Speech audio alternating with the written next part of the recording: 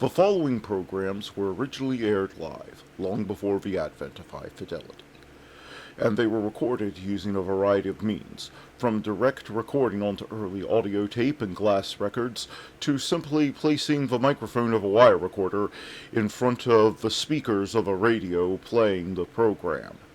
I hope, however, that any variance in audio quality will not take away from your pleasure in listening to these, some of the all-time favorite shows.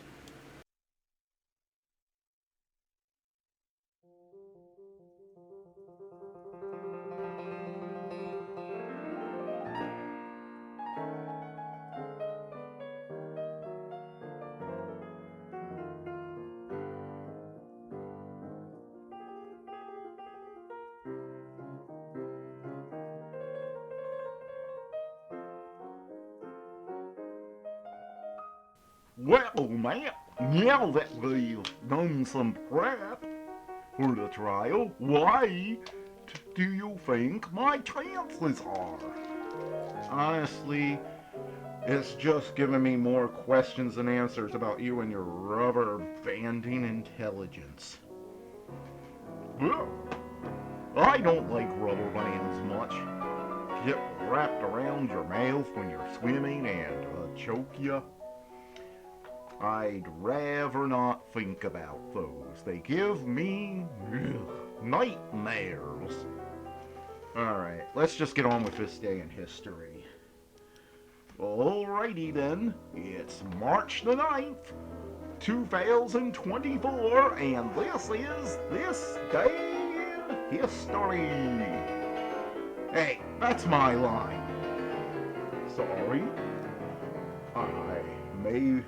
I guess I have a little bit of pig in me. What? Because I'm sort of a ham. Alright. In 141 BC, Liu Che, posthumously known as Emperor Wu of Han, assumes the throne of the Han dynasty in China and rules for 54 years. In 1522, Martin Luther begins preaching his Invocata sermons in the German city of Wittenberg, reminding citizens to trust God's word rather than violence, and thus helping bring to a close the revolutionary stage of a Reformation. In 1776, Adam Smith publishes the influential economic book, The Wealth of Nations. In 1918, Russian Bolshevik Party becomes the Communist Party. In 1933, U.S. Congress is called into special session by Franklin D. Roosevelt, beginning its 100 days. Oh, great. Suffering 100 days of Congress in session. It's a miracle the country survived. Yeah. Alright. I know I find you irritating, but I can't really argue with that. In 1961, Soviet flight Sputnik 9 carries and returns from orbit a dog named Chernursky, frogs, and a guinea pig. That was quite a crew, although I have to say I feel discriminated against since no seals were included. Typical. In 1981, Dan Rather becomes primary anchorman of CBS Evening News, beginning a career of weird quotes. In 1842, Giuseppe Verdi's opera Nabucco premieres in Milan. In 1908, Italian football club Inter Milan founded as Football Club Internazionale. And that was This Day in History. Now let's get on with the shows.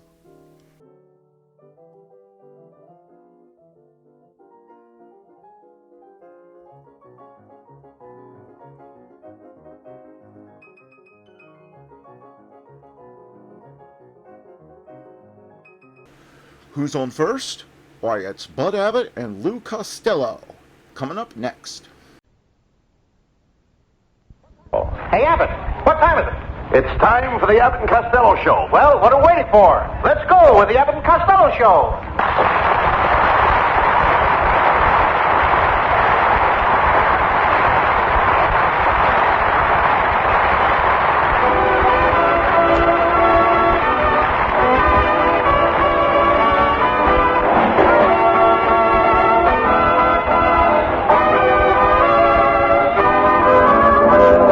It's the Abbot and Costello Show, produced and transcribed in Hollywood tonight for your listening pleasure. So, hold on to your chairs, folks, for here they are, Bud Abbott and Lou Costello.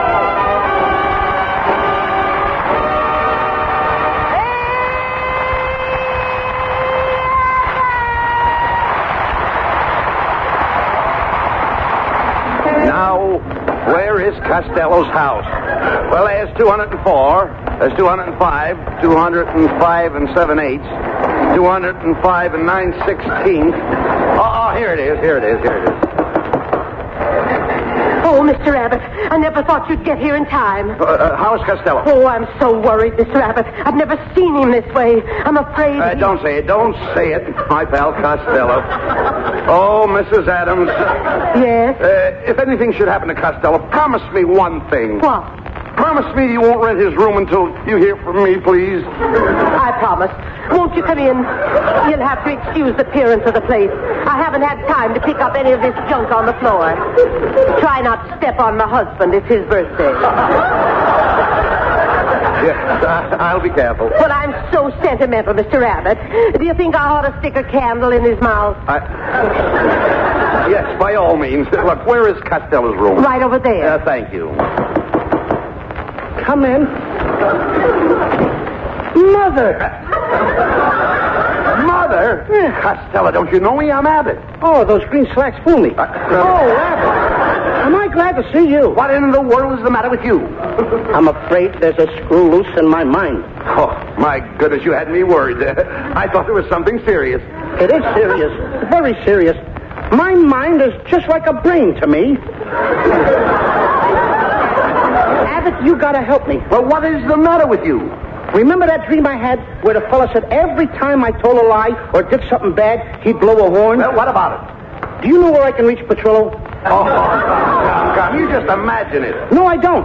All day long, night and day, he follows me around, blowing that horn. Now I know how Betty Grable must feel. No, Costello. You're acting like a child. You probably haven't had enough sleep. Did you drink anything last night? You know I don't drink. Were you out late with a girl? You know I never have anything to do with girls.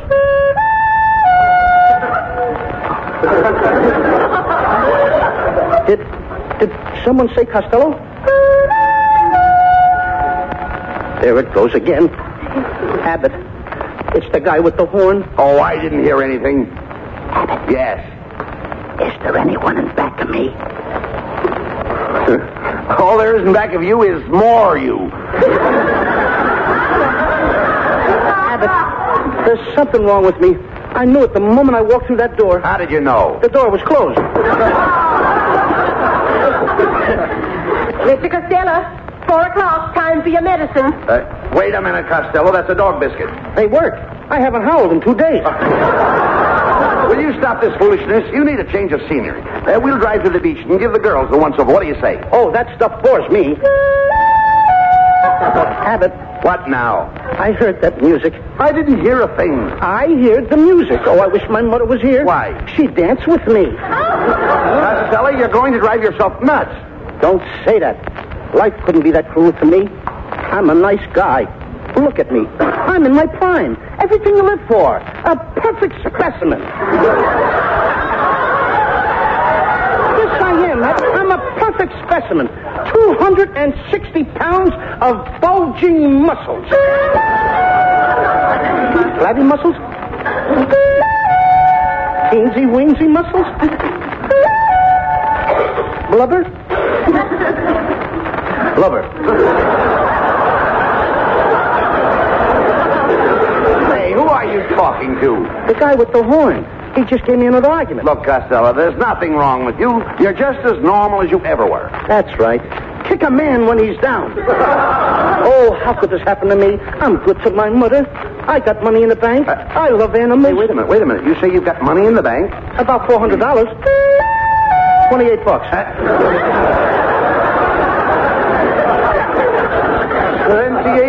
eh? Oh, boy, if I could only get my hands on that. What'd you say? Well, I said that's a lot to have on your hands. Let me look at you. Mm-hmm. Ha-ha! I'm dying. He's cleaning his teeth.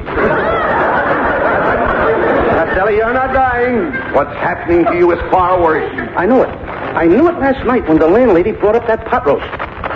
Why, pot roast is very good for you. That's why I think I'm going batty. Why? After I ate the pot, I had no appetite for the roast.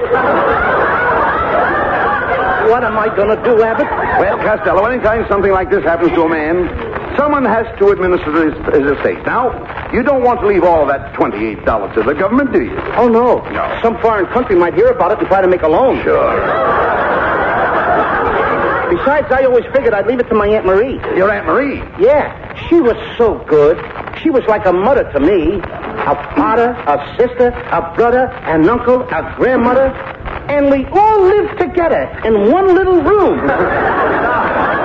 Now, Costello, we have to put the money where it'll do the most good. I'd like to leave something to my girl Gladys. Oh, why worry about her? She's got a good job with the carnival. Yes, I know. But one of these nights, someone's going to throw that baseball straight and knock her head right off. Now, let me see. $28. That's not enough to start a college, is it? No. How about a small college? No. Junior college? No, Costello. You're thinking all wrong. Who is your best friend? You. Now you're thinking. Hey, if you'll forgive me, I'd like to ask a silly question. How do I know you won't spend the money? You're forgiven. Thank you. Okay, now don't forget, we want to make this all legal and binding. We'll get a lawyer and put everything in writing. Is that okay? Well, if you want a good lawyer, call my uncle. Where can I get him? Well, call Fiedelhofer Binks, Fernswager Binks, Himmelflacher Binks, and Spandolian Binks. Why so many Binks? It's the same guy. He'd just like to keep an eye on the others. Look, which one is your uncle? Jones. Jones? Yeah, of Jones, Fennis, Graham, Redner, DeWitt, and Mulrooney. Then why did you tell me to call Fiedelhofer Binks, Fernswager Binks, Himmelflacher Binks, and Spandolian Binks? If your uncle is with Jones, Fennis, Graham, Richard, DeWitt, Mulrooney. Why did you tell me that? Because Jones, Fennis, Graham, Rittner, DeWitt, and Mulrooney's phone is out of order, and Fiedelhofer Binks, Fernswager Binks, Himmelflacher Binks, and Spandolian Binks will take the message. Wait a minute. Look, will you please repeat that? Are you kidding? I'm lucky I got it out there. Wait a minute. Come on, let me hear what you had to say. I can't. The line is busy. The line is busy. Yeah. Costello, I don't think we should engage anyone you know. Let's be impartial about this. Let's get my lawyer. Uh-oh, that's good. Wait a minute. Well, what's the matter? What do you mean impartial? If you can get your lawyer, why can't I get my lawyer? Well, now, you see, my lawyer doesn't know your lawyer. That makes it impartial. Oh, yeah, that makes sense. Come in. Oh, hello, Mr. Ennis. Hiya, fellas. Skinny, brace yourself. Costello has blown his top. Yeah? Yep. What's new? Oh, hey, wait a minute. Now, Costello, don't excite yourself. Skinny. Yeah. The boy is emotionally upset, and I understand that musical therapy is prescribed under such conditions. Is that true? Well, old therapist will be glad to oblige. That's swell. All right, Costello, compose yourself. Skinny is going to play some pretty music for you. Now, sit back. Come on. Okay. Sit back there now. Now, relax. Now, I'll turn the lights down low. Okay. Now, close your eyes. I got it. That's wonderful. Now, put your head right on my shoulder. Are you comfy? Uh-huh. Uh-huh. Oh, that's wonderful. Anything else I can do for you? Uh-huh. What? Kiss me good night. Yeah, well, you go lay down.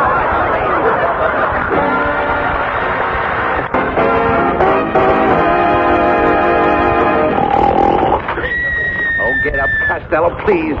Oh, I can get him up. Come in, Counselor. Sorry I'm late, Abbott. I was detained at court. How did you make out? I was acquitted. Good. Mother got 20 years. Are you having a party? Oh, what makes you think that? What's that beer barrel on the bed? That's no beer barrel, that's Costello. Oh.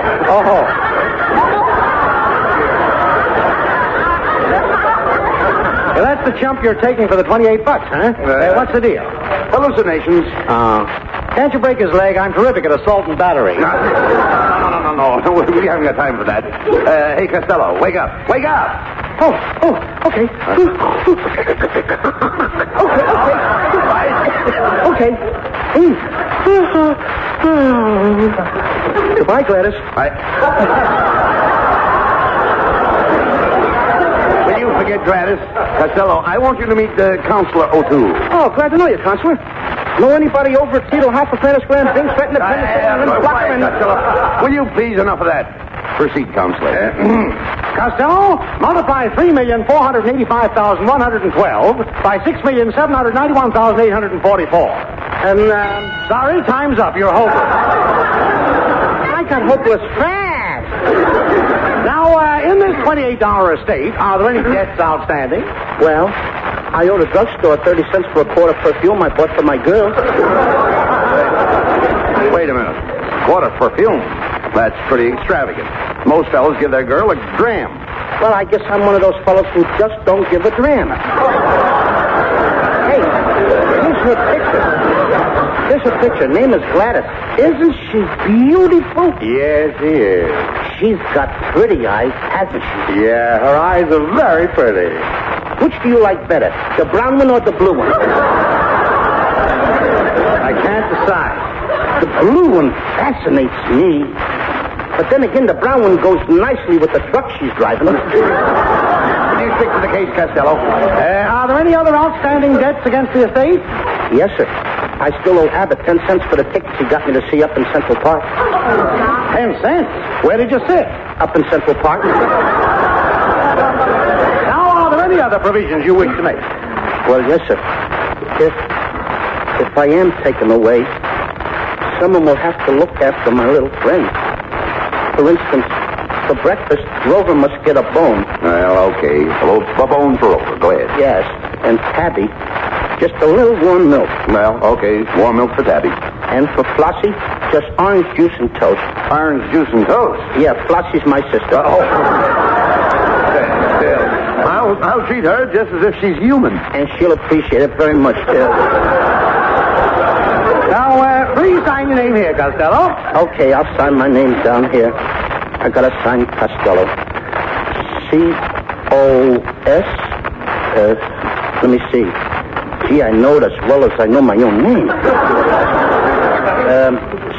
C-O-S. What comes next? Look, what do you have with your crumpets? A bit. I get jelly all over me. Will you please stop stalling and sign that paper? Well, let me read it first. Take your time. Go ahead. Come here, Abbott. What's the matter? Got everything set, huh? Yeah, I got Harry, the hypnotist from the carnival. I'm giving him a third. He's going to set up a whole works. We'll call him the professor. Costello will never know the difference. We'll take him over. We'll take him over there to be examined. Okay. Right in front of him. Well, Costello, have you signed it? No. And I ain't gonna until I get the candy. What candy? It says right here, Tasty Mints. Tasty mints? Where? Right Oh, here. that's last will and testament. Okay, I'll sign it. Now all we have to do is see the professor. Who is it? It's Marilyn. May I come in? Oh, Marilyn Maxwell. Gee, fellas, I'm bashful about a girl coming into my room. Would you fellas mind leaving? She's just the person we want to see. Come in. Hello, boys. Oh, hello, Louis. Louis. Oh, she called me Louis again. I haven't been so thrilled since I took my first bubble bath.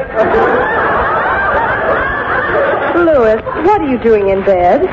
Miss Maxwell, do I look all right to you? No, but then you never did. You see, fellas, you must be framing me. Miss Maxwell, Mr. Costello is having hallucination. Oh, Louis, I'm heartbroken. Would it make you feel better if I sang a song for you? Would you, Miss Maxwell? Uh-huh. And just because you are so upset, I want to do everything I can to make things pleasant for you. I want you to hold my hand. Yes. Now put your arm around my waist. And snuggle real close to me. Mm-hmm. Yes, I want to do everything I can for you just because you are in this condition. Oh, brother, the years I wasted in my right mind.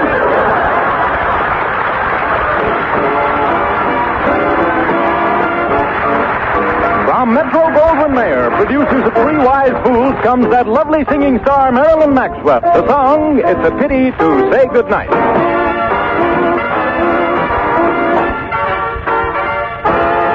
It's a pity to say goodnight, because I never saw stars so bright. But if you gotta go home, you gotta go home. Give me a good night kiss.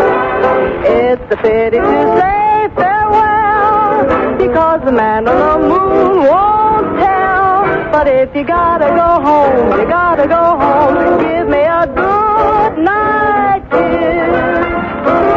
How's about tomorrow night? Just you and me.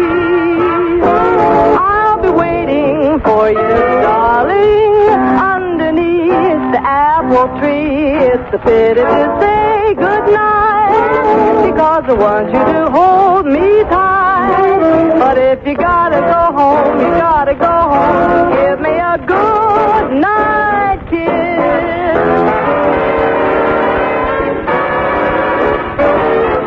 Every time we get to my door, I get a kiss, just one no more. Can't you see what I'm talking of? This kiss and run is nowhere, my love. It's a pity to say goodnight, 'cause I want you to hold me tight. But if you gotta get lost, you have to go home. Make sure you're heading for home, baby, don't roam. And if we really must part, we really must part. Give me a good kiss, good night.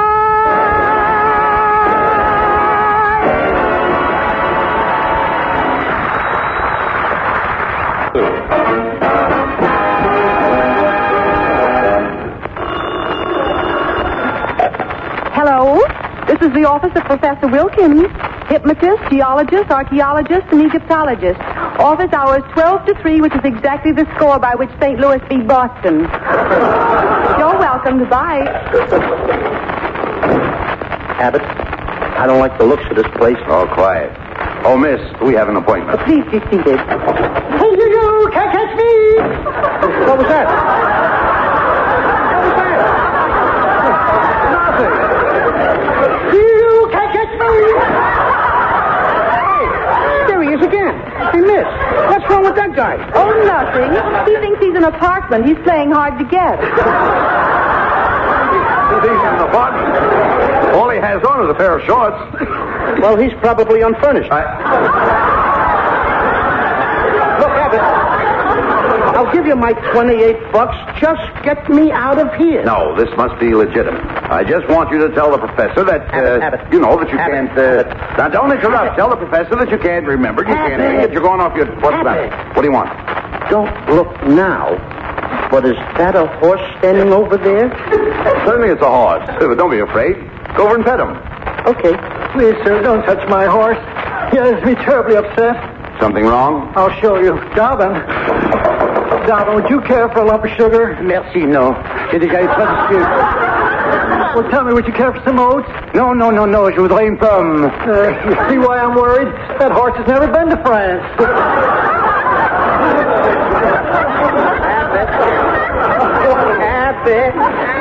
Abbott, I'll give you $30. Get me out of here. Quiet. Professor Wilkins will see you two gentlemen now. Come on, Costello. Professor Wilkins? Be with you two gentlemen in a moment. Goodbye, Mr. Snodgrass. Feel better now? I feel swell. That's not better in my life. I feel awful. I'll be glad if I live through tonight. What are you doing tonight, Mr. Snodgrass? Oh, I'm going to stay home and read. I'm going out to stick up a bank. Fine. Goodbye, Professor. Nice seeing you. Drop dead. Hey, what's with that guy? Split personality. Now, which of you need help? I do. I can't find my way out of here. Hold on, Costello. Oh, Professor, this is the young man I told you about. You know, the one with the Money. Who's got the mumps? Oh, yes. Yes, I recall. Now, just what was your trouble? Anytime I do something wrong or tell a lie, I hear music. Very unusual case. Kindly answer these routine questions. Name? Costello? Born? Once. Height? 5'2". Width? 5'2". Chest? 5'2". There's no use wasting your time. I'm the same in all directions. Will you shut up, please? Age? 24. Neck? Never. Like an ostrich. Hey, I hear that music again. That's what I was telling you about, Professor. He's hopeless, isn't he? Only a further examination will justify a conclusion. Now, in your family history, is there anything that you could consider abnormal? Oh, no, sir.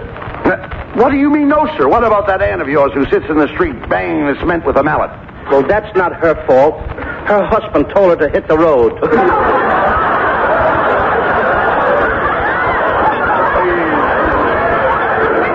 Please, none of this bickering. Now, Mr. Costello, please lie down here. That's it. Now, relax. Let yourself go. Tell me everything about yourself. Think back through the years. I'm a little bare-faced boy skipping merrily over Smith and Dale to the little red schoolhouse. I'm hurrying toward it. Faster, faster. I don't want to be late. I've never been so happy in my life. The school is on fire.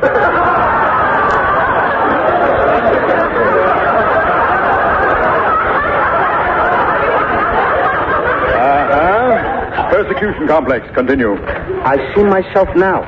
I am 16 and coming home from high school. I'm coming home from the 3rd grade. I had a swell day at the reform school. Walking down the road is little poinsettia Fiedelhofer, whose father's with Fiedelhofer, Hammerflocker, Retina, Fenestran. Oh, no more of that. No. I'm carrying little poinsettia's books. Suddenly, out of the woods come 4 bears. They knock me down. 2 sit on my arms and 2 sit on my legs. And you're terrified? Not at all. They just want to sit around and chew the fat. All right, Costello, you said enough for $28. $28? What are you talking about, Mr. Abbott? I told you over the phone I'd split his estate with you, didn't I? Estate? Yeah. You mean we went to all this trouble to convince your best friend he's screwy, have a lawyer draw up papers, have me set up an office? All this for a measly $28? Well, you see, Schizophrenia paragoric. Well, what's that mean, Professor? Mr. Abbott, you lie down on the couch. Yes, you lie down, Abbott. Now tell us, what's your name? What's your sex? What Caucasian are you? Wait a minute, What are you first? What's your whip? And you want $28 from me? I'll take $15. I'll take anything at all. Abbott, you should have never did this to me. Now let's join a true legend of American comedy who also entertained troops for nearly 60 years, Bob Hope. Tonight from Hollywood, California, we bring you Bob Hope.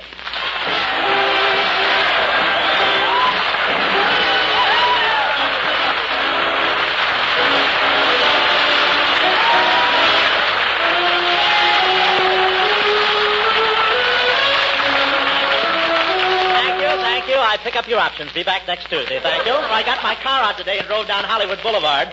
I didn't intend to, but my tires were loose and I was trying to catch up to them. You still can't get new tires, and the old ones are really in shreds, and it's wonderful. You can not only knock a pedestrian down, but you can give him 40 lashes at the same time. We certainly do have a pedestrian problem here in California. A pedestrian problem. That's when a Pierce arrow hits you and Pierce Brothers gets you. I'm not saying the cars were jammed together today, but I got stalled and lifted up my hood, and 2 Fords drove out. People don't get hook bumpers here anymore. They get locked windshield wipers.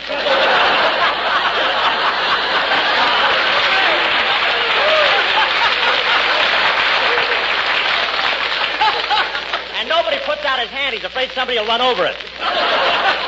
But it's really dangerous driving in this weather. The low ceiling is forcing the women drivers down. And boy, those women drivers are really confusing. I drove behind one today. She signaled all 3 ways, then went straight up.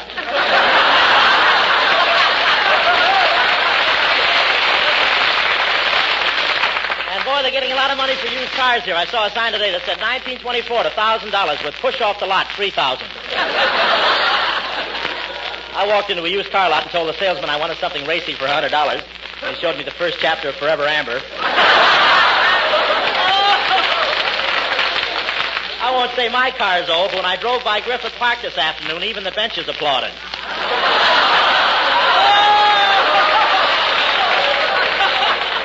Might as well make up your mind to laugh at it. I've got 8 years left on my contract.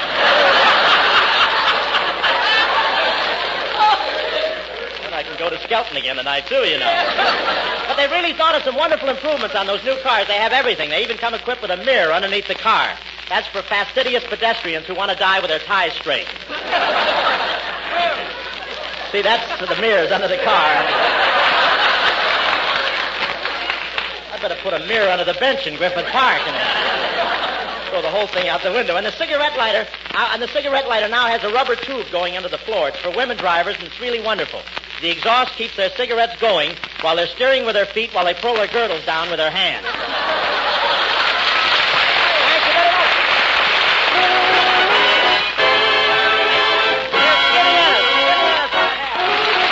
I'm riding the barford rainbow, sailing around the sun, having laughs, having fun. You made the wind and rain go. What a deal, what a deal, what a feeling, wrapping your love around me. Nestling in the night, this is real, this is right. Millions of dreams surround me. What a deal. I was lonely, as lonely I can be.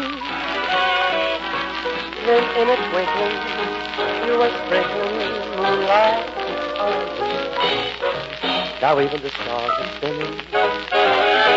Funny how your embrace makes my heart start to race. Heaven is just beginning. What a deal.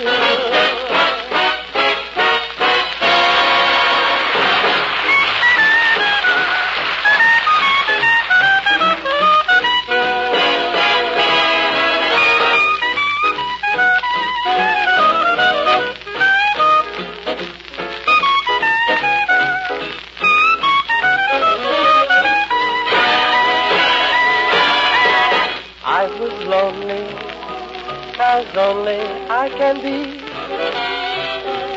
Then in a twinkling, you were sprinkling moonlight on me. Now even the stars are spinning. Funny how your embrace makes my heart start to race. Heaven is just beginning. What a deal. Baby, what a deal.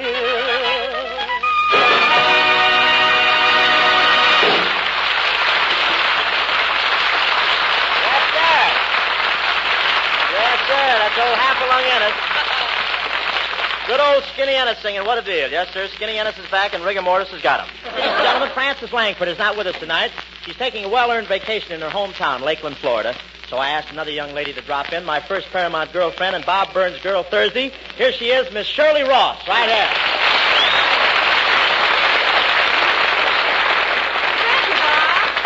Gee, Shirley, you on my program again. This is like old times. Yeah, I remember your first broadcast, Bob. You sat in the corner all during the show, biting your fingernails. Gee, you were sure nervous. I wasn't nervous, Shirley. I was hungry. But I treated you pretty well in those days, Shirley. After every broadcast, we'd head for Ciro's, the Macombo, the Trocadero. Yeah, Bob, but it was so silly. What was silly about it? Taking such a roundabout way to go to the chili bowl. Well, I couldn't go in those places without a clean sweatshirt. Tell me, Shirley, what are you doing these days? Well, I'm with another Bob now, Bob Burns. Oh, yeah, the guy with the horn. Quite a difference being with me, isn't there? Yeah, there certainly is. He can put his away night.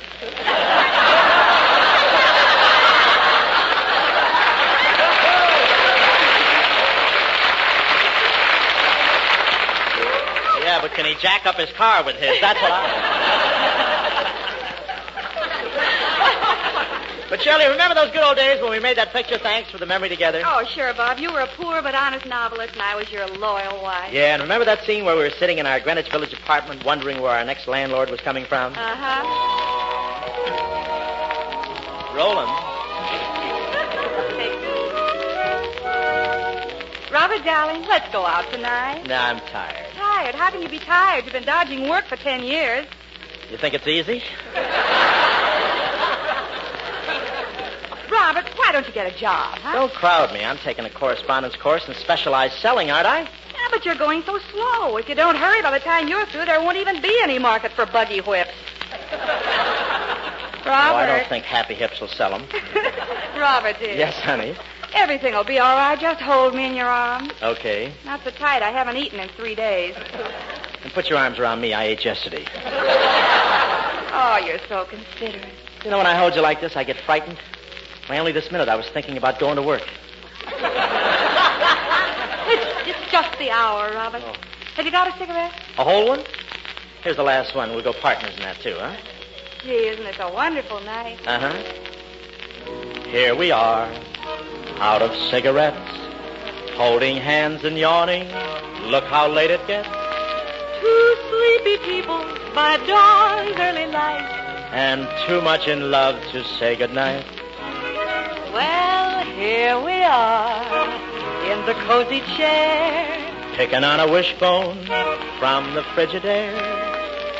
Two sleepy people with nothing to say. and too much in love to break away.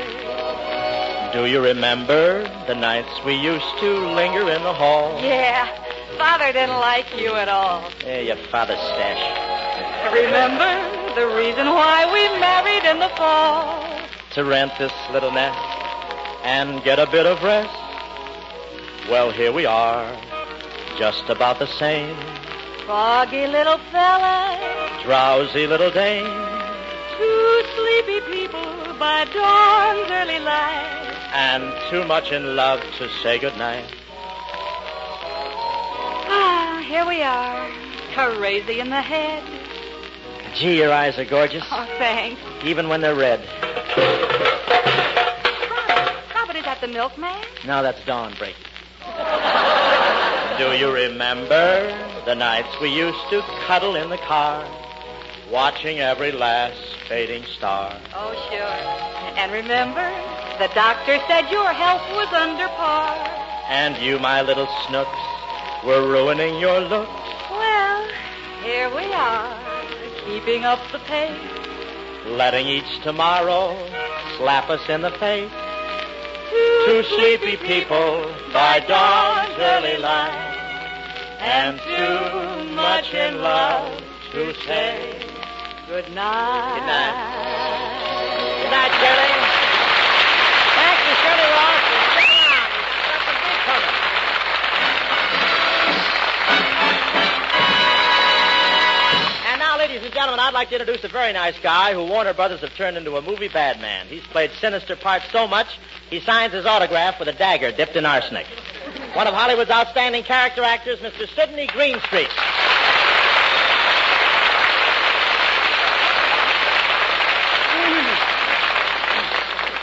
Thank you. I like that introduction, Bob. One of Hollywood's outstanding character actors. Yes, I thought it was very fitting. Yes, especially tonight. One of Hollywood's outstanding character actors is one of Hollywood's outstanding characters. Let's change the subject. Tell me, has your tailor been released from active duty, or is he still making balloons for the Army? Now we're even. One sass for one sass. Now let me see. But you're opening up in a new picture soon, aren't you, Sidney? That's right, Bob. It's called Devotion. Devotion. What's the story about? Crosby and his wallet? No, not exactly, Bob, but I'm making a picture now called A Very Rich Man. What's it about? Crosby and his wallet? No fooling. You're really rich, huh? Rich, just to give you an idea, I have butter I don't even keep in a safe deposit vault. Well, you're a natural for the title role in A Very Rich Man, Sidney. A natural? Sure, anybody can see you're really loaded. What time do you go off? But, Sidney, you're wonderful in those menacing roles and pictures. You know, you really make those parts live. Why, once I fainted during one of your pictures. Well, I once fainted during one of your pictures, too, Bob. Oh, was my performance that convincing? No, I'm a stockholder in Paramount.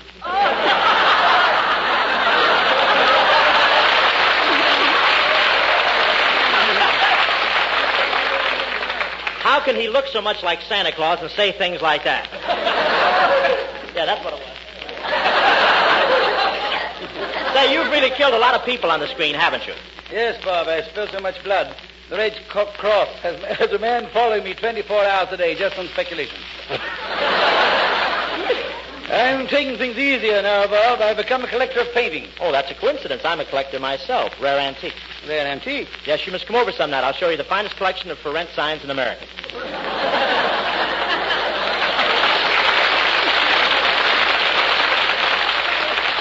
Why, you act like you're all living inside. What is that? No, I'm serious about my collection, Bob. I am interested in the finer things. I never pass up a chance to pick up a specimen of rare beauty. Shake hands, brother. What local do you belong to? Bob, we are not talking about the same thing. The kind I mean comes with a beautiful frame. Shake hands, brother. What local do you belong to? Bob, you haven't changed at all since we played together in Roberta on Broadway. Ah, Roberta. You know, Sidney, the stage was my first love. Yes, too bad. It was such a one-sided romance.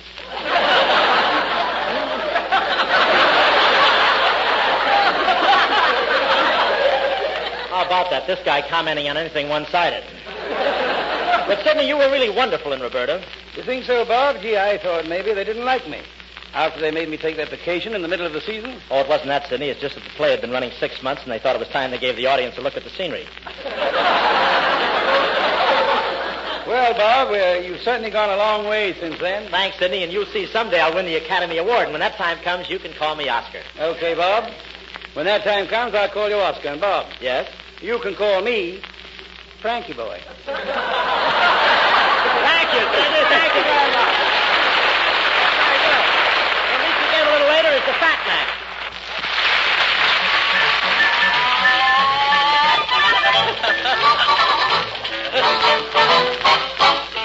If you want to say in a different way, I'm so in love with you. Say diggity-o, diggity-o, and diggity-up, and diggity-you, and diggity-up, you liggity of me too. If you can't resist, have that kiss. Here's all you gotta do. Say diggity-o, what liggity is for liggity-it'll, diggity-is, and liggity-it, will diggity-um to you. I will show you an easy way to learn it in a minute. Just take each word that you want to say and put an iggity in it. If the one you love needs a little show, then you should make this plea. Say diggity-ear with iggity-oo, my diggity dreams are diggity-oo, so wiggity, won't you iggity marry me?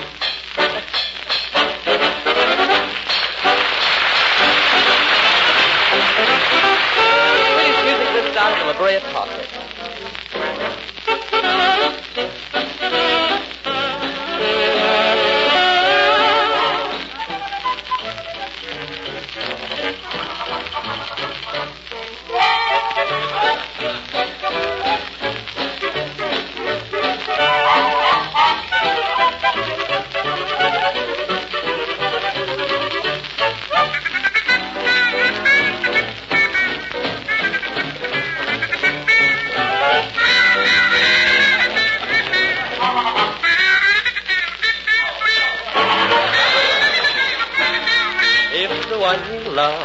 Needs a little show, then you should make this clean. Say diggity-ear with diggity-oo, my diggity-eens and diggity-oo, so wiggity, won't you marry me?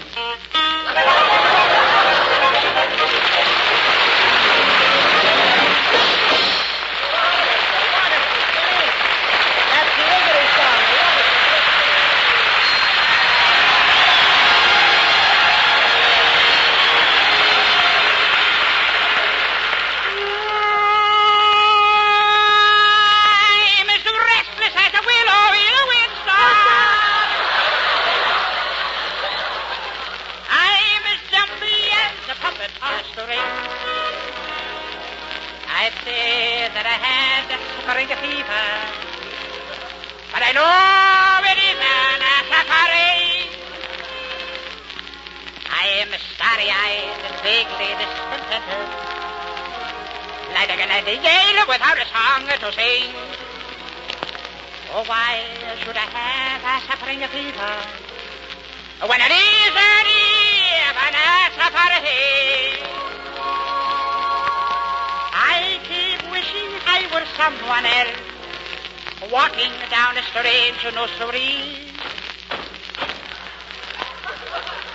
hearing words that I have never heard. am a girl I have yet to meet.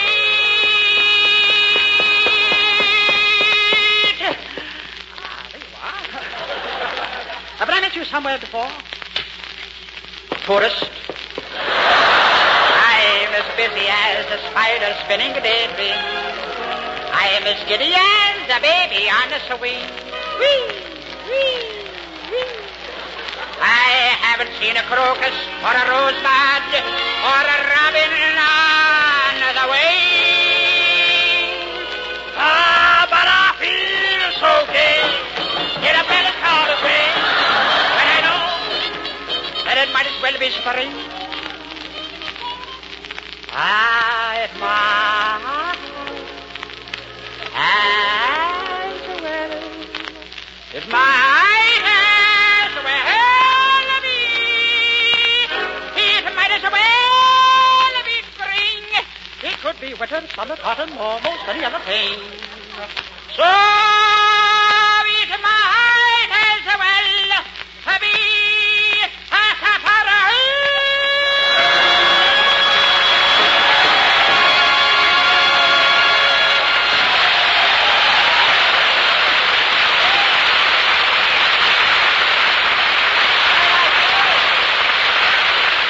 Jerry Colonna singing It Might As Well Be Spring. I don't know about the springs, but he's really got a match. Now, tonight, ladies and gentlemen, we present a spine-tingling, blood-curdling mystery drama, The Case of the Missing Nylons, or Where Did They Run?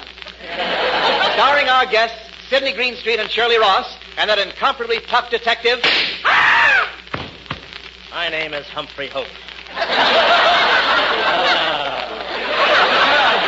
Now we find the famous detective in his office talking to his secretary, Lauren Ross.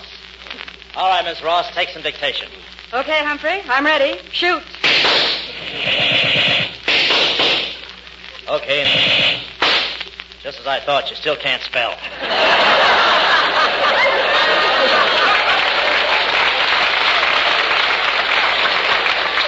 And a box of Snickers for the sound man.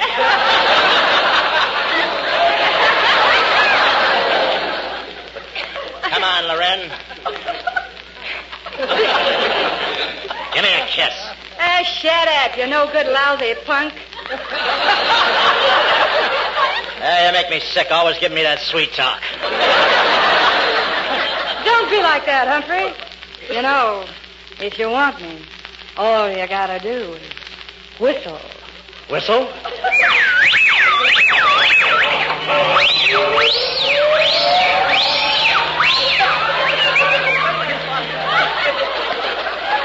Think I'm too anxious? Let's get to work, Humphrey. We've got some important cases here. Yeah, I'm expecting a call now on the case of the missing nylons from Operative U3. Hello. Is this U3? What? Is this U3? Yeah, must think he's talking to the Andrew sisters. Just a second, Hope. I want to reach back into the telephone and see if I can get my nickel back. I'll report you as a supervisor.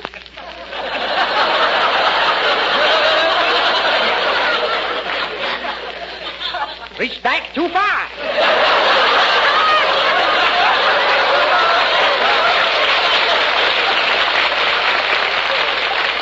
Listen, Operative U3, what about the nylons? The nylons? Yes. Why, I washed them and hung them up for you last night. Tell me, Colonna, do idiots ever marry? Of course, Hope. Who's the girl? Now, Colonna, stay close to this case. Okay, Hope. Say, I've been following Gypsy Rose Lee all day. You've been following Gypsy Rose Lee all day? What have you got to report? Nothing on her. Stop clowning, Colonna. A truckload of nylons was hijacked last night. What are you doing about it? Changing the license plate. Colonna, you're a detective and a crook, too. You're playing both ends against the middle. What's that, Hope? You're playing both ends against the middle. Limber old son of a gun, ain't I? Colonna, what makes you act this way? Well, it's those bats in my belfry, Hope. They're becoming more demanding than ever. Now they want me to part my hair in the middle. The bats in your belfry want you to part your hair in the middle? What for, Colonna? Need a new landing strip. Colonna, I pronounce you king of the morons. Thanks. Are you abdicating?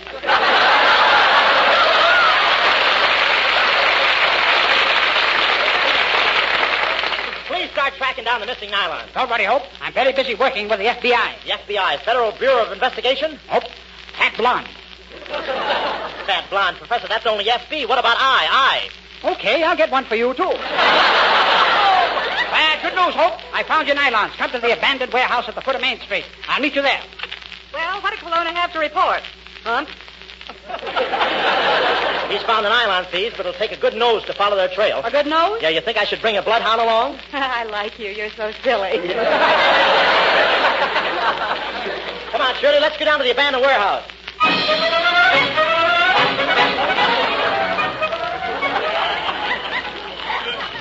Say, here's the building. I'll open the door.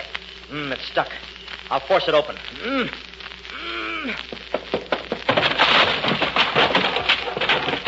Oh, thanks, Shirley. Gee, it's dark in here. Something has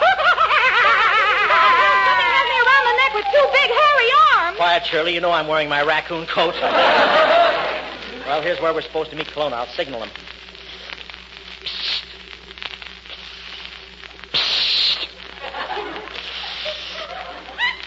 Shall we have a short pause to wipe off our chins? Come on, Kelowna, let's catch the crook. Okay, follow me. Right in here. Okay, boss. Here they are.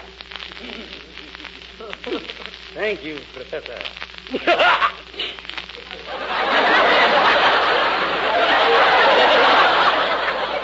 What's this, Professor? You've trapped us. Yes, Hope. You're in my pile, you fool. I guess you didn't know you were dealing with the fat man. I know. I thought he was still singing on that cheese program. Sidney Greenstreet, are you the crook? After all these years at Warner Brothers, what did you expect me to be, Judge Hardy? I regret this, Hope, but I'm afraid I'll have to put you out of the way. Oh, please don't. Well, Miss Ross, we'll give you your choice. You can either have a pair of nylons, or we'll let Hope live. Oh, she'll stick by me. She's a real woman. Well, what sizes do you have? Yes, sir, she's a real woman. Enough of this, Hope. Gaze into my eyes. You're in my power. Do my bidding. You'll fulfill my slightest wish. You'll obey my every whim. This guy's crazy. He thinks he's my sponsor. Well, let's get started. Get the ropes, Kelowna. Ropes! Help! Help! That won't do you any good. I'm going to tie you to the chair, and the warehouse will gradually fill up with water. The water will rise higher, higher, higher, and then... The warehouse will fill up with water. Where's all this water going to come from? You native son.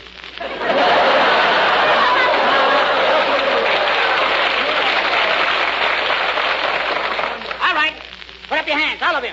What's this, Kelowna? Stand back, Greenstreet. In front of me.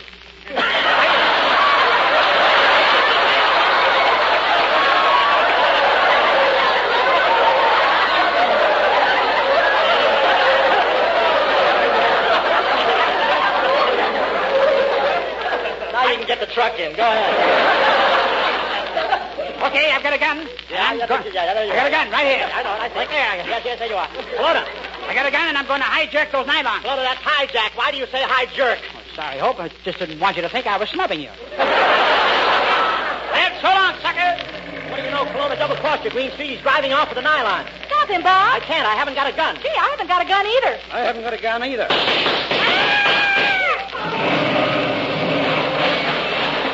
Boy, this is amazing. None of us had guns. Who shot Kelowna? In my vest pocket, Peter Lorre.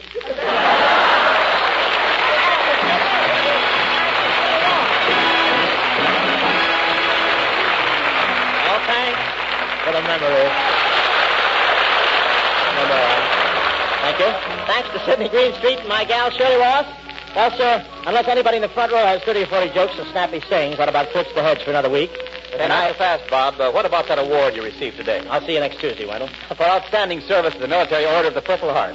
What'd you do to win it, Bob? Nothing I wouldn't do over again, Wen. Well, National Commander Hamilton of the Order of the Purple Heart says that laughter is the big bottle of tonic in the military hospitals.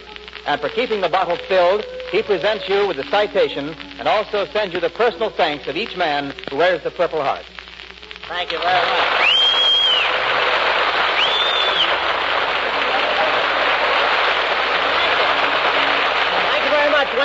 Thank you, ladies and gentlemen. That's nice. Thank you very much. I'd feel better about this if I could go around thanking you men who wear the Purple Heart. We bumped into a lot of you fellas at a time when you didn't have much to laugh about, except you laughed. Or if it hurt too much to laugh, you gave out with a big smile. Today, a bit of ribbon on your coat is often the only indication that you've won the Purple Heart.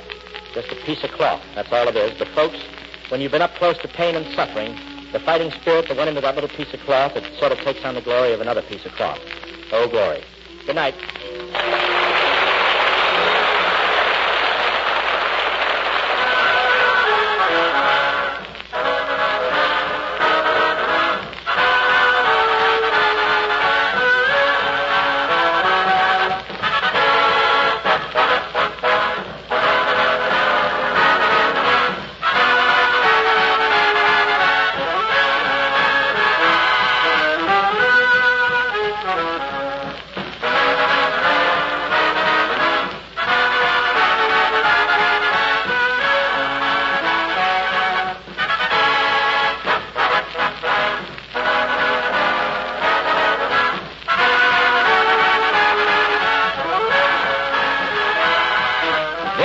The Armed Forces Radio Service.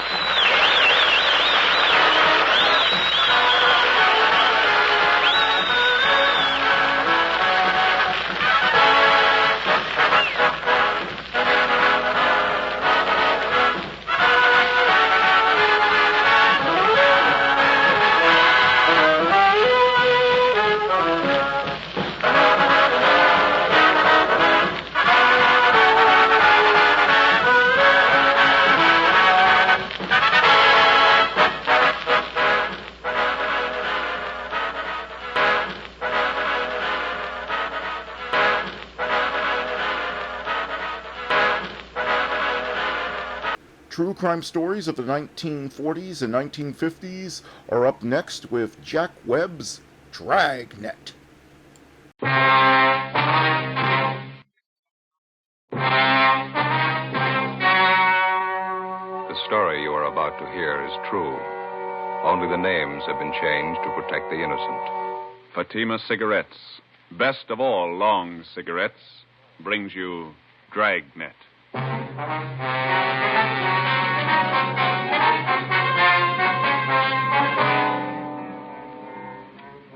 You're a detective sergeant. You're assigned to a robbery detail. A holdup has been committed in a neighboring city. A bystander is shot to death. 2 others are wounded. The bandits are ruthless, well armed. Your job? Get 'em. If you want a long cigarette, smoke the best of all long cigarettes. Smoke extra mild Fatima. Yes, Fatima is the king-size cigarette which contains the finest Turkish and domestic tobaccos superbly blended to make it extra mild, to give Fatima a much different, much better flavor and aroma than any other long cigarette. That's why Fatima has more than doubled its smokers coast to coast. Enjoy extra mild Fatima yourself. Best of all, long cigarettes. It's wise to smoke extra mild Fatima. It's wise to smoke extra mild Fatima.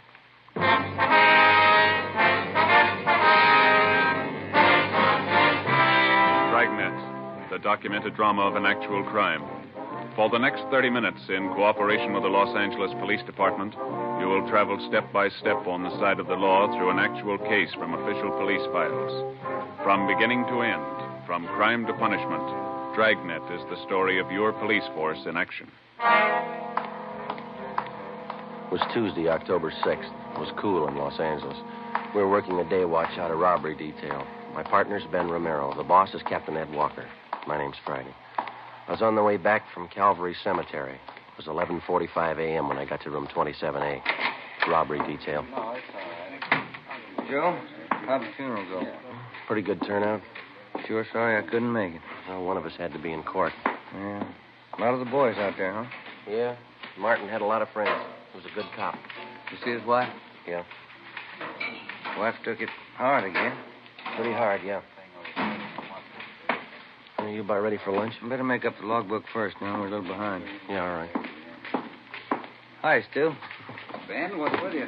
Oh, same old thing. Say, what's the DR number on that job we handled yesterday?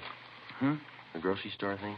You know, we showed those mug shots to the victims. You remember the DR number on it? Oh, yeah, I got it here. 374332. 332. Thanks. Mm-hmm.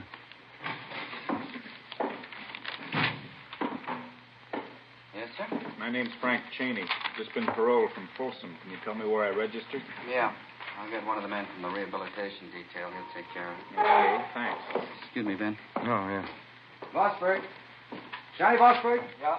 Got a minute? Something for you here. I'll be right there. Did you contact the witnesses in this report here? Let me see. This one. What do you got? Oh, yeah, I took Fellow care over of uh, at the desk wants to register as an ex-con. Okay. Excuse me, Romero. Yeah. Hi, you want to register? Yeah, my name's Frank Cheney. Okay. Address? 218 Belgrade. Belgrade. Where you been? Folsom. Got out Saturday. Okay, what'd you fall for? Robbery, first degree. How much do you owe? Served 18 years. I'm on life parole. Parole. Okay. Hey, Thaxter, you want to tell Rambo we're out for 7? Wait a couple minutes, huh? See the guy at the desk? The one with Bosberg? Yeah, he's an ex-con. Why? Frank Cheney, 1931. Jack Taylor and I had him. First big one we ever drew. That's so. Did you ever hear of him? Used to call him the gentleman bandit. 1931, Claude. That's 18 years ago. Cheney was the biggest of them. Came from a wealthy family, too. Father's a millionaire. You sent him up, huh? San Quentin. Tried to break out with a partner. His partner killed a trustee. Cheney was sent to Folsom. From a millionaire family. That's a queer one. Yeah. Well, how about that lunch, fellas? Yeah, let's go. Seems like it could have been yesterday, 1931. We grow old right along with the thieves, huh? Where we go? Federal Cafe? That's all right with me. 18 years. Yeah. Sure goes by in a hurry. I wonder if Cheney thinks so. As far as day-to-day routine goes, police work is pretty much like any other job. To the rookie detective just starting in, there's new things to see, new things to learn. But 5 or 6 years on the detail and the job gets pretty ordinary. You see a lot of dirt, a lot of trouble and tragedy, and after a while you begin to wonder what all the glamour's about and the excitement that's supposed to go along with the job. The fall months went by pretty slow. On November 3rd, we closed a case against a gang of drugstore hold-up men. In December, Ben's youngster fell off a fence and sprained his wrist. My Uncle George from Renton, Washington, visited my mother and me in January. Stayed a couple of weeks. On January 28th, it rained. Ben and I checked into the office where we got a phone call from Lieutenant Mort Gear of the San Diego Police Department. He gave us additional information on a finance company holdup which had been pulled in San Diego the day before. In the robbery, one bystander had been shot and killed and another one wounded by the two bandits. They also shot a police officer 3 times through the stomach when he tried to stop him. Next day, Sergeants Ormsby and McGuire from San Diego arrived, and we helped them check the suspects through the stats office. A couple of bad ones, Joe. Both have guns, and they use them. One of them got away in a car and the other one on foot. Is that right, McGuire? Yeah, a big one used the car. Yeah, size ought to help some. Let's see, 45 years old, height 6'1" or 2 inches, weight 275 to 85 pounds. Anybody get a look at the car, Ormsby? Blue Ford sedan, 1940 or 41 model. That's all we got. It's a rough one. After all the shooting, the witnesses didn't know what they saw, all mixed up. Well, how about the other one, the guy who got away on foot? He's a WMA, about 50 years old, 5 feet 8 to 9 inches, 145, 55 pounds, wears glasses. Yeah, we got that on the teletype. Is that all? No, we traced from the Greyhound bus depot about 6 blocks from the holdup. Changed his clothes in the washroom there, left behind a coat and a gun. Yeah? The coat was the kind they give parolees from state pen. Mm-hmm. Checked it through our crime lab. Same kind of suits are issued to all ex-cons. No make. Well, at least you know one of them's an ex-con. How about that gun you found? It's the murder weapon. Our ballistics men went over it, no prints. Tried to trace the serial number, no record. CII in Sacramento's trying to run it down. Well, we got any hunches? A few. We're almost sure both of them had gone the route before. Pretty cool. Shot down 3 people, didn't bat an eye. How much did they take in the holdup? 11,000. Hey, your stats office make a run those descriptions yet? Here this morning, Orr and I's got the list of possibilities. They're pulling the mud cast now. They'll be winding it up right now, don't you think? Hey, let's check. This way, fellas. Yeah. Well, go ahead, McGuire. Oh, thanks. How's the wife, Ormsby? Oh, fine, Ben. She's expecting again. What are you going to do, raise an army? 4 kids? That's not so bad. McGuire's wife wants 6. How about that, Mac? You got 5 now. No point in quitting when you're ahead. Frank? Yeah, Joe. You know Russ Ormsby and Tony McGuire, don't you? San Diego PD? Yeah, Sure, met him last trip. Hi. Fine, Frank. Good to Tony. see you. Good. Just ready to call you. Got those mug shots together for you. Here, got them right here. Okay. There you are.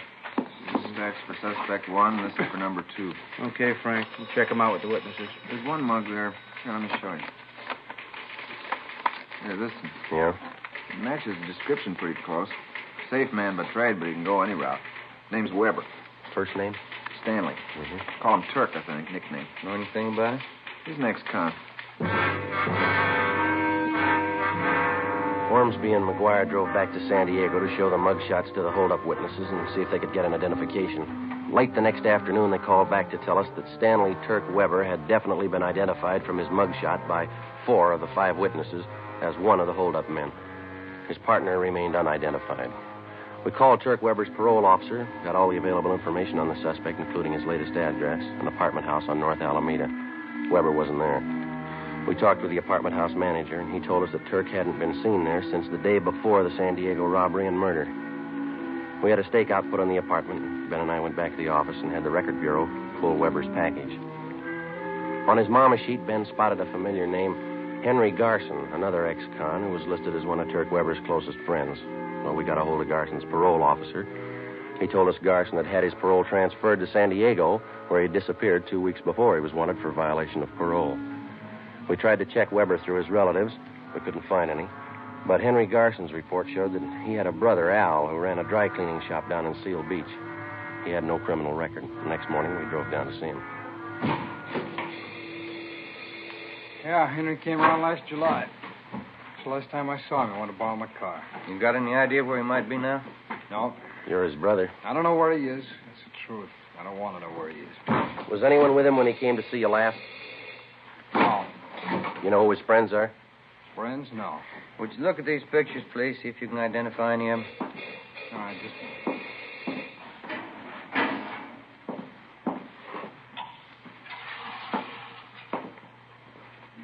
No. These here. No. No. Ah. How about these? No.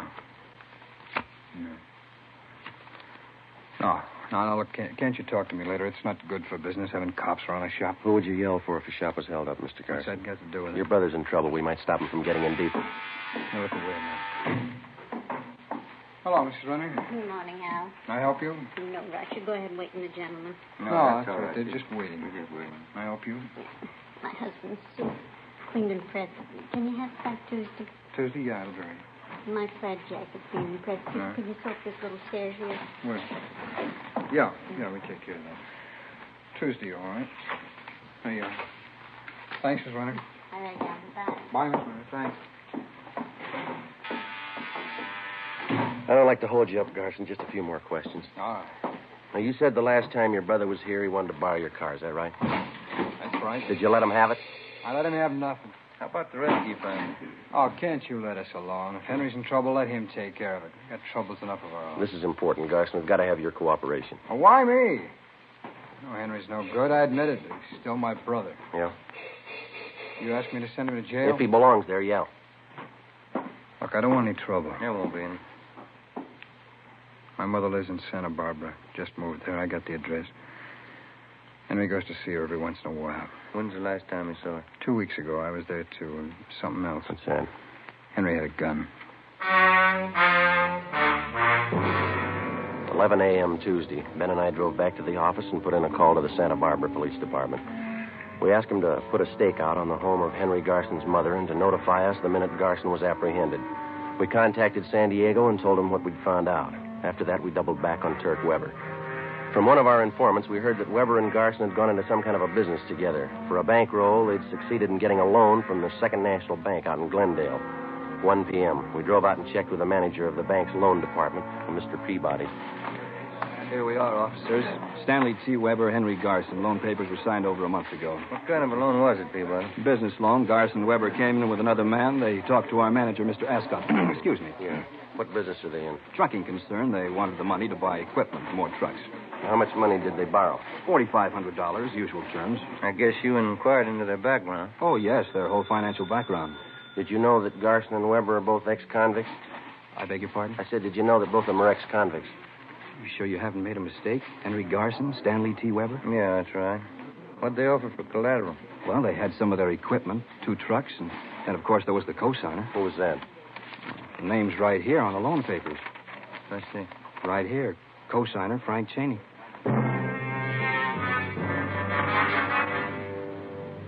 2:30 p.m. Ben and I checked back into the office and went down the hall to R&I. We pulled a package on Frank Bertram Cheney. White, male American, 5 foot 8.5 inches, 152 pounds, brown hair, brown eyes. The record read like a dime novel. Almost 20 years before, Cheney had crashed into the headlines of Pacific Coast newspapers as the gentleman bandit. Maybe some of the news stories were exaggerated, but the record showed that he actually owned a yacht, 3 expensive cars, an apartment house. In spite of all this, he'd decided to settle for a career of robbery and murder. At the age of 30, he was the most sought-after man on the Pacific Coast. Finally, in 1931, after tracking him for a year and a half through more than a dozen armed robberies, Sergeants Thaxter and Taylor of the Los Angeles Police Department brought him in. He served 18 years at San Quentin and Folsom penitentiaries, and then he won his parole at the age of 48. We checked his parole officer, and he had nothing to report against him. We checked back in at robbery detail and met with Captain Ed Walker. How about Cheney's friends, Weber and Garson? Nothing yet? Not a thing, Skipper. Stakeout's still on at Garson's mother's place in Santa Barbara. Weber's apartment's still covered. You called San Diego about this, the Cheney angle? Yeah, we briefed him. They got all the mug shots down there. Weber's definitely been tagged as one of the men on that finance company job. I figured Garson for the second man, but none of the witnesses have picked out his mugshot. You talked to Cheney's parole officer, huh? Yeah, I did. He gave us Cheney's last address. Same as the one on his ex-con registration, but he's moved. Didn't notify the office. Where does that leave you? Well, I talked to the manager at the apartment. He gave us a couple of addresses to run down. Guess we better start getting on it, huh? Yeah, it's getting late. Keep in touch. I'll notify you if anything breaks here. Right. In just a minute. Robbery, Walker. Oh? Yeah, just a minute. You, Joe. Thank you. San Diego. Hey. Friday. McGuire, Joe. How you doing? Good. You got something? We had the holdup witnesses back in again this afternoon. Showed them more mugshots. Yeah? Picked out Weber's partner in the holdup. Yeah? Name's Frank Cheney.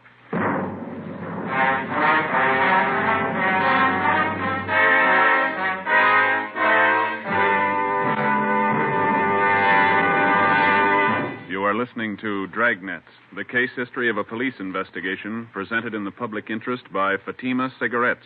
If you smoke a long cigarette, it will be in your interest to listen to a typical case history of a Fatima smoker. It's the case of Lee Silver, general assignment reporter on one of New York's greatest newspapers. You'll see his picture in leading magazines this week. And here is his actual signed statement. When you have to meet a news deadline, you work at a fast pace, smoke at a fast pace. That's why I smoke Fatima. They're extra mild. In my opinion, it's wise to smoke extra mild Fatima. And more smokers are discovering this every day. Actual figures show Fatima has more than doubled its smokers coast to coast. So enjoy extra mild Fatima yourself. The king-size cigarette, which contains the finest Turkish and domestic tobaccos, superbly blended to make it extra mild. You will prefer Fatima's much different, much better flavor and aroma. You will agree. It's wise to smoke extra mild Fatima. It's wise to smoke extra mild Fatima. The best of all long cigarettes.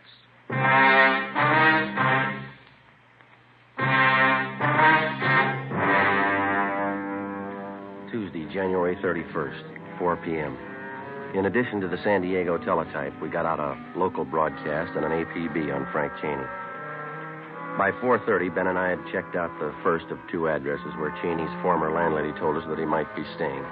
It was a rooming house out on West Washington.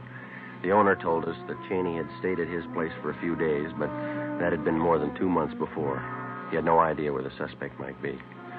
We then drove to the second address. It was an apartment house on West Stanford near Slauson. The manager's name was Mrs. Pritchard. Why, yes, I believe Mr. and Mrs. Cheney are home. They've been in all day. Which apartment is they in, ma'am? Number 7, straight down the hall on your right. Thank you. They may be having dinner now. Are they expecting you? Be all right, ma'am. Thank you.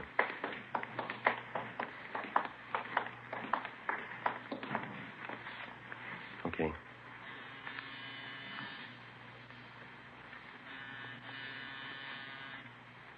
How about the door? It's open. Come on.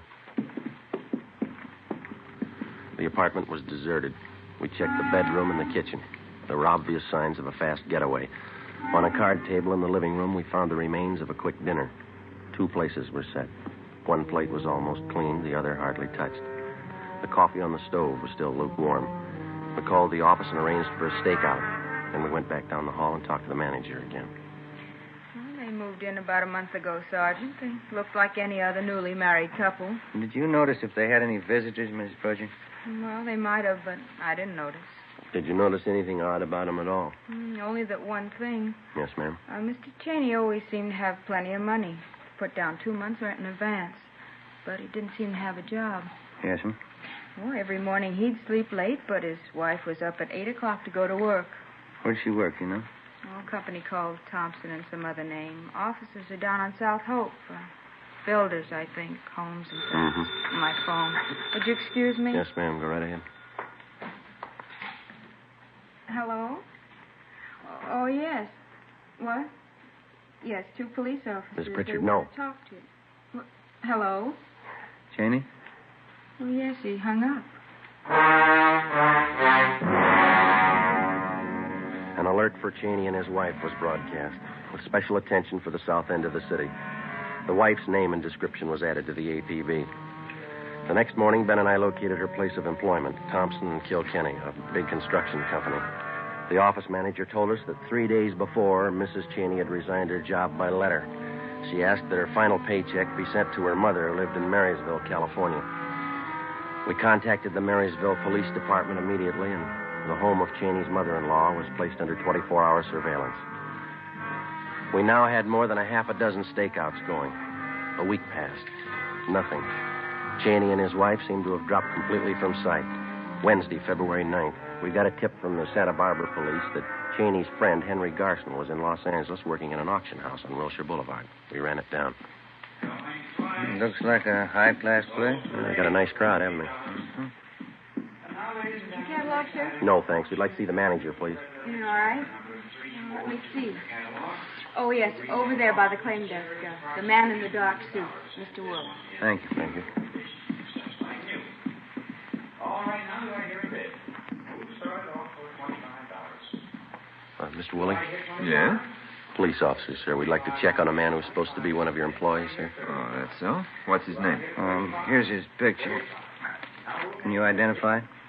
Why, yes, that's Johnson, the new clerk. You want to talk to him? Yes, sir. All right. Right this way. He's back in the storeroom. Some kind of trouble? We'd like to talk to him. Yes, all right. Let's see. Oh, yes, there he is. Johnson. Oh, Johnson, would you come on, Ben. What are you running for? Johnson, come here. Out the back. Yep. There he goes. He's heading up the street. Come on. Yep. You got on that bus. All right, come on, let's double back to the car. Yep. Hurry. Yep.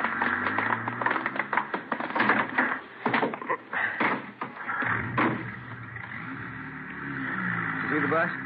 Yeah. Come on, move it. Yep. All right, hit the siren.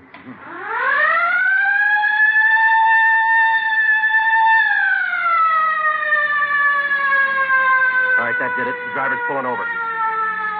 Pull up behind the bus there, huh? Yeah, Come on, let's go. You cover the back door, will you? All right. Open your door. What's the matter? Police officers want to check your passengers. Open that rear door right away. Yes, sir. All right, Garson, get off. I'm getting off. Coming at you, Joe. Getting off, copper. Make a hole. Drop it, Garson. He's got a gun. I said I'm getting off. Right, you let's drop it. Come on. Good, Joe. You okay? Yeah. Let's get him off of here. Hey, what's it all about? He do something wrong? Yeah, he didn't get off when we asked him to.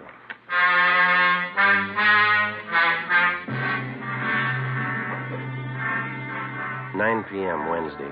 We drove Garson to Georgia Street Receiving Hospital, where he was treated for minor cuts and bruises. Then we took him back to the office of the interrogation room. We called San Diego and notified them of the arrest. From 10 o'clock that night until 10 the next morning, Captain Walker, Ben, and I questioned Garson. He refused to admit that he even knew Frank Cheney or Turk Weber. By noon, he was pretty tired. So were we. At 12:05, a call came through from San Diego. Friday, this is Russ Ormsby. Yeah, Russ. Fresh lead on Turk Weber. He's got a sister living in San Clemente. Yeah? We've got her house staked out. Had a tip he's going to pay her a visit. When's that? This afternoon.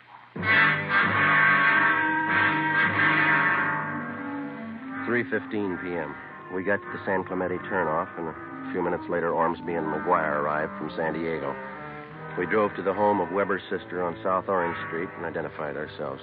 She told us that Turk had been there that morning, but that he'd gone to the races at Del Mar for the afternoon. Did your brother say he was coming back? Said he might be back. He wasn't sure.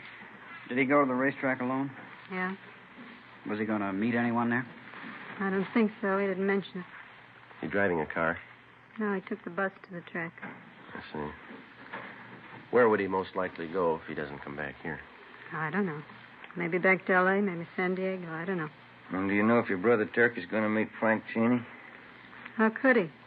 Turk says Cheney's up north someplace with his wife. Told me that this morning. Where up north? He didn't know. Mm-hmm. You and McGuire want to stake out here, Ormsby? Ben and I'll hit the track. Yeah, okay. Look, I can't have cops here if Turk comes back. They think I framed him. He'll get over it. You don't know Turk. When he gets sore, he goes out of his head. He'll kill me. Why worry, miss? Huh? He'll have to kill us first.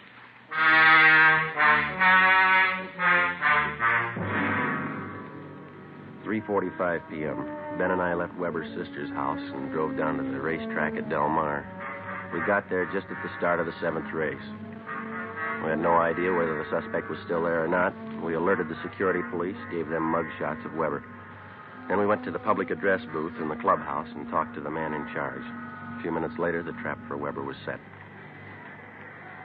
Mr. Stanley T. Weber, please come to the public address booth. Emergency phone call. Mr. Stanley T. Weber, please come to the public address booth. We waited. Ben stationed at a vantage point on one side of the booth, me on the other. Minutes passed. Weber didn't show. Ben caught my eye and shrugged his shoulders. Mr. Stanley T. Weber, please come to the public address booth. Emergency telephone call. Mr. Stanley T. Weber, please come to the public address booth. The announcer was barely finished when I saw Ben motioning. I looked and saw a large man heading up the cement ramp. When he got to the top, he turned to his right and headed straight for the public address booth. It was Turk Weber. Hold it right there, Weber.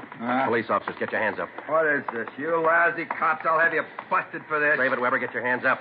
Who tipped you? What difference does it make? Stand still. You'll never get him. You'll never get him in 20 years. Never get who? You know who. Cheney. He's too smart for you. You'll never get him, not in 20 years. All right, we got you, Weber. Shake him, Ben. I'll shake you, copper. Watch it, Ben. Let go. I'll kill you. I'll kill you. All right. That's it. He's sure a big package. Yeah. What's that over there? Did that fall out of his pocket? It's like a tip sheet. Yeah. Blue Boys Peerless Selection for Thursday. Price $1. Let me look at that a minute, can I? Best picks. You can't lose. This is your lucky day. What's it prove? He ought to get his dollar back.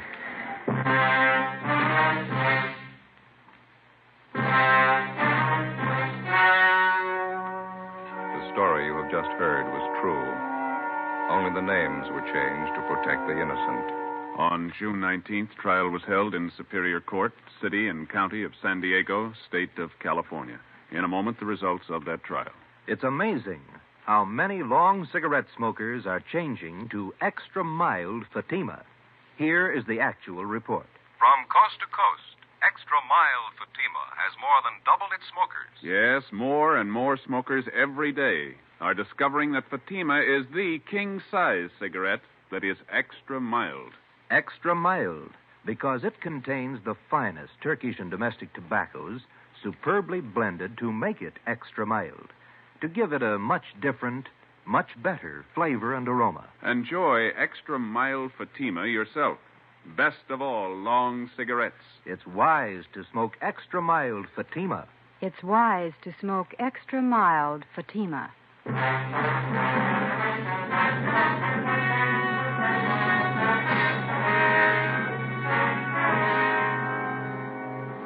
After identifying Frank Cheney as the man who did the shooting in the San Diego holdup and murder, Stanley T. Weber was tried and convicted of participation in the robbery and received a sentence of life imprisonment. Henry Garson was cleared of any complicity in the holdup killing, but he was returned to prison for violation of parole and for several burglaries in San Diego and Los Angeles. Both men are now serving their terms in the state penitentiary. Next week, Frank Cheney, the Gentleman Bandit, Part 2.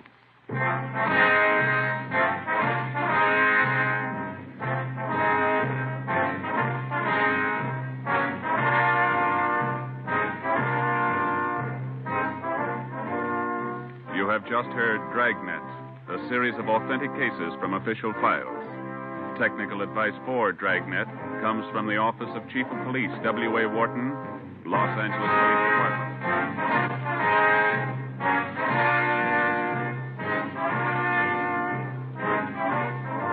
Fatima Cigarettes, the best of all long cigarettes, has brought you Dragnet from Los Angeles.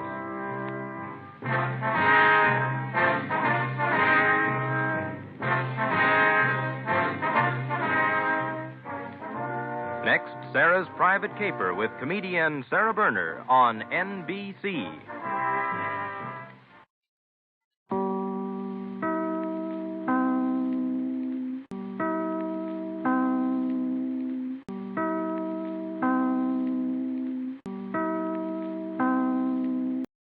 Now it's time to pay a visit to Duffy's Tavern.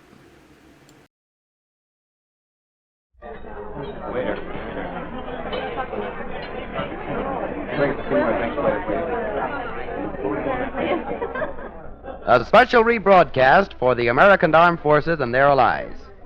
You're invited to drop in where the elite meet to eat. Duffy's Tavern.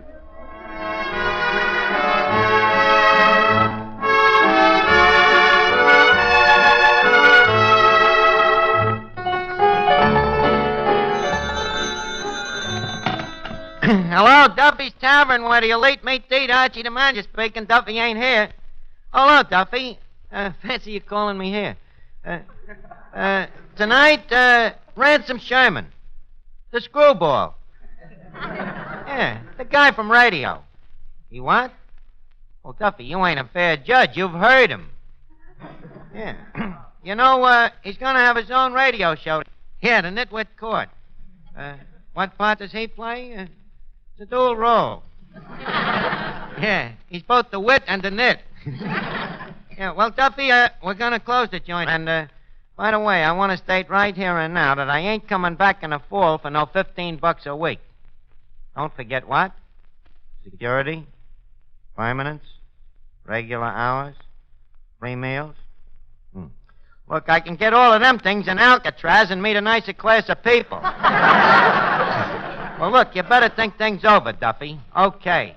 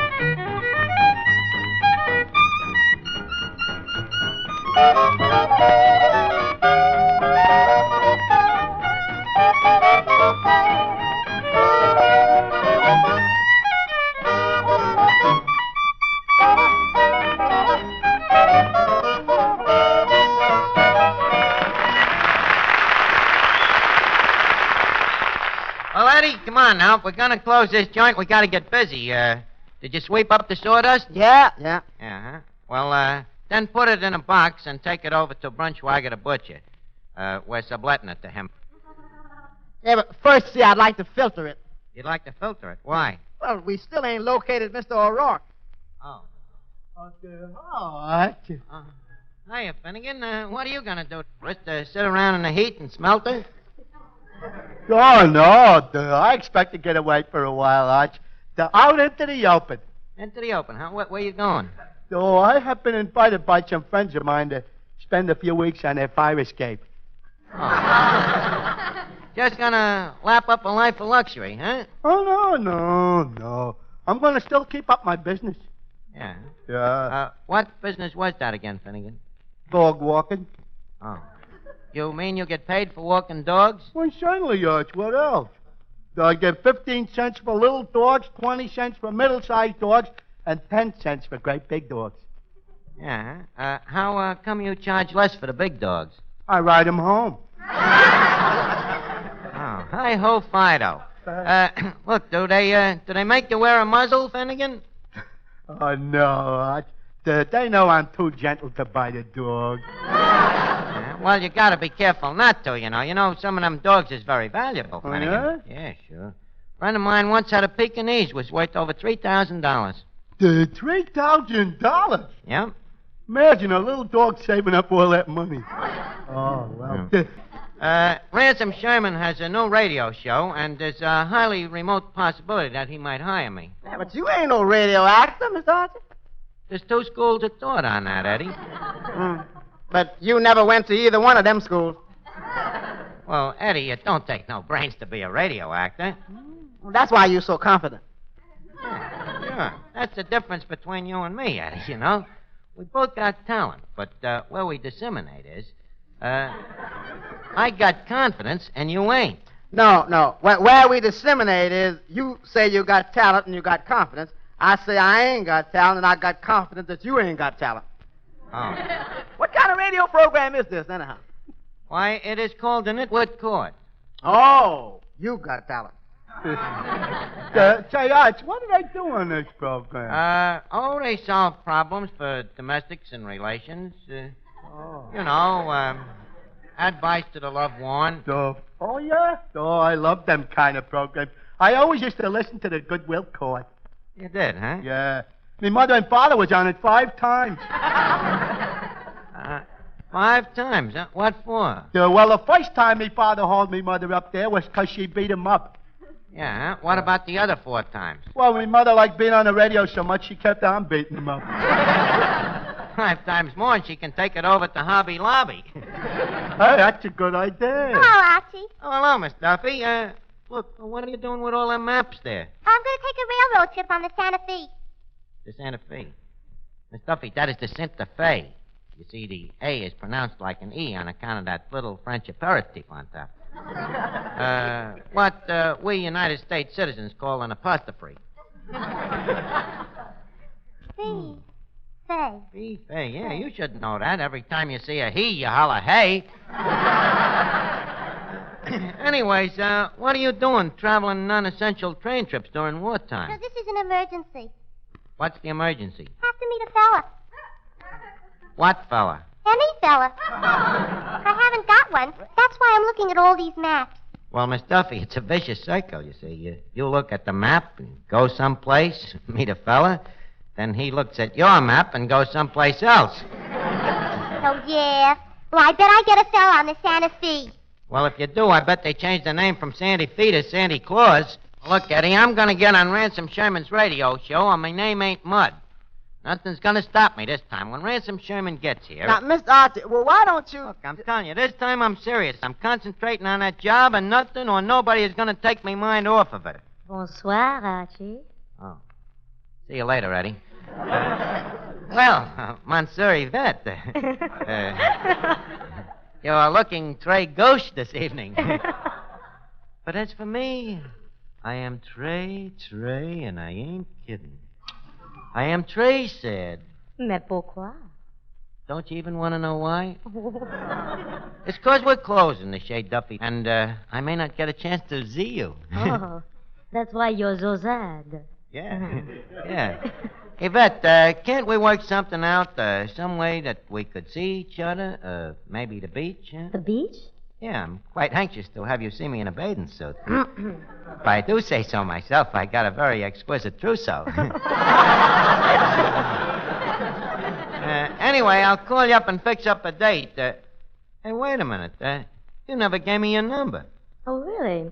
How careful of me. Ah, come on. You gotta give me your number, huh? Well... Ah, come on. All right. Call me up at home tomorrow, and I'll give it to you. Oh, all right. That's great. Now, how about a song? All right, Archie. Here's a special French song just for you. Oh, go ahead. Do something. Maybe you'll wake the folks up a little bit. Sing out loud. Good and loud.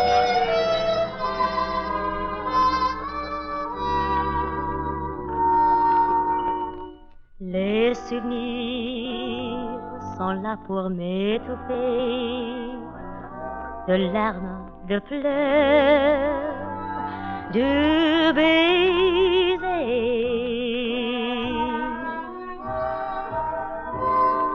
Oui, je revois les bons matins d'avril. Nous vivions sous les toits tout en autre la vie.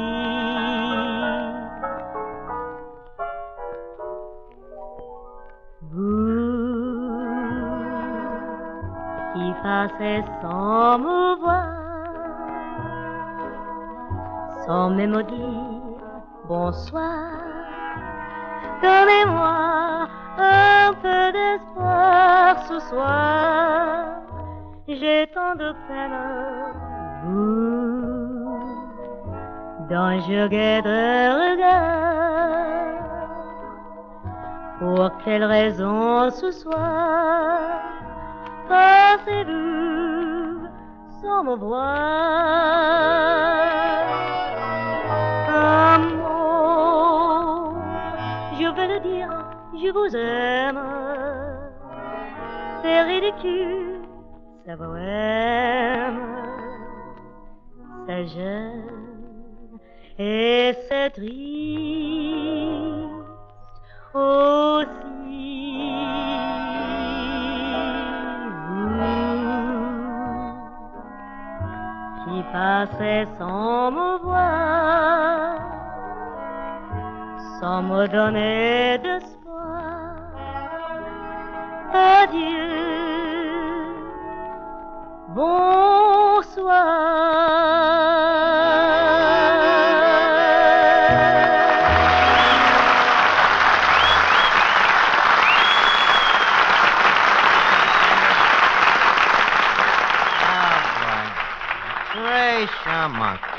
Wasn't that a beautiful song, Eddie? What beautiful words. If you only knew what they meant in English.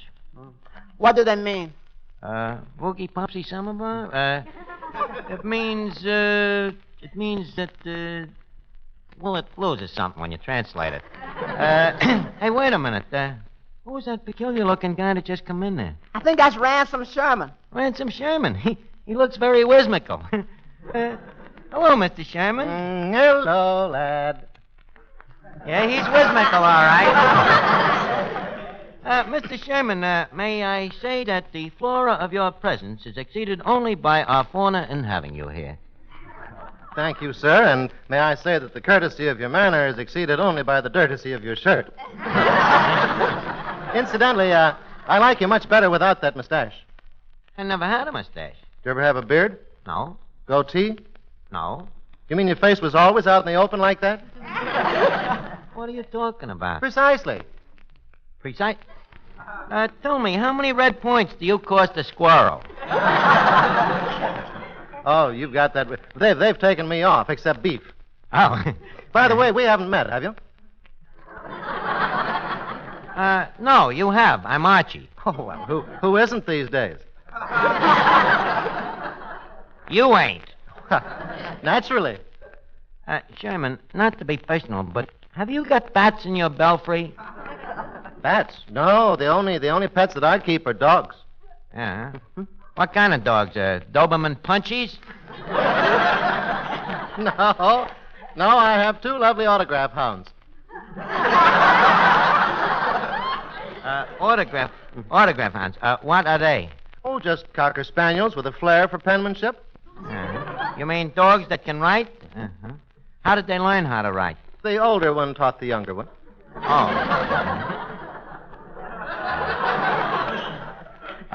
Tell me, how did the older one learn? Well, the younger one gave him a fountain pen for his birthday.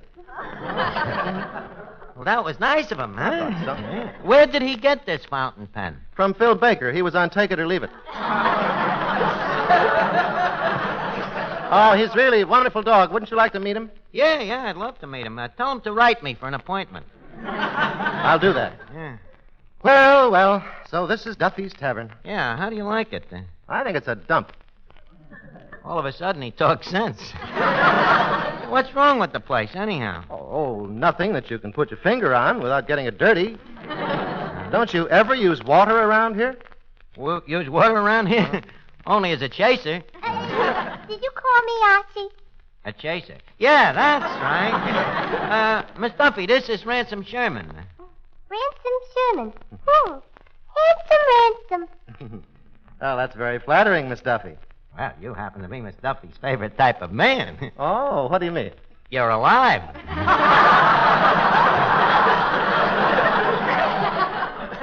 Now, look, Miss Duffy, I got to talk business to Ransom, so if you don't mind, blow. Get out of here. Scram, huh? Okay, I can take a hint. See you later, Mr. Sherman, and don't forget, I'll be saving myself for ransom. Well, huh? Archie, you know, I like that girl and I hate myself for it.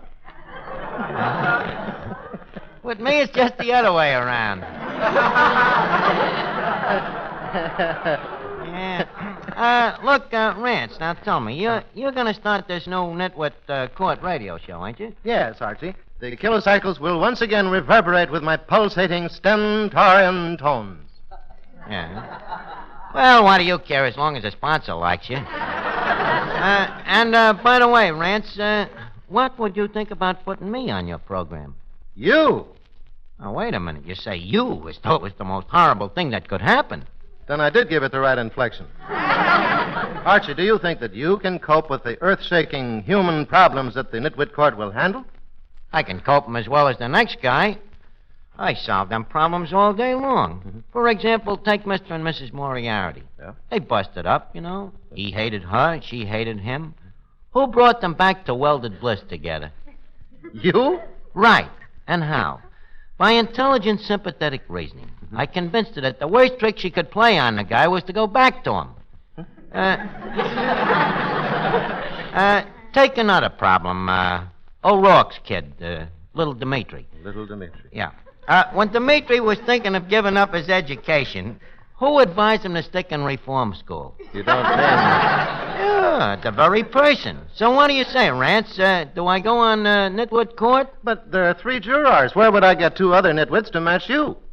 Oh, that wouldn't be hard. I got just the guys for you. Finnegan, Eddie. Man, here's your jury, Rance. What do you think of him? Looks like what happens when Fibber Magee opens his closet. Well, that's only what they look like. Well, you hear them.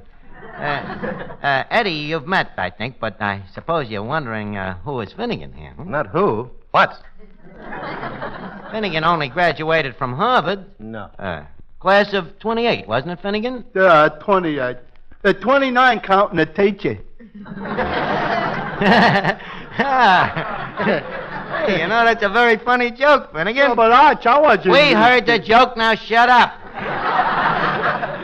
Now, you see, Rance, I don't say that me constituent Finnegan here is a flash mind. No. No. His is the slow, sure, steady type of brain that never loses a grip on a thought, you know? Got the brain of a bulldog. Arch, I'm just thinking. I think it was 30 counting the teacher. You see that? Thorough. Thorough. Yeah. When Finnegan's on a thought, he don't stop thinking on that thought until it's thoroughly thunk up. But, Rance, we don't expect you to take 3 pokes at a pig. No. All we ask is that you give us a tryout. Okay, we'll give you a tryout. We'll try you, and then you're out. Well, that's fair enough.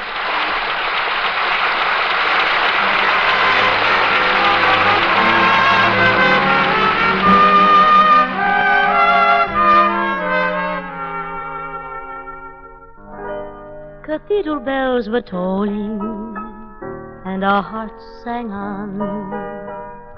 Was it the spell of Paris or the London dawn? Who knows when we shall meet again? But when the morning chimes ring sweet again, sweet again,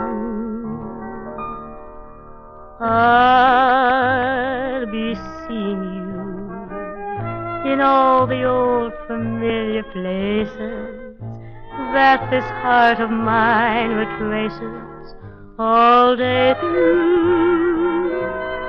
In that small cafe, the park across the way, the children's carousel, the chestnut trees, the wishing well. I'll be seeing you in every lovely summer's day, in everything that's light and gay. I'll always think of you that way.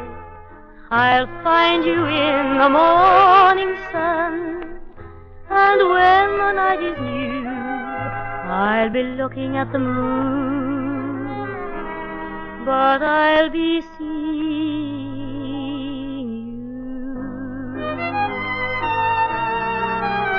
in every lovely summer's day, in everything that's light and gay.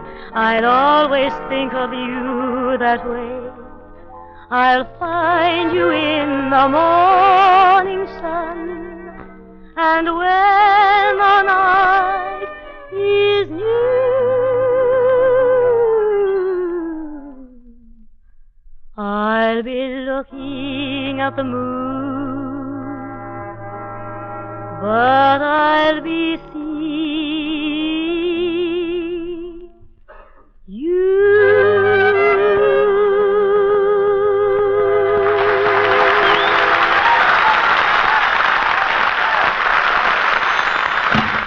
Hello, Duffy. Well, it looks like I'm going on the radio with Ransom Sherman. Now, how about that raise? How much do I want? Well, I'm getting 15, and before this radio thing came up, I was willing to settle for a small raise. But now, $17 or nothing. Yes, sir. That's me alma mater. Okay. Well, leave us get on with the Nitwit Court, Ransom, huh? All right, we'll do that. The Nitwit Court is now called to order. We present our three jurors who will answer tonight's problems. First, Eddie Green, the head and only waiter. Thank you, thank you. Clifton Finnegan, whose class at Harvard voted him the man most unlikely. Oh, thanks. Hey, by the way, I'm just thinking, that was a class of 31. I forgot to count myself. See, he's still thinking up that thought. And nextly, and thirdly, and leastly, Archie, the miracle of Moran's Creek. I think he's one and all. The court is now in session. We have a letter here from a girl who signs herself, quote, sick of tomatoes. She writes, I am engaged to a prosperous owner of a vegetable store. Instead of roses, he sends me tomatoes. He claims that tomatoes are more romantic than roses. Is this true? Juror Archie? Well, I think roses are more romantic. On what grounds? On the grounds that nobody ever wrote a song called Moonlight and Tomatoes. And furthermore, if she marries this man, he's apt to liable to wind up calling her my wild Irish tomato. Precisely. And thank you, Sick of Tomatoes, for a very interesting question. Next question. Judge Sherman. Yes, Miss Duffy. I have a question. You have a question? Well, pop it. That's just the trouble. Nobody will pop it. Miss Duffy, if you have a question, will you please state it simply so that these erudite jurors... Just a second, Sherman. Who's erudite? We're just as smart as you are. Flattery will get you nowhere. Now, for Miss Duffy's problem. Well, I am an attractive young woman. Just a second, Miss Duffy. Stick to the facts. Well, I am a young woman. That's better. And I have a million fellas who are dying to marry me. Why don't I ever meet any of them? Well, now, that's a nice question. Short, but not too interesting. How about a jury? Well, sir, in questions of marriage, as William Randolph Shakespeare once said in his play Othello, and mark you, I quote W.R.S. verboten, marriage 'tis an institution, and whom wants to live in an institution? Well, wait a minute, Mr. Archer. That don't sound like Othello. Who does it sound like? Abbot and Othello. Please, order. Your Honor. Juror Finnegan. Now, in my opinion, what is your problem? Juror Eddie, I see your hand up. What do you think? I'd like to ask these two fellow jurors a question. Well, what is it, Eddie? If it pays to be ignorant, how come you guys is broke? Well, anyway, Miss Duffy's case is the sad one of a young lady who has floundered in the ocean of love. Mm-hmm. Just a second. I would like to talk directly to the flounder. Miss Duffy, has any young man ever evidenced you with any evidence of his avariciousness? Yes, my boyfriend, Breckenridge Hassenfelder. I see. Was there a proposal of marriage? There was. Where did said proposal take place? At my house. Papa asked him to marry me. Well, thank you, Miss Duffy. Next case, But please. don't you have my problem? Yes, you have, haven't you? Next case. Hello? Oh, Duffy. You got a problem? You want to talk to Mr. Sherman? Okay, here, Rance. Hello. Yes, Mr. Duffy, this is Sherman. Well, what is the problem? Well, look, you tell it to me and I'll present it to the jurors.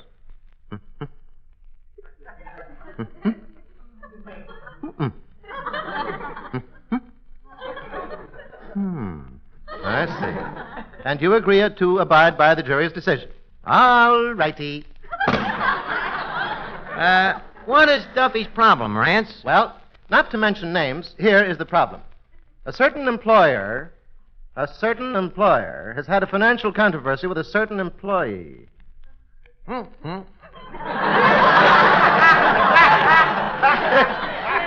Now, this employee has been earning a salary of $15 a week for the last 10 years.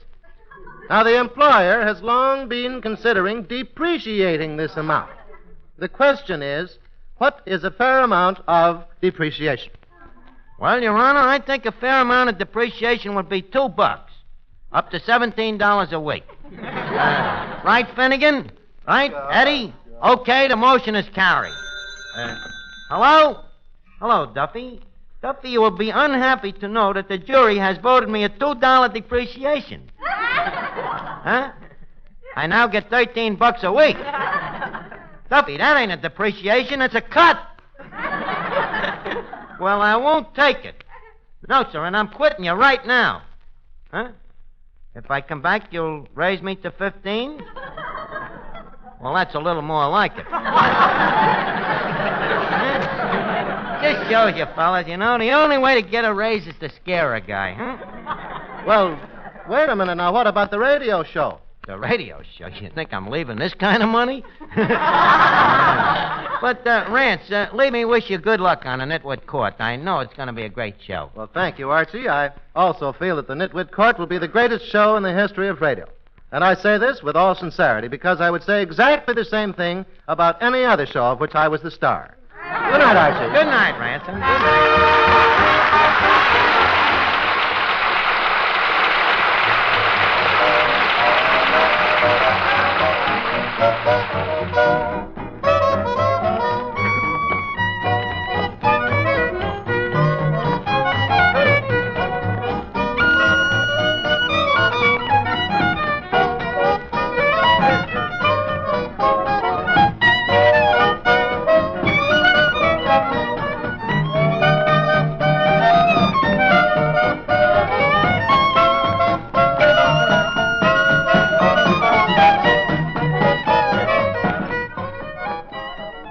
This is the Armed Forces Radio Service.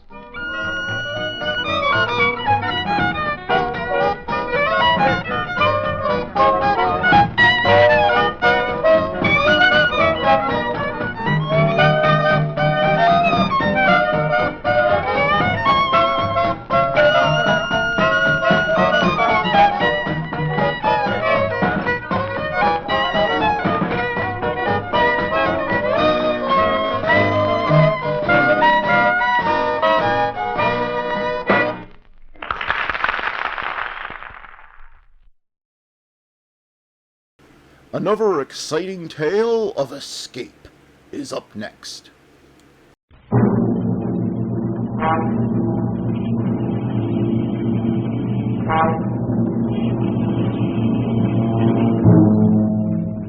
You are standing on a bridge over Owl Creek, a noose around your neck.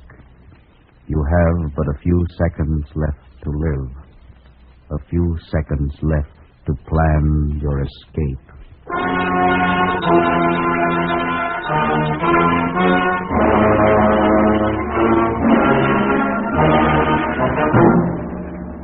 Escape, produced and directed by William N. Robeson, and carefully contrived to free you from the four walls of today for a half hour of high adventure.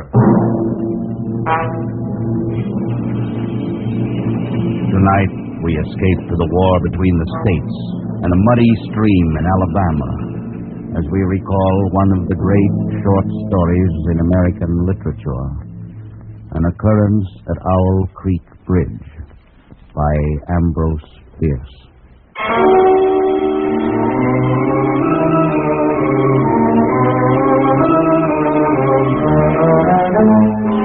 A man stood upon a railroad bridge in northern Alabama, looking down through the ties at the swift water 20 feet below.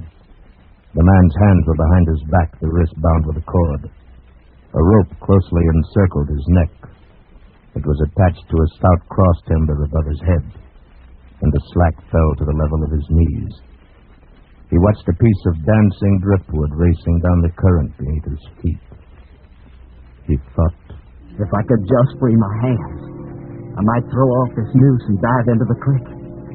If I swam underwater, I'd be safe from their bullets. If my wind held out, I could make the southern bank, take to the woods, and get away home. Peyton Farquhar, Alabama planter, stood at the end of a plank. A captain of the Union Army and a sergeant stood at the other end. When they stepped aside, the plank would tip upward, and Peyton Farquhar, Confederate spy, would slip between the ties to hang above the muddy water of Owl Creek until dead.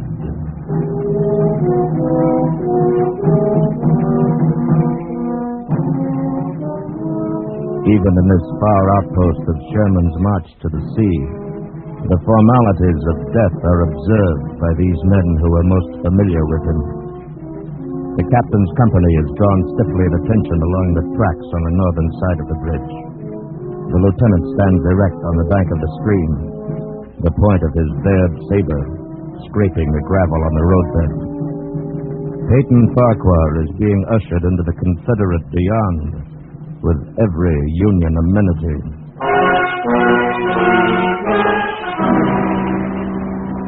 The captain stands aside. Now only the weight of the bulky sergeant counterbalances Peyton Farquhar at the end of his thin board. They say that this is the moment when all the past events of your life tumble into your memory. But how could anyone know? Who has come back from the dead to tell what dying is like? I don't recall any childhood memories now. The past does not engulf me in this naked moment. I'm only aware of what's here, now. Those Yankees lined up on the bank. His captain's tired eyes. That turkey buzzard circling up there, waiting for me. And that noise. That beating, driving sound like a distant engine. A pump. The roll of thunder on a summer evening. Coming closer. Getting louder. Choking. It's your heart, of course, that you hear, stepping up its cadence, pounding under the forced draft of fear. Now you see nothing, remember nothing, sense nothing, but the strangling, sense nothing, but the strangling, suffocating beat of your own heart, throbbing its final protest. You stand there, erect. The work is nearly at an end now. The captain draws his sword, flourishes it to a carry, sings out a command.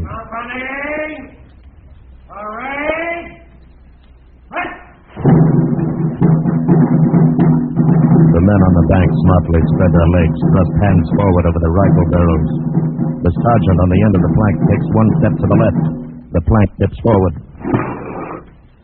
And Peyton Farquhar drops between the timbers of Owl Creek Bridge.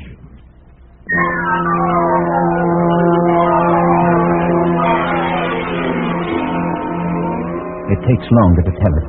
As you drop downward, you lose consciousness. You are as one already dead. Then you awaken sharply in pain to feel, not to think, just to feel. The cutting pressure on your throat, the agonies of pulsating fire shooting from your neck downward. To feel the fullness, the congestion, the head bursting with suffocation. Distantly, beyond, outside of yourself, you hear a splash. Remotely you sense cool, wet, green darkness. The rope has broken. You have fallen into the stream.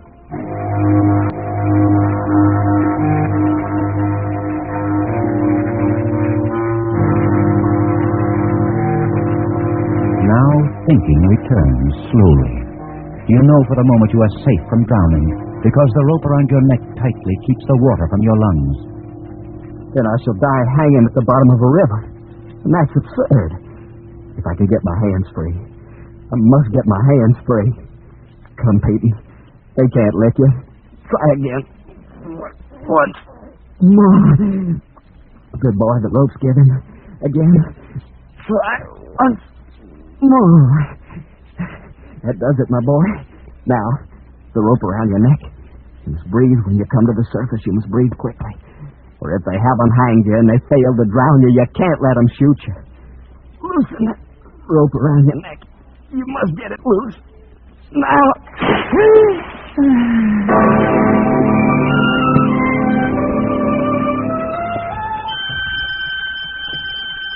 It takes so much longer to tell.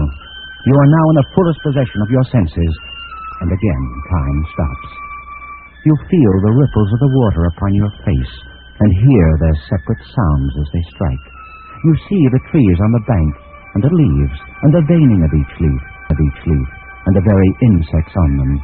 The locusts, the brilliant-bodied flies, the gray spiders stretching their webs from twig to twig, the prismatic colors of the dewdrops upon a million blades of grass. You hear the humming of the gnats, the beating of the dragonfly's wings, the strokes of the water spider's legs.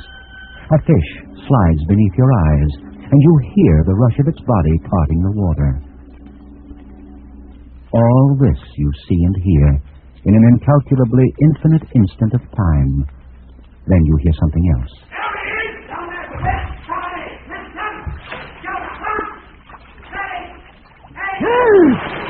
You dive deeply, but above the ringing in your ears, you hear the volley of the rifle. And as you rise toward the surface, you meet shining bits of metal, singularly flattened, the distorted and spent bullets, oscillating slowly downward past you. One catches in your collar, and it feels uncomfortably warm. You snatch it out. And this gray piece of Yankee lead reminds you of the gray uniform of the soldier who is responsible for you being here.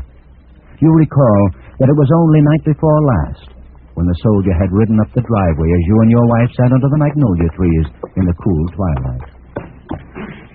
Good evening, sir. Good evening, Corporal. Wonder if I might trouble you for a glass of water, sir. Why, of course. Don't disturb yourself, Peyton. I'll go fetch it. You're most kind, ma'am. If you just indicate the well... Nonsense. You just sit a spell with my husband. You look as if you could do with some rest. Yes, ma'am. Reckon I could. I'll be back in a jiffy. Thank you, ma'am. Whose command are you with, Corporal? Colonel Tolliver, sir. 13th, North Carolina. We get so little news down here. How are things going at the front? Not good, sir. The Yankees are getting ready for another advance. They're repairing the railroad. Got it in shape almost to Owl Creek Bridge. And they got an outpost there. Once they can run the trains beyond the bridge, there's nothing to stop them between here and Atlanta. Then why hasn't the bridge been destroyed? The military couldn't get near it. A civilian might. Owl Creek Bridge. That's not far from here, is it? Less than 20 miles. You say they have an outpost there. On which side? The other side. Nothing on this side but a couple of pickets, half-mile out on the railroad. And a single sentinel at this end of the bridge. And that bridge is important? Sure is. What if it were destroyed? Hold up the Yankees for several weeks. Suppose a man, a civilian like myself, should elude the picket post and get the better of the sentinel. What could he accomplish? Well, I was there a week ago, just before we had to pull out. There's a heap of driftwood come down in last winter's flood and caught on the trestle at this end. Looked mighty dry and tendery to me. I see. A fellow with enough gumption might get through and set fire to it. It ought to burn like tow. Yes, it should. Of course, a fellow'd have to have plenty of gumption. The Union commanders promised to hang any civilian caught fooling around the railroad. Here's your water, Corporal. Right out of the spring house. Thank you kindly, ma'am. My, that's cool and nice. And here's a smidgen of cornbread. I thought you might be hungry. I'm mighty grateful, ma'am. It's ladies like you that keeps the South together and fighting these days. My, what a nice It compliment. certainly is. Well, I reckon I better hit the leather. I got a lot of riding ahead of me tonight. Good luck to you, Corporal, and thank you for the information. You'd be taking a chance, sir, but you couldn't do a greater service for your country. I'll remember that, Corporal. Goodbye, ma'am. Goodbye, Corporal. Goodbye, sir. Many thanks. Goodbye. Peyton, what was he talking about? What, my dear? The corporal. What did he mean by service to your country and taking a chance? Oh, nothing. Peyton, tell me. It was nothing, really, my dear. Peyton Farquhar, if you're fixing to take any chances for our country, I want to know about it. Now, you just speak your piece. There's nothing to say except I'd be going away for a day or two on a little trip. Is it dangerous, Peyton? Not very. You'll be back. Yes, my dear. I promise you, I'll be back.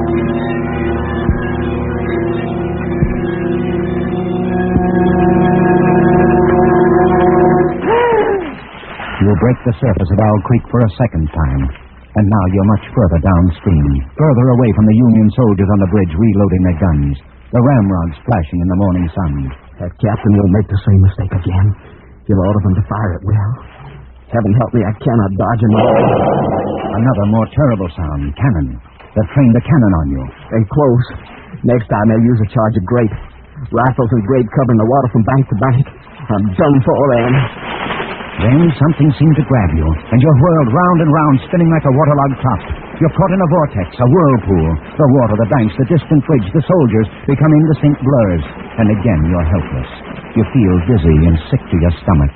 Just as you felt last night, when you crept up the bank toward the lone sentinel on the south end of the bridge, and discovered that the sentinel on the south end of the bridge, and discovered that the sentinel was not alone. There he is, boys. Grab him. Got him, Sergeant. Well, Mr. Peyton Farquhar, we've been expecting you. How did you know my we name got was... ways. But look here, I'm a civilian. I was Save just... your breath and thank your maker we didn't shoot you in the back. Well, we don't do things that way up north. You'll get a trial. Everything fair and square. Bring him along, men.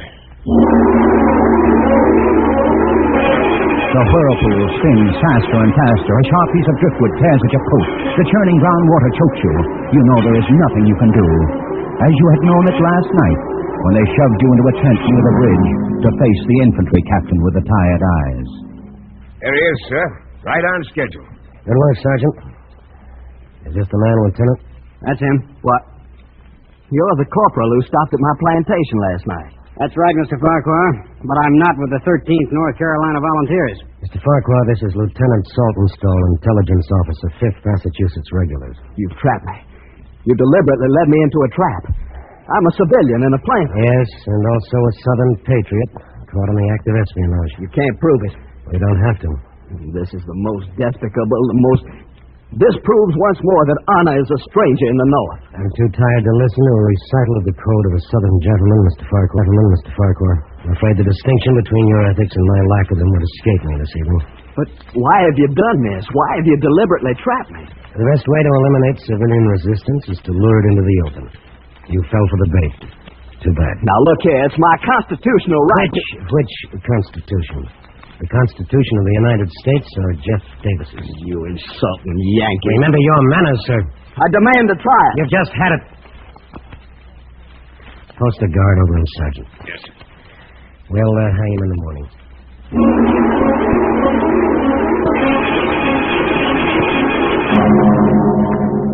Something tears at your face, scratching, and you realize that the whirling has stopped.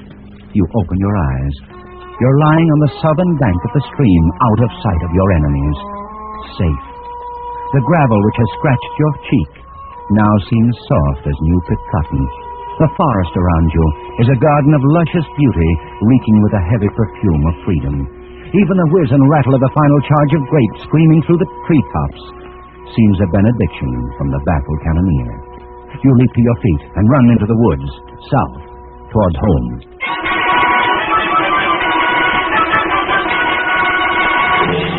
Your neck is swollen and throbbing with pain.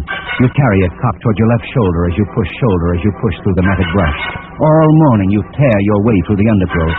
Your jacket is tattered and your face crisscrossed with bloody scratches from the brambles. Every few moments you stop. You stop to listen for the sound of dogs, but all you hear is the sleepy buzz of the forest. And the blood throbbing through your heated brain brings another thought, which is an insult. No dogs.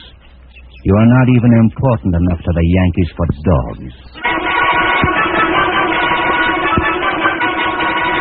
It's nearly noon now, and for half an hour you've been plunging through a swamp, waist-deep in green ooze. Your neck hurts constantly. Your head throbs and your tongue is thick.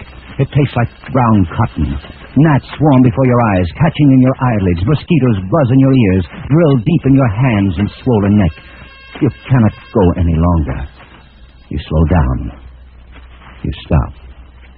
You reach toward a palmetto root for support, and it slithers from your grasp and slides softly into the water. Water moccasin. Fear finds you at last. Terror, which stood aloof when you fled the executioner's bullets, now embraces you with clammy unction. A water moccasin. The deadly cottonmouth. Now each branch and root seems to writhe under your glance.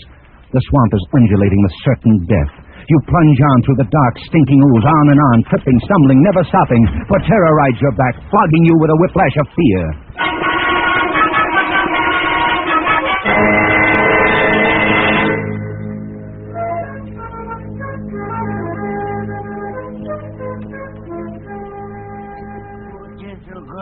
Master Peyton, fiddle, and jig time. You just think this is your tea, Master Peyton. Thank you. Jethro. Yes, sir, Master Peyton. What are you doing here? I live here. You live... Where am I? What happened? I was paddling my dugout home through the swamp with a mess of catfish.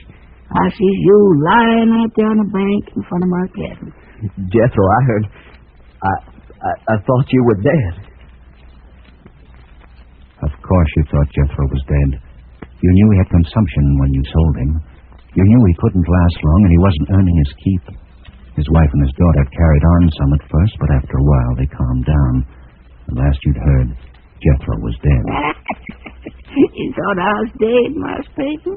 Why, sir, don't you know what's happened to me? I'm free. I'm free at last. So... news travels fast. Even in the middle of this backwoods swamp, this lonely black has heard of Abe Lincoln's traitorous Emancipation Proclamation. And they believe it with the faith of children. Yes, sir, I'm free. I expect pretty soon my woman, my little gal, come along and join me. Yes, of course they will, Jethro. Is they, Master Peyton? Is they well? Yes, indeed, they're both fine. Your daughter's growing into a young beauty.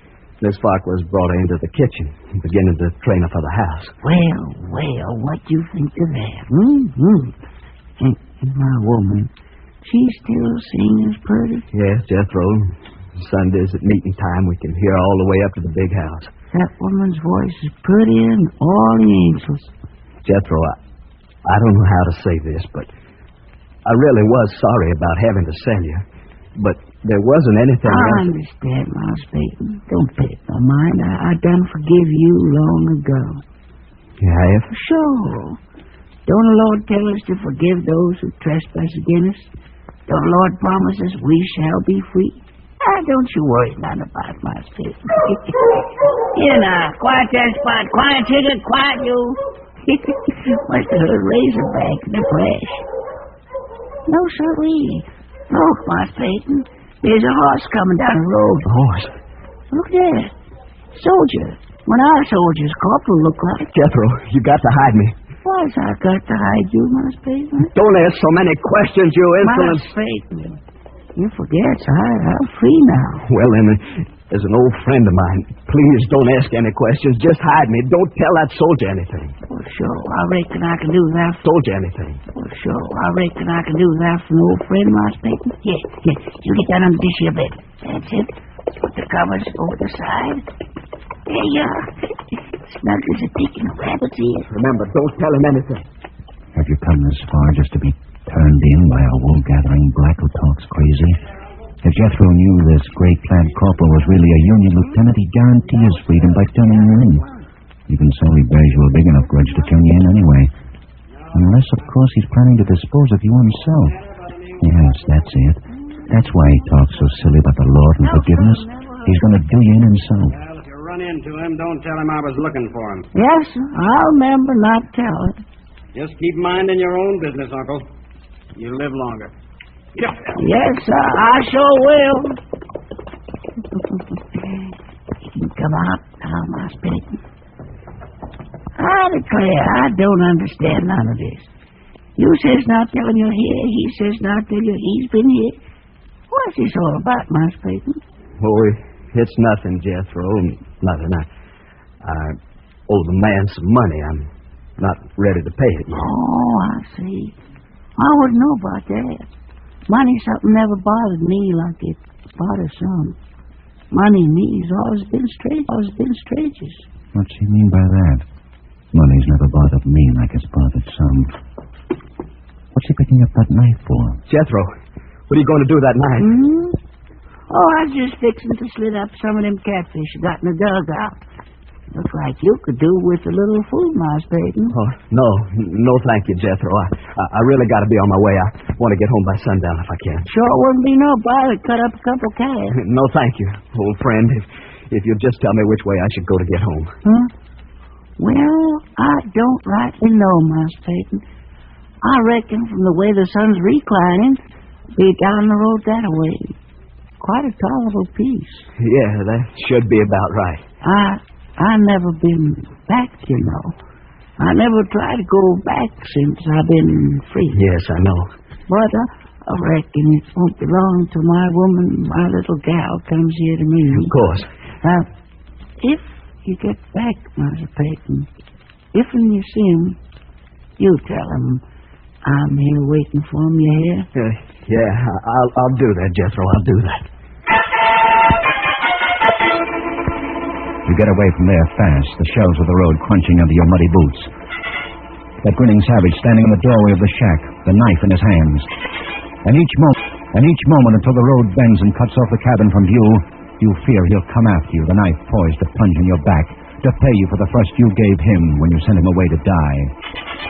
But he's still standing, grinning foolishly and waving as you turn the bend. Now you feel safe, but only for a moment.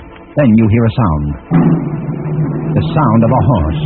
It must be the corporal in gray from the 5th Massachusetts Regulars. He's coming back down the road, searching for you, hounding you, coming to take you back to Owl Creek Bridge, back to a rope that won't break under your weight. You walk faster and faster, and always the sound is there, growing louder and louder. And you run as fast as you can down the shell road, which stretches clear to the horizon between the green walls of scrubby pines. How long have you been running down this endless road? It's dark now. Is it night?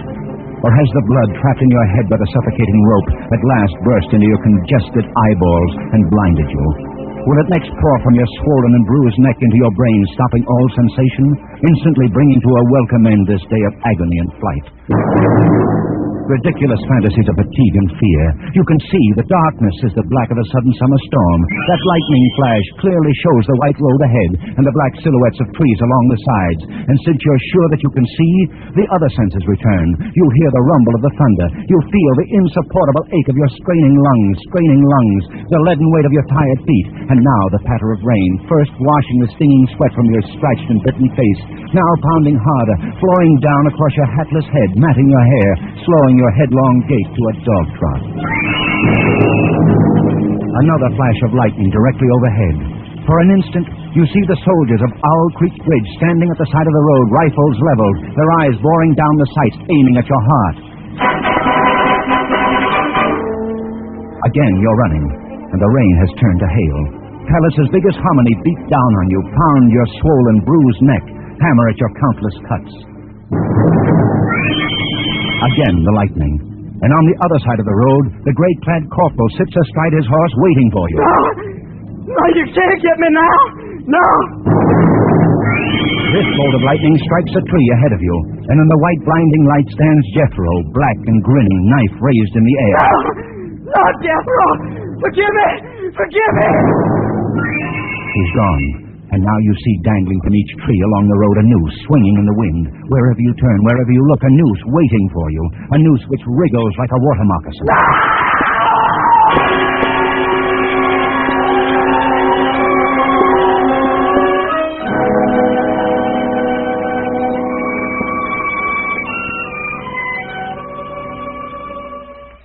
You are standing on the green lawn of your plantation before the high-columned entrance. The storm is over. The clouds are black and menacing all around the horizon. But through a break in the sky overhead, glorious sunlight streams down, bathing your garden and your house in heavenly light. You are home. And now you hear a rustle of crinoline, and down from the wide portico steps your beloved wife. She walks across the wide lawn, arms outstretched. Peyton, my dear, you're back, just as you promised you'd be. For this moment, you have endured the agonies of this day. And were those agonies multiplied 1,000 times, they would be small price for the benison of this breast, the sanctuary of these arms, the security of these lips. You step forward to fold your wife in your embrace. The rope stretched tight, sang like a bowstring. Peyton Farquhar was dead. His body, with a broken neck, swung gently from side to side beneath the timbers of Owl Creek Bridge.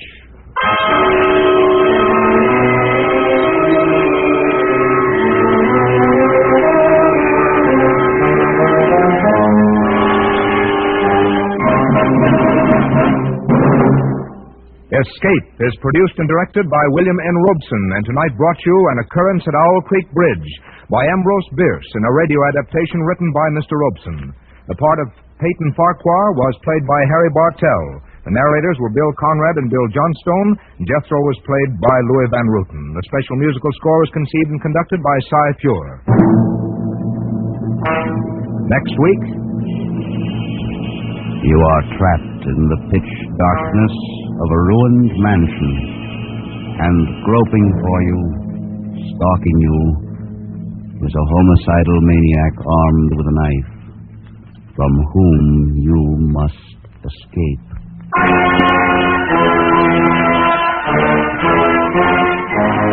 Next week, we escape with Joseph Hergesheimer's gripping story, Wild Oranges. Good night, then, until this same time next week, when we again offer you Escape, Escape, Escape, Escape, Escape, Escape. Now let's see what Fibber, Magee, and Molly are up to. The Johnson Wax Program with Fibber, Magee, and Molly.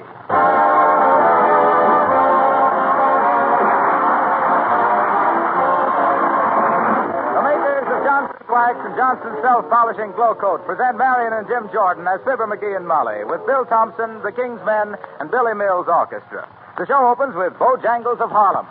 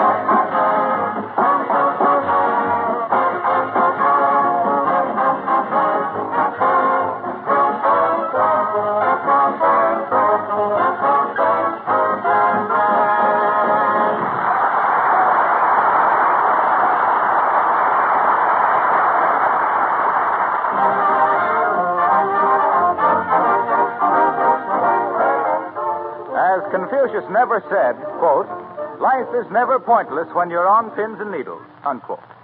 Which describes the mental state of our hero this week until just a moment ago when he received a telegram in reply to a theatrical advertisement he answered. And here, while his much better half is busy for a moment in the kitchen, he reads the wire that may mark a great change in the lives of Fibber, Magee, and Molly.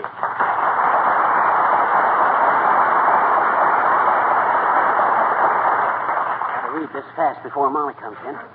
Now, take it easy, Magee. Calm down. You're as shaky as a right hand at a class reunion. Shucks, I'm so excited I can't even... Oh, got it upside down. Fibber, Magee, 79 Wistful Vista. Your answer to our ad received. Application for position as stage director approved and accepted. Congratulations. Oh, boy, oh, boy, oh, boy, oh, boy. Company highly impressed. Your association, such figures as Velasco, DeMille, Reinhardt, Toscanini, and Minsky. Believe we have immediate assignment for you. Hot dog. Wire $50 at once to cover bookkeeping, postage, and etc. We will telegraph full details. Signed the Chippewa Entertainment Bureau per Basil T. Chippewa, President.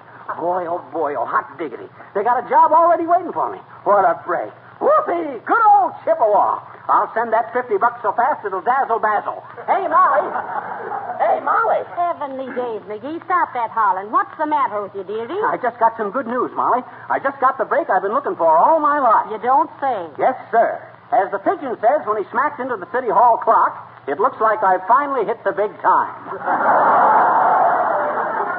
Now, take it easy, dearie. You thought you were in the big time before, and you always wound up getting the works. What's this all about? Well, in the first place, I answered an ad for its... No, I ain't going to tell you till I make good. But you might as well know that I may have to leave town any minute. I got to run downtown now and send a wire. Where's my checkbook? Up on your dresser? Okay, I'll run up and get it. I'll be back in a minute, Molly. Ah, dear, what a man. He can discover more ways to stick his neck out than a chicken in a crate. But I suppose he's... Come in. Oh, Mrs. Uppington, do sit down and have a cigarette. Oh, thank you, my dear. I don't smoke. Well, neither do I, but it sounds kind of tony, don't it? Oh, yes, indeed. Quite in the mud. I mean, in the mood. But now, about our Women's Club May Festival, Mrs. Magee. I just stopped in to tell you that as president, I have appointed a queen of the May. Oh, and who is it, Mrs. Uppington? Oh, my dear, you'll never guess. It's the one member of the club who has the most poise and personality, if you don't mind my being personal. Oh, now, Mrs. Uppington, you shouldn't have done it. I just know I'll have stage fright. Imagine me Queen of the May now. Well, pardon me, Mr. Magee. I didn't mean you. I meant me. Oh, yeah. Well, yes. I didn't wish any of the other girls to be put to any expensive costumes, you know, and as I happen to be the only other member with a gold crown... Yes, I've often noticed it. On the left side, isn't it?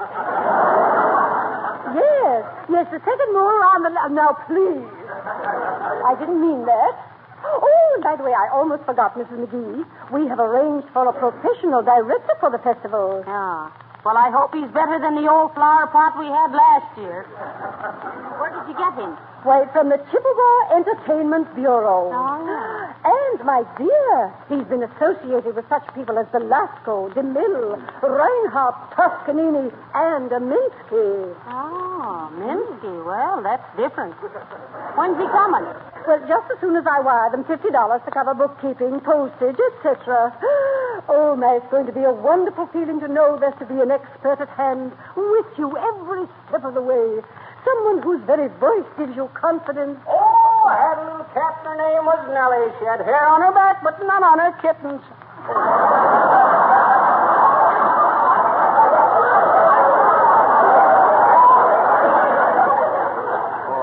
Hi, Uppy. Oh, how do you do, Mr. Magee? Well, I must be going, my dear.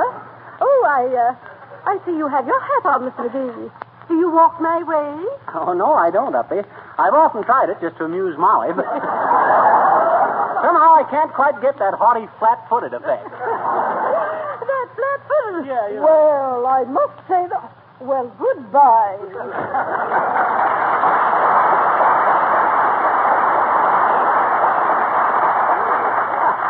What's old Uppy the Guppy swimming around in our fishbowl for? Well, it's about our May festival, Magee. And it's going to be beautiful, too. A parade with floats and a stage play. Home talent stuff. Shucks, any minute now I'll be tied up with a mob that'll make your little cupcake rodeo look like a flea circus. Oh, really?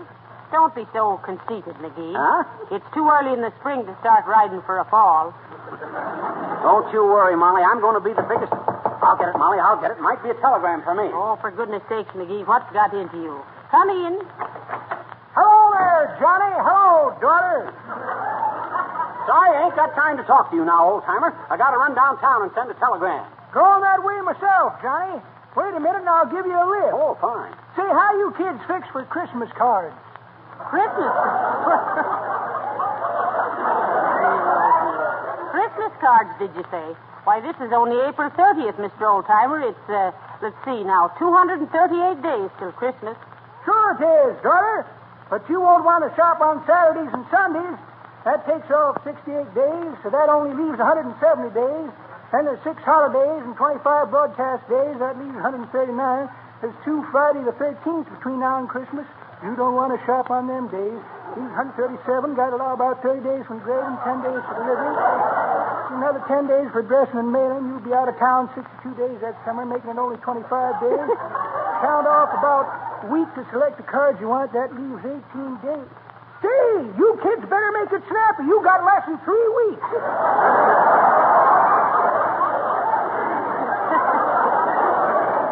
Why, you shouldn't be selling Christmas cards, Mr. Oldtimer. The way you stuff dates, you ought to be working in a confectionery. That's pretty good, daughter. But that ain't the way I hit it. The way I hit it... Look, old-timer, I ain't got time now to hear the way you heard it. I got to get down to the telegraph office. You got your car out in front? Haven't got a car, Johnny. But you said you'd give him a lift to the telegraph office. I am, daughter. Gonna carry him piggyback. What? Hop on, Johnny. Well, okay, old-timer. Here I come. I'll be right back, Molly. Hey, get your feet out of my hip pockets, Johnny. Hey, Come on, daughter. Here we go.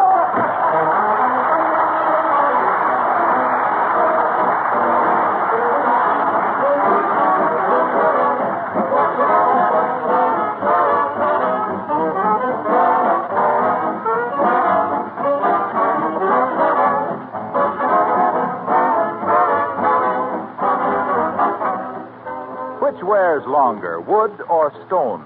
Most people would say stone without much hesitation. And yet there are, in ancient palaces of Europe, wooden floors that are still intact and beautiful, while the stone steps outside have worn away during the centuries. In fact, in the beautiful new Johnson office building at Racine, Wisconsin, there is a section of one of those old floors nearly 400 years old. It's still in excellent condition and mellow and rich in its beauty because all during those years it was protected with wax. Now, in our American homes, we can have beautiful floors with much less work than in those olden days. There are easy-to-use weighted brushes, and there's the Johnson electric floor polisher that you can rent from your dealer at small cost. And every good dealer sells genuine Johnson's wax in either paste or liquid form. With this famous wax polish, you can protect your floors against wear, give them rich beauty, save yourself hours of housework. And what's more, there are over 100 extra uses for genuine Johnson's wax, such as furniture, woodwork, windowsills, lampshades. You'll find these labor-saving uses listed right on the familiar red and yellow Johnson's wax package. Try some tomorrow.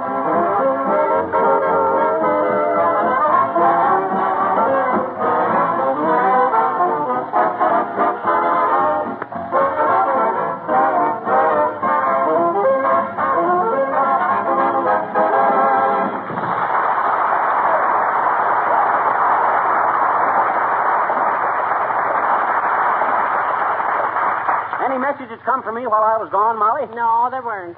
And were you serious about having to go out of town, dearie? Serious? I'll say I am. As the guy says when the elephant sat in his lap, this is the biggest thing that ever happened to me. What is? This job I got. Tell me more about this great job, McGee. Who's it with? Big theatrical outfit. Oh, a fine thing. If you're such an expert on shows and things, why don't you stay here in your own hometown and help us with our Women's Club Festival? That weenie roast. Go on. I should waste my talents on a small-time corn carnival like that there. May Festival. Bunch of bustles bouncing around a maypole with gay laughter. Not for me, baby. Don't be so superior. Huh?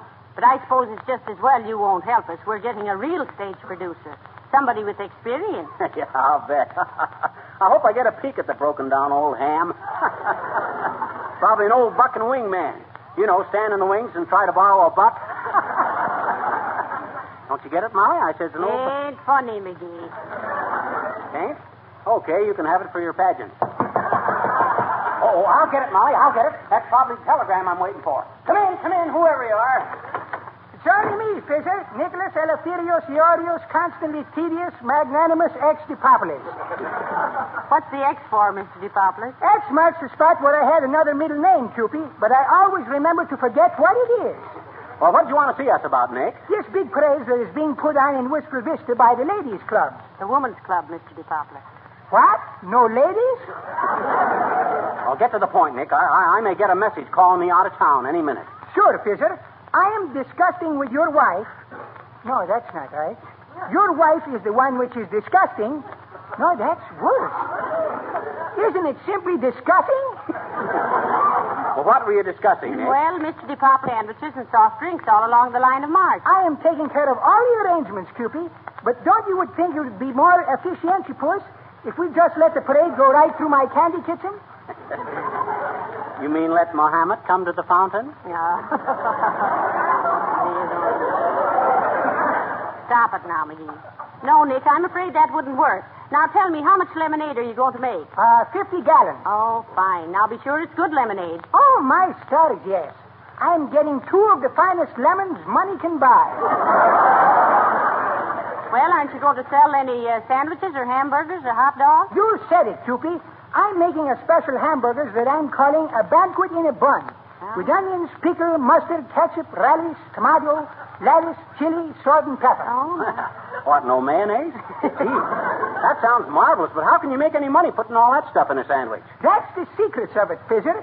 By that time, the sandwich is so full, there is no room for the hamburger. Well, so long, Fizzer. So long, Cupie.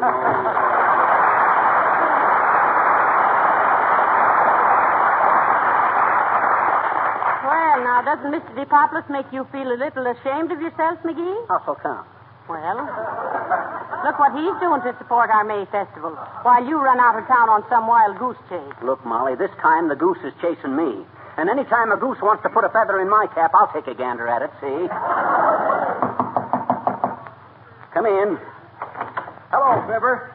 Say, Molly, about this pageant the Woman's Club is putting on, is there any limit to the size of the floats in the parade? Why, no, there isn't, Mr. Wilcox. Why, are you entering a float? I'll say I am. I'm building one for Johnson's self-polishing glow coat. Don't you just love the way we sneak these things in, folks? With all the delicate restraint of a puppy in a shoe closet. Quiet, McGee. Go on, Mr. Wilcox. Well, look, I'm building our float on a 40-foot truck, you see. Yes. The driver will be sitting in a big facsimile of a can of glow coat. Oh. That's a reasonable facsimile. Oh, lay off, Fibber, gee. Now, along the sides of the truck, worked out in flowers, are the words Johnson's self-polishing glow coat. And then on one end of the truck, I'm having two beautiful girls in bathing suits with ribbons over their shoulders. Oh, yes. One is lettered no rubbing and the other no buffing. And then a big banner with the words just apply and let dry. Oh, they got wet bathing suits. And over the whole thing, a tremendous alarm clock with 20 minutes marked off in different colored flowers, indicating that Johnson's self-polishing glow coat on your linoleum dries to a mirror-like finish in 20 minutes or less. Gee, I think it should be very effective. Oh, it sounds marvelous, Mr. Wilcox. But why have those two girls in bathing suits? Symbolical. What do you mean, symbolical? What have two gals in bathing suits got to do with glow coat? Popular product and figures to prove it.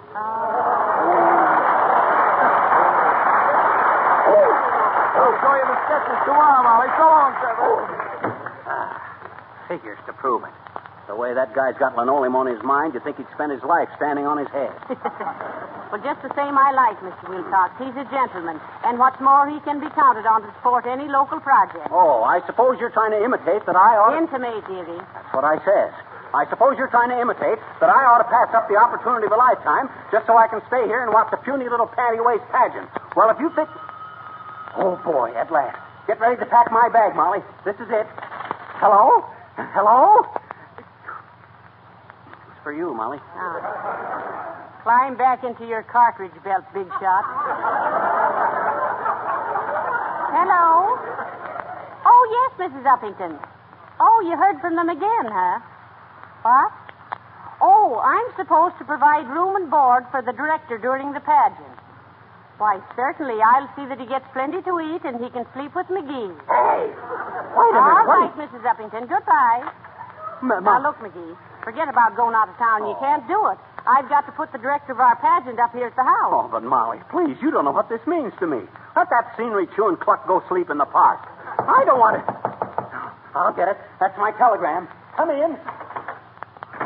Hi, mister. You want to buy some flowers? Do you? Only got a half a dozen left, mister.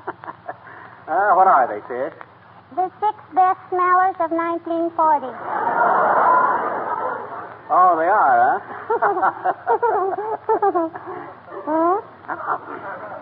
Look, sis.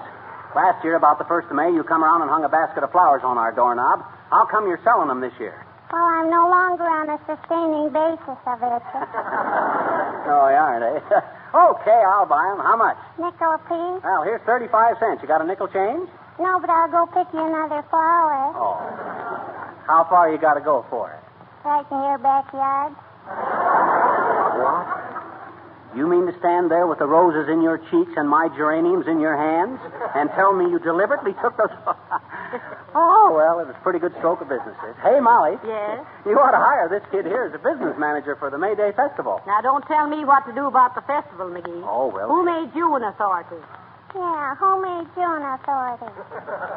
Who, me? Why, in my younger days, sis, I was always directing some big theatrical production. In fact, I never felt at ease without a script in my hand. Scriptease McGee, I was known as in them days.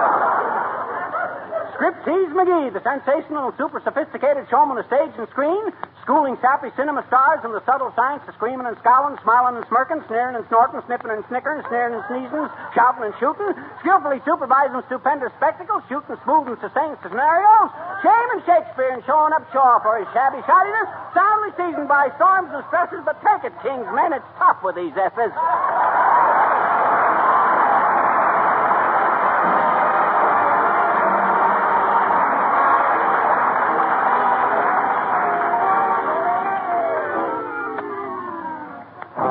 the King's Men sing with the wind and the rain in your hair. Rain pouring, wind roaring, the night was dark and stormy. But how could my heart be cold with your true loving arms to warm me?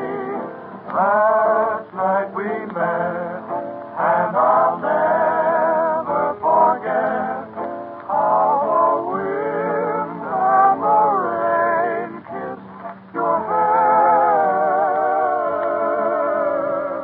Last night we met, and I dream of you yet, with the wind and the rain in your hair. I held you tight as you whispered good night, with the wind and the rain in your hair. Then you are gone, and all that is left here for me to hold in memory is that vision of you standing there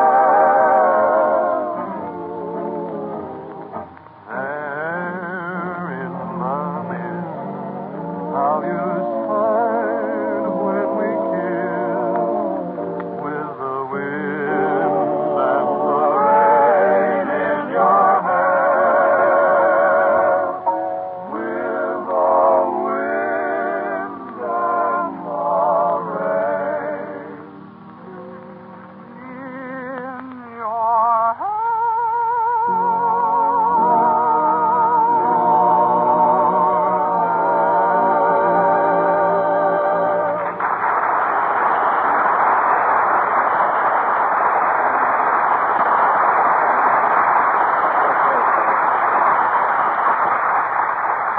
Now, look, Molly, I don't care if you got 18 imitation impresarios boarding here during this pageant.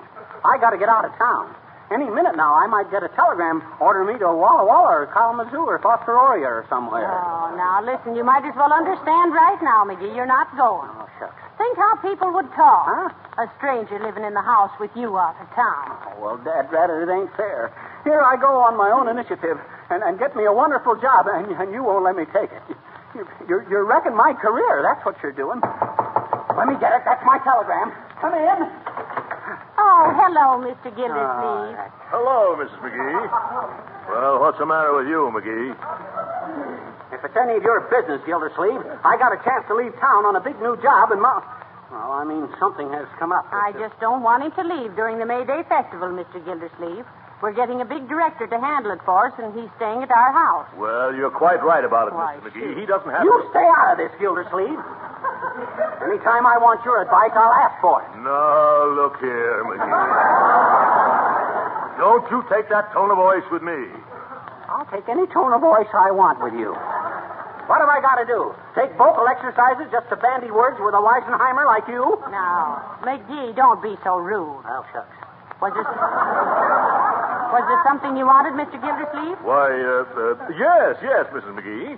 Remember you asked me if I wanted to play the male lead in your stage production? Yes. Well, I'll do it, by George. Oh, that's wonderful. What you mean, wonderful? What's that guy know about acting? I'll bet he's never been on a stage in his life. I have, too. My theatrical experience goes back nearly 40 years. Oh. I played the part of the middle-sized bear in Goldilocks and the Three Bears when I was only 5 years old. I was cute, too. I'll bet you were. You probably stopped right in the middle of the play and held up your little paws for station identification. I did no such thing. And I'm getting a little tired of your scurrilous comments, McGee. Oh, yeah? Well, I'll make all the what was that word again? Scurrilous, dearie. Is it bad? Oh, it's terrible. It is, eh? So, I'm squirreless, am I, Gildersleeve? I'm afraid I'll have to ask you to step outside. All right, McGee, if that's the way you want it. Oh, boys, come here. Sorry, Molly, I've taken enough from that bird. Outside, Gildersleeve. Certainly. I'll kill this guy. Now, what were we talking about, Molly? Thought you were going outside with Mr. Gildersleeve. Oh, no, I just asked him to step outside. I was afraid I'd lose my temper if he stayed in here. But look, Molly, you ain't really going to keep me from accepting that big job, are you? Well, temporarily I am, dearie. If you hadn't been so high-hat about everything, you might have got the job directing our pageant yourself. Oh. But now you'll just have to stay and watch an imported expert. Oh, expert my eye. If this guy that's coming is any good, what's he doing messing around with little amateur tank town theatricals like this? I'll fix that guy. Now, look here, Gildersleeve. All right? Oh, hi, Bud. What you want? Telegram for Fibber Magee.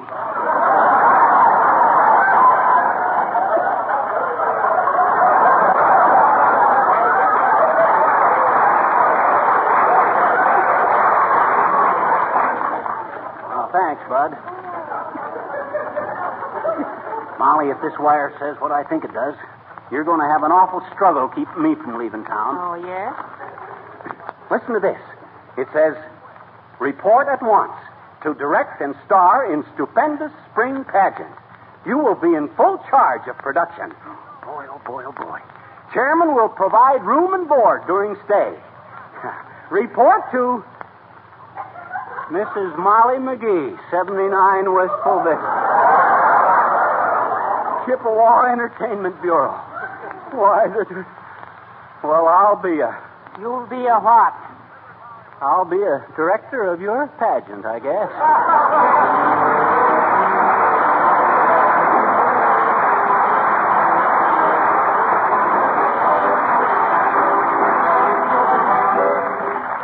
Fibber and Molly will be back in just a moment.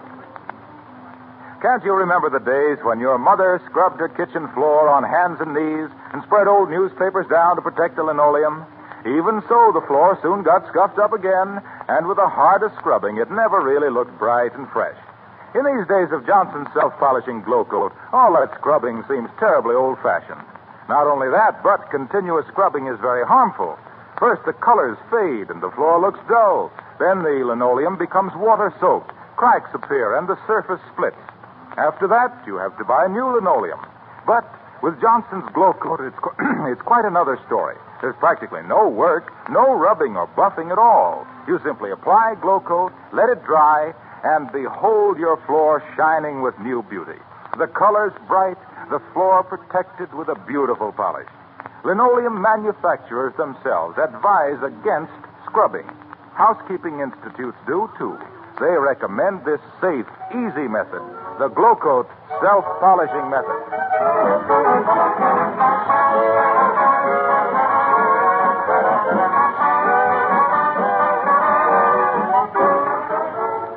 Folks, tune in again next week for Wistful Vista's May Festival. Arranged, produced, and directed by Fibber Magee. Floats built under the supervision of Fibber Magee. Dances arranged and routine by Fibber Magee. Theatrical production coached and the scenery designed by Fibber Magee. The leading role portrayed by Fibber Magee. Who else? Good night. Good night, all.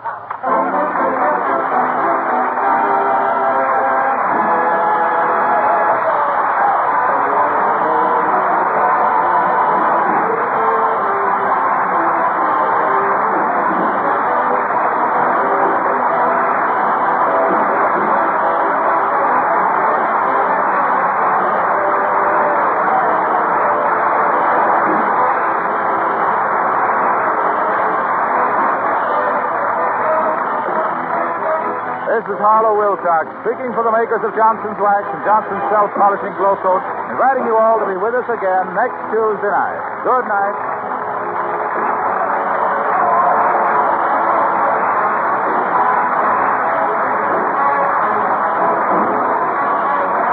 This is the National Broadcasting Company.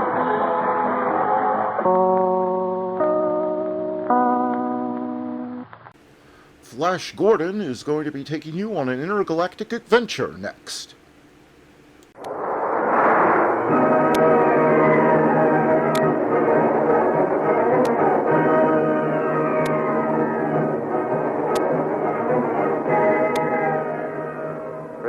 amazing interplanetary adventures of Flash Gordon.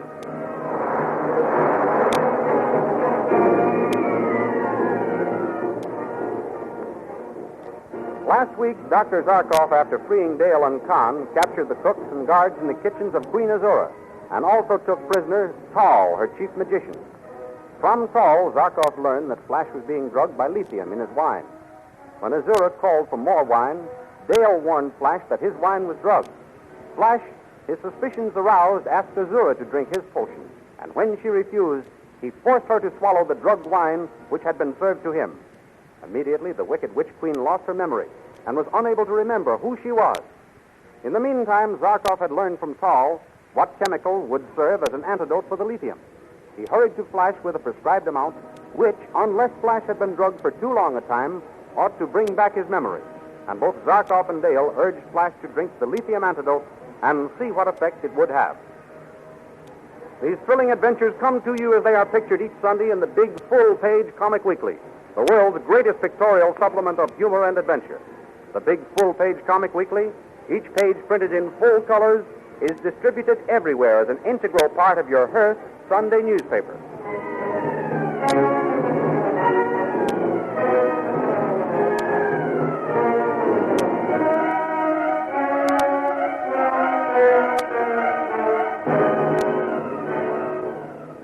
Now we continue the story. Flash is standing with the cup of lithium antidote raised to his lips. He is undecided as to whether or not he should drink it. Dale again urges him to... Drink it, Flash, darling. Yes, quickly, my lad, drink. Very well. I'm Dale, my sweetheart. Yes, Flash. And Zarkov, my friend, now and always, son. He remembers Dr. Zarkov. Yes, Dale. He didn't have too much lithium. I remember. Lithium? What are you talking about? Why, where are we? How did we get here? We are in the palace of Azura, queen of the blue magic men. You and Dale were captured while reconnoitering.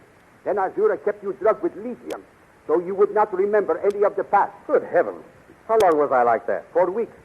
So long that we were afraid that the lithium antidote you just drank might have no power to bring back your memory. It sounds as though you were telling me about some other fellow. And I really didn't recognize you, either of you. No. You called me girl. I didn't, Dale. And when I came from Vultan's kingdom to rescue you, you threw some kind of paralyzing bomb at me and took me prisoner. You must have thought I was either crazy or a turned traitor, Dr. Zarkov. Well, to tell you the truth, I was worried about you, lad. Well, I'm all right now, thanks to you. And Dale. Well, that goes without saying. You know that I'm grateful to you for sticking by me, don't you, darling? Of course, Flash. Well, old friend, what's to be done now? While you were still under the influence of the lithium, you forced the queen to drink some of it also. Now she is in the same state you were. Oh, I say, that's awful. What can we do about it? Awful? You do not understand, my boy. That is good. With Azura drugged, we can take command of the whole kingdom. But I have my own kingdom yet to conquer. What do I want with this one? You must take everything in your stride, Flash. You conquered the cavemen and the lizard men, remember? Now you must subdue these blue magic men. Very well. I'll proclaim myself king. But I'll let this witch queen run the land for me. What's her name? Don't you remember, Flash? No, remember? Why, I've never heard it. Her name is Azura. Azura? Where is she? In there, through that curtained arch. I'll just go in and tell her how things stand. I'll be right back. Hurry back, Flash. I will. Who is it? Oh. Who are you, fair-haired youth? You don't remember me, eh? I never saw you before in my life. And as for remembering, why, I cannot even remember who I am. Oh, what shall I do? Listen to me. I'll tell you who you are. You're Azura. Azura? That's a pretty name. Who are you? I'm Flash Gordon. Flash? Flash Gordon. You are very handsome, Flash Gordon. Don't try to get personal, Azura. You are rude as well as handsome. Never mind that. I'm here on business. Business? What do you mean? I'm king here. Oh, forgive me, Your Majesty. I did not know. That's all right, Azura. I'm your king, but you are going to rule this land.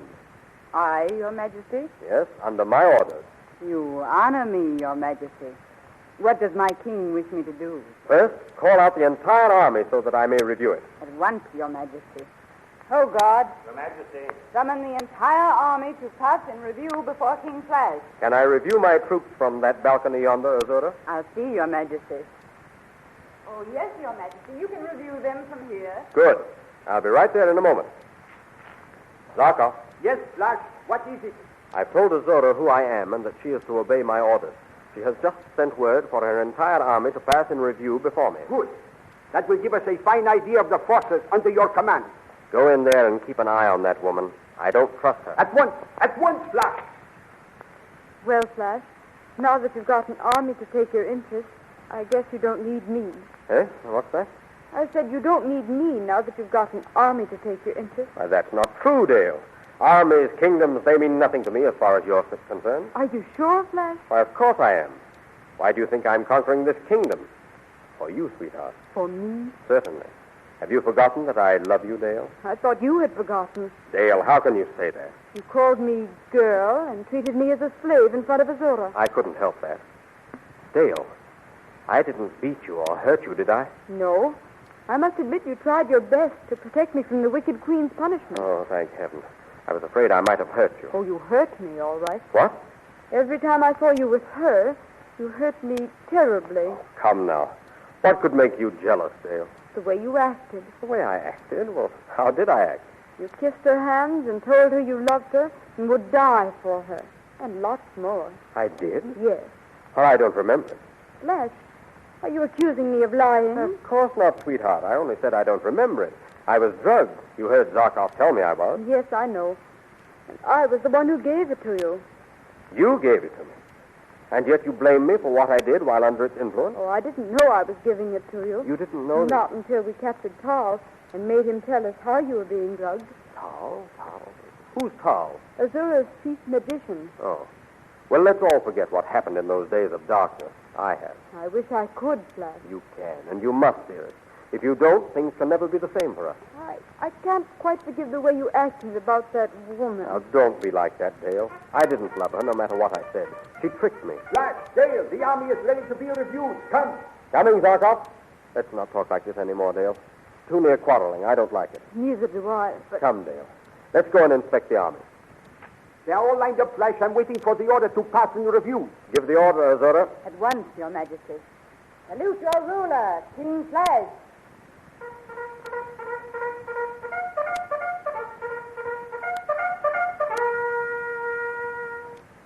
Is this your queen, Your Majesty? Yes, that is. She will be soon. She is very beautiful. Look, Flash, the First Legion is wheeling and starting this way. What is the name of this legion? I do not know. Guard, tell His Majesty what legion this is. The advance guard, Your Majesty. Oh, what a splendid company. And those coming next, what are they? Light magic artillery, Your Majesty. But what are those tremendous objects being pulled by the next legion? I do not know what you call them, but I do know that they are just 2 Hawkmen. Those are the combustion ray machines. They eject flames, Your Majesty. And this company? Stone Formation Legion, Your Majesty. And the ones with cloaks? The Invisibility Legion, Your Majesty. And the Peculiar Shield? The Transparent Wall Legion, Your Majesty. And those machines coming now? The Salvo Gun Legion, Your Majesty. And still they come, legion after legion. Wonderful. I have never seen such an army.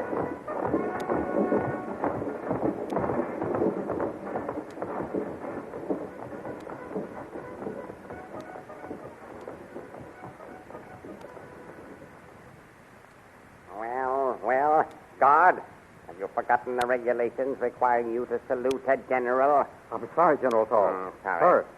You'd better wait a little while before going up there. Wait, why? Wait for what? The enemy on the balcony with Queen Azura. They're reviewing the troops. Reviewing the troops, are they? What right have they to be doing that? The Queen herself gave the order, General. Oh, she did, eh? Why didn't somebody send for me? You wouldn't have let the enemy have this chance to size up our army if I'd been here. It was all done so quickly, General. None of us had time to do anything. Indeed. Well, they can't get away with it. I'll fix them. They're all on the balcony, you say? Yes, General. Yes, in what order are they standing on the balcony? I'll see. Well? He whom they call King Flash, standing in the very center, behind the royal insignia. And the Queen? She's at his left. That's the old man with the beard and the girl. Yes, they're standing at the right of him. And Flash Gordon is standing directly in the center, eh? And I can do it.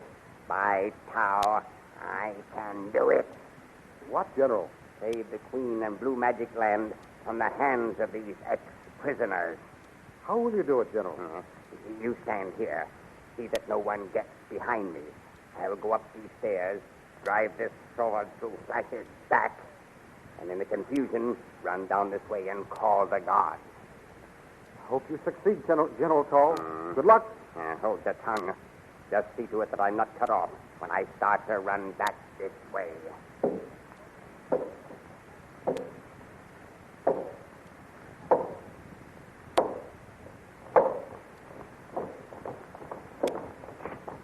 Flash, behind you, look out! Death to the invader! Why, you?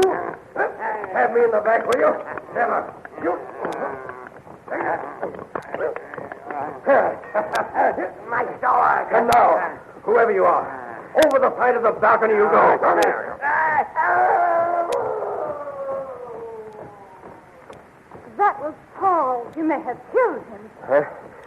He seems to be moving down there. Guard, see that he's carried away and his wounds dressed. No, Flash, you are making a mistake. Kill him or lock him up. I warn you, he is a troublemaker.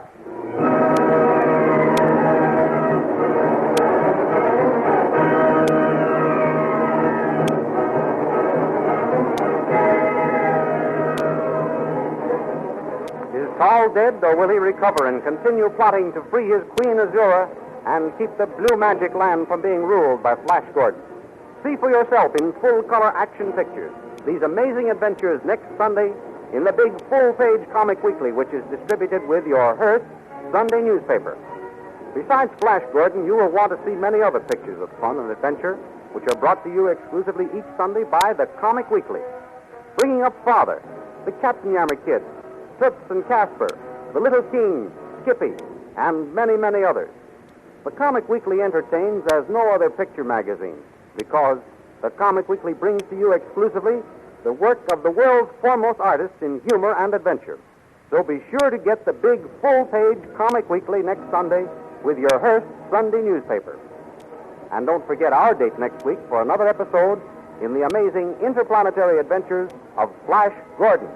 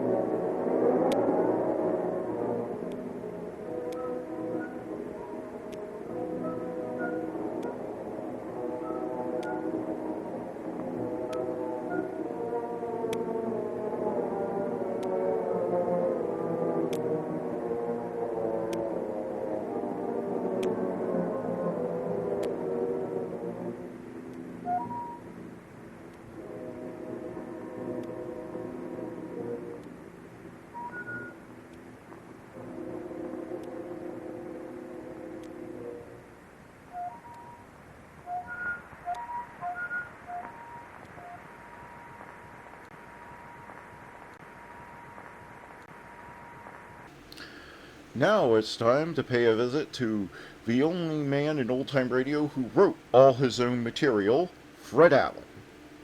Taken him a little while to identify, Peter. It's all right. Excuse me. Go right ahead. Yes. Well, I was only saying that today we start a new month. April is gone, but not forgotten. Because, ladies and gentlemen, April's showers have left behind a big drip. And here he is, Fred Allen in person.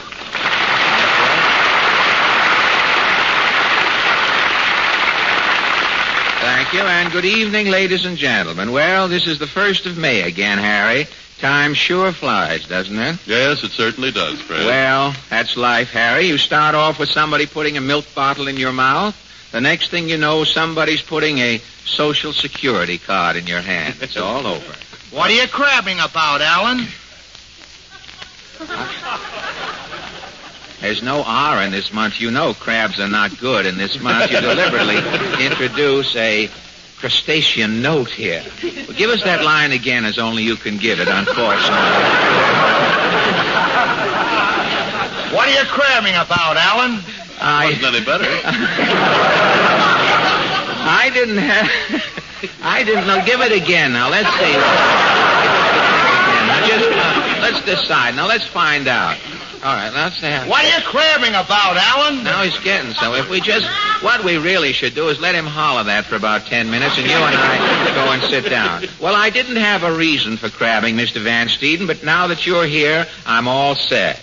Oh, I'm Little Casino again. Yes? Get that? What difference? All the lines are the same. You don't... I don't know. Why don't you get a shirt to go with that suit? I mean, that's Look at the collar hanging out there with a tuxedo, yeah. You either ought to get a shirt with a smaller collar or get some moths to eat away part of the lapel. Get in there. But and that fake dandruff he's got there. You ever catch he chews up little confetti and puts it on there so people will think he's... They ever catch you on the Vitalis show with a coat collar like that, you're through, you know that. Well, all right. I'll keep you up to date on this, Pete. Before you came in, Fred was lecturing here on the futility of life. Oh, what's wrong with life? All those pictures and snappy ads? For a dime, what more do you want? Life to you is just a magazine, Van Steeden. What else? Now, look, it's all right to be ignorant, but to be ignorant of one's own ignorance, oh, that's ignorance. You think I'm dumb, eh, Alan? Frankly, I do. Have you ever talked to Phil Harris? Oh, no. Now, Phil Harris isn't really any dumber than you, is he, Pete?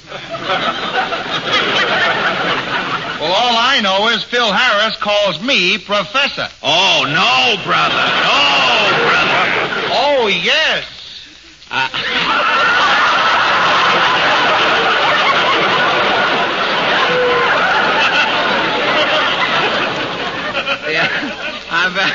The only man who can give you 3 distinct inflections in a word with 3 letters. You left that word, yes, up in the air. I thought you were spitting through a trapeze or something. Well, I'll tell you one thing, Mr. Van Steeden. I will bet you that Phil Harris doesn't think life is a magazine. Oh, Phil's from the West. He thinks life is what you get for killing people. What do you two schmaltzy Stokowskis know about philosophy anyway? Oh, yeah? Phil and I left Einstein at 4 o'clock this morning. 3 of you thrown out of Lindy's again, huh? How is Al these days?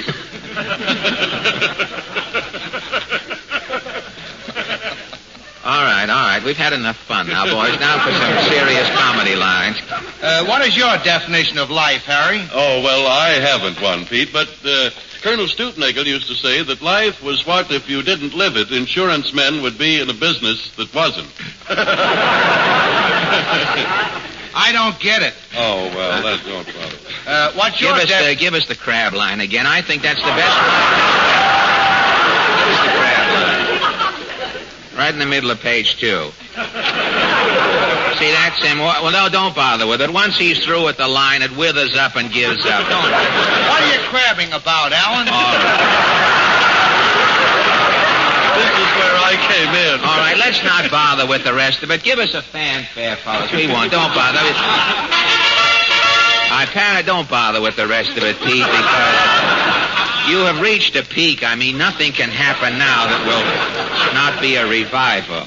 The Ipana News presents The World in Review.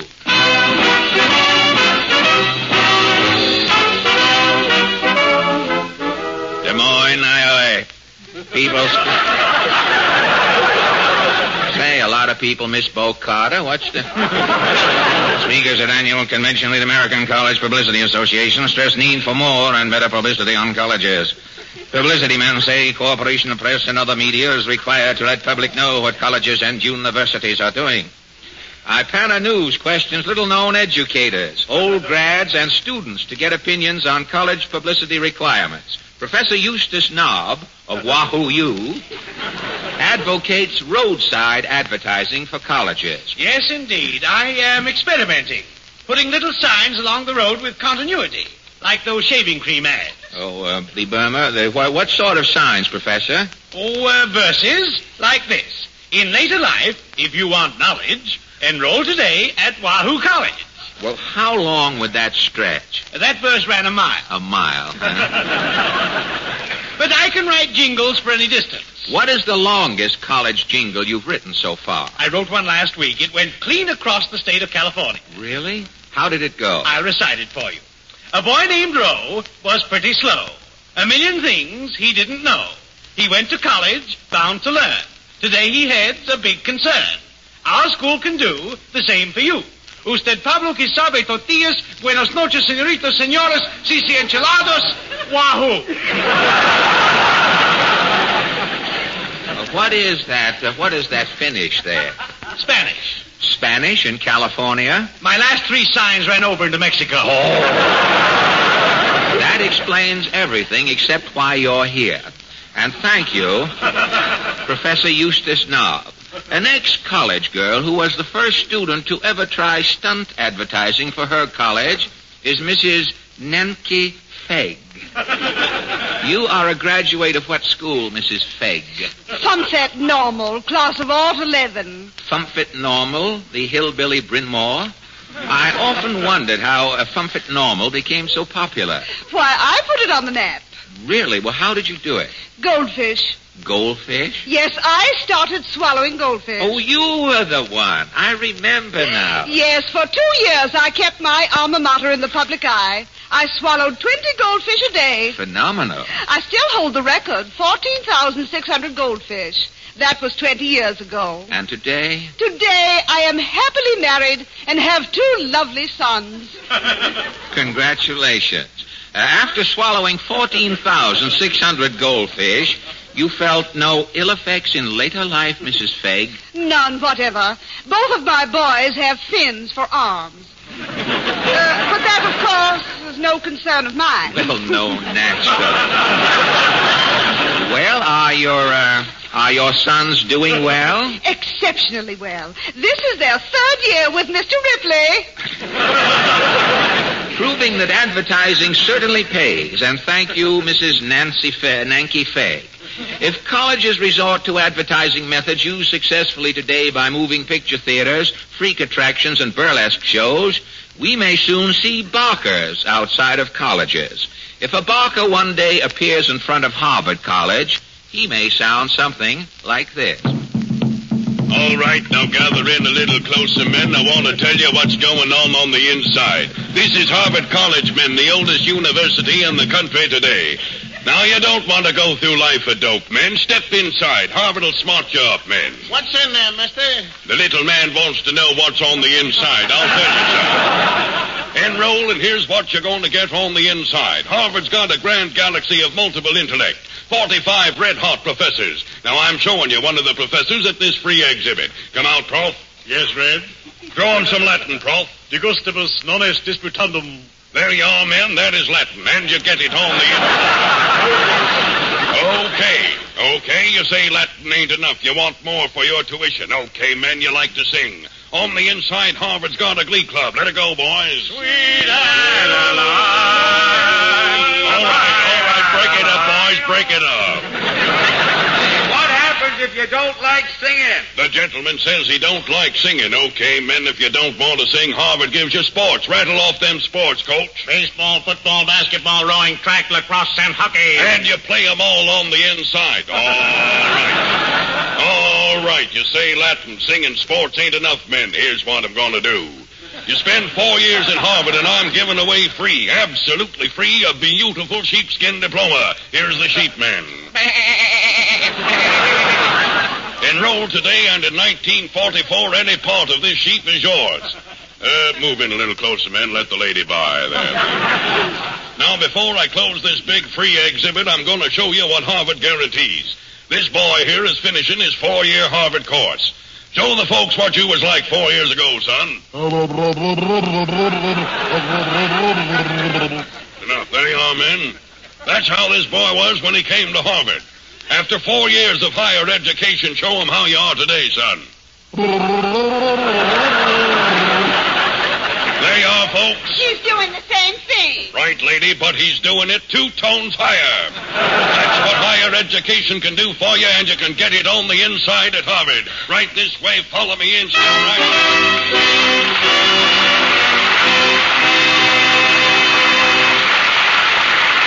And now, ladies and gentlemen, the Merrimacs to sing for you.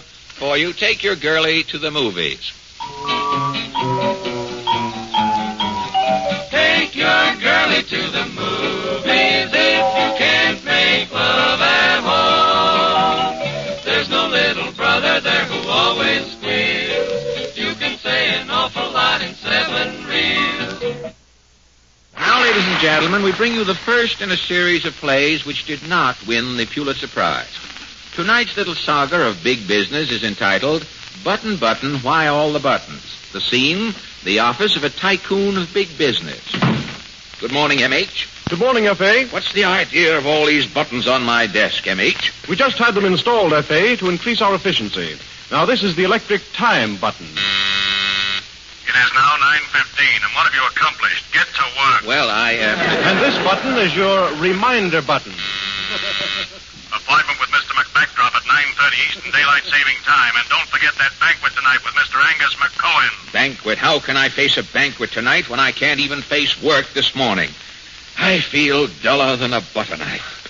And I've got a headache that all these buttons here don't help one bit. If you'll excuse me for pointing, F.A., this is your advice on feeling under par button. Whenever you start the day off feeling grouchy and headachy, remember this. Get that a little clearer, M.H. I don't want to miss a word of that. For that under par, sluggish feeling, remember, a glass of sparkling Sal Hepatica. That was China Boy, the unbreakable version, played by Confucius Van Steeden and his Hong Kong hotshots.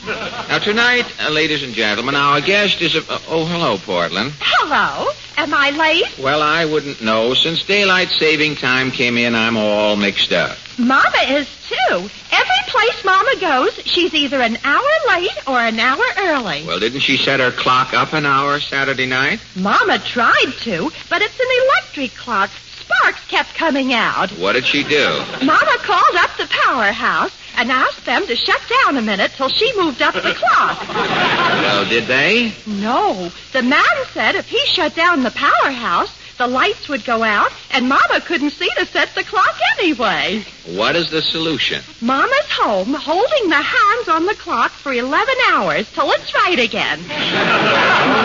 When she gets through, I hope the clock will reciprocate.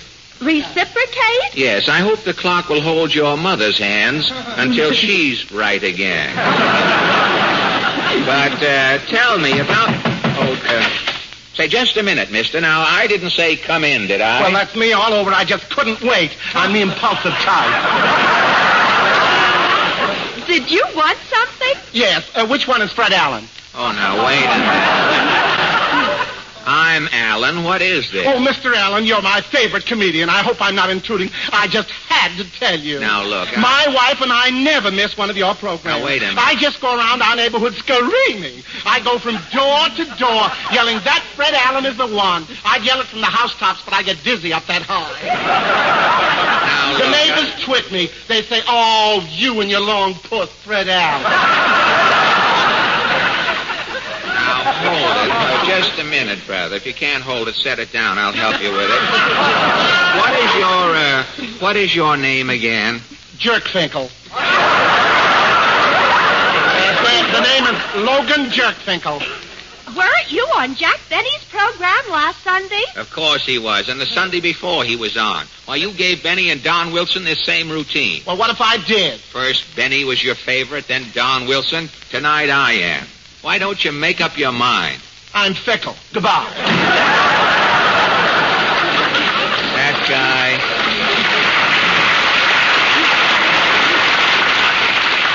That guy doesn't know who he likes. My real favorite is Bob Hope. Yeah.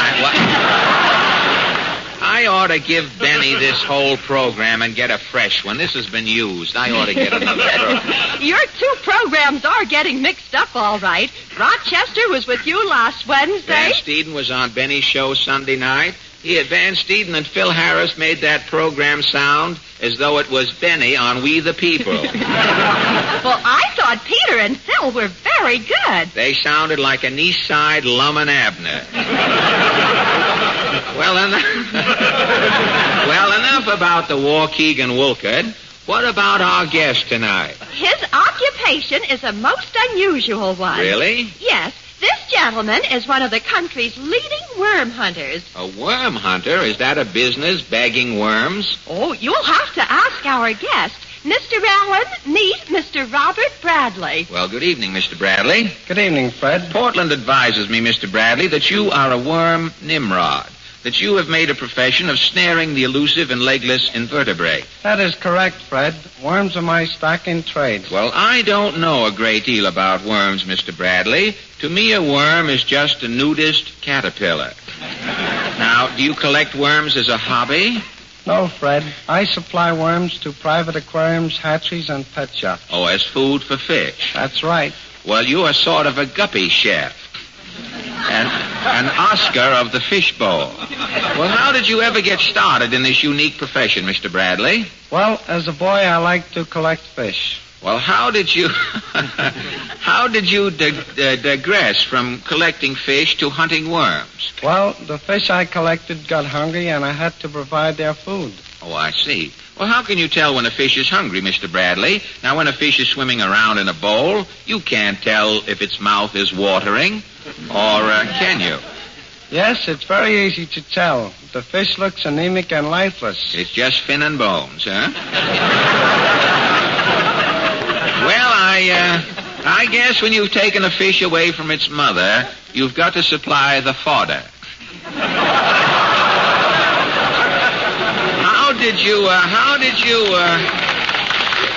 How did you cope with your... That's one of those jokes with hands on it. The new joke they're selling comedians now. How did you cope with your fish problem, Mr. Bradley? Well, I experimented with various worms and water insects to find the best food. And when you found them, you decided to go into business? That's right. On the side, I started raising and breeding tropical fish. Well, tell me, what are a fish's favorite foods, Mr. Bradley? Now, suppose Broadway was underwater tonight, and the goldfish came down off the Wrigley sign and swam into McGinnis's Cafe. What would tempt him on the bill of fare? The goldfish would probably order Chironomus lavi or Tubifex rivelorum. Chironomus lavi? Or Tubifex rivelorum. Those sound like the names you'd expect to find on a Greek Pullman car. Well, what is this Chironomus lavi? Chironomus lavi is just a bloodworm. Oh, I see. Well, what about the Chironomus' straight man, that Kleenex Rivoli or whatever the other one was? The Tubifex is about the same size as the Chironomus, but thinner. Oh, without the paunch and jowls, huh? Well, tell me, Mr. Bradley, how do you manage to catch these worms? Now, do you lie down in Central Park and make a noise like a rotten apple? Or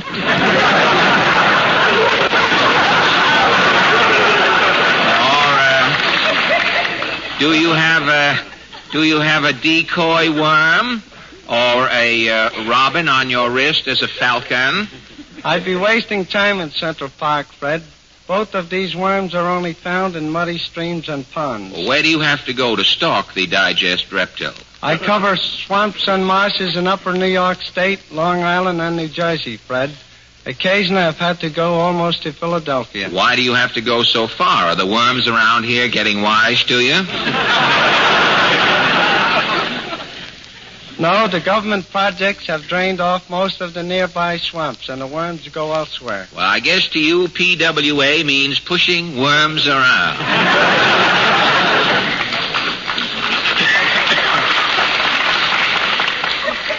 I'm not complaining, Fred, but in my business, mud is essential. Yes, it's the same in politics. Well, after you've found a place where you think worms are putting on the bog, how can you tell if they're really there? It's partly a matter of instinct, Fred. Well, say, if you can just look at mud and tell it has worms in it, you must be the Wizard of Ooze.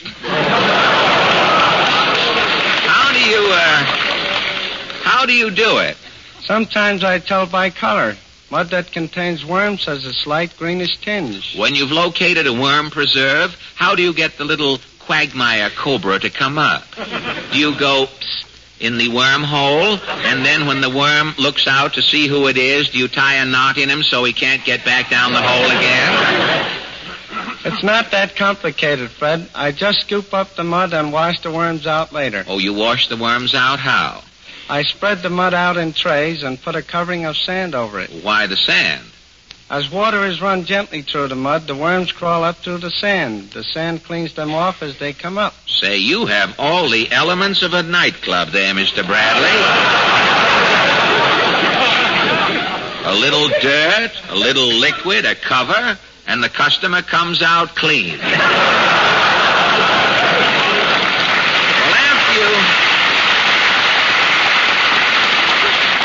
After you get your stock ready for the market, how do you dispose of them? I don't have any trouble selling my worms, Fred. Thousands of people today are keeping fish as a hobby. Well, thanks a lot for all of this data you've so kindly given us about worms, Mr. Bradley. The future looks bright for you indeed. If you ever tire of your profession, you can always go to work for the Internal Revenue Department. How do you mean, Fred? Why, if the Income Tax Department ever wants any confidential information about people's tax figures, you are the man to worm it out of them. Good night, Fred. Good night, and thank you, Mr. Robert Bradley.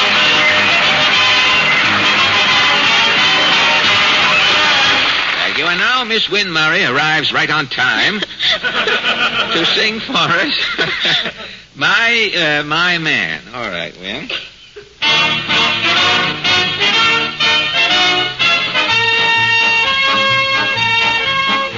It's cost me a lot, but there's one thing that I've got. It's my man. Cold and wet, tired, you bet, but all that I soon forget with my man. He's not much for looks and no hero out. Thank you. Tonight, ladies and gentlemen, following the popular trend in spring entertainment, we have a slight questionnaire for you in two parts. Now, if you can answer no honestly and sincerely to the questions in the first part, you will be excused from participation in the second part. Now, question number one. Do you ever wake up in the morning feeling grouchy and sluggish? Question number two. Does your morning's work seem such an awful task that you fold up in the afternoon? Number three. Do you feel dragged out by evening, too tired to romp with the children? Those of you who answered no to those questions may relax. The rest of you are invited cordially to listen carefully to this next part. If you are feeling under par, ladies and gentlemen, and need a laxative, a glass of sparkling Sal Hepatica quickly helps you feel your best again. This is Mr. and Mrs. Average Man's Round Table, where three persons selected from our studio audience are invited to give their opinions on a question that concerns some prominent issue of the day. These little sessions are entirely unrehearsed. Oh, excuse me, Fred. Harry. I thought you were through. Well, I was just going to say, Fred, that you've taken your place, and if Yes. you're ready, you can go right ahead. All right, thank you, Harry. The forum, somebody left a gavel in here. Do you know what radio show uses a gavel anymore? I have no idea. Huh? No, sorry. All right, then I'll open it by hand as usual. I will not give in to the machine age. All right, Portland, if you kindly introduce our first guest. Yes, Sheriff Tom Ward from Ozone Park, Long Island. Good evening, Sheriff. Good evening, Mr. Allen. You are not here on business, I hope, Sheriff. Oh, it's rather late for business, Mr. Allen. You, well, to a sheriff, any old time's all right in the pinch, isn't it? Sheriff, may I ask where you're stationed? I'm sheriff of the Ford building at the World's Fair. You mean you're starting to work over there now in the fair? No, sir, I've been there 15 months, Mr. Allen. You've been at the fair all during the winter? Yes, sir. Well, wasn't it pretty lonesome over there, just the trial on the perisphere and you? Huh? Yes, it was, Mr. Allen, but we had a lot of snow, and it was very nice over there during the winter months. I see. Well, you had company, too. The men were tearing down the Russian building, weren't they? Oh, yes, there's lots of excitement over there, too. A lot of company. The Russia isn't represented at the fair this coming season, is it? No, Mr. Allen, it is not. Well, now that they've got the red out of the fair, if they can get the fair out of the red,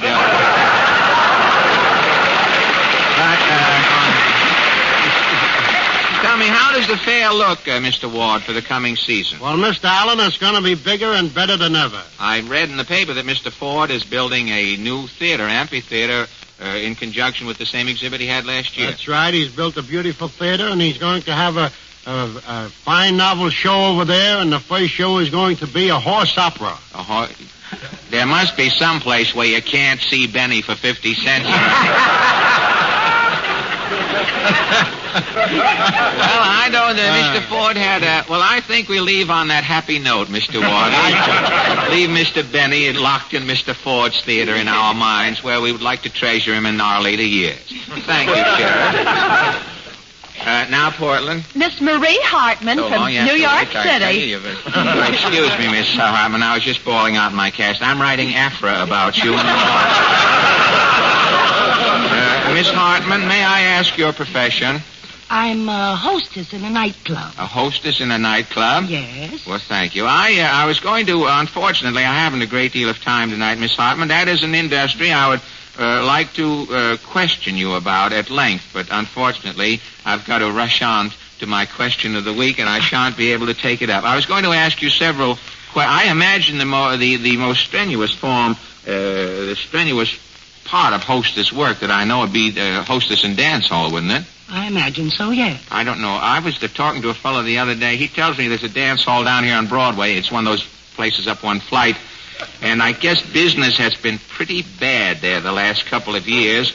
He went in there the other night for a dance, and the hostess came over, and he went on the dance floor, and she started doing the Peabody. So I don't imagine they've had a customer in there for 8 years. Well, thank you, Miss Hartman. And now, Portland. Mr. Walter Weibel from Inwood, New York. Well, good evening, Mr. Weibel. Good evening, Mr. Allen. May I ask you are not the gentleman who went into the dance hall where the girl danced the Peabody. May I ask your profession? Yes, I'm a used car salesman. You sell used cars?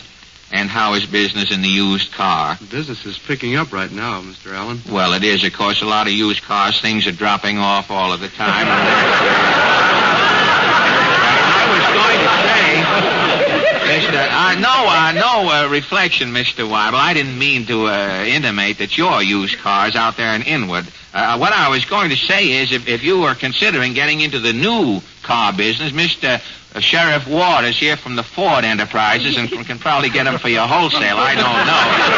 I know he'd be glad to take it up. Well, that about brings us to our question. And tonight we take up a custom that has stirred up comment pro and con for many years. It's the Dutch treat. Dutch treat is defined as the practice of a person participating in a function at which each guest is supposed to pay his or her share of the expense. Now, today, many girls who work earn larger salaries than their boyfriends. And our question tonight is, should a boy keeping company with a girl pay for meals and theater tickets when they go out together? Or should the girl, if she is working, insist on paying her share and going Dutch treat? Now, Sheriff Ward, what do you think about the Dutch treat situation? Why, Mr. Allen, I think that the boy should go for the works. You think?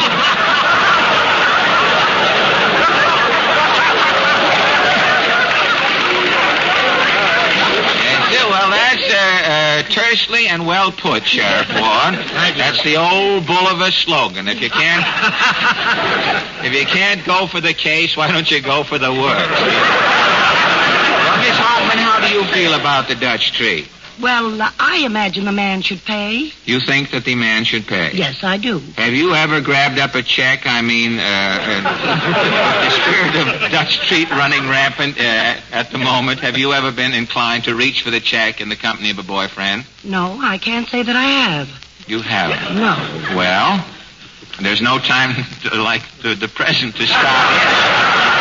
But all right, Miss Hartman, you and Sheriff Ward both think that the girl should be absolved from any part of the expense. And now, Mr. Weibel, how do you feel about it? Well, I'd like to third the motion, Mr. Allen, that the man should stand the expense. The man should stand. I suppose then starting tonight on, we can discard that old slogan, the woman always pays. Well, our committee stands 3-0 for men coming through in the pinch as usual. Our little discussion tonight, I'm sure, has settled practically nothing, and I doubt if the Dutch treat will ever become popular among the girls of this generation. For when a girl goes out with a fellow today, she doesn't expect to take him for better or worse. She hopes to take him for everything. On this dulcet note of feminine duplicity, our meeting is adjourned, and thank you all very much for your kind cooperation.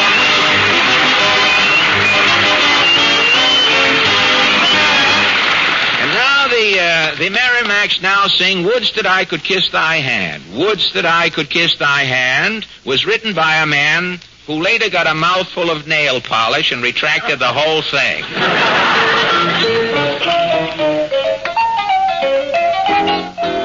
Would could I but kiss thy hand, oh babe, oh babe.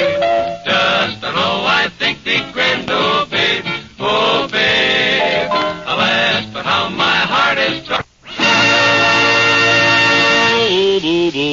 And now the mighty Allen Art Players. Tonight, I just want to give Crosby a little scare out there on the boom, boom, boom, boom, boom. Well, tonight, the mighty Allen Art Players present a burlesque of one of radio's most popular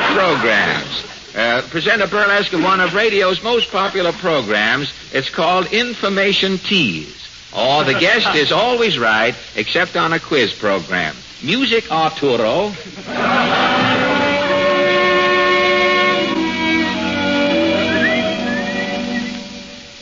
And so, to the soggy, saccharine strains of Kiss Me Again, we bid adieu to Wayne Lefkowitz and his overripe melody. Until this same time next week, Wayne Lefkowitz hopes you'll remember his slogan and keep waiting for Lefke. Good night. This is station FOO, operating with a frequency that gets on your nerves. And now, we present Information Tease. Stop snoring, America. Time to stump the experts. As you know, ladies and gentlemen, Information Tease is entirely unrehearsed. You, the public, match wits with our board of experts. And if your question stumps them, you'll receive $10 plus a complete, unabridged set of Sears Roebuck catalog. Yes, folks, $10 and a handsome set of Sears Roebuck catalogs bound in burlap will be sent to you by our sponsors, the makers of Mother Murphy's Meatball. Yes, folks, Mother Murphy's Meatballs. The only meatballs that contain helium.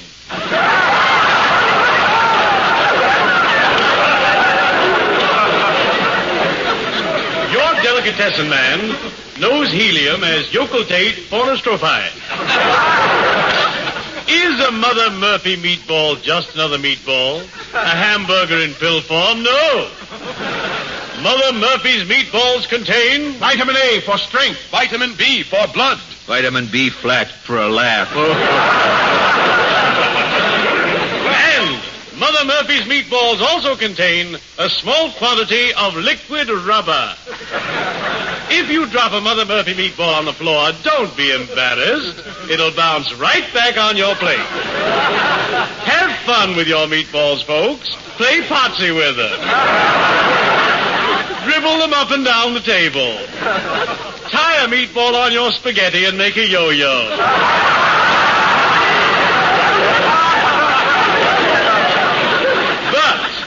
buy them. Buy, spelled a B, a U, a Y. And now Information Teas presents our master of ceremonies, the noted literary critic, Mr. Tifton Batterman. Good evening, thank you. Good evening, thank you. Good evening, thank you, ladies and gentlemen. On our board of experts tonight, we have our three regulars as usual. The celebrated newspaper columnist, Franklin O'Badams, better known to you perhaps as F.O.B. The famous sports writer and animated encyclopedia, John Tavern. And the noted music authority and part-time extemporaneous wit, Mr. Oscar Bivant. Hiya, folks. As Beethoven said to Mozart, notes to you. Mr. Bivant is in a gay mood tonight. Well, that is just a sample of the spontaneous, unrehearsed fun on our program, folks. And now, as our guest expert, may I present the famous Republican congressman, the author of the recent political expose called, What Am I Getting Out of Washington? Is it the train? Meet the Republican representative, Barnaby Fluke. Say something to the folks, Congressman. Hello. Yes. Well, go on. Yes. I think I got stage fright. Well, don't worry, Congressman. You'll get over it. Look, why can't I just go to the Union League Club and lay down? No, never lie down at the Union League Club, Congressman. They might bury you by mistake.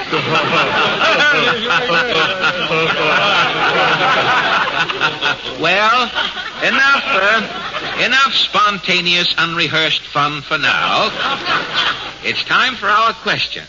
And our first question tonight comes from Mrs. Ima Wack of Rat Falls, Arkansas. Mrs. Wack says there are 3 colors in the American flag. She wants you to name 2 of the colors. All right, Mr. Badams. Blue. That is right. Blue is one of the colors in the American flag. Mr. Bivant.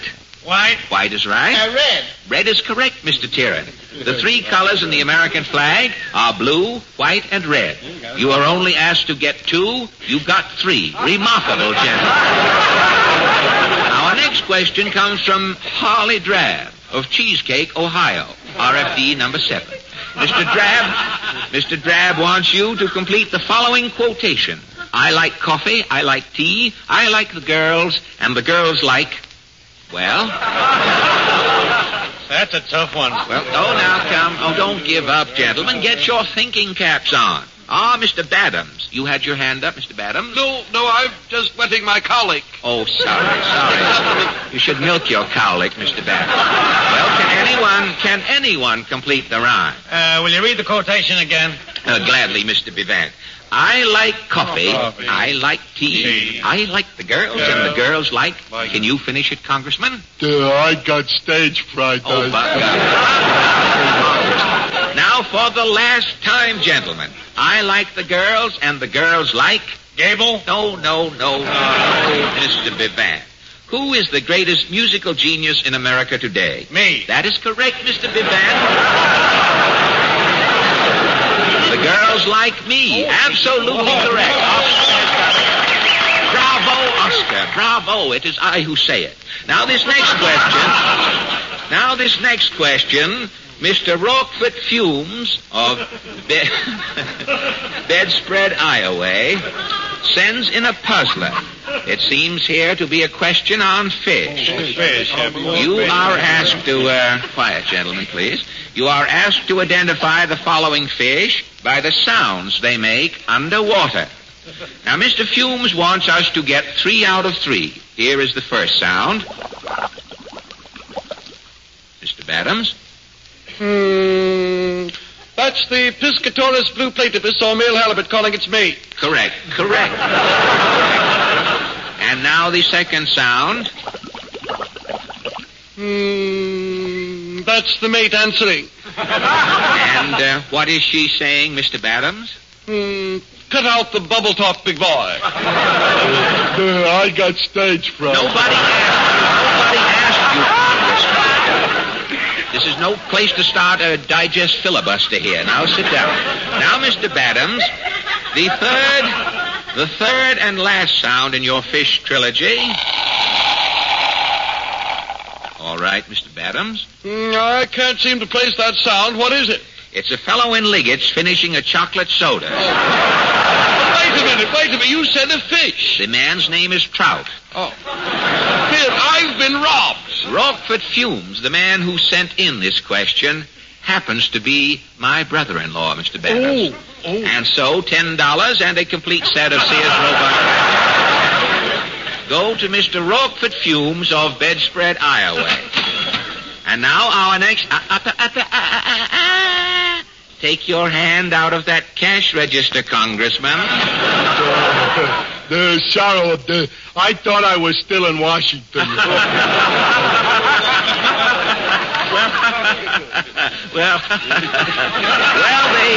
The congressman's spontaneous, unrehearsed fun seems to have brought us to the halfway mark. And our experts, of course, Mother Murphy's Meatballs, the trifling sum of $10. And now a word from our announcer, Milton Dross. Have you tried a Mother Murphy's meatball lately? Remember, Mother Murphy's meatballs come in 3 delicious flavors. With a few onions, with plenty of onions, and few past the lifesaver.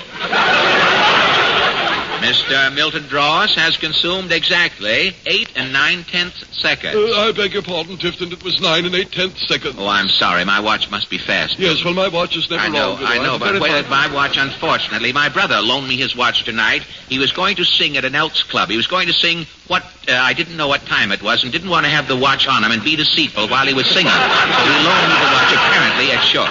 But getting back to information, please, Mr. Denby Sting of Nil, Nebraska, wants you gentlemen to complete the following musical phrase at the piano. Now listen carefully, gentlemen. Can you finish this hunting call, Congressman Fluke? You are without a doubt the dumbest guest expert we have ever had on information teas. I got stage fright. Never mind. Who can complete this hunting call? Let's have it again. I can complete that phrase. Wait till I get to the piano. Mr. Bivant is going to the piano. He's making a concession. The piano generally comes to him. Ready, Mr. Bivant? Ready. Here it is.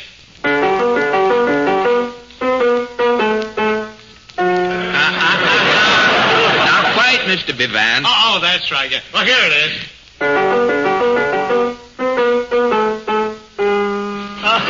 It's getting warm, Mr. Bivant. I've got it.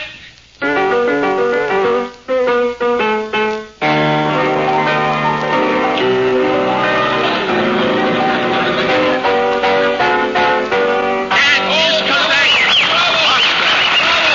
Bravissimo. Congratulations, Mr. Bivant. We salute your unerring musical genius. Now, the next question, Congressman, is right up your alley along with your constituents. Farnham Bag of East Haddock, Vermont, asks you to name the last 3 vice presidents of these United States. Let me see, the last 3, but I got through the Quiet. I think the congressman is finally coming through. No, wait a minute. These are the call. We're with you, Congressman. No, but forget that. I'm going to do I got stage fright. Hey, Tifton, Mother Murphy, our sponsor, is coming. Good heavens. I've stood enough of this, Mr. Batterman. It's got to stop right now. Dear Mother Murphy. Dear Mother, my bustle. What's wrong with our congressman? Well, I don't know. He's spoiling our show. He hasn't opened his mouth. But I just... If you don't get this guest ninny to talk, you're all fired. Well, I'll do my best, Congressman.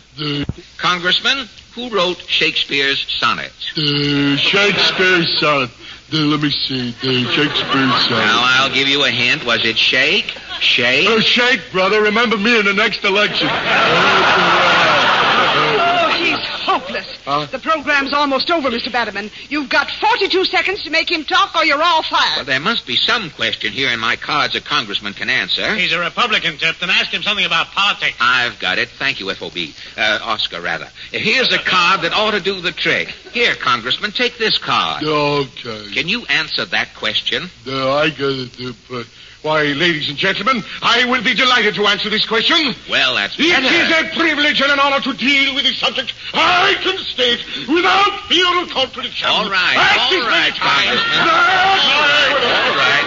Time's up, Congressman.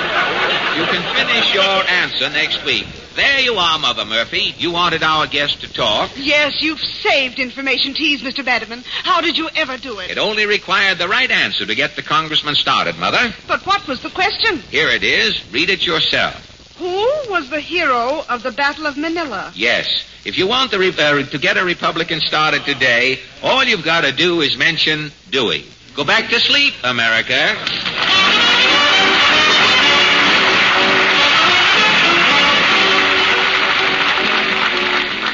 Others may concern themselves with the book of the month, the play of the year, or the battle of the century, but it remains for your disobedient servant to cover the thought for the week. Did it ever occur to you that when a young man meets a young lady for the first time, he almost invariably says to her, I'm awfully glad to meet you. And then she smiles, and sometimes he says to himself, Oh, she was so pretty until she smiled. And that's why we say to you, ladies and gentlemen, don't let a dull, dingy smile spoil your attractiveness.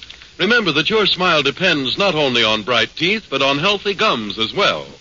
So take the advice of the many dentists who say, use Ipana toothpaste and gum massage. Because they know that Ipana is made not only to clean and brighten your teeth, but when used with massage, to stimulate your gums, to help give them the exercise they need but fail to get from the soft, creamy, well-cooked food. From the soft, creamy, well-cooked food. From the soft, creamy, well-cooked food. From the soft, creamy, well-cooked food. From the soft, creamy, well-cooked food. From the... Take a trip back to Dodge City with Marshal Matt Dillon in Gunsmoke, coming up next.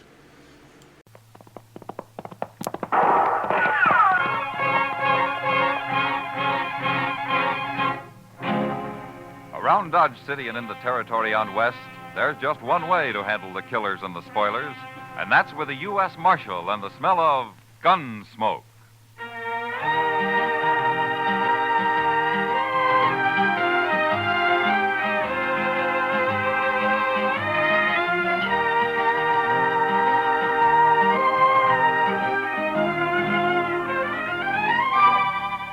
Gunsmoke, starring William Conrad. The story of the violence that moved west with young America. The story of a man who moved with it. Matt Dillon, United States Marshal.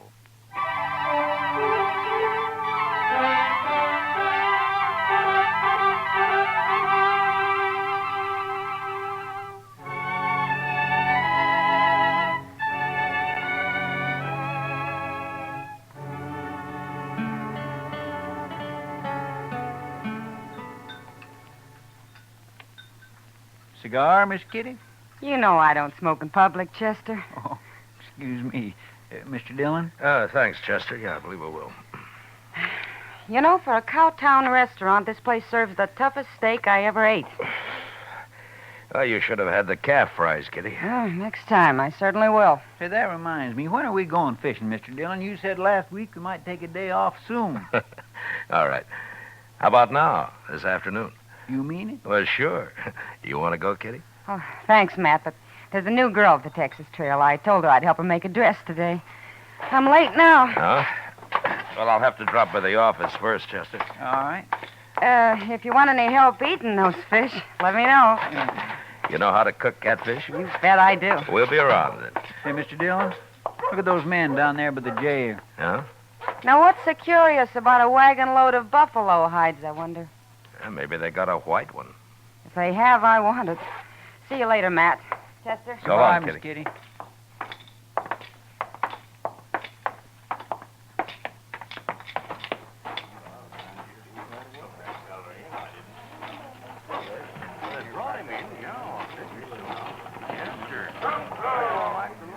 This your wagon, mister?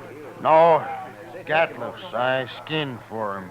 Oh, what are you doing here? What's the crowd for? Just curious. The other Skinner got hurt, and we brought him into the dock. Oh? What happens? He hurt bad? Bad enough. Gatliff didn't see any sense in bringing him into town at all. Me and the cook, we made him, though. Huh? Here's Gatliff now. Chester, go up to Doc's. Maybe I can help, huh? All right, sir. How is he? Doc will take care of everything, Toby. Never mind that. How is he? Dead. Now, let's drive these hides on down the shed. I want to get them sold and pick up our supplies. Come on. Just a minute, Gatliff. Some other time, Marshal. I'm busy. So am I. But you come into my office anyway. I want to talk to you. All this busy, bothering people? That's my office right over there. You and the cook go get them hides unloaded, Toby. I'll be right along. Yeah.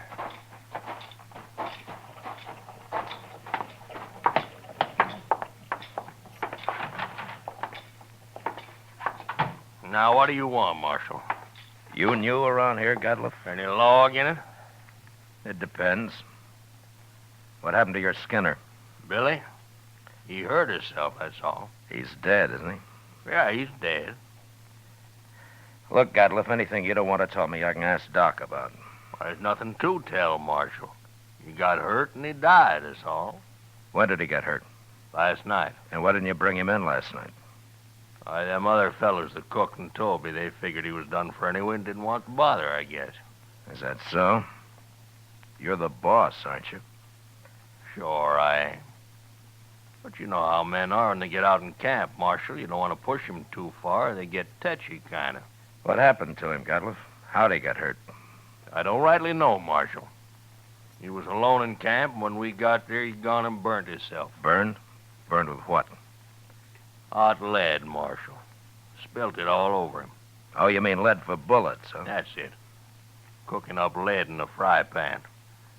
That was one of Billy's chores, to make my bullets. He always was a mite clumsy. He sure messed himself up this time. There must have been a lot of lead.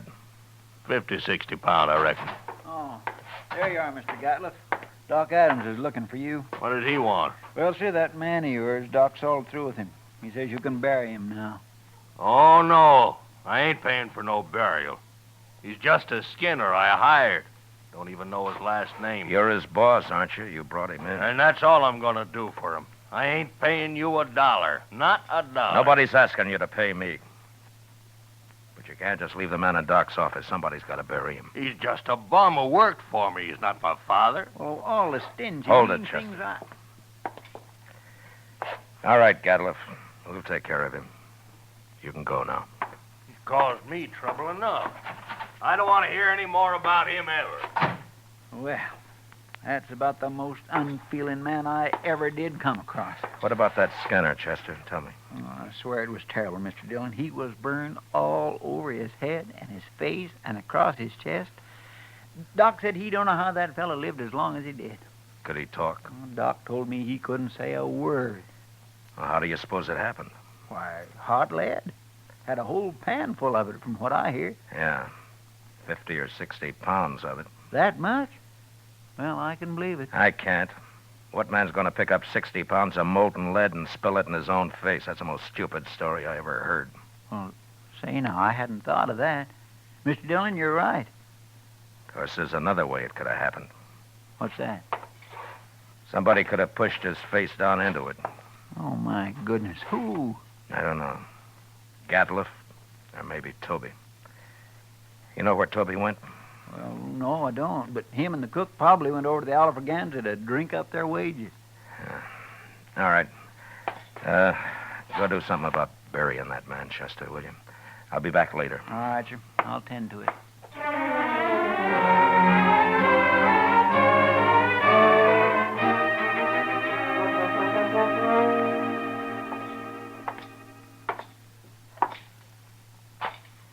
Where's the cook, Toby?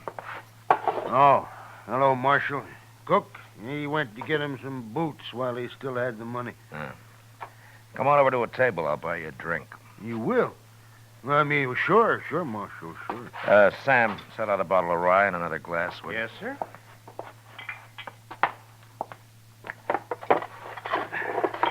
Come on.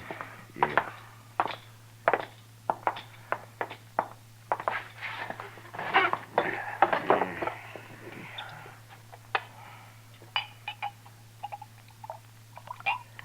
Yeah, here you are. Thank Well, here's to your friend, Billy. He's no friend of mine, but he died a bad death. I'll drink to him.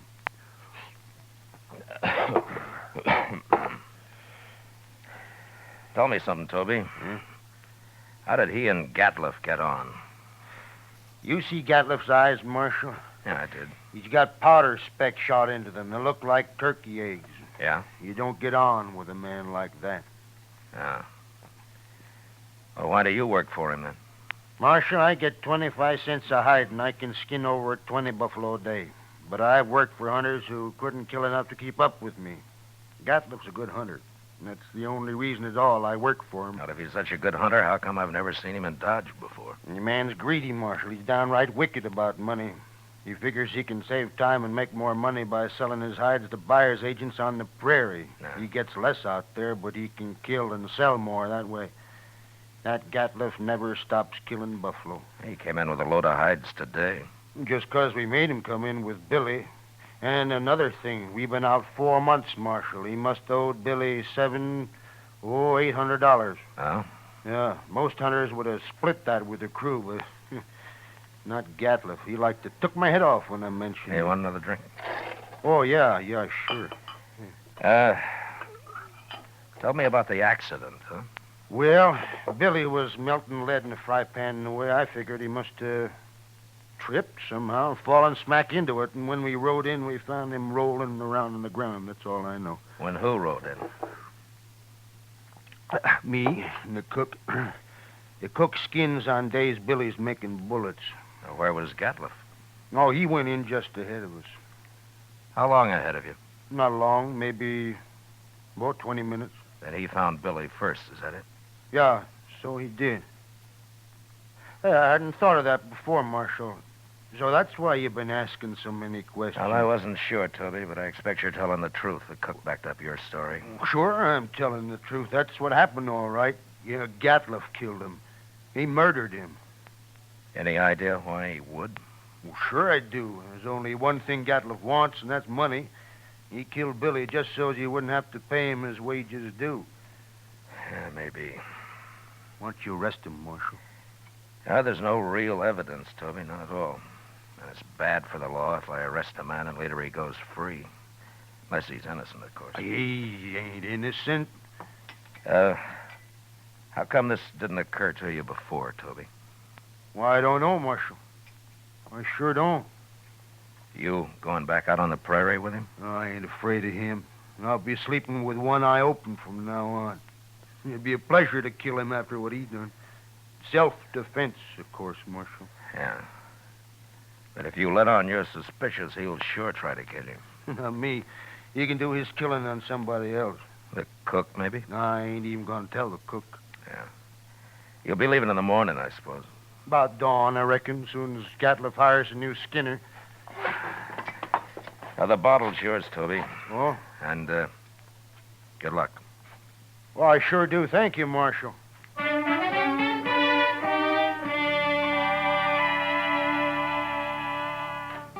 Later in the day, Chester and a couple of other men buried Billy out on the hill. As Toby said, he died a bad death, and it was made worse by the men who'd done it to him, going scot-free. But I figured anybody as greedy as Gatliff would someday overplay his hand, and I hoped I'd be there when he did. The next morning, Chester told me he'd heard that they'd left Dodge. And that afternoon, we went off fishing. When we got back, Kitty cooked up our catch for supper, and she did a real good job of it. Yeah, that was fine, Miss Kitty, just fine. Anytime, Chester. You catch 'em and I'll cook 'em. Say, do you know how to make antelope stew? I've made it. And sourdough biscuits? Of course. Oh, my goodness. Chester, you sound like you're about to propose. Oh, my gracious. No, Mr. Dillon, my... Why, Chester, I always kind of hoped. Well, oh, I didn't mean... Well, that is... I mean... Well, mercy, well, who'd marry me anyway? You ever ask anyone to, Chester? Well, yes, ma'am. Once I did. Well, what'd she say?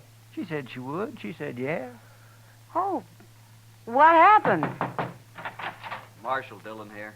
Yeah, come on in, mister. They sent me after you, Marshal. Nestor camp across the river.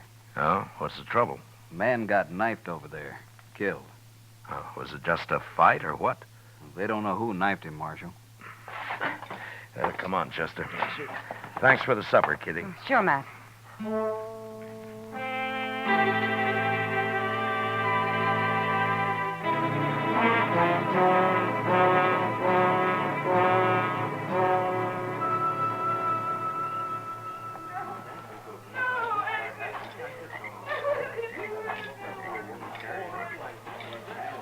He was knifed in the back, Mr. Dillon.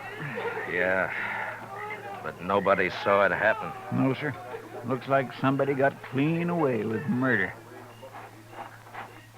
Well, hello there. Marshal Dillon, That's right. What can I do for you, son? that man that's dead. Oh, what about him? Well, go ahead. You can tell me. I saw him get stabbed, Marshal. You did? Well, where were you? I was looking for berries over there. I heard them arguing, and I sneaked up just after he'd done it. They were all alone. Who was the man, son?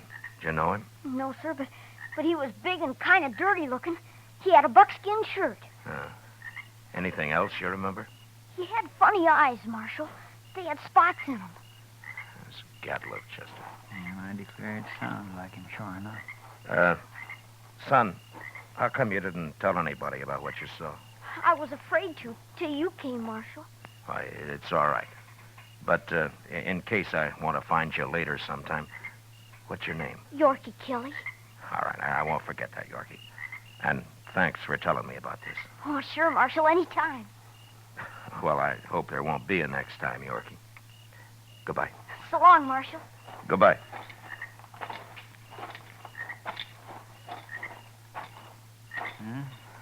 Guess it was Gatliff, all right. Yeah. Seemed like a dangerous sort of man to be running loose. No, I got him now, Chester.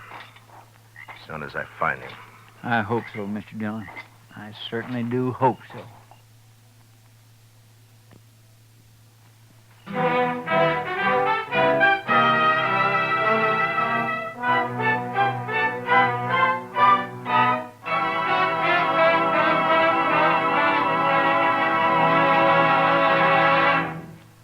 We will return with the second act of Gunsmoke in just a moment. But first, tomorrow night, Frank Lovejoy stars in the remarkable talent of Egbert Haw on CBS Radio's Theater of Stars.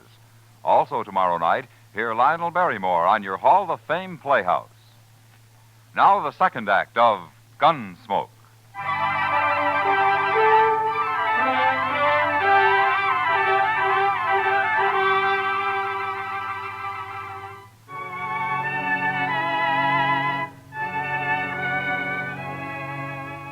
Since Gatliff would figure nobody had seen him, it wasn't likely that he'd run. And anyway, there wasn't much sense in trying to track him down in the dark. So Chester and I didn't start out until the next morning. Ordinarily, a man would ride into the prairie and disappear. But with Gatliff, it was a little different. At least we knew he'd be somewhere around Buffalo. It was late afternoon before we reached good hunting grounds, and almost dark when we spotted the first hunter's camp. We just gonna ride right up to him, Mr. Dillon? Now, this isn't Gatliff. He had mules. This man's got horses. Yeah, that's right. Keep your eyes open just the same, Chester. Oh, yes, sir.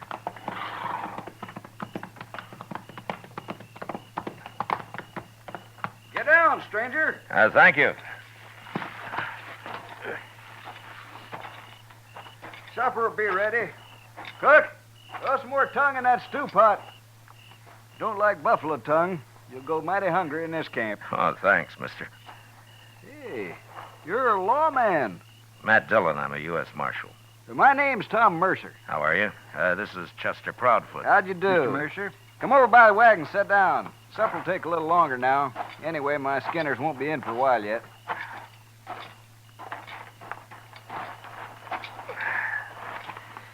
Well, how you doing, Mr. Mercer? Oh, fair, Marshal, fair. Had a stand of about 100 today. Killed every one of them but a couple of old bulls. Oh? That's why the boys are out so late. Have you been here long? About a month. Move on in a couple of weeks. I don't know, Marshal. I think this whole southern herd's going to be clean wiped out for long. Next year, I'm going to Dakota. Too many hunters, maybe, huh? That's just it. That's it, exactly. Have you seen any in the last day or two, Mr. Mercer? Just who you looking for, Marshal? Man named Gatliff. Big man. Speckled eyes. What's he done? You know him? No, I don't. Nobody's come near us in over a week. You're not much help. Except for that stew the cook's making. Oh, you like that. We're having dried apples, too. Oh? I mighty near could eat a buffalo raw, the entire beast. You must be part Indian. Well, no, sir. I've seen one of them eat a whole liver raw. Got propped up against a tree and ate every bit of it and then went sound asleep right there in the sun. He was sure some sight. Where'd you ever get that close to an Indian? Oh, Indians ain't always bad. Take last fall, about 20 of them rode right down into our camp. We thought we was done for, sure, but you know what happened. They were looking for meat, that's all. We let them take what they wanted, they rode away. Just as peaceful like as a man could ask. They're going to get real hungry when the herd's gone. That's so, Marshal. That is surely so. That's what makes them mad. Don't you think that's reason enough? Fella told me a couple of weeks ago he run into a bunch west of here. He was looking for scalps, all right, but good buffalo man with his old Sharps 50 can pick off Indians at 1,500 yards. They're no match for him at all. Not unless they stalk him. Oh, they've done that, sure. Hey, here come my skinners. Let's go get outside some of that stew. Good. All of it. Don't you ever feed this man, Marshal? Only when he works, Mr. Mercer. Oh, now, Mr. Dillon.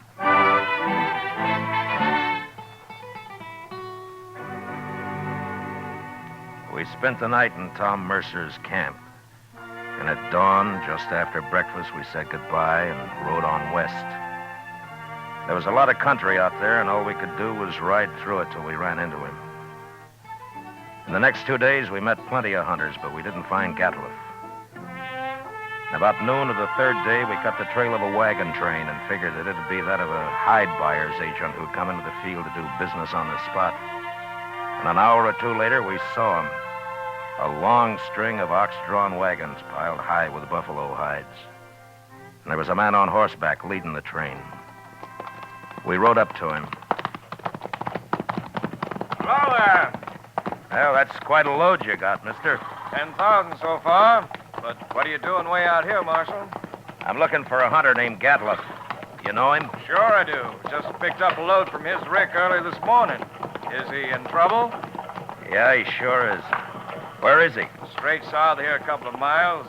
Can't tell you exactly. He moves around a lot. Well, that's close enough for us. Thanks a lot, mister. Sure, Marshal. I never did like him anyway.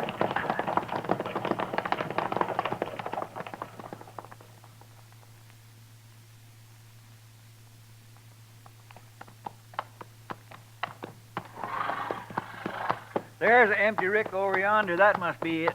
Yeah, but he's moved his camp. Not far if it was just this morning. Chester, what's that out there? Where? Hey, that looks like a man. Come on. There.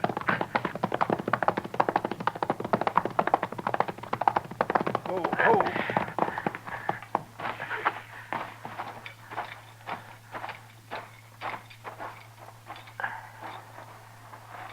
Well, Mr. Dillon, it's that Skinner of his.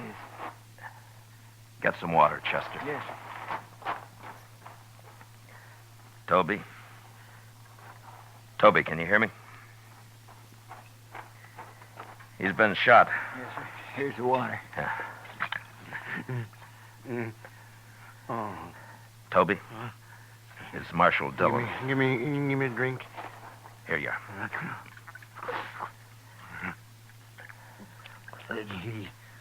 He shot me, Marshal. Oh, what happened? Where's the rest of the crew? They run off. He took his wagon and the horses. He went kind of crazy when he found out. That's why he shot me. You know where he is now? No, I don't know, Marshal. He shot me, and then he said he was going hunting. He's going loco. You're going loco. Now, take it easy, Toby. Take it easy. You'll be all right. I could hear him shooting at sharps a long time. And then he stopped. Where was he? Which way? Off. Behind me there. I could hear him. Chester, you stay with him. I'm going after Gatliff. All right, sir.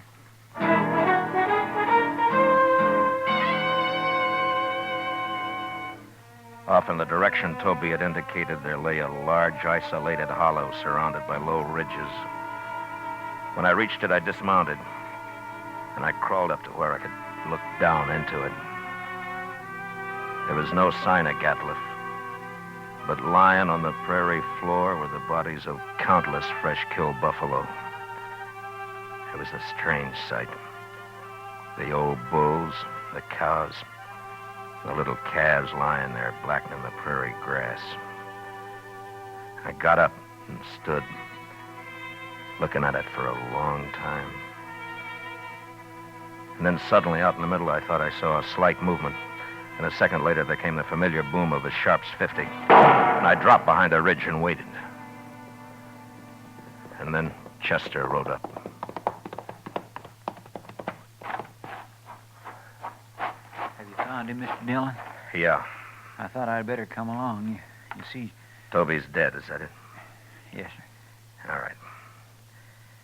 Well, Gatliff's down there in the middle of the hollow. But we can't get anywhere near him as long as he's got that Sharp's rifle. He's killed a small herd of buffalo in there, and now he's lying out in the center of them. Well, that's the darndest thing I ever heard of, Mr. Dillon. He must have gone crazy, just like Toby said. Yeah. What's he shooting at now?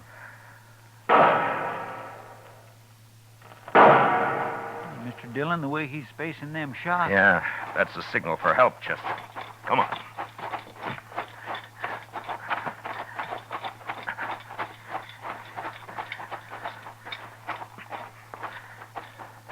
Say, maybe this is a trap. Be ready to take cover behind one of these animals. It might be.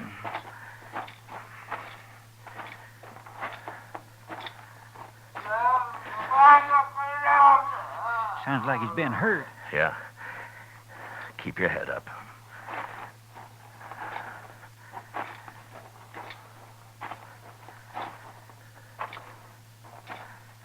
There he is. Behind that big bull.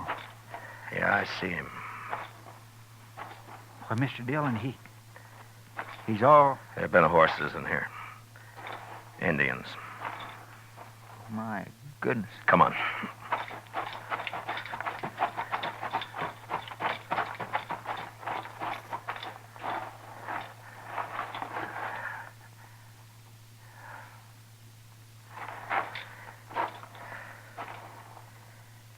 Well, that was his last effort, Chester. He's dead now. Mr. Dillon, that's awful. Yeah. Come on, let's get out of here.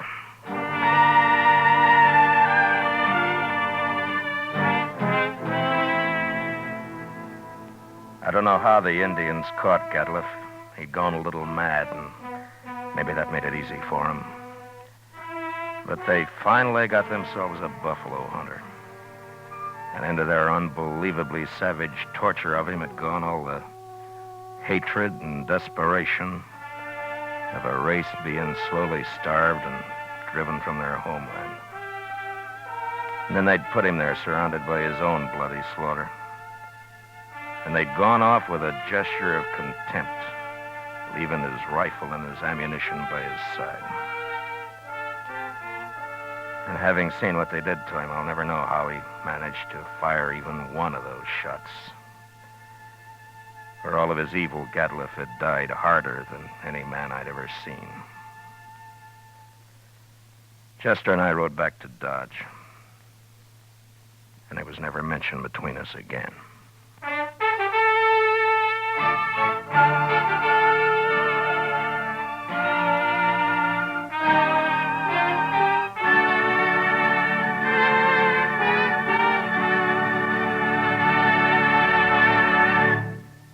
Gunsmoke, under the direction of Norman MacDonald, stars William Conrad as Matt Dillon, U.S. Marshal. Tonight's story was especially written for Gunsmoke by John Meston, with music composed and conducted by Rex Corey. Featured in the cast were Lawrence Dobkin, John Daner, Harry Bartell, Richard Beals, and William Euler. Parley Bear is Chester, and Georgia Ellis is Kitty. Gunsmoke is heard by our troops overseas through the facilities of the Armed Forces Radio Service. Join us again next week as Matt Dillon, U.S. Marshal, fights to bring law and order out of the wild violence of the West in Gunsmoke.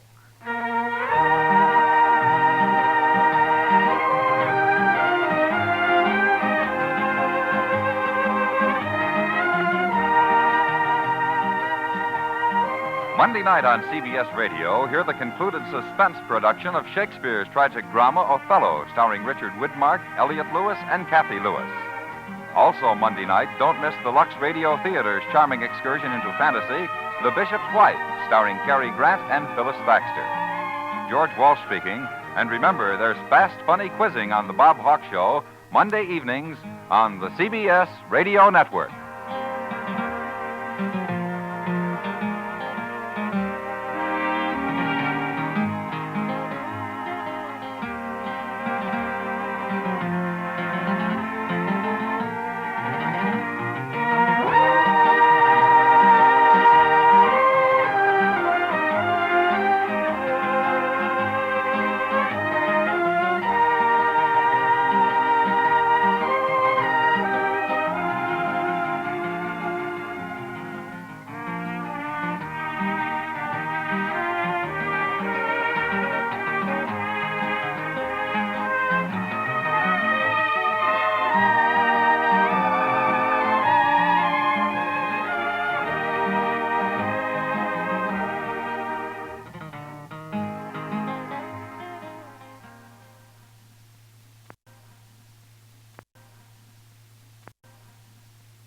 America's favorite miser is coming up next. It's the Jack Benny program.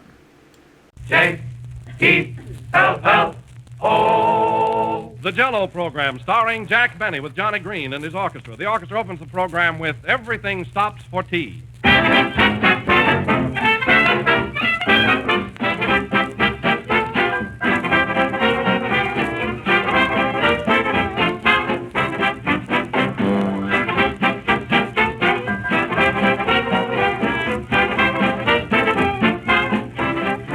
April showers bring May flowers, lovely, fragrant, and colorful. And so next month, the flowers of May will be with us, bringing the same bright, good cheer to gardens and hillsides that Jell-O brings to your dining room table. Only you don't have to wait for any particular season of the year to revel in Jell-O's glowing colors and Jell-O's real fruit flavors. Its deep, mellow goodness is always yours to enjoy. No other gelatin dessert has Jell-O's extra-rich fruit flavor. It's put there by a special secret process. You'll find that luscious, real fruit taste in all 6 Jell-O flavors: strawberry, raspberry, cherry, orange, lemon, and lime. So if you want the best, always order Jell-O by name. Always insist on the one and only genuine Jell-O.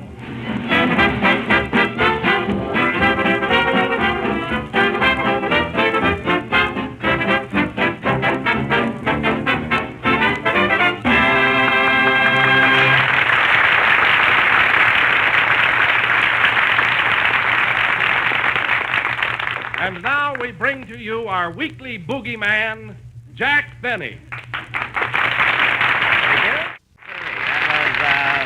That was Johnny Green and his gentlemen playing Swing Mr. Charlie. And very well done, Johnny. Really, I don't know what this program would do without you. Neither do I.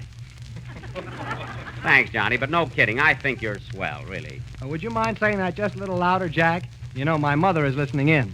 Oh, of course, Johnny. I'll be glad to. Is your mother hard of hearing? No, but the radio is next door. Oh, well, summer will soon be here. You can open the windows.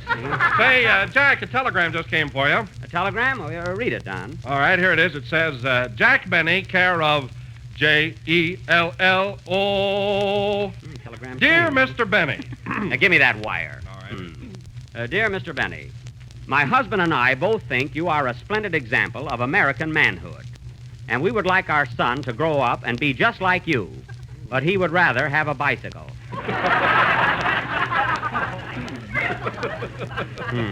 Can you imagine that, Mary? What's more important, to be on this program or have a bicycle? You can get places with a bicycle. I nearly killed your answer there, didn't I? Please grant the request of a worried mother and tell the story of your life and background, so I will know how to guide my boy through the ups and downs of life. Signed, Mrs. Otis Elevator. Now, that's what I call real mother love, the desire to protect her child. Ah, Don, remember our childhood days together? Oh, I certainly do, Jack. And do you remember the old swimming hole? Which one? The one in your bathing suit. Well, anyway, tonight, folks, we hearken to the plea of an anxious mother and present the story of my life. 39 years in all. Why, Jack, you're 42. I know, Don, but I'm not counting the 3 years I waited for someone to request this. Sing, Kenny.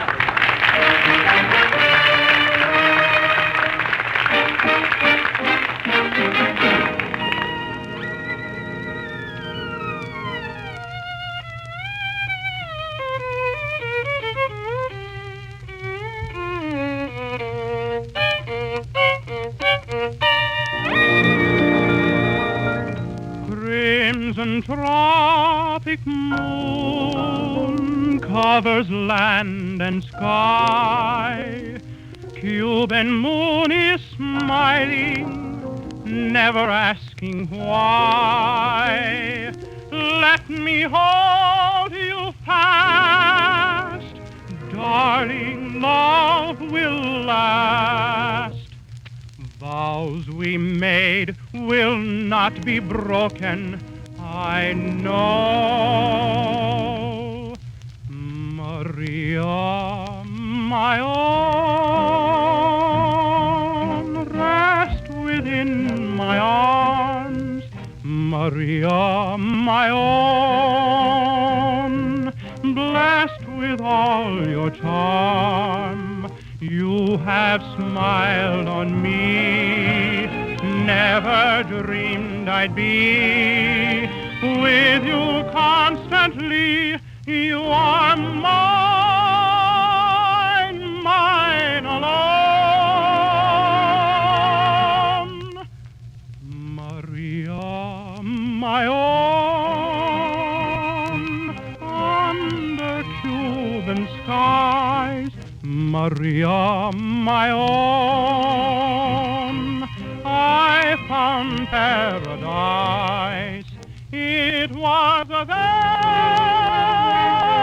I found your love.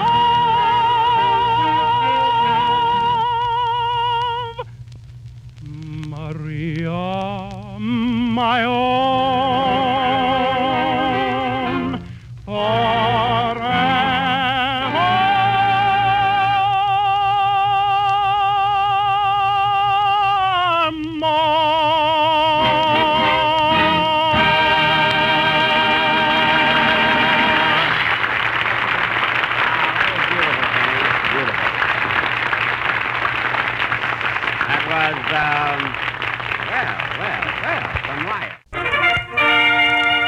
Back to America, across a sea of tears, comes our hero, tired and disillusioned. But one day, while sitting in the park, he meets the girl who reshapes his career. Ah, woe is me. Woe is me. Here I am alone in a bitter world, penniless and hungry. Oh, if only I could meet a friendly squirrel who would stake me to a nut. Ah, listen to the birdies. La, la, la, la, la, la, la, la, la, and so forth. Ah, what a beautiful girl. Beg pardon, miss. Did you drop your dog? Oh, yes, thank you. Such a cute little pup. Spitz? Yes, that's why I dropped him. What are you doing in this big park all alone, miss? Oh, I just came here to feed the monkeys. Well, that's nice of you. What do you feed them, peanuts or popcorn? I just give them a nickel and let them buy what they want. Gee, I wish someone would give me a nickel. I can't remember the last time I ate. Poor thing. You should tie a string around your finger. What's your name? Jack Benny. But you can call me Jack. What's yours? Mary Livingston, but you can call me anytime. Would that I could. But you wouldn't want a failure like me. Gosh, I'm so discouraged. Well, what are you laughing at? I'm discouraged, too. What have you got to be discouraged about? You're so young and so beautiful. I know, but years to write up, forget the last. I'm a failure, too. Years to write a poem, but I can never get the last line. It's so aggravating. Maybe I could help you out. Would that you could. Would that you could. Could that I would. Should that you could. All right, let's hear it. Labor Day. Oh, Labor Day. You come each year, remember? No other month has Labor Day, September.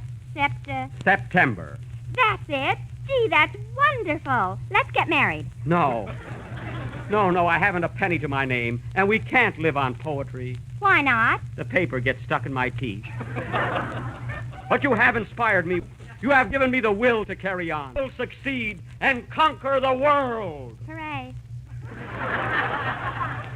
I'll come back, Miss Livingston, and marry you. Gee, that's funny. Why? You're going to... Jack Benny marches on. Away he went. London, Paris, Budapest, New York, New Haven, and Hartford. Get off, you bum! Don't push. And then came the war.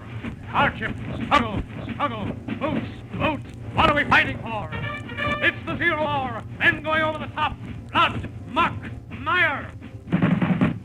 They got Meyer. Fighting, and while the shells screech and the bombs burst, where is our hero?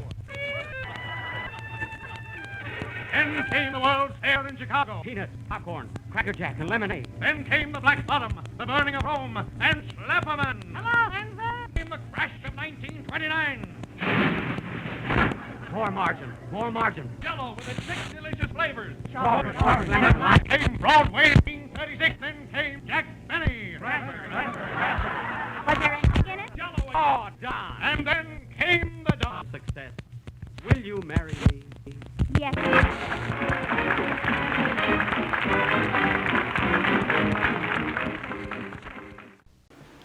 Lux Radio Theater brings you another classic story coming up next.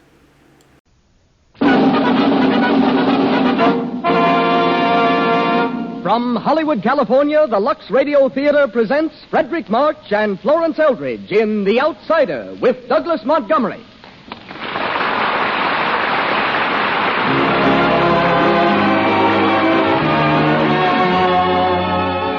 Lux presents Hollywood. This program is possible because of your friendship for our products. Tonight brings you Frederick March, Florence Eldridge, Douglas Montgomery, Donald Crisp, and Marcel Corday in the stage and screen success, The Outsider.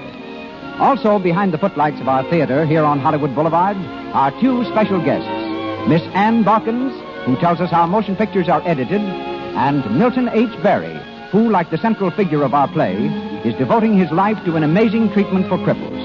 Our conductor, Louis Silvers. And now, here is our producer. Ladies and gentlemen, Mr. Cecil B. DeMille.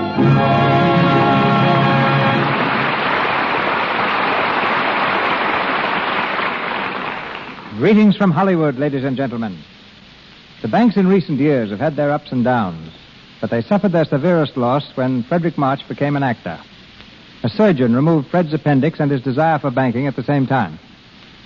Up to then, he'd sat behind a desk at the National City Bank of New York. But during his convalescence, he realized that he'd rather be behind the footlights.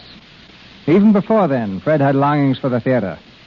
Of all the laurels he accumulated at the University of Wisconsin, where he was honor student, manager of the football team, and class president, none meant as much to Fred as the University Vaudeville Cup, which he won for putting on the best variety act.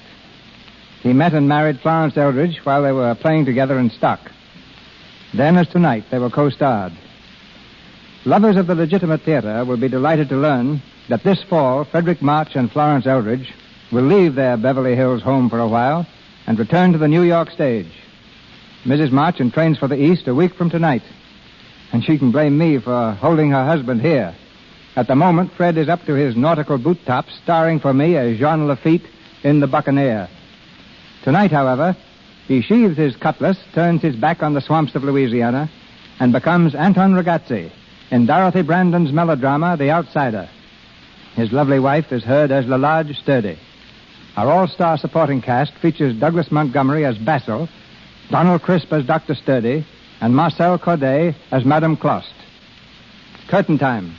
Our stars enter. The footlights flash on, and the Lux Radio Theater presents Frederick March and Florence Eldridge in The Outsider.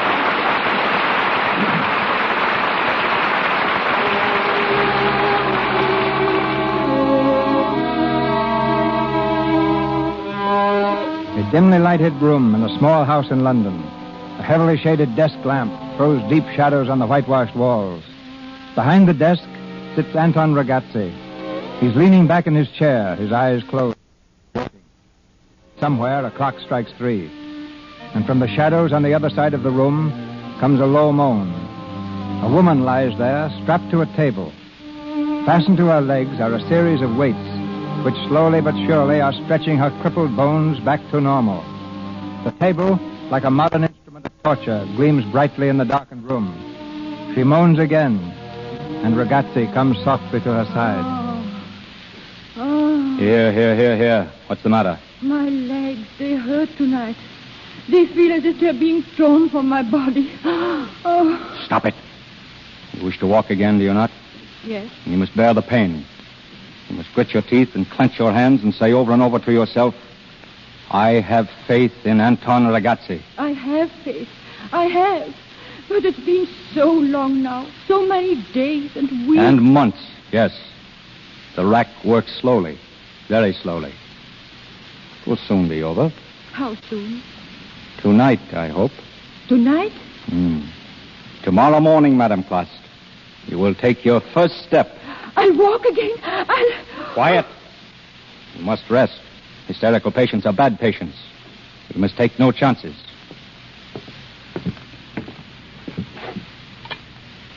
Hello? Trafalgar 6840, please. Hello? St. Martha's Hospital? I would like to leave a message for Dr. James Sturdy. Tell him his patient, Madame Clost, whom he discharged as a hopeless cripple, has been cured. Tell him the rack, which he said was useless, has straightened her hips so that tomorrow she will be able to walk. Tell him if he will call his staff of physicians together at 10 o'clock, I will be pleased to give a demonstration. This is Anton Ragazzi speaking. No, not Dr. Ragazzi. Just Anton.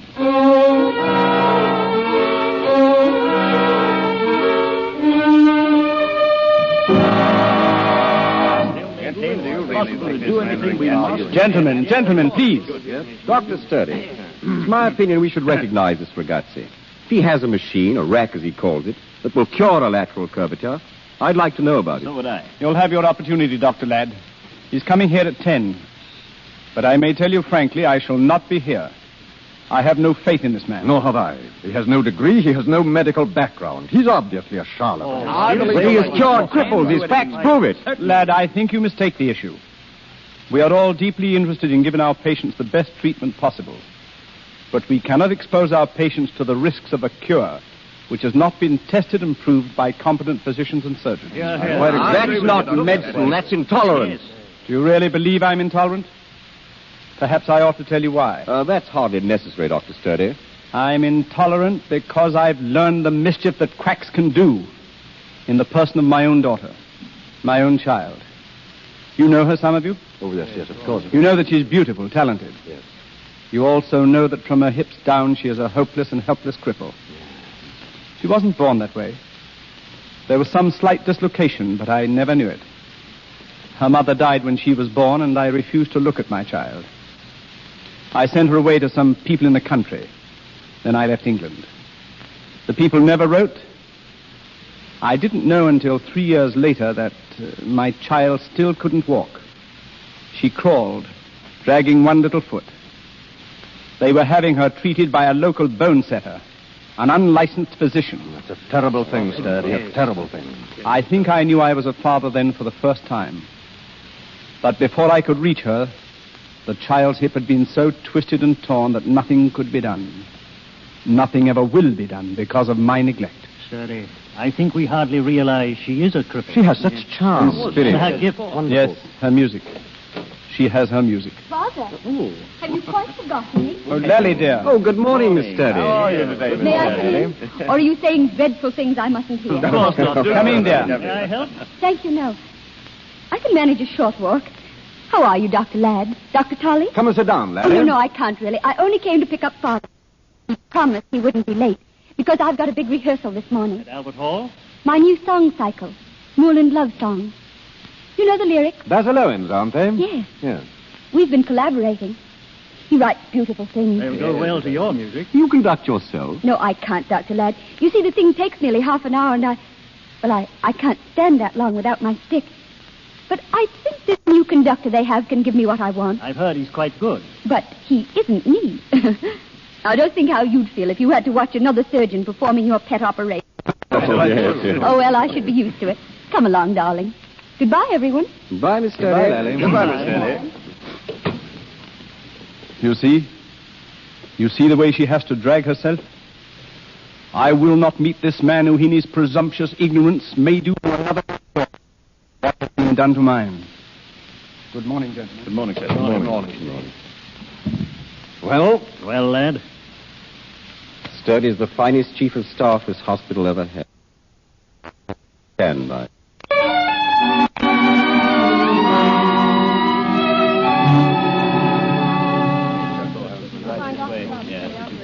Is reception me, the nurse said? Yes. I'm nervous, Dr. Ragazzi. Don't be a fool. You walked this morning, you walk now. This is it. Good morning. Oh, come in, Mr. Ragazzi. I'm Dr. Ladd. Dr. Ladd, how do you do? This is Dr. Tolley, Dr. Israel, Dr. Mann, Dr. Whitney, and Dr. Houseman. Good morning. Good morning. And this is my patient, Madame Clost. But, where is the great Dr. Sturdy? I came here to catch the big fish, not the small fry. Dr. Sturdy has just left. He will not meet me, eh? Why not? Mr. Ragazzi, I think we'd better tell you in confidence. He's had a very painful tragedy in his family. His only daughter is a cripple. He cannot cure her? No. He is a doctor. And he has a daughter he cannot cure. That puts him in a stupid situation. An intensely painful one. He does not like it, eh? Mm-hmm.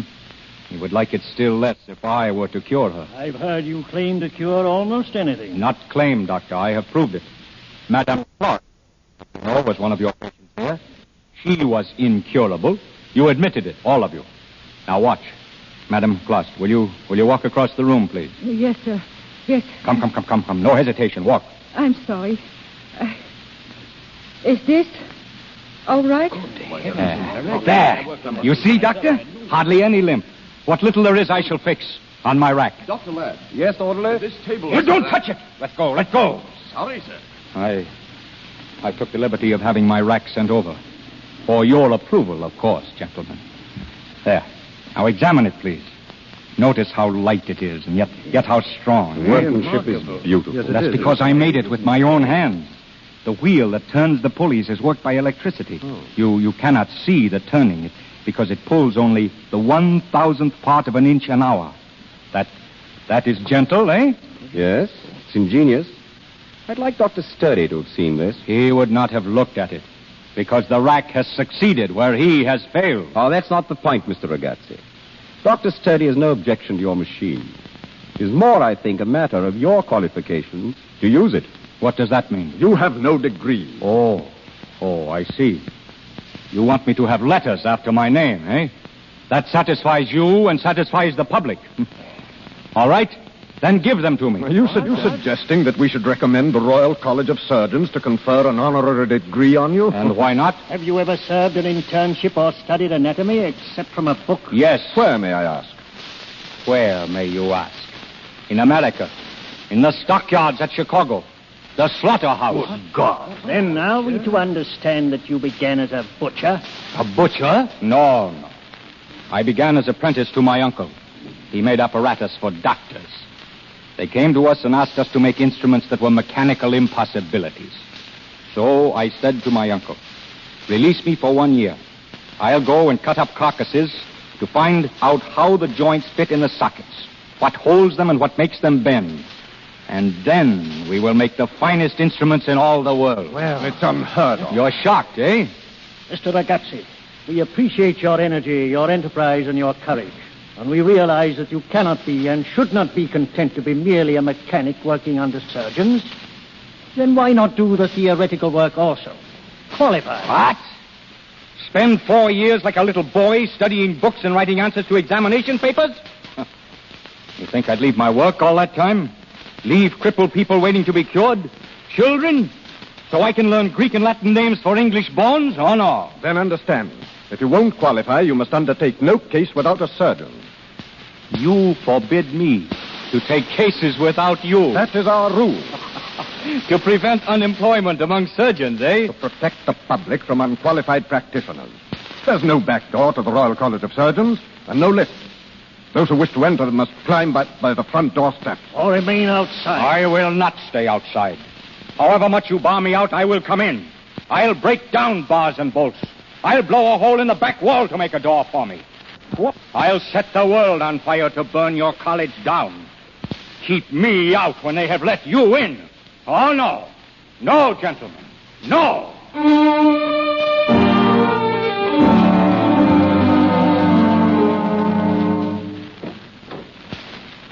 Bring the rack in here. Yes, sir. Let it stay at home where it belongs, where it will do some good, not in the hands of fools. There's a charge on that. Here. Now get out. Right. I'm sorry things went the way they did. You are sorry. Did you support me? Did you defend me? Did you turn on them like a fury when I was attacked? Or did you sit there mum as a mouse? I walked for them. Yes, you walked for them. You did what Sturdy's own daughter could not. You... Yes. What is it? You walked for them. Now you must walk again today for her. For Miss Sturdy. But I don't I know... want her to see you. But I don't know her. What does that matter? You go to her house, you hear? Tell her your history. But if she won't see me... You must make her see you. If you don't, you still have treatments to be given, for which you cannot pay. You mean you'll take away the rack? Yes, unless you make her promise to see me. Tell her the doctors will not let her see me because they are afraid. Ha! Afraid that I will cure her. Tell her the truth, that I am an outsider, a nobody. But I do cure people.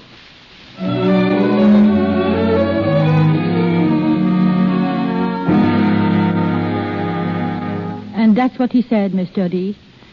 If you don't see him, I'll be crippled again. Please, Miss Sturdy. Here is the paper he gave me. You can see for yourself. To Madame Anna Kloss. I, Anton Ragazzi, guarantee to give you further necessary treatment on my special apparatus, the extension rack. If you'll persuade Miss Lalage Sturdy... Why, this is horrible.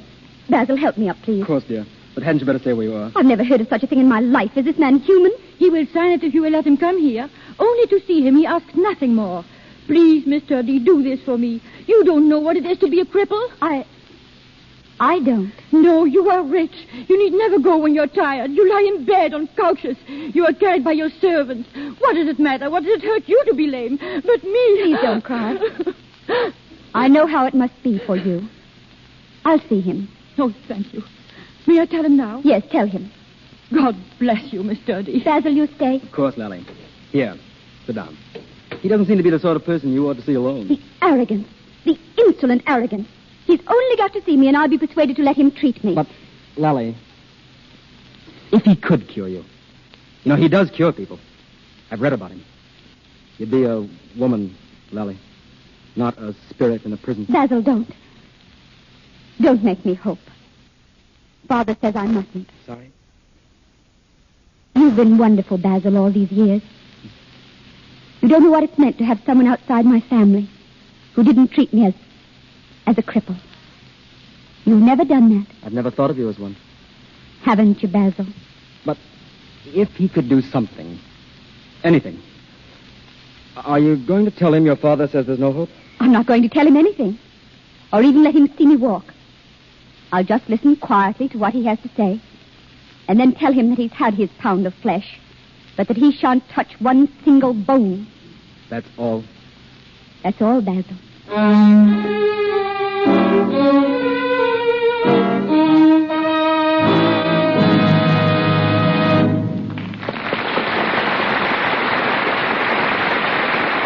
In just a moment, Frederick March and Florence Eldridge continue in The Outsider. Meanwhile, we go to a suite in a popular hotel here on Hollywood Boulevard. A young married couple is there, hurrying to change for the evening. Oh, Jim, I can't hurry. My dress isn't back from pressing. And now I have a run in my stockings. Another run? Oh, why do you buy such cheap stockings? Cheap? I'd hate to tell you what I paid for these. All right, so they're not cheap. But I don't see why you have to get a run in them every time you turn around. Come in. It's the lady's dress, Mr. Page. Oh, swell, Mary. Come on in. Say, maybe you can answer this. You've been a maid around here a long time. Do all women always get runs in their stockings? Well, I don't think they get runs so often when they wash their stockings in Lux. You mean those flakes? Yes, ma'am. That's the way I always do. It's just like it says in those Lux ads you see. Rubbing stockings with cake soap is hard on the threads. And some soaps have alkali in them, and that's bad, too. But not in Lux Flakes. You seem to know a lot about it, Mary. But does it really work? Oh, yes, ma'am. From my experience, it does. My stockings keep nice and springy. And most of the ladies that come to the hotel here think that's so, too. At least they always tell me to be sure I wash their stockings in Lux. Well, maybe you're right. I'd certainly be glad to find a way to cut down on stocking runs. Okay, that settles the whole business. Here, Mary, get Mrs. Page a box of Lux and keep the change. And make it a large box, too. Come on now, dear, please snap into that dress. We hear now from our producer, Mr. DeMille. The Outsider continues, starring Frederick March and Florence Eldridge, with Douglas Montgomery, Donald Crisp, and Marcel Corday.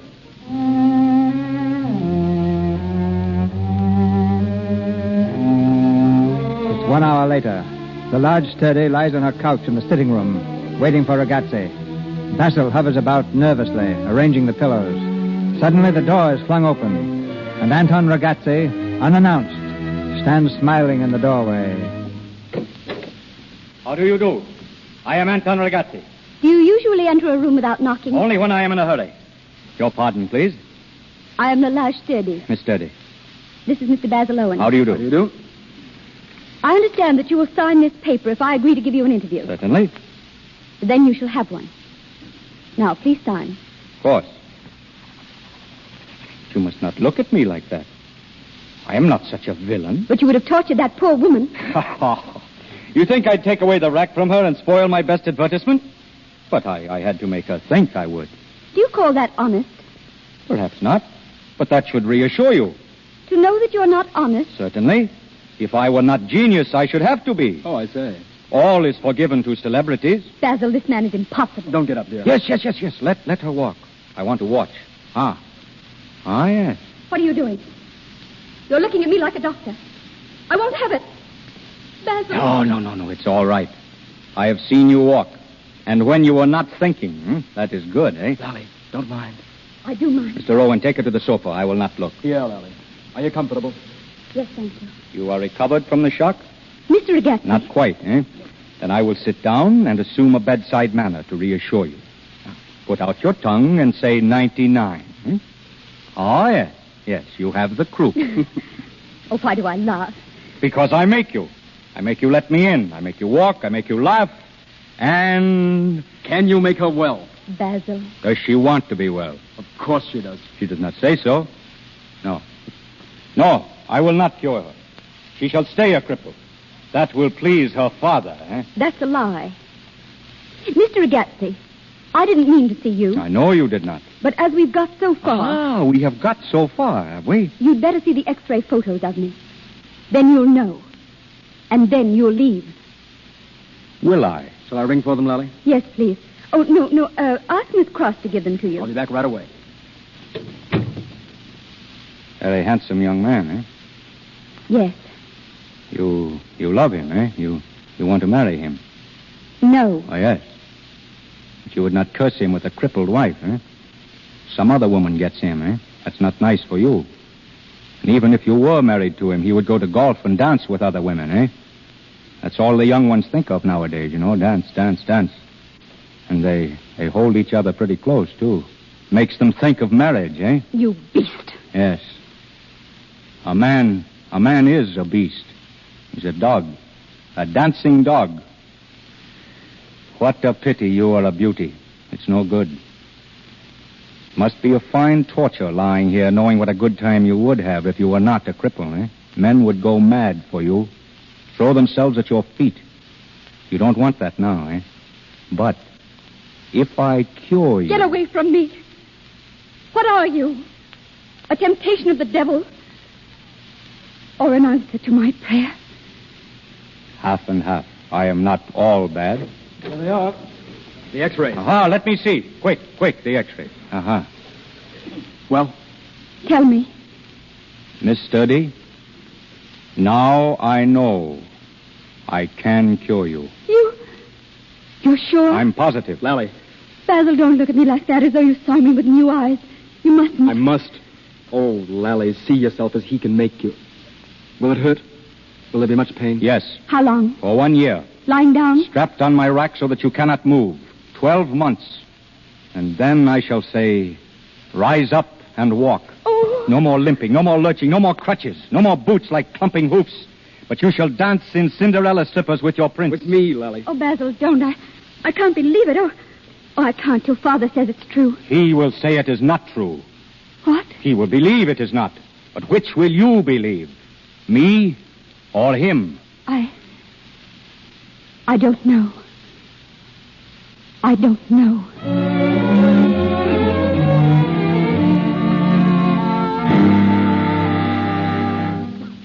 This can't be true. Did you believe this man yesterday when he said he could cure you? I like to hear it, Father. It was so new that it was beautiful. Lalage, nothing can be done. Father, he's coming here this morning. I've asked Basil to bring him. I won't see him. He can't touch you without my permission. He can, Father, if he has mine. Lally, you don't mean this? I do. Then let me tell you this. For the sake of my patients who trust me, my reputation, if you choose to put yourself in the hands of an unqualified practitioner, you will have to leave this house and me. I've got my mother's money and my own.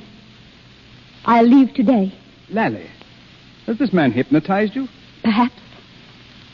He stirred up all my senses and played on them because he knew. What, Lally? Oh, Father, don't you know? Basil, I want him. And why not? But he isn't worthy of you if he doesn't know that you've got qualities of mind and soul and... Souls don't count with men in marriage. If you were a lame woman, you'd soon find that out. You don't know what you're saying. All the things that all my life I haven't said. Could you have ever fallen in love with Mother if she had been lame? Could you? Don't ask me that. I won't, because I know. I've known it ever since I read a sentence in a book. Men are more physically particular than women. And it struck me like a blow that was true. Father Basil can't love me like this, even though he wants to. And I can't blame him. Because I know that if I were a man, I wouldn't want to marry me. I should want a woman beautifully perfect. The sort of woman Basil wants. Oh, Father, I could make him marry me for pity if I played on his chivalry. But I can't stoop to conquer. Lally, why are you so proud? Because my life has been one long, unending humiliation that's crucified my soul. And this man comes and tells me he can take the nails out, lift me from the cross. He can do nothing for you, Lally. He doesn't understand enough of surgery to know he can't. There's nothing known to... But there's the unknown. Always. Oh, Lally, he's here. Bring him in, Basil. Thank you. Good morning, Miss Sturdy. You know my father? I have had that pleasure. Mr. Agatsy, I want you to tell my father what you told me. It won't be necessary. I know what he told you. And I know what you told her. That I am a liar, a fake, a cheat. Yes. And does she believe you? Does she? I can see she does not. She believes me. Lally, tell this man to leave. Do you hear? I can't, Father. Then do you believe him? And I believe in God. A God who does things. A God who gives people the power to do them. I'm going to believe. Oh, I'm going to. Lally. Father, darling, you're absolutely right. I couldn't stay here. You're going to leave me? Suppose he makes you worse. Then I shall know I never can be better. Never marry. You can be better. Can be well. Listen, I have a house where I have had another patient. Rooms that are vacant now, with a balcony that overlooks Regent's Park, where you shall be all day, all night long, in the open air. And I'll come to see you, Lally, always, every day. Oh, Basil. That means you'll go? Of course she will. Lally. Father, please understand. I must. I want life. And I can give it to her. The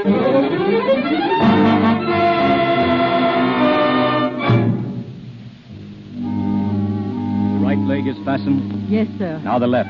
There. So. You are comfortable, Miss Study? Yes, thank you. There will be pain. You must try to accustom yourself to it. Turn on the switch. Now you feel the pull? Hmm? You feel it? Yes. Yes. Yes.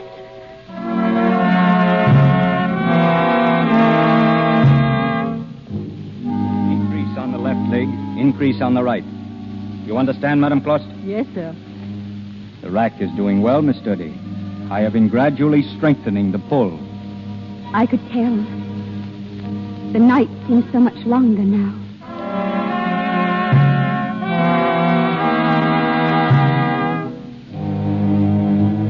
3 months, 4 months, 5 months. You must count by the months. It will not seem so long. 3 months. 4 months. 5 months. But every day has 24 hours. Madame Clost. Yes, sir. Morphine. Oh, Mr. Ragazzi. Why did you telephone for me? Is she in much pain? She says no, but she's so restless. She must not be. She must lie absolutely still. I've told her that. She's been very sad all day. Why? Why is she sad? What is that Mr. Basil Owen around here for? Well, he hasn't been here for a few days. Almost a week. Why not? He called. He's been very busy. Busy? That fool. Doesn't he know everything depends on him? Why is she suffering like this if not for him, eh? Call his house. Tell him I want him here tonight. Yes, sir. I've wheeled Mr. D onto the balcony. He wanted to watch for him. I'll see her there. Yes, sir.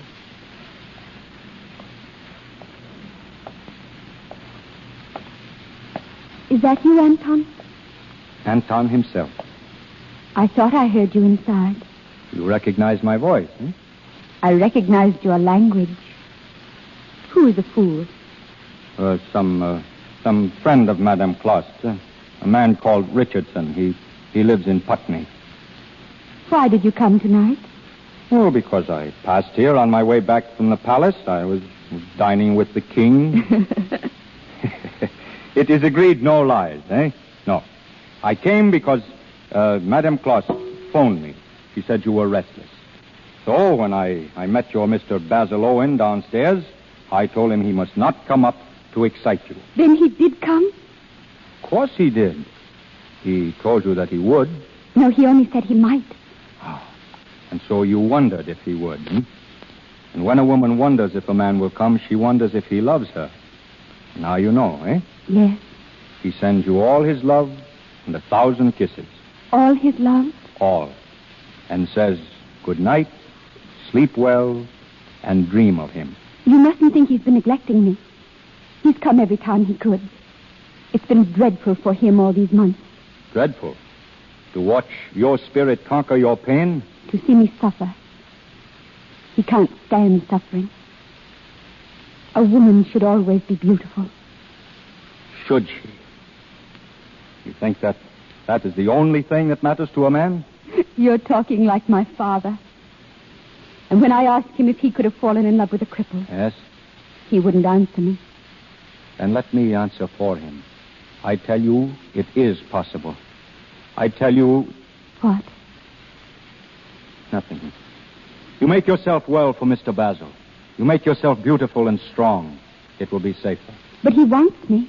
He does want me. Oh, not as much as I want him, perhaps. Because I'm selfish, Anton. But I'm so weak and so tired. I couldn't hold on if I didn't know. If I weren't sure. You will hold on. He will help you. And I will help you. I will not leave you now until you go to sleep. You go to sleep, Lally, and dream. until your dreams come true. You go to sleep, because they will come true. He will sit beside you, because he loves you. And as the months pass, he will be there always. And then a time will come, not long, when the crocuses begin to push out of the earth like flames, and you too shall rise. How he will love you then, if you will go to sleep now. To sleep. To sleep. Because he loves you. He loves you. He loves you.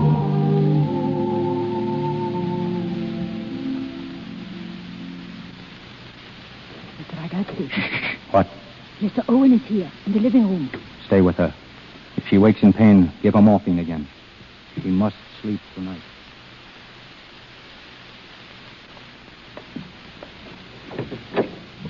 Oh. Hello. Good evening, Mr. Owen. What's the matter? Why'd you call me? The matter is, I shall throw up the case. What? Yes, throw it up. But because I will not fail. But I thought you could.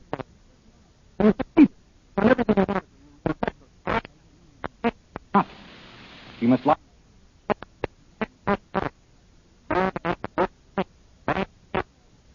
Once. Where have you been all week? I've been busy. And I've needed some relaxation. I've called her. You think that's enough? She lies there day after day waiting for you to come, and by heaven you will come. If I have to go out and find you and drag you through the street... Take your hands off me. Lally and I understand each other. She knows. She is so weak, she only feels that you have another woman whirling in your arms. I tell you, I have exhausted all her strength. Yes, I've worn it to so fine a thread that if one tear falls on it, it is broken. I would as soon that she should bleed as cry. I didn't know. I didn't think. Has it really done her any harm? Well, I have not let it. I have told her lovely lies. Got her off to sleep by making love to her. For you. She's asleep? Good. Good. Good. That another man should play the lover to her? What have you in your veins? Red ink and lukewarm water? We can do without that. I stuck it out for 6 months. You think it was easy? I've gone through hell. I never knew it'd be like this. I never dreamed that... And I can't stand suffering. I never could. The water in your blood isn't even lukewarm. Can't stand suffering. And yet you say you love her. You do say that. Of course I do. Yes. Then you will come tomorrow morning at 10 o'clock and tell her so. You hear? Yes. But you will say it with conviction, strongly. Or if you do not, if you fail me, if you make me fail, I will smash every bone within your body into splinters. So you shall be a cripple that no one can cure, not even Ragazzi. Now you can go and relax.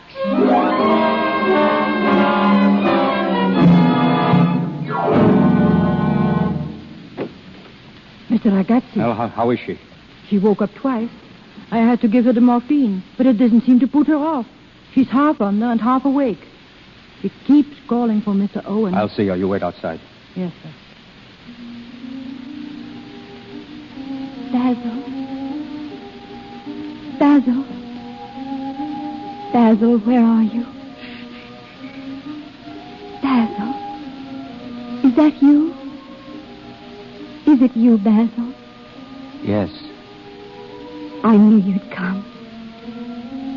I tried to stay awake. You must sleep now. Stay near me, Basil. I'm afraid. Afraid? Of what? Afraid if you go, I won't get well. Always a cripple. Always. No. You will get well. You will be well and strong soon. And I will always love you. It makes no difference, Lally, darling.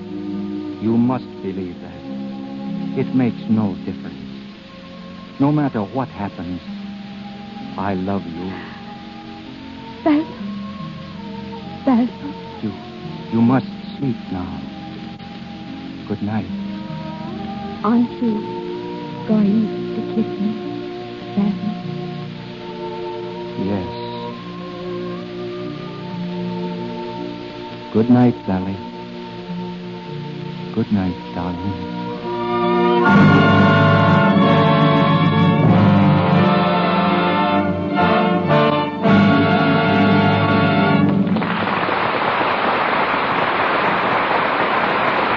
We pause for station identification.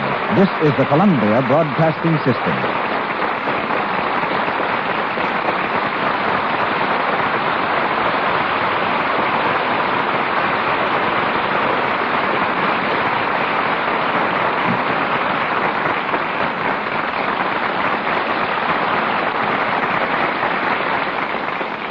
Frederick March and Florence Eldridge resume the events of our play shortly.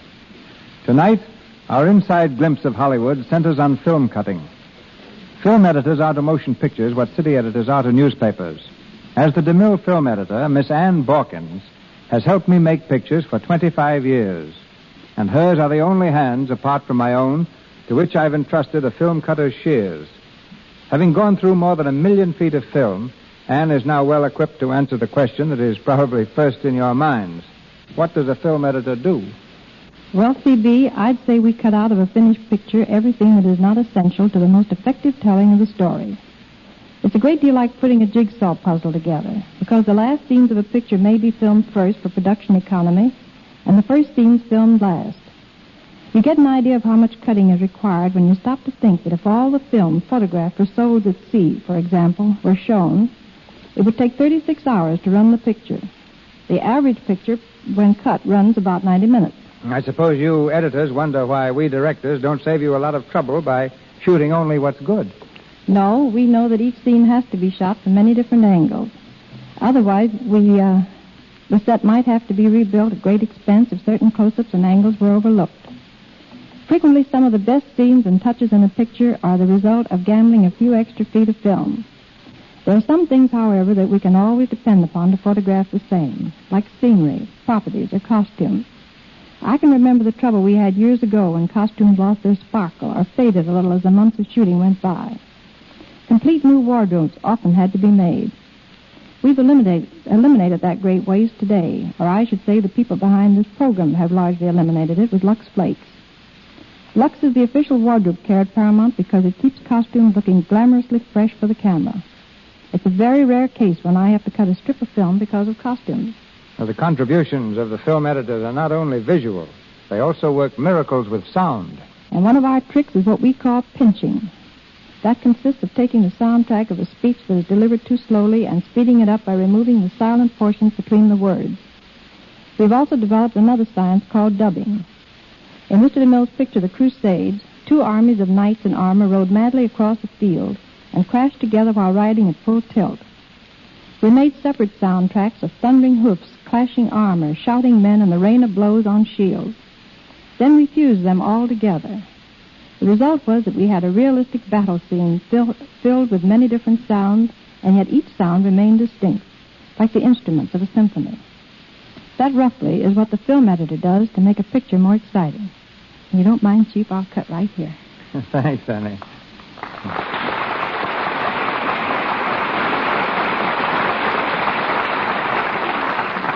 Once again, Frederick March and Florence Eldridge in The Outsider.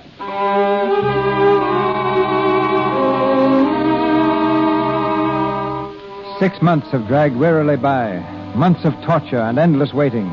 But at last the rack has completed its work. It's the day of the final test when Lalage Sturdy is to walk for the hospital staff. Ragazzi, excited at the prospect of his triumph, lifts her carefully from the table and carries her to a chair. There. Now sit up. No. Don't try to stand. Just sit. I could stand. I know it. But not yet. We must wait for our friend, for the physicians and surgeons who forbade me to practice because I knew no medicine. They shall see. Madam Clost. Yes? Where is that Mr. Basil Owen? Has he called? Not yet. And you call him. Tell him he should be here. Perhaps he's ill. Tell him to come if he's dying.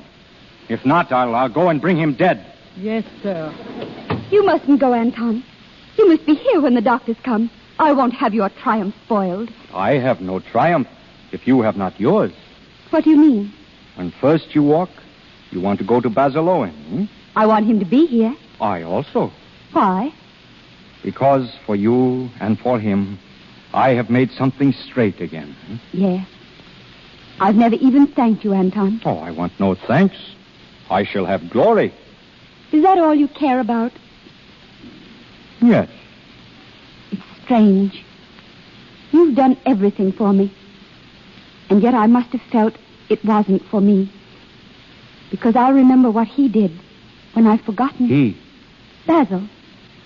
Oh. I was afraid for a while in the beginning. I thought he was weakening.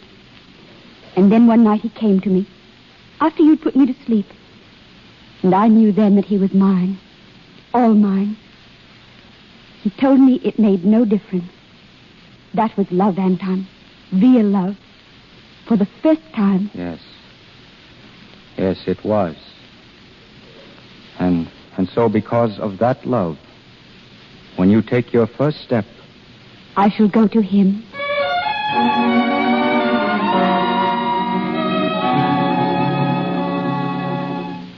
11:30.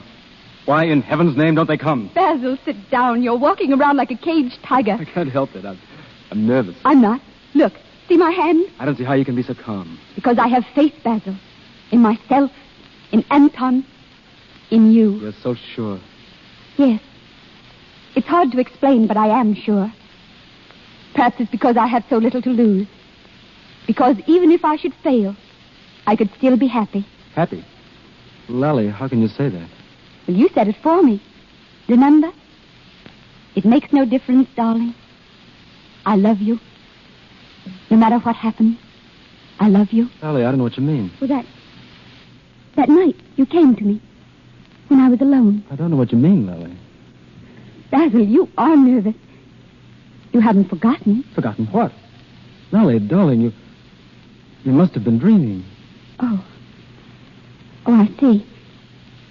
If you're afraid, Basil. No, of course not, but, well, I never said that, Lally. I didn't. You don't have to be so apologetic. I never meant to hold you to it. It was only that it gave me strength all those months. Just to think you did love me enough not to care about. Oh, Lally, please, please. And that's why you're nervous. You're afraid I'll fail. You're afraid you'll be burdened all your life with a cripple. Well, you needn't worry. You won't be. Lally, listen. You're going to be all right. I just know you are. But, oh, God, Lally, don't make me say it. No, don't. Because I couldn't bear to listen. If only you'd waited, Basil. If only you'd given me the chance, if I did fail, to let you go. But the fear was in your eyes when you walked in this room. Lally, if I've hurt you... You have. Oh, not because I've lost you. I should have known it was too beautiful. But because just this once, I hoped, believed, that someone loved me, just as I was. Lally, darling.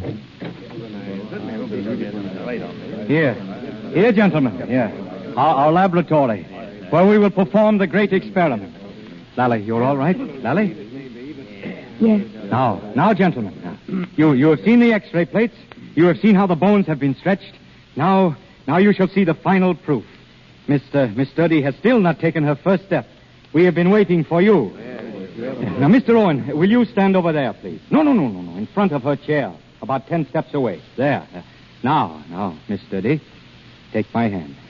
Now, stand up slowly. So. Now, weight evenly on both legs. So. Now, let go of my hand. So. Now, walk over to Mr. Owen. I've forgotten how to. Nonsense. No. Look, right foot, left foot. Think. What's the matter? Here, walk. I tell you, walk. Mr. Owen, call her. Hold out your arms to her. Call her to you. Lally. Come to me. I can't. Catch her. Pick her up. Get her on the couch. Stand back. All of you, stand back. Lally, are you all right? It feels so good to lie down again.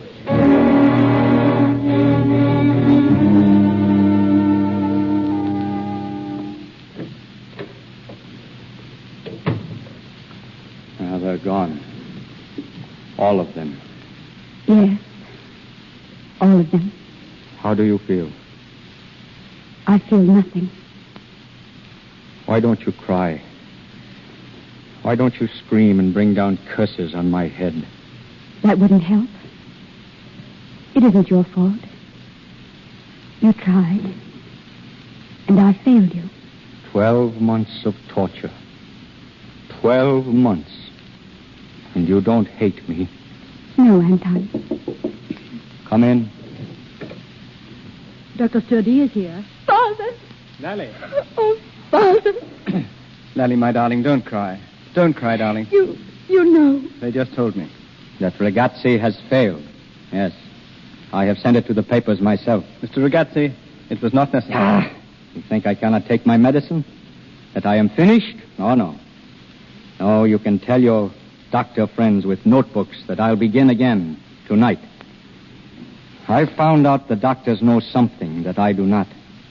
So I shall become a doctor myself. Yes. To find the way to cure Lally. What if you have found it? Father. What did you say?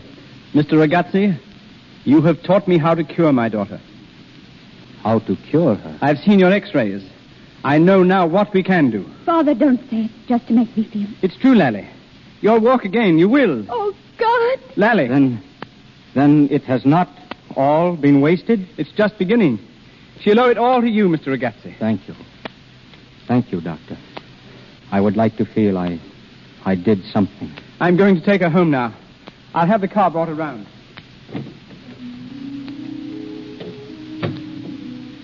Anton. I leave you alone. No, please. I hate to leave here, somehow. It will be better. You will be happy again. He will return to you. Basil? Yes. He will come back when he knows. Do you think I want him as he is? He is, as he was, always. I never loved him then. I loved someone else. Who, Lally? A man who spoke to me in a dream. A man who came to me that night. Who held me in his arms. Held me to him, soul and body. That man never would have left me. But there is no man like that. There is. Oh, Lally, darling, I love you. It makes no difference. No matter what happens, I love you. Wait. Oh, wait. That night, was it a dream? No. It was the truth. Goodbye, Lally. Don't go. Don't go, Anton. You were there. It was you that night. Yes. Oh, Anton. Don't stand up. Anton, hold out your arms for me. Call me to you. Call me, Anton. Are you really walking? Yes. To you. To you. Walking to you, Anton.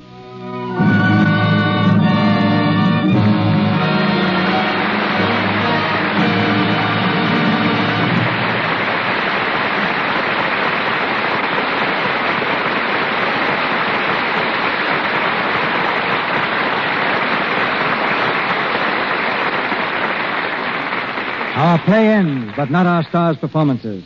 A little later, we'll hear again from Frederick March and Florence Eldridge. Each week, we try to bring you as guests someone of particular interest. Tonight, we've been unusually successful. Standing beside me now is a man whose life work parallels that of Anton Ragazzi to a startling degree. Befriended 38 years ago by a cripple, he resolved to devote himself to the help of other such unfortunates. Never having been to school, he was not equipped to enter a medical college, and so developed his own methods. Though not a physician, he is founder and head of the Milton H. Berry Institute for Paralysis Correctment, located near Hollywood. Its directors include the famous author Rupert Hughes and Fred Stone, the noted actor. Through our play, we learned of a man who dared to aid the hopeless when all usual efforts failed. Such a man is our guest, Milton H. Berry.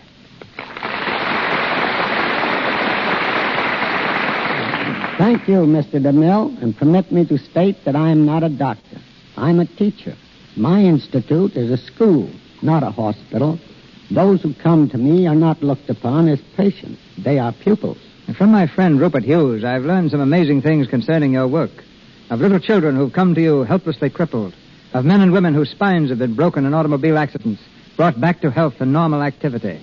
Of Mary Blackford, the Hollywood actress, who was paralyzed from the neck down, but now can lift her hands above her head and walk several hundred feet. How, Mr. Berry, are these things brought about? One must thoroughly understand the action of muscles of live bodies, the laws that govern the mechanics of locomotion, and be able to apply them to the individual case. Before you can train the mind to concentrate with sufficient force to re-educate impaired muscles, the physical energies of the body must be developed. Well, at some time in your career, Mr. Berry, something must have happened, some case must have arisen that made you feel you had discovered a successful method for re-educating damaged muscles. What was that case? Yes, it did happen. Many years ago in Des Moines, Iowa. It concerned a young woman completely paralyzed from the waist down. A dozen doctors gave me their diagnosis of her case and told me I was crazy to think she would ever walk again. I did not blame them in the least. What did matter was the fact that 4 months later, several thousand people gathered in front of a Des Moines hospital and saw that woman walk unaided. Since then, I have helped over 2,000 infantile paralysis cases and 400 victims of other types of paralysis. It's not that I doubt what you've told us, Mr. Berry, but assuming that it is true, why aren't your methods practiced everywhere? Remember, Mr. DeMille, I had been but one lone man practicing this method until I taught it to my son, Milton Jr., and Mr. Marion French.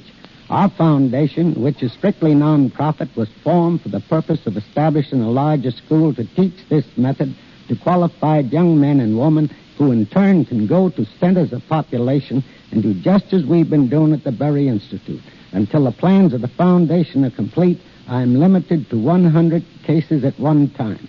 In behalf of those 100 children and young adults now under my care, let me thank you and the Lux Radio Theater for the splendid entertainment you bring them every Monday night. We've been happy to have you here, Mr. Berry. Very happy.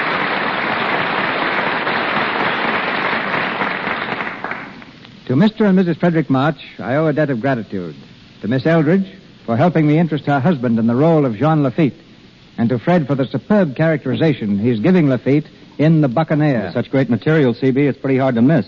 Like most people, I only knew Lafitte as a pirate, not as an American hero. You know, it was a revelation to me to find out that unless he'd plunged in with men and ammunition to help Andrew Jackson and his tattered army at the Battle of New Orleans, all of America west of the Mississippi might now be part of Canada. One of Lafitte's most exciting exploits and amusing occurred when Governor Claiborne offered a reward of $500 for him, dead or alive.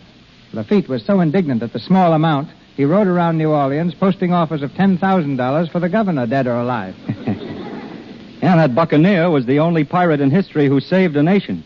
There never has been a more mysterious figure. No one really knows where he came from or where he went after his career in America was over. He was a resourceful, brilliant, and romantic man with all the color of a fiction hero. The Buccaneer is the answer to an actor's prayer. You remember the old saying in the theater, C.B.? Fat parts make fat actors. Well, speaking of the theater, what about this play the Marches are going to do? It's called The Christian Hero, Mr. DeMille. It's based on the life of Sir Richard and Lady Steele. You mean the Sir Richard who, with Joseph Addison, wrote The Spectator and The Tatler? That's right. John Cromwell is going to direct, and we hope to open on Broadway around Christmas time. Playing here tonight has certainly given us the itch to get back to the stage. I hope it'll be as much fun. We'll miss you both in Hollywood. But my wish is that the play will have a record-breaking run. To both of you, a great success. Thank you, Thank C.B. you. Good night.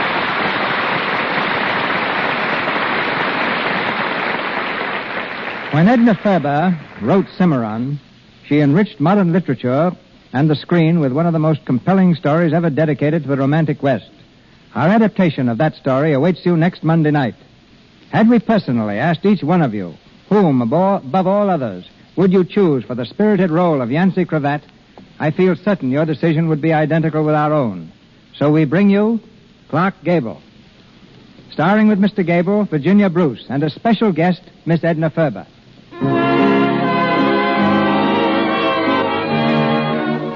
Our sponsors, the makers of Lux Flakes, join me in inviting you to be with us again next Monday night when the Lux Radio Theater presents Clark Gable and Virginia Bruce in Cimarron. this is Cecil B. DeMille saying good night to you from Hollywood. We wish to call your attention this week to the Silk Parade, a brilliant feature in your local stores. It offers a colorful pageant of rich displays and timely hints on the latest fall fashions. Good silks are amazingly durable, and most of them are safe in water alone, which means that you can trust them to gentle Lux Flakes. So you are being thrifty as well as fashionable when you wear silks in this season of elegance. Your announcer has been Melville Ruick. This is the Columbia Broadcasting System.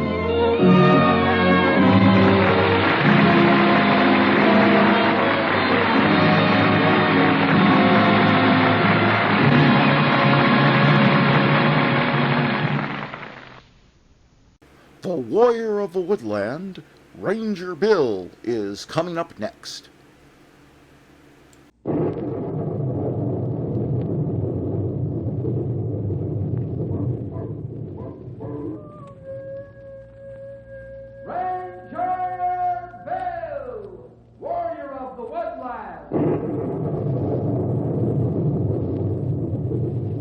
Ranger Bill, warrior of the woodland, struggling against extreme odds, traveling dangerous trails, fighting the many enemies of nature.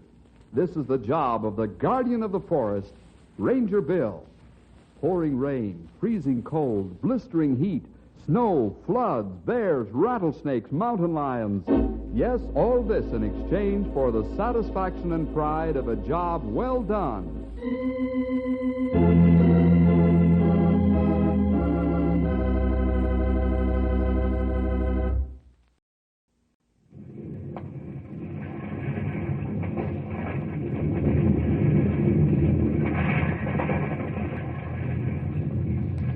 Hear that sound?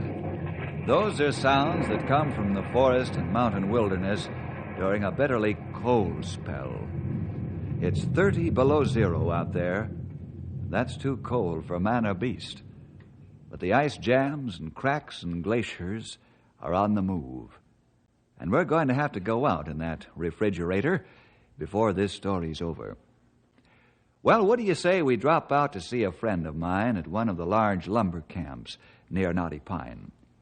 Big Frenchy DuSalle and his men are sitting close by the fire these days, and they consume their idle hours with talk about everything under the sun. Hold on to your hats, because here we go with the story, The Ice Prison.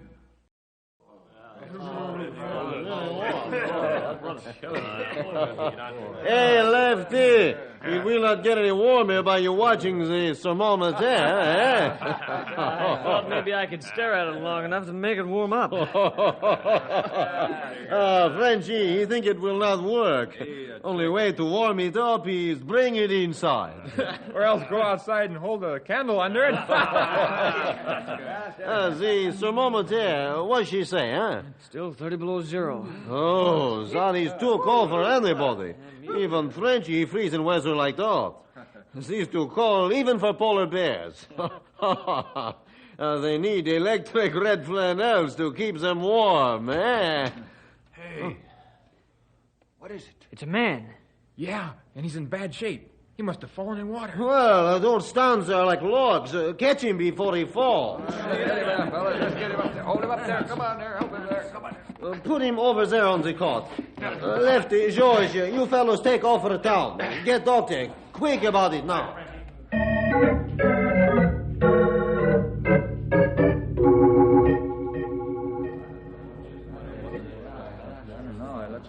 So when can Frenchy talk to him, Doc? Right now. You better talk fast. I'm not sure I can pull this fellow through. Oh, oui. Can you hear me, friend? I'm Moose McBain. Moose McBain? Oh, you are not Moose. Frenchy know him. Take a closer look. Oh, it is you, Moose. What have you been pulled through, a knot hole in a large tree? I make 3-day march, day and night. Not stop once. Oh, no wonder I did not recognize you. You look strange. Oh, Frenchy, he not think you are Moose. I found a man frozen to death, standing up in Big Pine Lake. You found a man standing up and frozen to death in Big Pine Lake, huh? That's what I said. Oh, you rest now, Moose. Frenchy, he take over from here. That's a wise move, Frenchy. What do you intend to do, Frenchy? There is only one thing to do. Call my friend Bill Jefferson.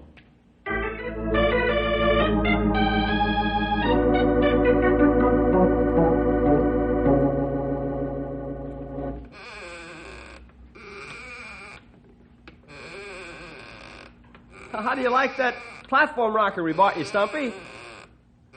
Yeah, mighty fine. Comfortable as an old quilt and mighty easy to me old bones, too. We're glad you like it. You wear other one out almost to breaking point. Now we'll never be able to get him outside. Don't let him go to sleep, or we'll have to leave him here to sleep like Rip Van Winkle. I'll get it, fellas.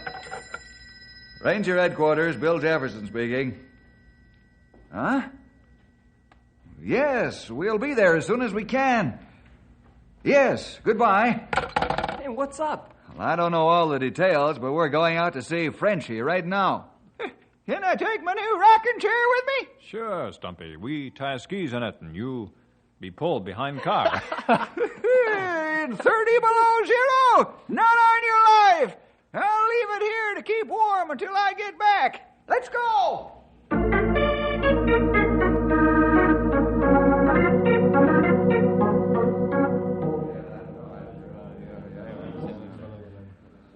Well, how are you feeling now, Moose? Feeling pretty good. Doc thought I was gonna die.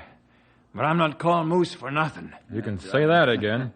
Bill, I've never seen a man recover from shock and exposure like Moose has. I wouldn't have given him a flapjack for his chances to pull through when I first saw him.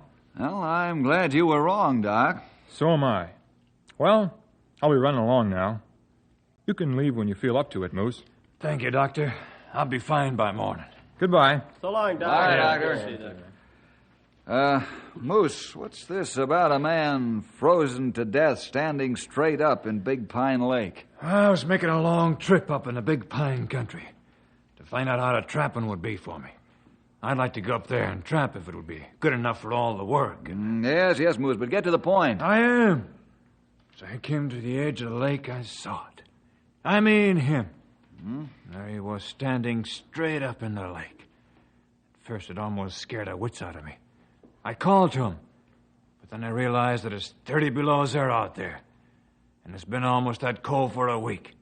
I knew the man was dead. Jumping bullfrogs. How can a man be frozen to death standing straight up? That good question. How you think it happened, Moose? I don't know for sure. I went out to look at him. He showed signs of having traveled a long way. Maybe he looked like you did, Moose, when you first came in here, huh? You're right, Frenchy. I think he fell in the water and then got up. His clothing froze right away, and he was too weak to overcome that obstacle. Sounds reasonable. How far from shore is he? Not far. He's standing waist deep in water. I should say ice. He must have fallen through a soft spot in the ice before the big freeze came. That means he's been out there better than a week. That's right, Stumpy. Moose, will you be able to travel in the morning? Sure, I feel fine by then. You sure? I don't want you to harm yourself physically. I'll be ready to travel in the morning.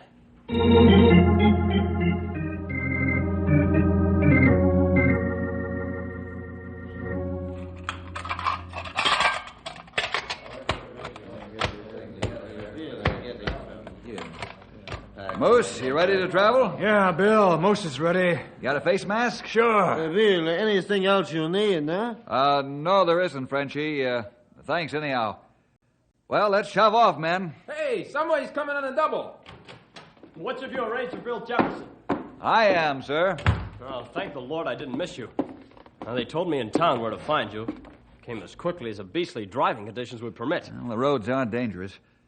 What can I do for you? I'm Harvey Norton, head of the Norton Geological Foundation. Oh, I'm glad to meet you, Dr. Norton.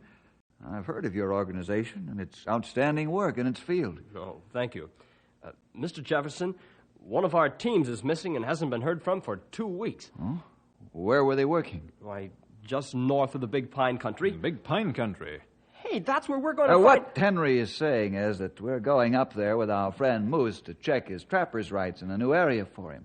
Oh, I see. Well, would you be good enough to keep an eye out for our party up there? We'll do more than that. We'll make every effort to contact them or find them. Oh, that would be wonderful. Well, thank you very much for your kindness. You're welcome. We're glad to do it. Let's go, fellas.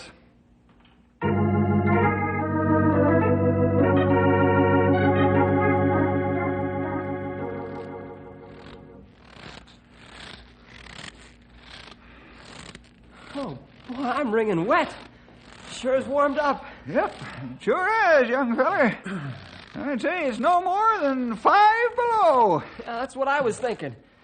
I'm going to shed some of these blankets I'm wearing. Okay, but not too rapidly or too much. You'll be the sorriest person alive. Well, I'll be careful.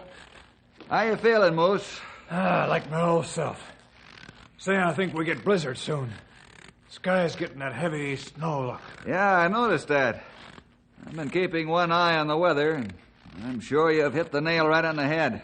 Maybe we should make camp so we not get lost. Yeah, that sounds like good advice. Right. Let's push on until the snow begins. Then the first good campsite, we'll grab it. If we got lost, we'd lose more time than by making camp and sitting out the blizzard. Hey, here it comes already. Oh, boy, look at those snowflakes. Yeah, as big as $50. It'll only take 8 or 10 billion of them to do some damage. There, a good campsite ahead. Maybe we better take it while taking is good.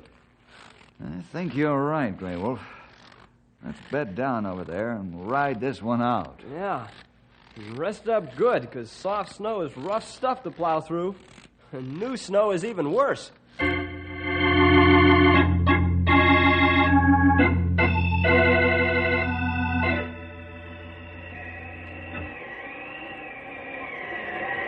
wonder how long this blizzard's gonna blow. She's been on the rampage for a night and a day already. This bad storm, all right. We have tough time after it lets up. You said it, Grey Wolf. We'll have to use your compasses, because all the landmarks will be covered up or camouflaged. It won't be easy, but I still know the way. We'll move out just as soon as we can see 100 yards in front of us clearly. Right about now, you can hardly see the end of your nose.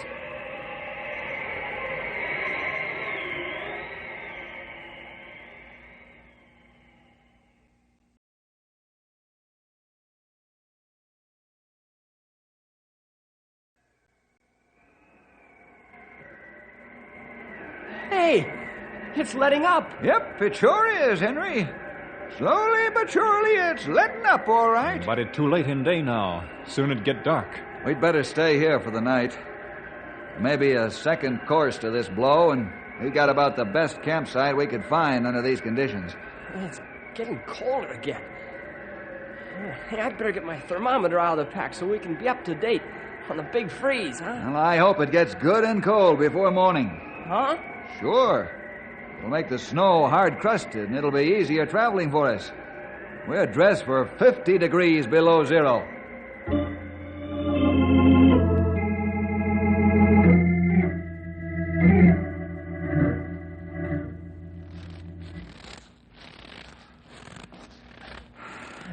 What's your gadget say, pal? 38 below. Whew. I'm froze solid thinking about it. Where's my electric blanket? Let's move along, fellas. We got to try and make up some of the time we lost.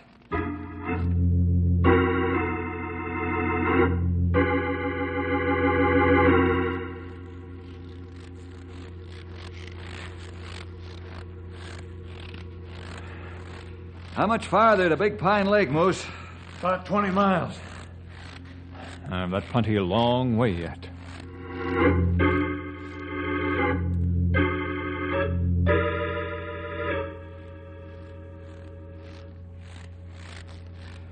Let's stop and change to skis, fellas. It's downhill the rest of the way. That's what I like to hear. Feet, you're going to get a rest for a while.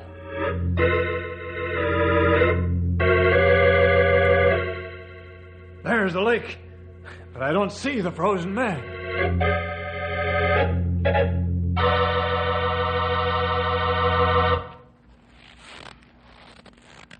Moose, if you us out here for nothing, I'll skin you like a cougar. I tell you, I saw the man. He was right about here. Well, are you sure you weren't seeing things? Maybe you lost your snow glasses or your sight failed you. No, I saw him. I walked up him. I could touch him. And that's very strange. Who would take away a body? Take it easy, fellas. Are you aware that we're standing on a good-sized pile of snow? Let's dig down and see what we can find. That's it, Bill. The snow has covered him up. Is this the spot, Moose? Yeah. Just about where you're standing. All right. Let's start digging, fellas. You'd better be right, Moose. If you're not, you'll wish you were.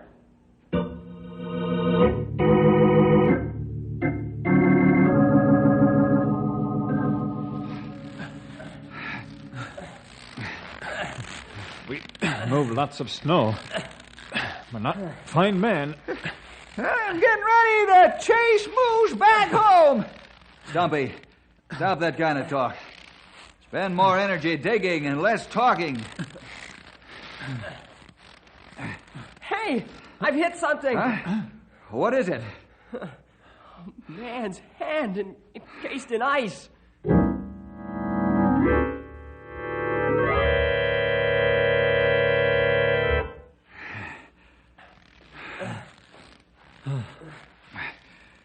It's no use, fellas. We can't remove him. He's solid in this ice of the lake. All right, let's break open his pack and see what we can find. We do. Heavy with straps. Really Froze. frozen. That strap froze. Just break apart. We have some food. How does it? Hey, who is he, Bill? Professor Emmanuel King. He's part of the geological party reported missing. That's too bad. What we do now? I'm going to break out the radio and call in and tell Knotty Pine our story. And Moose, you stay here and guard the body. I'll have helicopters sent out here in short order with men and equipment to dig Professor King's body out of the ice. And you go back with the copters, Moose. Your job is done. Thank you, Bill. I'm sorry I jumped all over you like a horned toad, Moose. Think nothing of it, Stumpy. Even I thought I was seeing things for a while. Let's go over in that grove of trees. You fellas can fix some food while I radio in.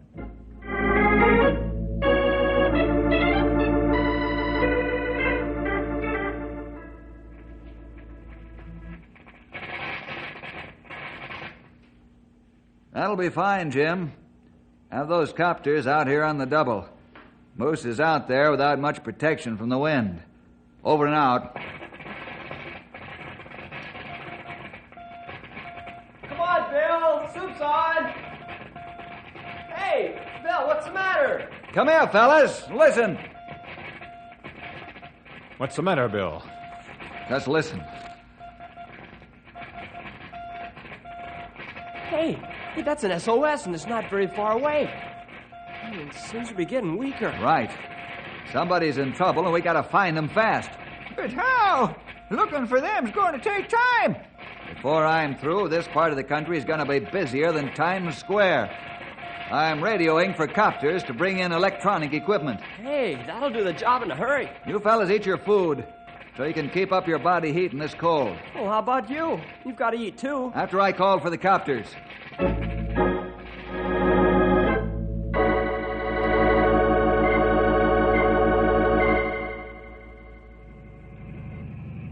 All right, Henry, let's get this sled full of gear off the copter fast. Right.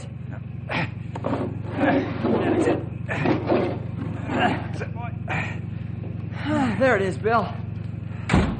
Stumpy, tell the pilot to take off. He's got his orders. Right away, Sonny. Take her away. What's he gonna do? Get help. Rescue workers and equipment. You not fool around. It's too cold to play games. That SOS is coming from the geological party. Every second counts. Let's get this gear set up now.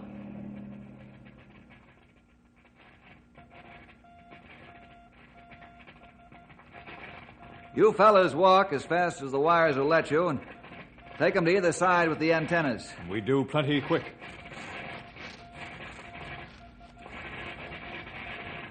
This is as far as we can go. Now move them slowly from side to side until I say stop.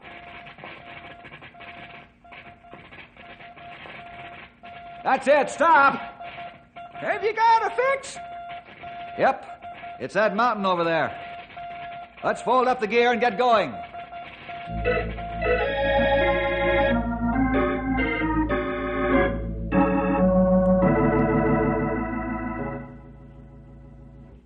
I'll eat my shirt, buttons and all, if they ain't under that snowslide. There's a cave in there, and they're in it, sure as I'm knee-high to a toadstool. I agree. That snowslide not new. It happened before storm. That fits in with finding that poor fellow in the lake. He must have escaped the slide and tried to get help. Right. So we found them, but now what do we do? Why, there's thousands of tons of snow and ice under that cave entrance. We'll have to climb the mountain and try to find a natural vent or small passage somewhere.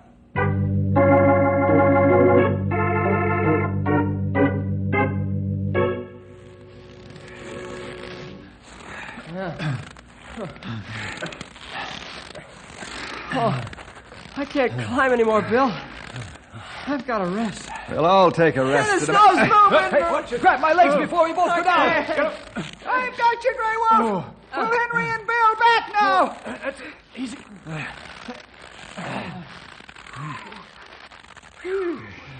Oh, thanks, Bill. You saved my life. When that snow slid out from under me fast. It didn't slide out from under you, Henry. It gave way. Henry, you found a natural vent down to the inside of the cave. I have? I did? Where? How can you tell? Take a look. Wow. Hey, that thing goes way down. You can't see the bottom of it. Shake out your ropes and we'll tie them together. Bill, you're not thinking of going down in there. I'm not thinking of it any longer. I'm going down. Oh, you might get trapped in there. Why, some of those vents are so narrow you'd get wedged. And then your goose would be cooked. Some of them you can't climb back out of either. I think you're foolish to risk your life like that. I agree. Maybe there are other ways to do this. There isn't any time for quibbling, fellas. I'm going down. There's usually about a dozen people in a geological party. I think most or all of them may still be alive. What if that rope isn't long enough? Then, pal, I'll be at the end of my rope.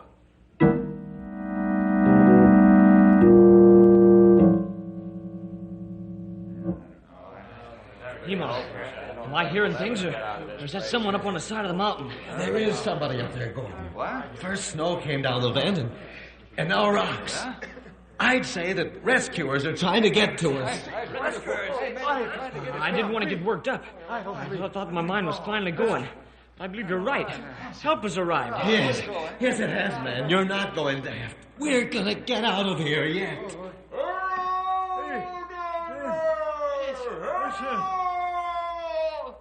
Hello! Thank God you've come for us.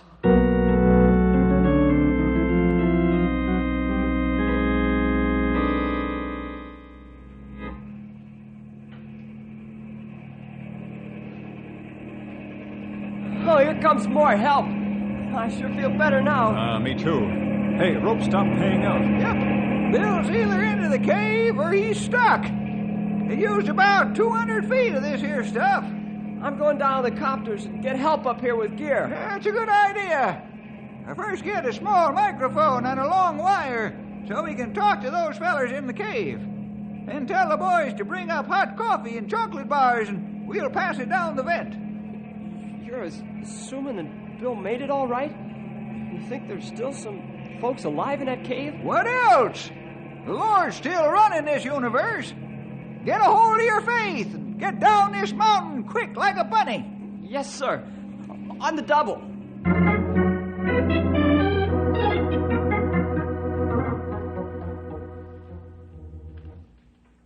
I'm thankful you're all alive.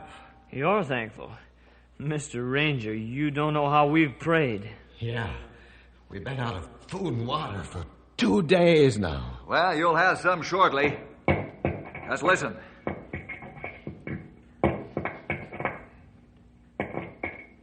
What is it? Strike a match.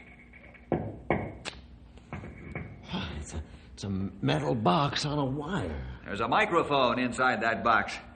Now I can talk with the rescue party. This is fantastic. Wait till the hot coffee and chocolate bars come down. That'll be even more fantastic, my friend. Hey, you guys up there, can you hear me?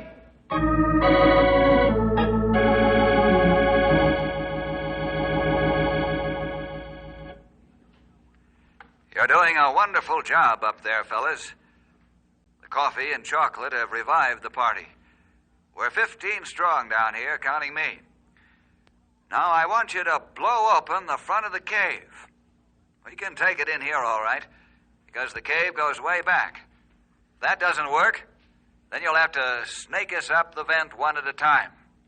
Frankly, I don't think some of these men can take it. They're in pretty bad shape. All right, get with it now. See you later. But good news. Yeah, but You heard the man. Let's set the dynamite. But that'll start another snowslide. No doubt it will, young feller.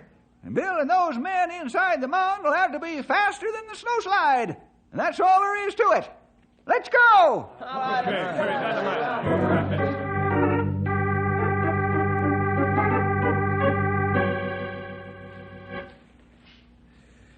We're all set, Bill.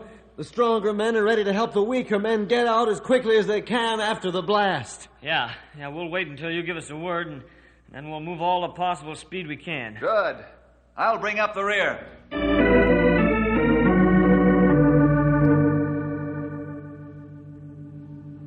Ready on the right! Ready on right. Ready on the left! Ready on the left. Here she goes!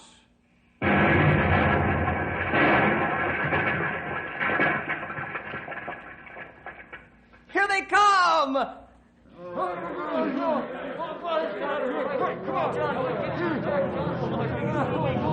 Here comes the slide! Bill isn't out yet! He'll come soon. He still isn't out yet! He isn't gonna make it! There he is! Oh, I thought he wasn't gonna make it! He slowed down because he carried two men.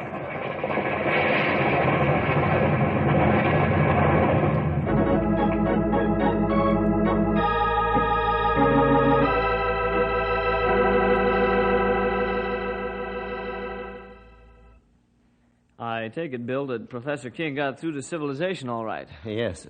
Did you get his message? Yes, we got his message all right, but not in the usual manner. I don't understand. He died in the same thing that you men just broke out of. An ice prison.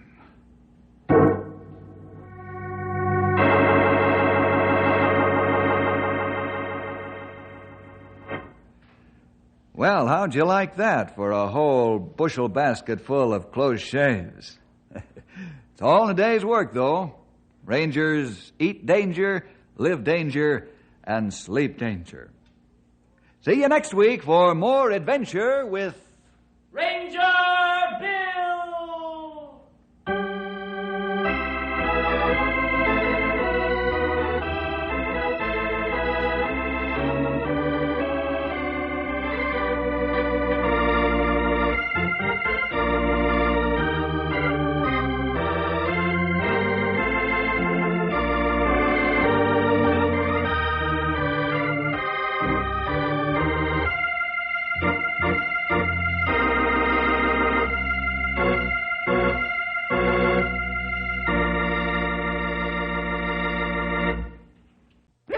This is Stumpy Jenkins, speaking for Ranger Bill, and saying don't forget to hit the trail with us every week at this time for lots of exciting adventure with all the Ranger gang. Henry Scott, and Grey Wolf, and Bill, of course, and me, the old-timer, are all on hand from time to time to bring you the best stories we can find. So you tune in to Knotty Pine and learn the latest that's happening around the ranger station, or in the mountains and forests nearby, or maybe even someplace further away. 'Cause that young feller Bill gets into all kinds of situations and troubles and complications when he's trying to help somebody else. So you be sure to join up with us next week for this half hour of storytelling. And then you won't lose out on anything that's going on. I'll be looking for you. So don't disappoint me. Disappoint me. Disappoint me. Disappoint me. Disappoint me. Disappoint me. Disappoint me. The first couple of radio comedy, or Burns and Allen, are up next.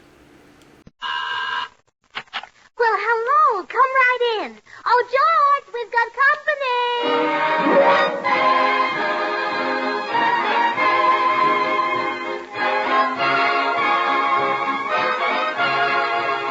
And now meet the people who live in the Burns house, George and Gracie.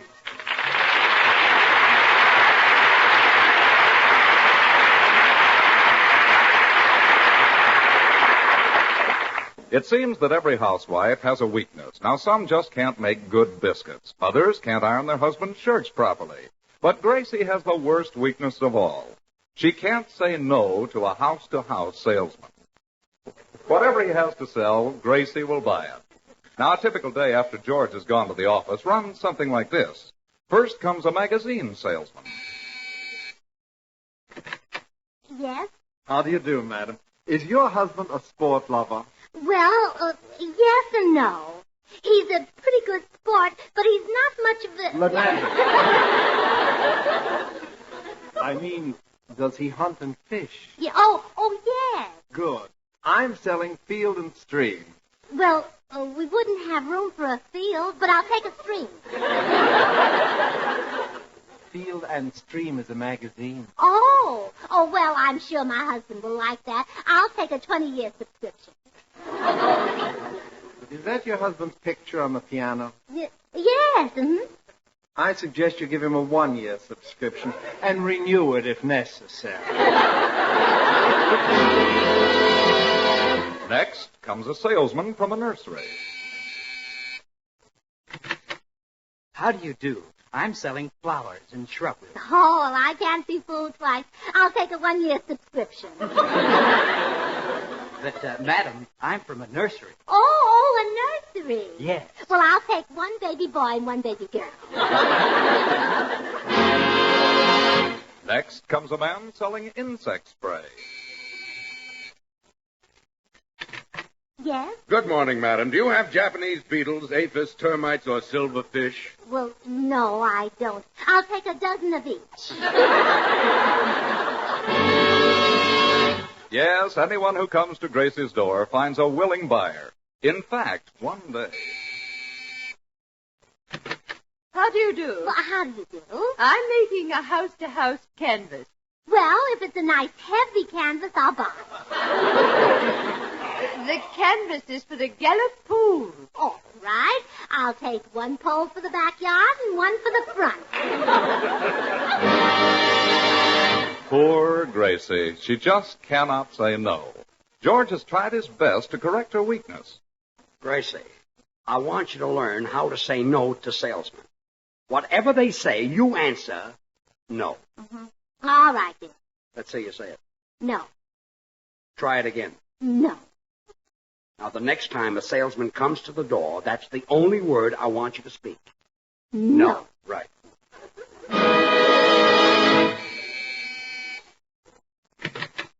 Good day, madam. Have you a concert grand piano?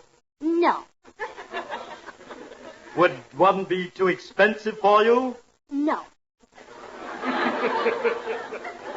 Do you think your husband would object if you bought one? No. Well, splendid. I see you're both music lovers. Would one piano be enough? No. Ah, you'll take one apiece. Excellent. Will tomorrow be soon enough for delivery? No. This afternoon, then. Would you like the easy credit terms? No. That'll be COD $4,000. Good day. George managed to cancel the piano order, but as we look in at the Burns home now, we find him lamenting the stockpile of other merchandise which Gracie has accumulated over the years. Look at our spare room. It's over half full of junk you bought. You must have a fortune in these worthless books alone. What are those? Oh, that's a very valuable set. The Life of Madman Munson, 15 volumes. No home should be without that. And here's a book on trigonometry. You don't even know what that means. Oh, I do so. Now take it by syllables. First comes trigger. That's a horse. Then comes nom. That's French for name. And last a tree. You know what that is. So trigonometry is a book about a French horse up a tree.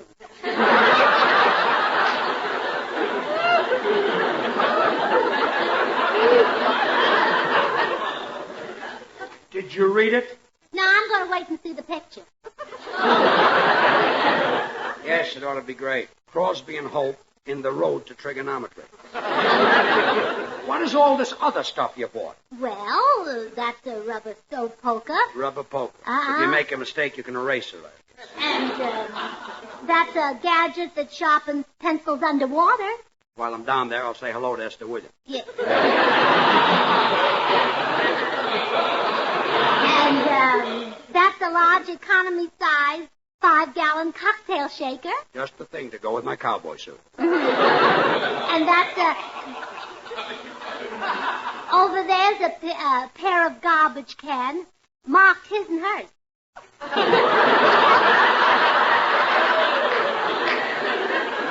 And that's enough. I don't want to hear any more. George, I don't think you're happy with me. Love you, honey, but this buying craze is like a disease with you. It's almost like you've got kleptomania. Yeah, well, did I buy that too? They'd sell it, you would. Look at this trash. I'm going to call the junk dealer and have him come right away and take it away. Yes, dear.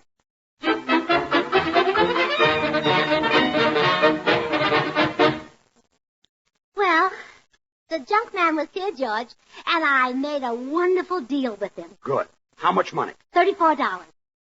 Only $34? Well, wasn't that a bargain? And I bought everything but his horse and wagon. I give up. I'm going to the cigar store.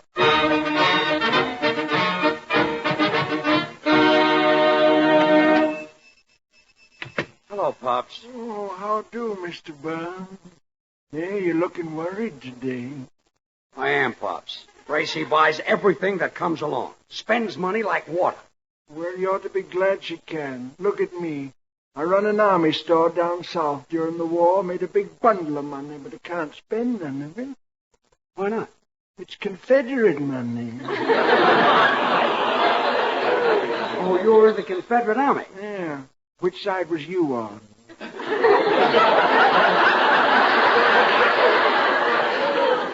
I was 4F. Let me have a couple of my favorite cigars. Yeah. Here you be, 2 Perfecto Royales. That'll be nickel. Yeah, Pops, I gotta find some way to keep salesmen away from my house. If smoking them cigars won't do it, nothing will. Here, wait a minute. I got an idea. A friend of mine works for the Board of Health. Now, suppose he has a policeman tack a quarantine sign on your door. Yeah, quarantine sign on my door. Yeah, that'll keep them away. Sure. Now, you wait on the customers. I'll go back to the stock room and telephone the Board of Health. Excuse me, won't take long. Those salesmen think we're quarantined. They won't... Hello, Pops. Say, you're looking older than usual today. You recognize me, Joe Bagley. Oh, it's you, George. Yes. Well, you don't look so good either. You wouldn't either if you were married to Gracie. She can't say no to a salesman. Our spare room is completely filled with junk that she bought. You lucky guy. Lucky? Sure. Our spare room is empty, so what happens? My mother-in-law is coming to visit us. You old moose.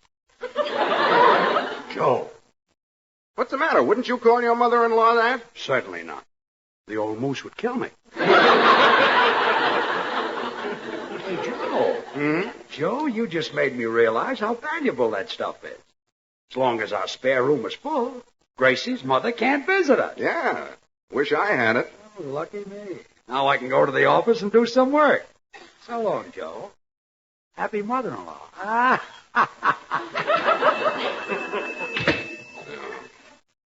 If I could talk Gracie into sending for her mother, she'd empty her spare room and I could get the stuff to fill mine. Oh, that'd be a dirty trick to play on George. Yeah, it would, wouldn't it?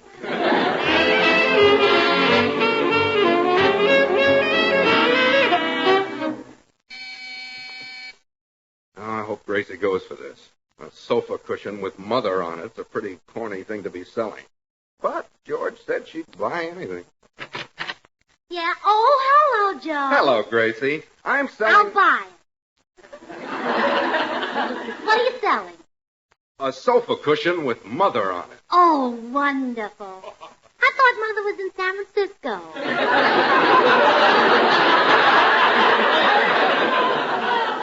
It just has the word mother on it, Gracie. Oh. How long since you've seen your dear, sweet mother with the silvery hair? I've never seen it. What? Silver is one color. She never dyed it. Oh, but think of her, Gracie. What would it mean to you to see your mother coming up the walk right now? A tiny, frail little wisp of a woman. It would mean she lost about 150 pounds. Your mother pines to see you, Gracie. There's nothing stronger than mother love. Whose hand rocked your cradle through the night? Your mother's. True. True. And when you cried, it was your mother who looked into your crib and said, "What is it, baby?" Oh, Mama was so good to me.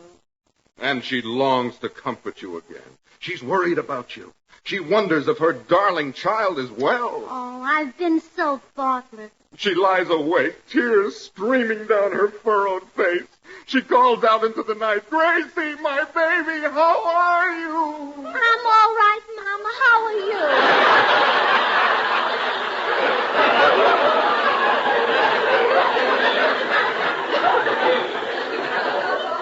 Now, Gracie, don't delay another moment. Send for your mother. Send for that dear, sweet little...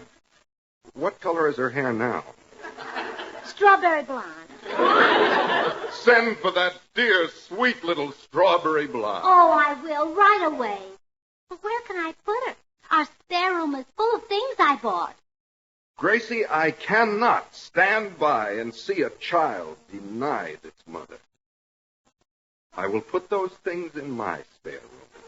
Oh, you're good, Joe. Good. Someday you'll go to heaven. Yeah. Here, take some of George's cigars. Well, no, thanks. I'm not in that big a hurry to get there.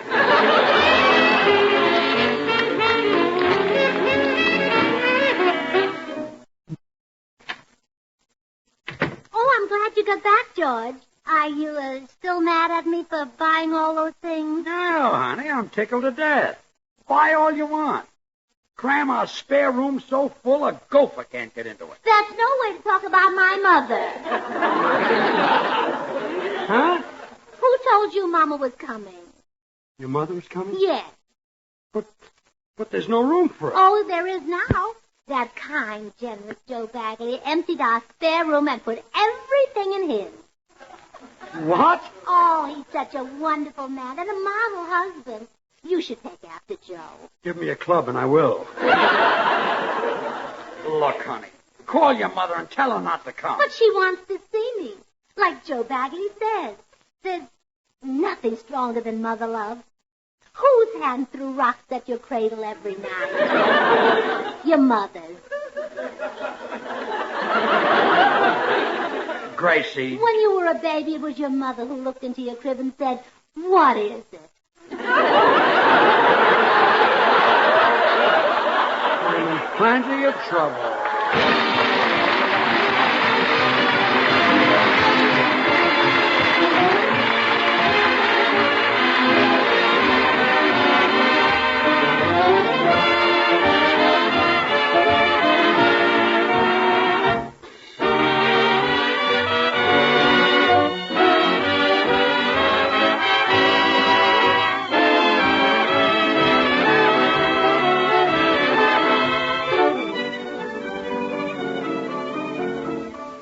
I'm looking over a four-leaf clover, and Pago, my heart, Yes, Meredith, two of the really grand songs of yesteryear. Yesteryear? Don't you listen to the jukeboxes? They're just as popular today.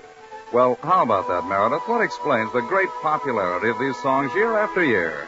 I guess you can chalk it up to nostalgia, our fond memories of the past. Could be, Toby, but shucks, if you know music, you know these songs are really solid. The boys who wrote them knew it takes not one, but a number of musical ingredients to produce a hit tune. Now just lend an ear to this popular revival. Try to recognize it from just this mellow harmony.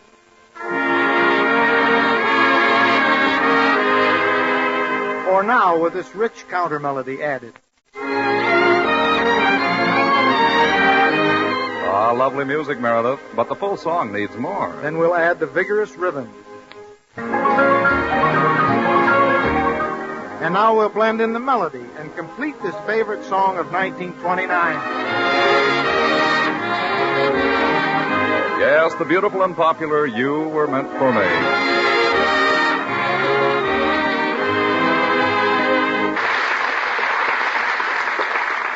Gracie, please call your mother and tell her not to come.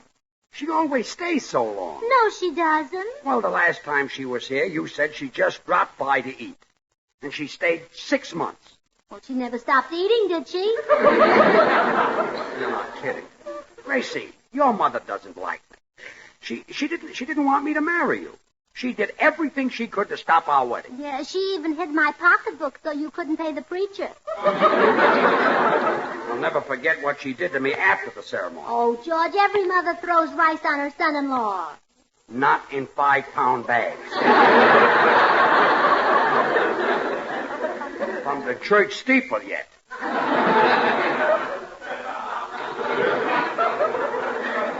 And then she tied my old shoes to the back of the car to be dragged through the streets. But that's the custom after a wedding. I was still wearing them. Oh, Mama was just having fun. You know her Irish sense of humor. Yeah, she's a cute kid. I tell you, Gracie, your mother never did approve of me. She wanted you to marry Joe Muldoon. If she comes here, I'll see who's at the door. Excuse me. Hope it's someone who can help me out of this mess. Hello, all. Meredith, you can be a lifesaver. Very well. What flavor?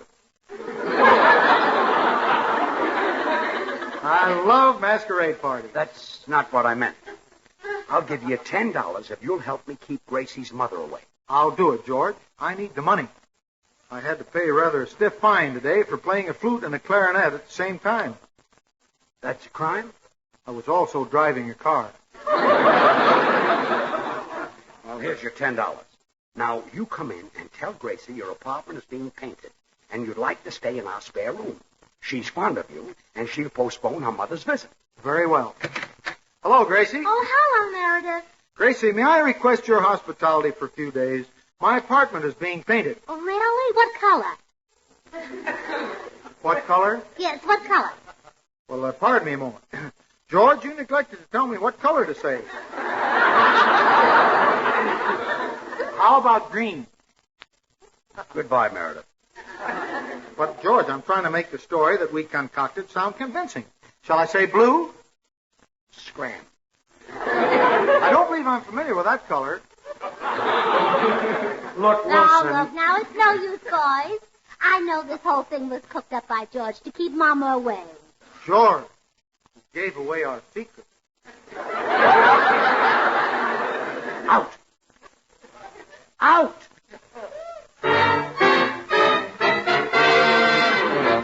If anyone can help me out of this mess, Bill Goodwin can.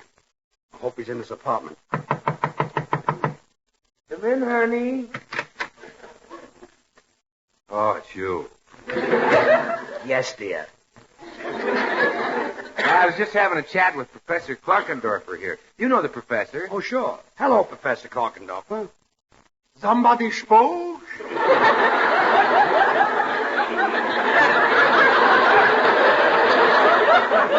Yes. Remember me? Of course I remember you. I got eyes like a house. How could I forget that long, sunburned nose? That's my cigar. So? I'm surprised Mr. Goodwin would date a girl that smokes cigars. He's a slob. Look, Bill. Yeah. I need your help. Unless you and I can stop her. Gracie's mother is coming to stay with us. Oh, a battle act, huh? Well, no. It's not that she's such a bad old girl, but she just despises me. Well, what's she got against you? She doesn't like actors. Yeah, but what's she got against you?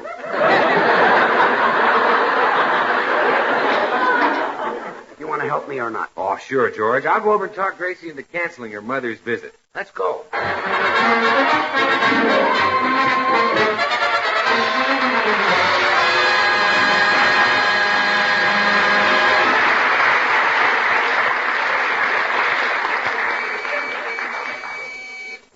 Come in.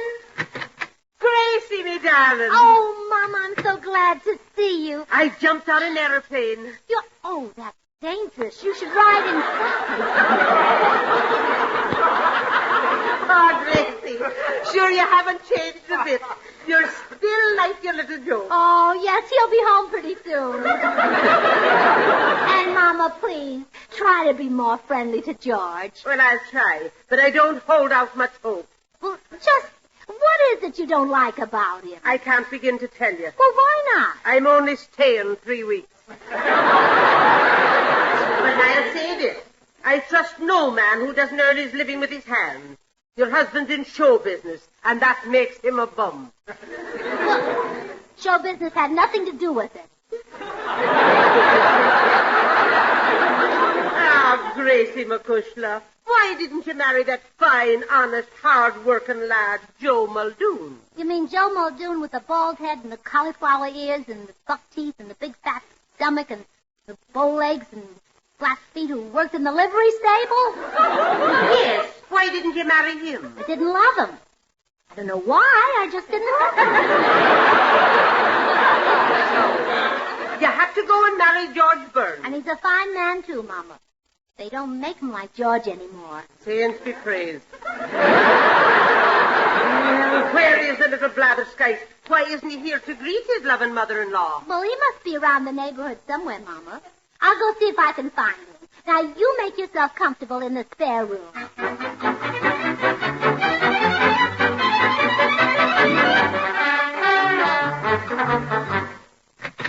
Oh, Gracie.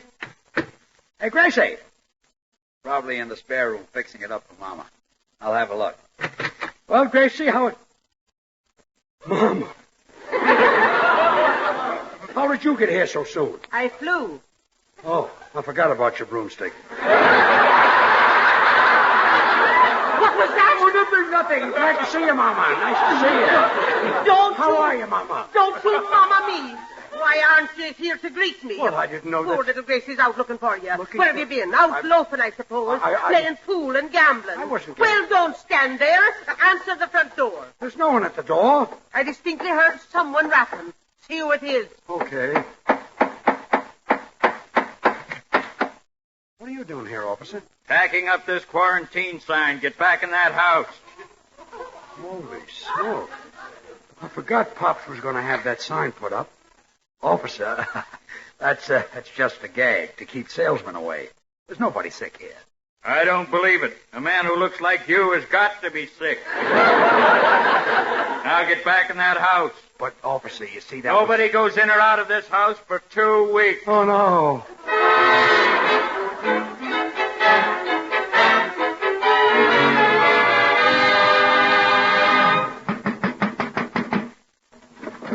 Hello, dear.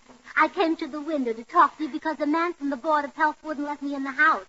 How did you get chicken pox? You haven't eaten chicken for weeks. Gracie, Goodbye, dear. Wait a minute. Where will you spend the next 2 weeks? Oh, don't worry about me. I'll stay in the basement. Here? No, at the May Company. They're having a big sale. Gracie, wait. Don't leave me with the slave driver. George! Coming, Mother.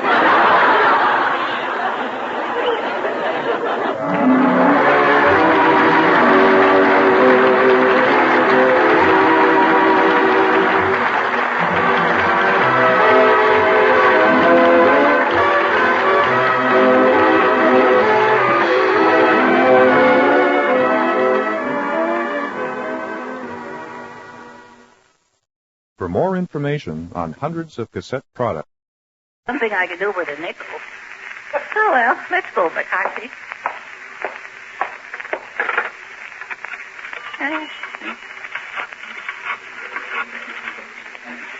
Hello? Mr. Bergen? Guess who this is? Now, wait a minute, Bergen. Yeah, but you gotta take me back. Now, please. Yeah.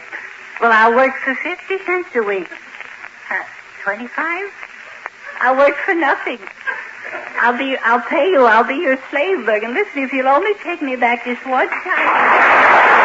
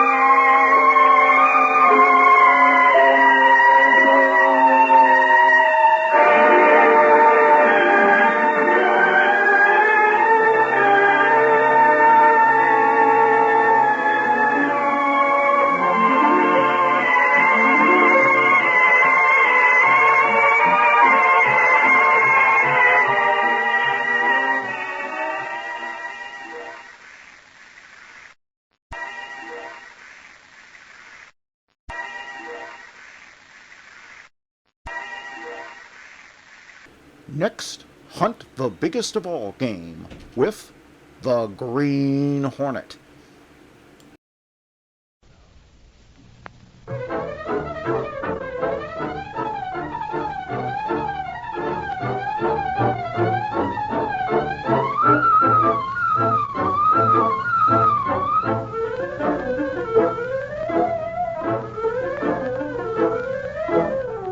With his faithful valet Cato, Britt Reed, daring young publisher, matches wits with the underworld, risking his life that criminals and racketeers within the law may feel its weight by the sting of the Green Hornet.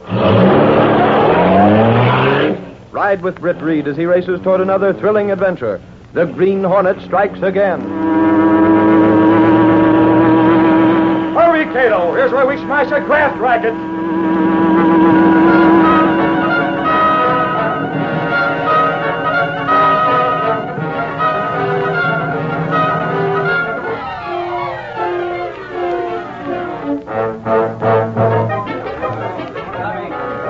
Okay, Charlie. That closes the bulldog. Yeah, take it away. Not much news today, Gunnigan. Yeah, that's the newspaper business, Reed. One day you got a 5-alarm fire, a nice, heavy murder, a big scandal case, and so much stuff coming over the wire you could fill a dozen page ones. And then days like this one. What's your lead story, Gunnigan? The citizen protest meeting, yelling about the rackets in town. Oh, that's important. Sure, been important for months, but it's not new. It's from hunger, Reed. We had nothing else to run. Couldn't even give it a twist. Gunnigan, you know what makes this town shot full of rackets? Sure, the political machine. I wish we could print it on them. What a scoop that'd be for the Sentinel. I gave up that dream long ago, Reed. It's a funny thing about crooked politicians, Gunnigan. Take Carling, for example. That chiseler? You can have him, Reed. He gets paid a lot for giving the racketeers political protection, doesn't he? He's got $1 for every penny I ever saw. And it didn't come out of his salary as a public official. Public official. Yet there was a time when Carling was on the level, when he had the makings of an honest statesman. That was way back when you were a kid, Reed, when your father was running the paper. Time flies. What made him change? Dunno. Easy money, maybe. Money like that may be easy to get, Gunnigan, but it's got thorns on it. I bet he hasn't slept well in years. Talking about Carling, boss? Oh, yes, Lowry. Why? He won't sleep easy tonight. Huh? You got something, Lowry? Yeah. Guess who's been pulled in for disturbing the peace? Uh-oh. You mean Carling's son again, Lowry? Right, boss. I just got a phone call from the station house. He raised a row in another nightclub. Too bad they can't cool him off in the clink. Not a chance, Gunnigan. With the pull Carling's got, his son must be home by now. Sure he is. Too bad, isn't it? I've seen that chap around. I'll bet if it hadn't been for the example his father's setting him, he'd be as level-headed as any kid. Never mind the philosophy, Reed. Do we run it? Of course we do, Gunnigan. It's a story, isn't it? Take it to rewrite, Lowry. Tell him to give it a couple of sticks. Okay. Wait a minute. Might be something. Newsroom, Sentinel. Yeah, he's here. Who wants to see...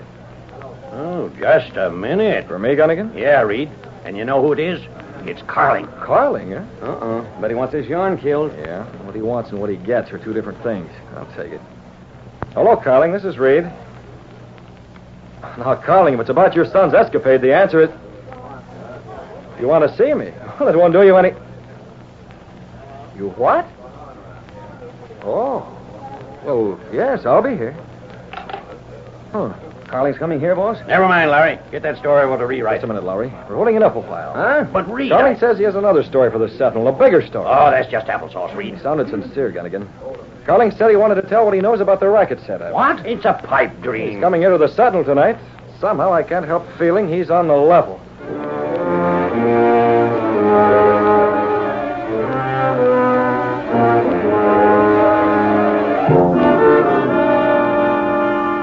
All right, Carling, what is it?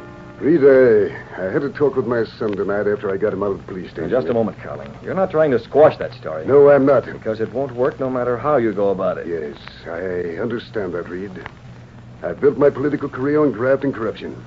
I didn't realize until tonight how insecure that foundation was. You wanted money, Carling. Well, you got it. Dirty money. It's all finished now. I'm through. It took you a long time to change your mind, Carling. What's the matter? Did you have a quarrel with the racket boss? No. I had a quarrel with my son. Did you expect him to be a good citizen after the example you set him? Please, don't rub it in. I thought I was providing for his future. Instead, I ruined it. Well, just what was this quarrel? Well, I took him into the library. I wanted to give him a lecture on his conduct. He didn't seem to be impressed by what I was saying. That's all you're going to say it, will you, Dad? I'm sleepy. Son. What are you always preaching at me for? Because you're my son. I can't see you go on this way. What's wrong with it? What's wrong with it? You've been tossed out of 3 universities already. You've gotten into one scrape after another. Why don't you settle down? Because it's more fun this way. I don't know. Every time we get together, you act as if... Son, I've done everything for you. Okay. Suppose we let it go at that. I can't believe it. I can't believe you're no good. I'm your son, aren't I?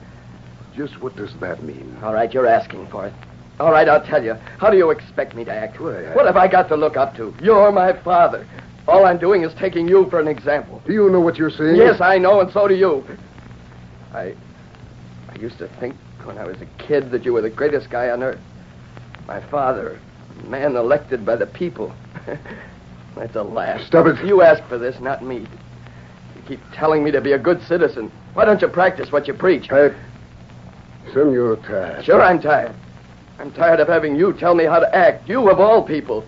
You're a crook, and I'm your son. You can't say that. I can, and I am. You've never been in jail, sure, because you're too smart.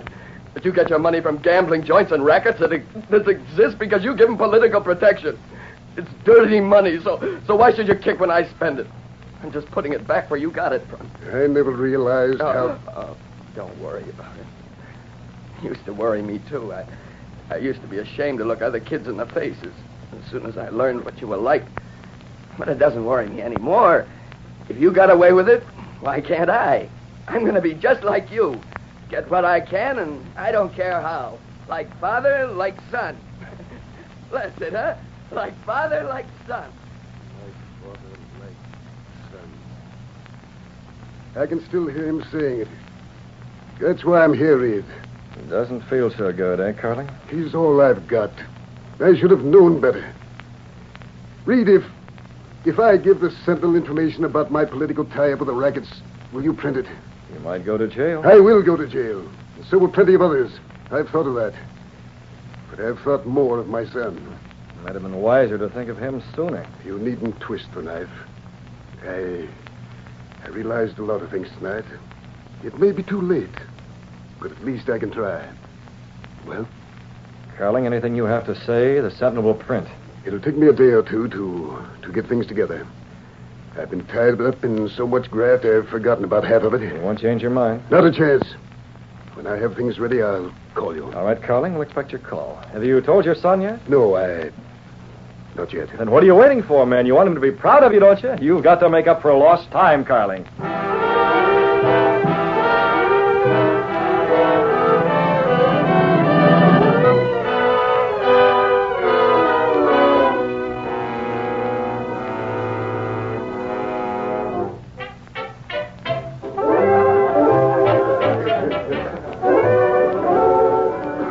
Thought you'd come to my dance, Jack. Fooled you, huh? I've sent you so many invitations, and you've always turned them down. Forget it, darling. Let's dance.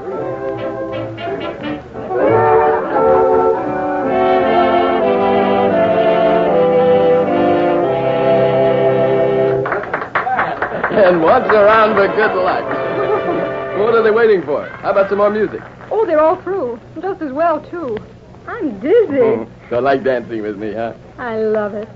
Let's go out on the balcony, shall we? With you, any place. You've changed so much, Jack. As if a load had been lifted from you. It has. Tell me, is it your father? How did you know? Oh, news gets around. Jack, I'm glad. So am I, honey. It's a swell feeling. Oh, look, isn't that Britt Reed? Where? Oh, yeah. Come on, I want to say hello to him. Mr. Reed? Oh, hello. Do I get the next dance, or do they all take it? Well... They were all taken. I might give up one, though, seeing it's you. Life isn't so bad, is it, Carling? Dad talked to me, Mr. Reed. It's funny how a talk can change things. The Sentinel can't go easy on him. Well, Dad doesn't want that, and I don't either. Say, I was just thinking. Well? I have one more year, and then I get out. We won't have so much money, and...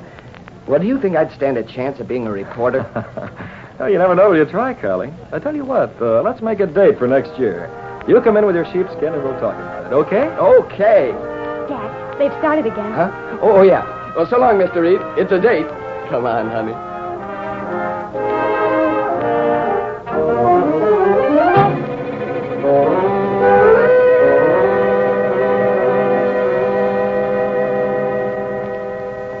Just a minute, Carling. Who's that? Over here in the car. Who is it? Now, was that a way to talk to a pal? Tilson. What do you want? I've been parked outside your house for a couple hours, Carling. Didn't we have an appointment today? Appointment? Yeah, to split a little dough. You never missed an appointment like that before. Well, Tilson, I'm not interested anymore. You see, I've been hearing rumors, Carling. Wouldn't be any truth in them, would there? I'd rather not discuss it, Tilson. Now, ain't that nice? I'd rather not discuss it. Well, listen, you. I don't know exactly what's going on. Not yet. But I don't like it, see, and we're going to... Let go of my arm. I'll let go, and I'm good and ready. You and me have Mr. Carling. Who's that? Mr. Carling. Let go of my arm, I Somebody say. for you, huh? Okay, Carling. Just remember, I'll be seeing you. I thought it was you, Mr. Carling. Who are you? Me? Lowry from the Sentinel. Say, that guy left in a hurry, didn't he? Yes, he did. What's the matter? Didn't he want to see me? I think not. Well, Mr. Reed wants to know when you'll... Hey, wait a second. Now that I think of it, I've seen that car before. You can tell Mr. Reed I'll call him tomorrow evening. Okay, but you sound scared. Was that car the one that... was Tilson. Tilson? Yes, Holy Tilson. mackerel. Head of all the rackets in town. He's a little suspicious. You think he knows you're going to talk? I'm not sure. I don't think so, not yet. But I'm not backing down. Tell Mr. Reed he'll hear from me tomorrow night.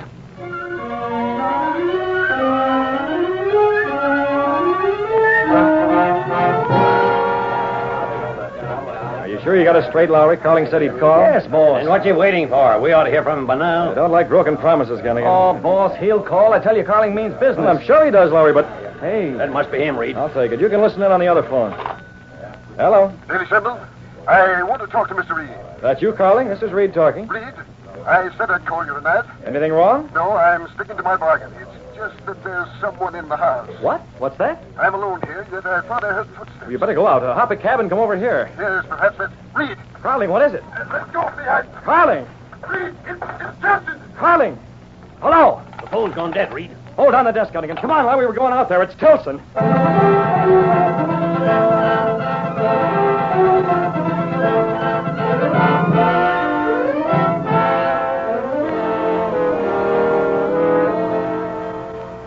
Must be that newspaper guy, Carling. They got here in a hurry. Tilson, you I'll can't... tell you once more, just so you remember it.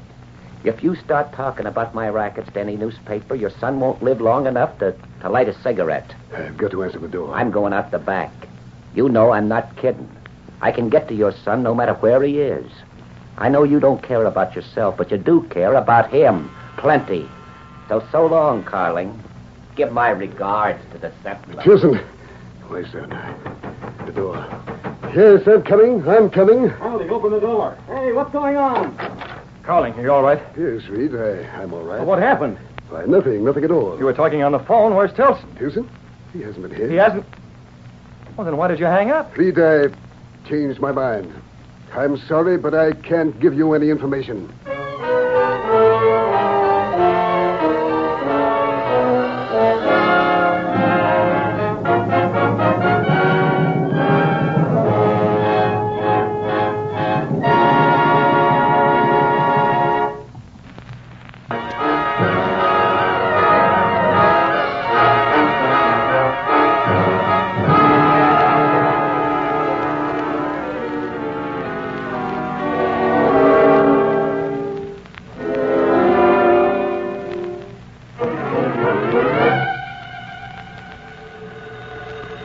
Telephone, Mr. Britt. I'll take it, Cato. Hello? Reed, this is Gunnigan. Oh, yes, Gunnigan. Have you made any headway? Not a bit. Carling says no soap. Did you tell Lowry to put the pressure on? Larry's here now, Reed. He talked himself hoarse. But what's Carling's reason? He must have one. Yes, me. He's been threatened. Tilson, huh?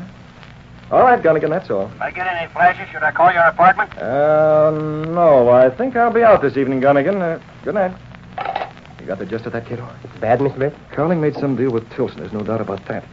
Just when the settler was all set to crack that racket scoop, it would have ripped the town apart. Yes, sir. Now somebody stepped on the fuse. Well, if Lowry couldn't squeeze the truth out of Carling, that puts it up to us. What do you mean? Almost 24 hours have gone by since Carling broke his promise. He's got some reason for keeping quiet. Perhaps it's his own skin that worries him, perhaps... Yes? We'll find out definitely. I want the Green Hornet mask and the gas weapon. Check the Black Beauty and have it set to travel. We're going out as the Green Hornet.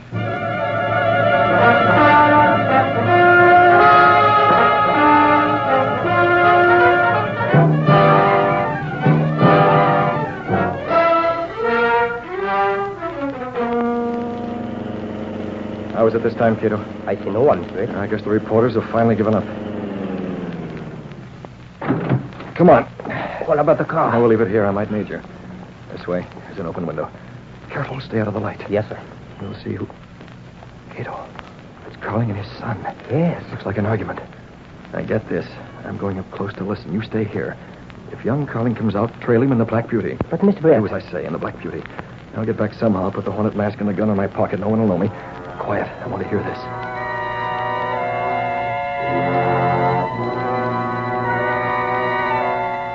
Yes, son, it's true. I've changed my mind. But, Dad, when I read that in the Sentinel this morning, I couldn't believe it. I don't want to discuss it. But why? Why? Please, please. No, you've got to tell me. Was Tilson here last night? Was he? Yes, son. He made threats. Well, so that's it. And just because he threatened you... Not me, son. I didn't want to tell you this. Well, who did he threaten? You. Me? I know Tilson. When he makes a promise, he means it. And what about your promise? What could I do? Son, you're all I've got. Oh. Does it seem funny to you? Go on, what are you stopping for? You might as well make it good while you're about it. But what are you saying? Oh, cut it out. You're not kidding me. I don't understand. This song and dance about Tilson making threats. I'm old enough to know the truth. It is the truth. Yes? Then why don't you get the police to protect me? Because if I made one move like that, Tilson would think I was getting ready to talk. He'd get you first. I don't believe you. No, I fell for that stuff before, but I'm not falling now. You never had any intention of going through with this. You handed me a lot of soft soap, then you cooked this up as an alibi. Son, come back here. Wait a minute. Let go of me. You're in solid. You've got your dirty money. You can't Stop go. playing the doting father. Keep on with your chiseling racket. I don't care. Now let go of me. I'm going. Son, Jacker. He's gone. How much does he know, Carling?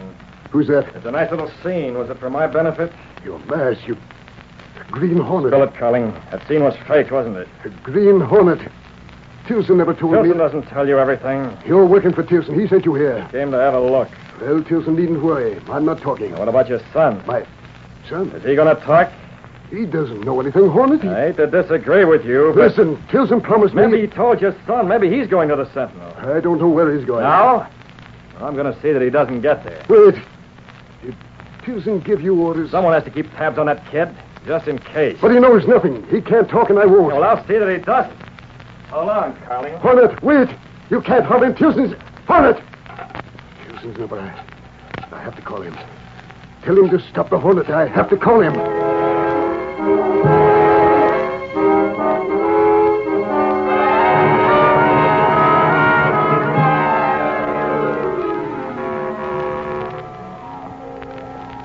Yeah, this looks like the place.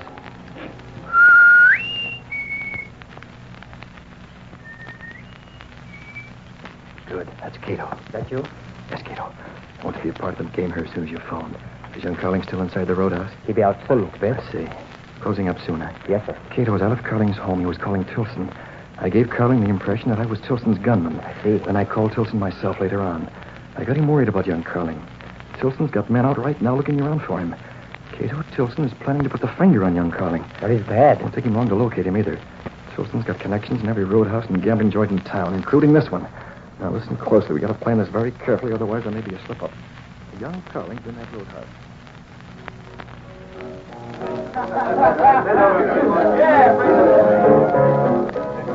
Jack, please, it's time to go home. Home? I haven't got any home. Not anymore. You don't know what you're saying. If you don't like it, go on. I didn't ask you to hang around. You asked me to come with you. All right, I changed my mind. I don't need you or anybody. Pardon me, buddy. Your name Carling? Huh? There's a phone call for you out back. Okay. Jack, let's leave. Let me alone, will you? I'm going to answer the phone. As far as I'm concerned, it'll be okay if you're not here when I get back. Where is the phone? This way. Who was it? I don't know. Just ask for you. Hope it's my father. Boy, will I tell him off. Right through this door. You first. Oh, I don't see a phone. Hello, Ken. Who are you? I got a rod in my pocket, so just do like I tell you. A gun? The name's Tilson. Tilson? Should I take him out, Tilson? Yeah. We got a little tip from the Green Hornet kid. You were taking a little ride.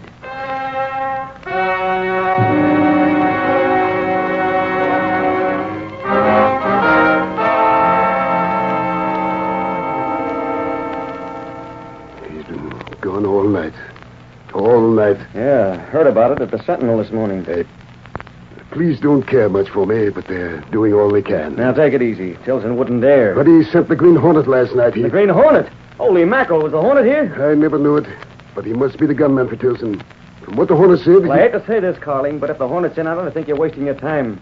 That guy's been accused of every crime on the book, including murder. The Hornet thought Jack knew something, but he didn't. I swear he didn't. When you get in a racket, Carling, it's hard to get the tar off. If he's dead, Now, you can thank yourself for it. You started this racket, helped it to grow.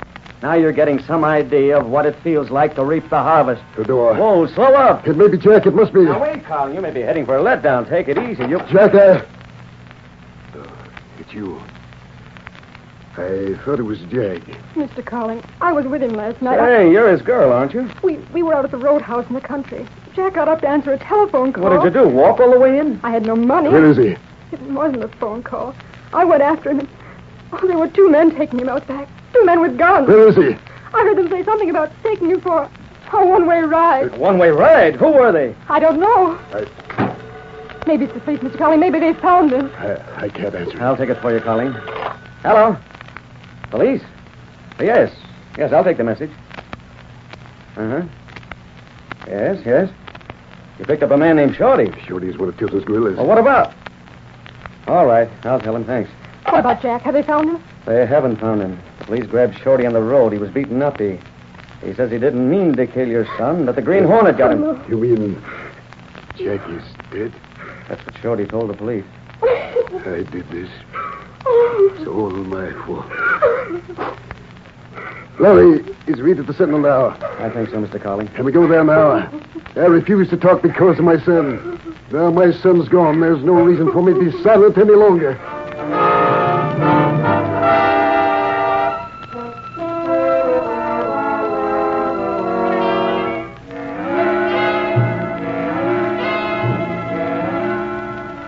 That's it, Reed.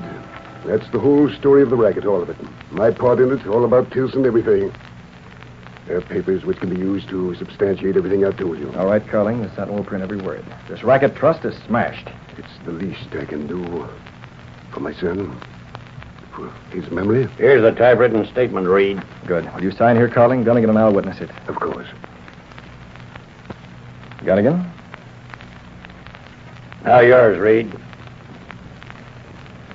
All right, Gunnigan. Have photostats made of this.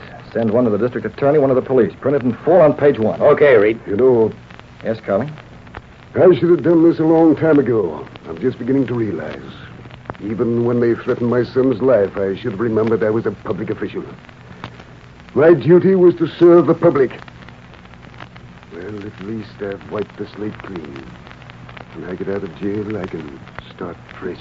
You'll get my vote, Carling. Hey, boss, Carling. Lowry, take it easy. Take it easy, nothing. The police just called. Young Carling is alive. What's that? My son? Yeah, alive. He walked into a police station upstate a couple minutes ago. But I don't understand. That man Shorty, he told the police that he and the Green Hornet killed my son. That's what they thought, but it wasn't true. Your son woke up beside the road. He'd been gassed. It wasn't a shot. It was gas. That boy, he got away from the Hornet. He's alive. I've got to see him. Sure you've got to see him. Holy mackerel. Is this a story or is this a story? Reed, it's a knocker. Let me by. I got to get that... Well, politician's son escaped from the Green Hornet. Hey, wait for me, Gunnigan. All right, Carling. Put your shoulders back. From now on, you'll have a son to be proud of. And I think you'll be proud of his father.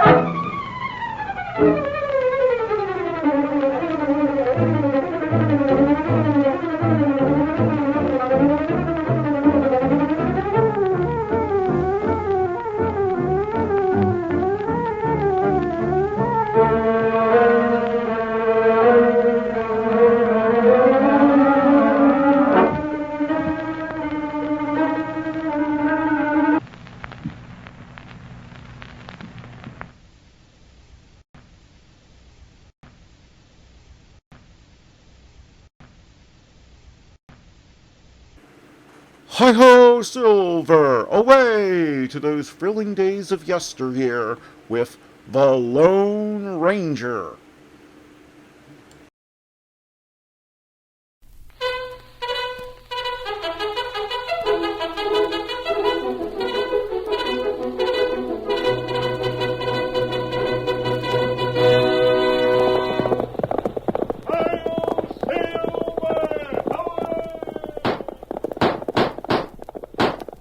Fiery horse with the speed of light, a cloud of dust, and a hearty hi-yo Silver, the Lone Ranger.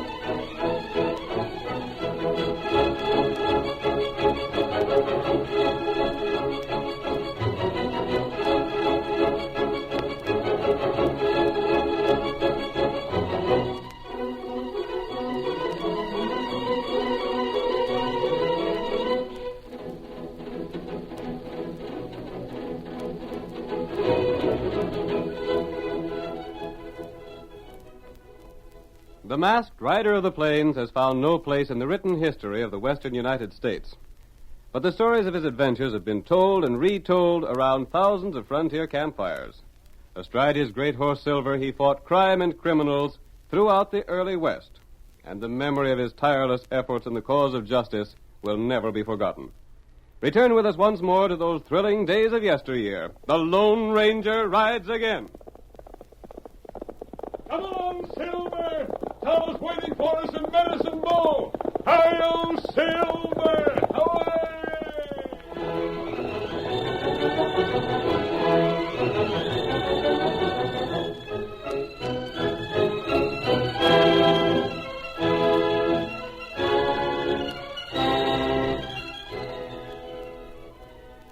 The town of Medicine Bow was the center of great activity in the gold fields, and prospectors came from all sides to get their supplies from Lige Potter's general store. Confined more or less to the store by his advanced years, old Lige was always eager for news, and always anxious to talk with anyone who would visit with him.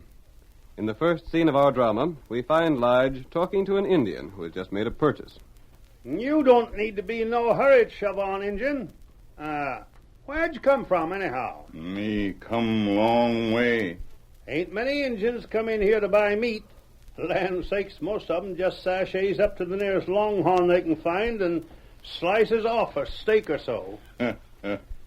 You seem like a right nice sort, Injun. Reckon I'd better warn you. What matter? If you want to stay healthy, you best keep out of the way of the blacksmith. He'd likely throw a 6-gun on you. Him not like Injun? 'Tain't exactly that, but he's hunting all of 'em, so's he can get one particular Injun. Jim Blackwell knows more'n most of the folks in Medicine Bow, being as he's traveled more and seen more. Pa, what do you think Blackwell's done now? Eh? Oh, hello, Polly. What's he done? Oh, Pa, that Injun.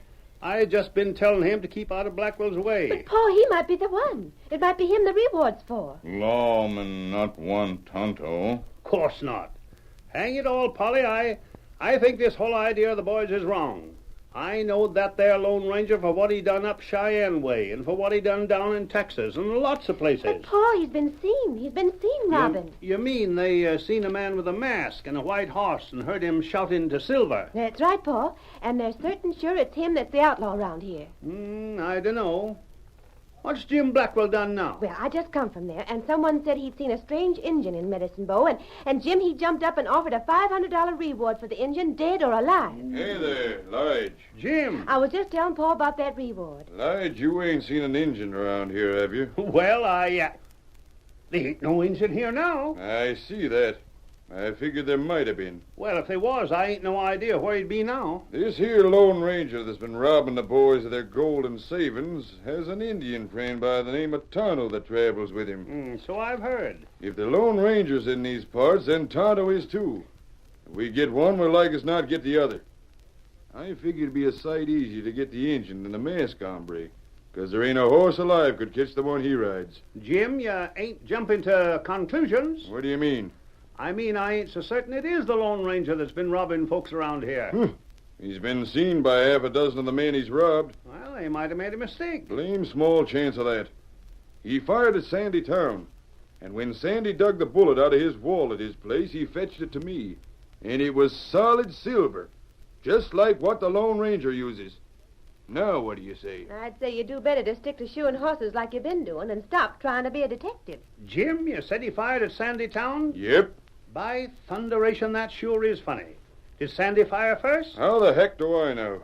Well, that shooting must have been at powerful long range if that fellow shot and missed. That's all I got to say.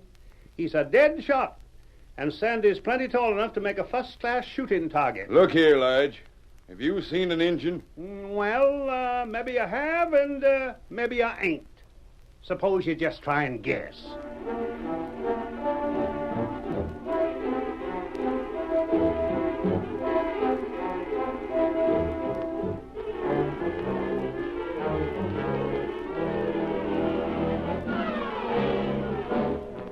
Tonto slipped out of Lige Potter's store as Jim Blackwell entered. He remained outside to hear what was said, and then hurried away. We next see him as he joins his tall, masked friend in a small, well-concealed camp not far from town. Tonto, you've ridden hard. Me got bad news. Bad news? What is it? People say you robber.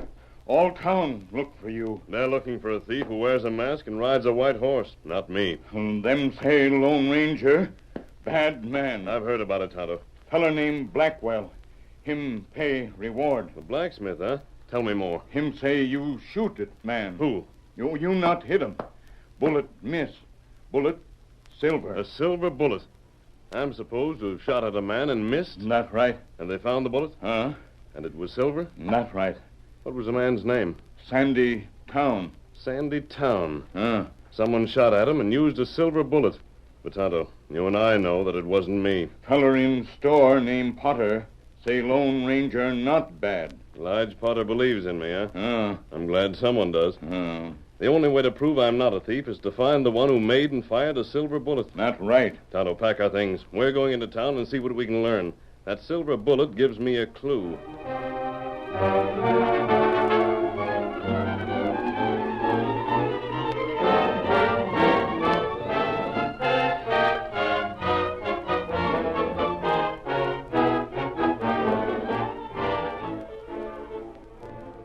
Several days passed. 2 more robberies were committed by a tall, masked man riding a white horse. Feeling ran high, and more recruits joined the band, determined to capture the Lone Ranger.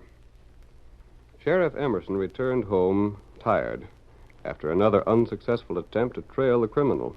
We hear his wife speaking. Hadn't you better get to bed, hon? You're plumb tired out with trying to catch this Lone Ranger. I've been thinking, Libby. I don't feel sure that the Lone Ranger is a thief.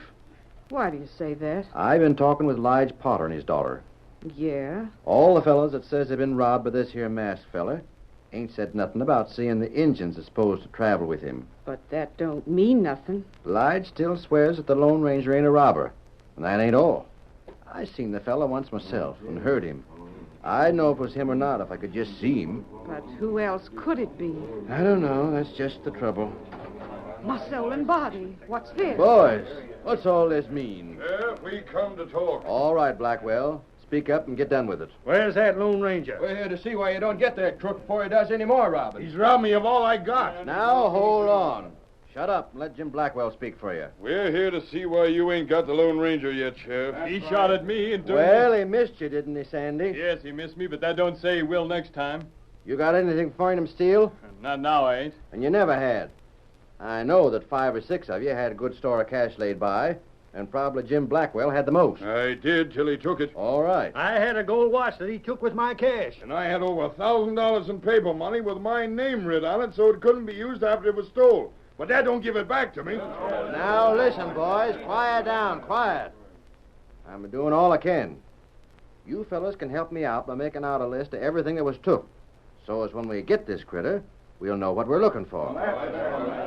Sandy Town, I don't know why in thunderation that fella would take the trouble to rob you. He shot at me because he didn't find anything. It made him sore that I didn't have anything worth taking.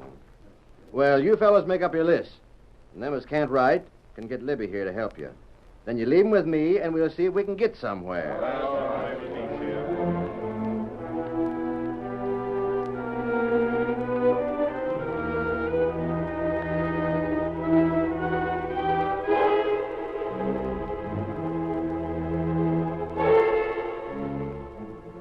The men soon had their lists of stolen property prepared, and the sheriff took them with the assurance that something would be done to capture the masked robber. After they departed, Sheriff Emerson and his wife spread the lists on the table and studied the crude writing of the men by the light of an oil lamp. Meanwhile, outside the house, the Lone Ranger and Tonto sat astride their white horses watching. We hear the masked man as he murmurs to Tonto. The sheriff and his wife are alone now, Tonto. That's right. It's time to put our plan to work. Is my mask tight enough? It's plenty tight. My guns are loaded. You not shoot anyone? No, Tonto. I'm just going to fire one shot into the wall for the sheriff to find. Not good. You know what to do, don't you, Kemosabe? Tonto, no. Very well. Steady, Silver. Steady, boy. Tonto, watch Silver. Very well, Kimosabe. I'll need him again in a few minutes. Leave Silver right there and take your horse with you. Don't forget what you're to do. Tonto, do. Come, my fella.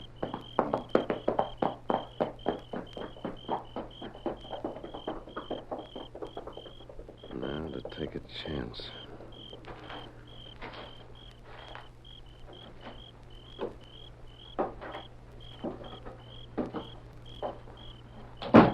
Oh, look! The masked man. The thief! Steady, Sheriff. I have you covered. Put down that gun. You can't get away. Yes, I can. Hand over your cash and be quick about it. Don't take chances. Do what he says. He'll shoot if you don't. You are the Lone Ranger. Oh, please don't shoot, mister. You can take the money. What little we got, just leave us alive. I can't believe it. Your money, quickly. Up to now, mister, I didn't believe the stories I heard about the Lone Ranger being a crook. After all the good things I heard about you, they didn't make sense. But seeing is believing. When I tell Lige Potter about this, you'll lose the last 2 men in town that stood by you. Get that cash, Sheriff. I haven't time to waste. What if I don't? Hurry! Don't! That's just a warning. I'll get the cash. It's here. This tin box. Take it, but don't shoot. Thanks. This makes me lose all my faith in human nature. I wouldn't have believed it. He's just what everybody said he was, a crook. I'd sooner almost anything had happened, mister, than to see you doing this. An ornery robber, toting guns to men's homes and sticking them up. I'm sorry, Sheriff Emerson. All I can say is dig out the bullet I fired. Dig it out and keep it. I'll keep it all right. Keep it as a souvenir of the man I thought you was. Keep it as a warning never to trust anybody. Compare it with the bullet fired at Sandy Town. Get after him. Maybe you can catch him and get the money back. No, Libby. I ain't going after him. You can't let him get away. That's what I'm going to do. Well, you're scared. You're yellow. Go chase him. Get him. Now, listen, honey. Then I'll go after him my own self. I'll get him. Get back, Libby. Get away from that door. Don't shoot him. I reckon I couldn't anyhow. He's plumb gone already. But the ornery low-down snake, he stole everything we've saved for years. And him, the Lone Ranger. Let me think, Libby. Just let me think.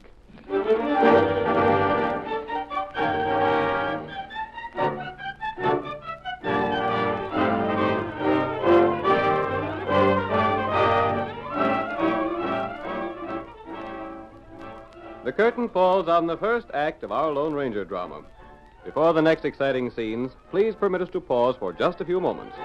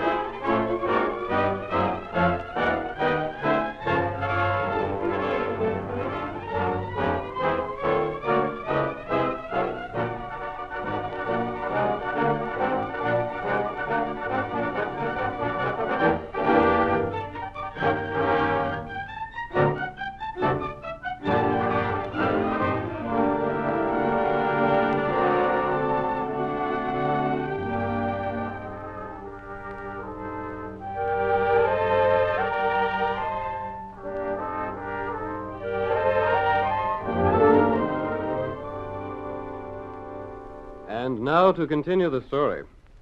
The Lone Ranger learned that a mysterious robber in Medicine Bow was using his name and wearing his mask. Jim Blackwell posted a reward for Tonto, hoping that his capture might lead to the Lone Ranger himself. Tonto learned that a silver bullet fired into the wall of Sandy Town shack was the most important evidence against the Lone Ranger, and the masked man started out to trace the robber from that clue. As part of his plan, he held up the sheriff and took his money. Just after sunrise the next morning, we find Jim Blackwell hard at work in his smithy.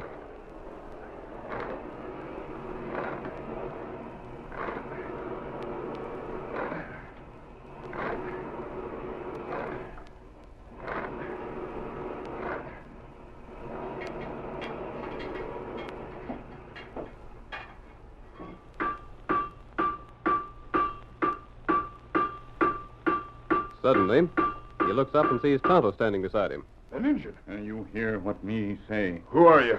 I am hunting an Injun around here. You give reward? You're blame right. Me friend. Me Tonto. Huh? Now, is that so? Lone Ranger steal cash last night. Oh, he did. Him tell me come here now. So I begin to see it. So he's got an Injun to work with him now, huh?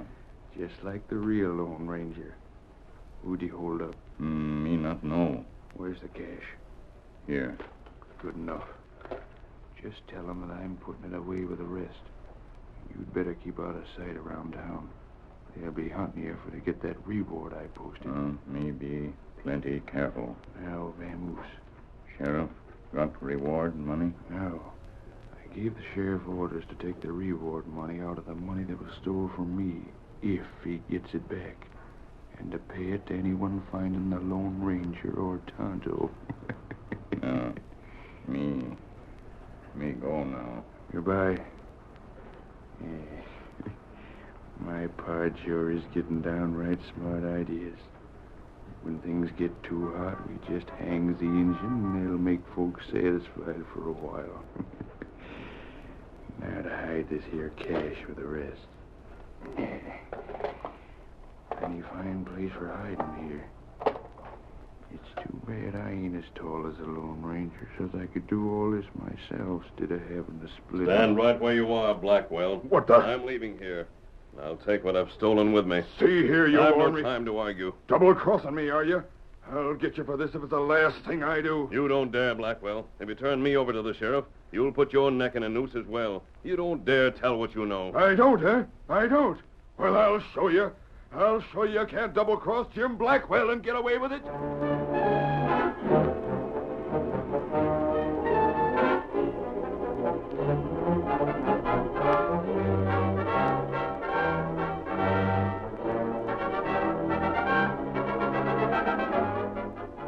The Lone Ranger took most of the loot that had been hidden in Blackwell's smithy. As soon as the masked man had gone, Blackwell set out at top speed for the home of Sandy Town. Meanwhile, we find Lige Potter driving a small wagon toward the office of the sheriff. In the seat with Lige are Polly and Tonto. The old fellow says, I don't know why you're doing this, Tonto. It's part of the plan. Was it really the Lone Ranger that come and fetched you to our place? You get reward from me. But the sheriff, he likes not have you hung. You've robbed himself last night, and he's sore as a mule. That's right. Well, if it means that this Indian's going to get hurt, then I don't want no reward money. But the Lone Ranger says to take him in, and I'm for doing what he asks. I wish I knowed more about the Lone Ranger's plan. There's the sheriff's office. Whoa there, whoa, boy. Here comes Sheriff. Hey there, Lige. Sheriff Emerson, this here Indian, I'm bringing him in. I know. The whole thing's been explained to me. What do you mean? Get going and I'll ride alongside you. There's other boys joining us on the way. What's this all about? Where are we heading? Ain't no time for questions now. But this Tonto, this here Indian... I know about Tonto. Come on now. Whip your horse up and get going. Get up. Get up. Go on, get up.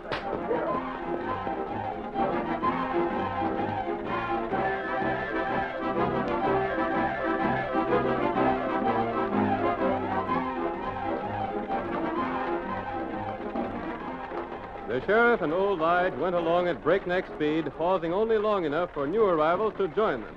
There's Ben riding this way. Get up, sir. Get up. It is Ben, Pa, and he's coming awful fast. Get up there. Sheriff, here I am, just like you told me. Come on and get going. Come on, get up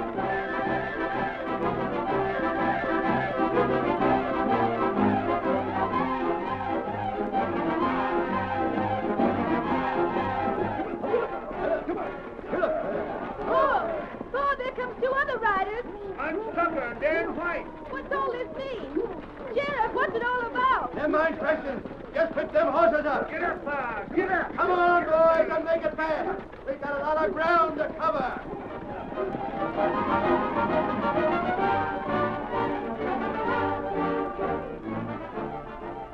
Blackwell, convinced that he'd been double-crossed, rode hard to Sandy Town's home. When he reined in his horse in front of the house and dashed up the steps with gun drawn, he did not notice that many horses and riders were concealed behind the house. Blackwell jerked the door open and shouted, Stand right where you are, Sandy. What? I'm here to talk to you, you rat. And what about? What in thunder's got into you, Jim? Shut up. I come here to tell you what I think of a double-cross, a low-down skunk like you dirty polecat. Now, see here. I'll do the talking. You figured I wouldn't have the nerve to come and call you, didn't you? You thought I was afraid the sheriff would hang me as well as you. Well, he won't. And he won't hang you neither. Now, what do you mean? I mean I'm taking things in my own hands and drilling Now, you. put down that gun. Stand still. I got some other things to say, too. I don't know what you're talking about. Yes, you do. It was my idea that you fix up to look like the Lone Ranger on account of your height. It was my idea that we take a horse and cover him with white so as he looked like the Lone Ranger's horse. Yeah, but... And it was me that made the silver bullet for you to shoot. Sure it was, Jim. I ain't never said anything different, have I? It ain't what you said. It's what you did. You got the gall to come and rob me and take not only your own share of the stuff we got, but mine as well. Jim, hold on. There's something wrong there. You're the one that's wrong. No, listen, you darn fool. Put down that gun. I wasn't near your place today. What? Why, you... That's true. I ain't been out of the house. I don't believe you. I seen you with my own eyes. You was there masked. You robbed me. But I've been here since yesterday morning. Honest, I have. You mean to say you never robbed no one last night? No, now put down that gun, you fool, and tell me why you're acting like this. But what about the engine you sent me? What engine? I ain't seen no engine around here, Jim. You ain't? Then what's it mean? Perhaps I can explain. Look, Jim. It's him, the Lone Ranger. Yes, I took the stolen goods from you this morning, Blackwell. Don't kill your friend. He didn't rob you. I ain't, but I... Look out! Behind you, mister! There. I got him, Sandy. Grab his gun. Wait. I got his gun. Stand up again that wall, pronto. Now, where's the stuff you stole from me? You mean the things you stole from others? Never mind that. I ain't gonna have that kind of talk from you, even if you are the Lone Ranger. Where's that money you took, mister? In my left pocket. I'll get it. You keep him covered, Jim. For a fellow that's had as much said about him as you have, you sure was easy to take a prisoner by, Ginger. Yeah, here's the loot. Great. Now take off his mask. I have a hankering to see who this hombre is.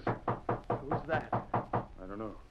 But we better do something with this money. Never mind that. We ain't no time. We'll turn this hombre over to the law. See who's at the door, Sandy. Hello, Sandy. Howdy, Jim. Lige! Oh, look. Who's that? That's the Lone Ranger. We got it. What do you want here, Lige? Where'd you get that engine? I've been hunting for you, Jim, on account of that reward. I see you got your money back from that hombre. Yeah. Him capture me. It's too bad, Tonto. I'm sorry. I got this Injun, and he admits he's friend the Lone Ranger. I fetched him to you for the reward. Well, Suppose you ain't no choice but to give it to him, Jim. I don't know. Things are sort of mixed up. I got the sheriff with me to make it legal. Sheriff Emerson. I'm right here, Lige. Howdy, Jim. Howdy, Sandy. Howdy. I see you got stolen stuff there. Good enough. Just hand that $500 to Lige Potter for the engine. Yeah, but I... Hurry up. You got back what was stole, and you said you'd give a reward for the capture of this engine or the Lone Ranger himself. All right. There you are, Lige. Gosh almighty, Polly, look at here. Jim, that's what we wanted to be sure to get from you. That reward for Lige Potter. You shut up. I still got you covered. Take him, Sheriff. I don't reckon I will. What do you mean by that? Smudge and Ben and the others you robbed us here, and we all heard what you two said. You told us all we need is evidence. You mean I... What did you hear? About Sandy being the one that was doing the robbing. No, it ain't true. And you having the idea, Blackwell, to make folks think he was the Lone Ranger, and you fixing a silver bullet for him to shoot. But you can't prove anything. I reckon hearing what you said was all the proof we needed. Come on in, boys, and get your money back. It's here. What sort of game is this? It's a game that you can't win, Blackwell. That's what it is. You tried to make different rules, and it didn't work. Yeah, but you can't get me for robbing anyone. I got enough evidence to prove all I want about both of you. I got the bullet you made for Sandy to shoot. And I got a silver bullet from the Lone Ranger's gun. What, a silver bullet? The only thing about them that's the same is the fact that they're both made of silver. But I didn't rob you last night, Sheriff. That was the real Lone Ranger. You can't prove that you didn't rob everyone else. Nope, I got you, the two of you. And as for that spavin' no-account nag you've been using, Sandy, shucks, you ought to see the real Lone Ranger's horse. That's a horse. But what was the idea of the whole thing? Tell us that, won't you, Mr. Lone Ranger? Yeah. How'd you ever found out it was these two that done the robbing? Lige, silver doesn't melt easily. I didn't think anyone in town could make a silver bullet except the blacksmith, so I watched him. You mean you suspected all along? Yes. You sent that engine. You tricked me. It took a trap to catch a rat like you. I didn't want you alone, Blackwell. I wanted your partner as well. But, mister, what about having the engine captured? Your father proved himself a true friend, Polly. As long as there was to be a reward, I thought he might just as well have it. Oh, shucks. After knowing so many good things you've done, how could I change toward you? By darn, it's downright slick having that ornery crook Jim Blackwell hand over reward money. But, Sheriff, I knows I've got a right to the reward. Keep it, Lige. Land's sakes, keep it. I got these 2 prisoners, and I'm satisfied. I could put the money to good use. There's people around here I could help out, just as the Lone Ranger would like to see. I thought that money was being put into the proper hands. We'll all get back what we lost, won't we? Sure you will. And the crooks get what they deserve. He's leaving. You gotta stop him. He robbed me, Sheriff. He robbed me this morning. Don't make me laugh, Blackwell. Don't make me laugh.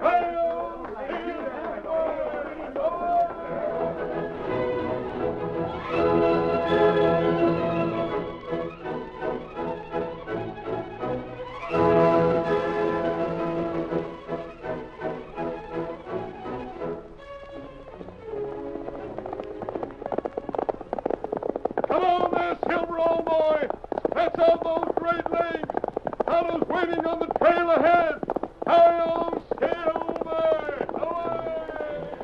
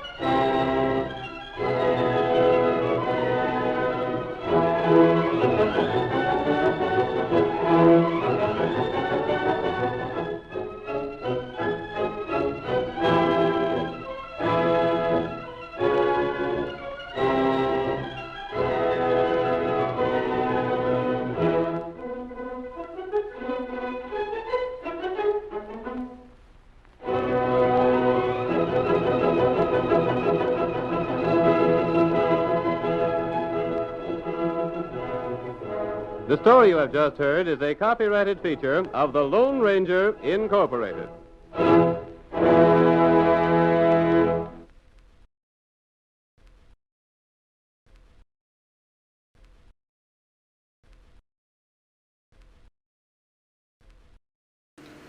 Groucho Marx meets some of the most interesting people you could ever hope to hear on radio in You Bet Your Life, coming up next.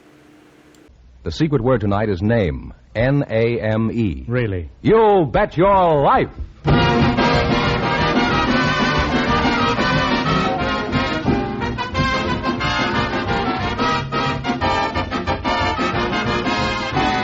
The DeSoto Plymouth Dealers of America present Groucho Marx in You Bet Your Life, the comedy quiz series produced and transcribed from Hollywood. And here he is, the one, the only... That's me, Groucho Marx.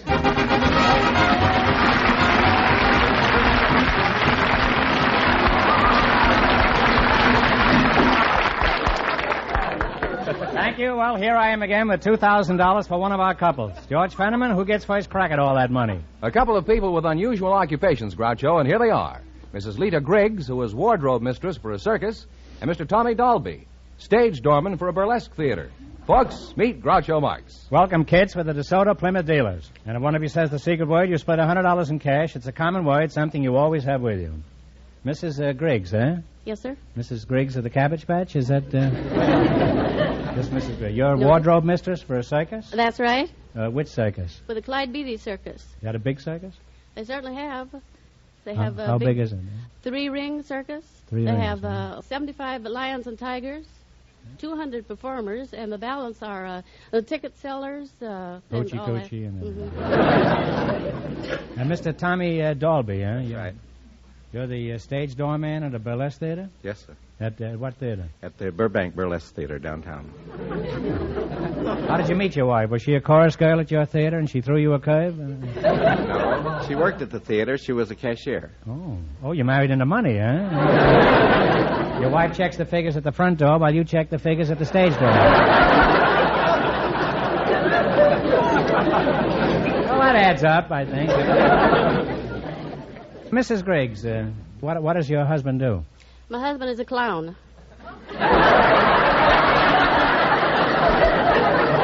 Mrs. Griggs, everybody's husband is a clown. Let's face it, huh? Is he funny at home? Oh, yes. Could you give us an example of... No, not right here.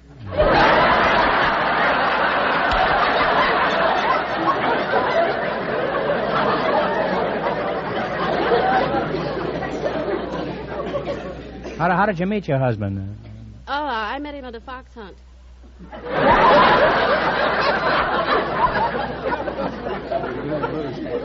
Were you chasing him or was he chasing you? No. What do you mean you met him at a fox Well, I hunt? tell you, all circuses have races. What was he, a beagle? They have races where pairs ride around the big tents, and jump hurdles and all. And this day, I fell in a mud puddle. And he carried me out, and that's the way we met. You went to a fox hunt in a mud puddle? I don't understand this. Where does the fox hunt come in? The horses ride in pairs around the big top. They jump the hurdles. Yeah. I don't know where the fox comes from.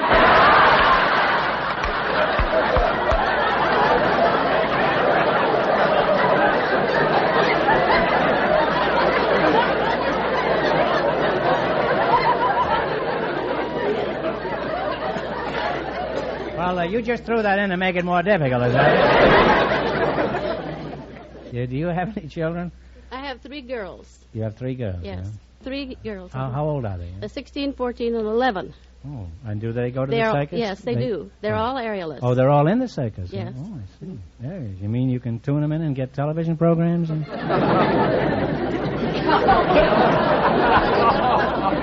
Well, how did they get to be aerialists? Well, I used to be an aerialist when I was younger and thinner. So I think you're young enough now to be an aerialist, Mrs. Griggs. Thank you. And thinner. Tommy, let's talk about a man's subject, girls. Tommy, at your Bayless Theater, how is business? Oh, business is always good down there. It's always good. Well, if it ever falls off at your place, business will be better than ever.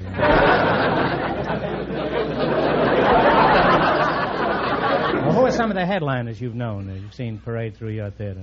Well, we've had Betty Rowland, the Ball of Fire, Lana Barry, Red-Headed Heat Wave, and... These are all pretty hot numbers, aren't they? And Little Sincere, the Anatomy Award winner. And right now we have...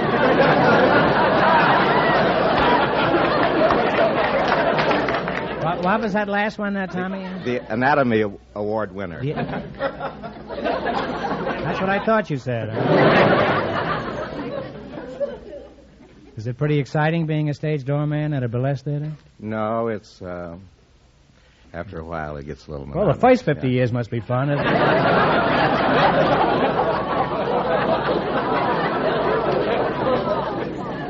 Well, after talking to you two, I can say I've lived a very sheltered life. Now, in just 1 minute, you're going to work together for a chance at $2,000.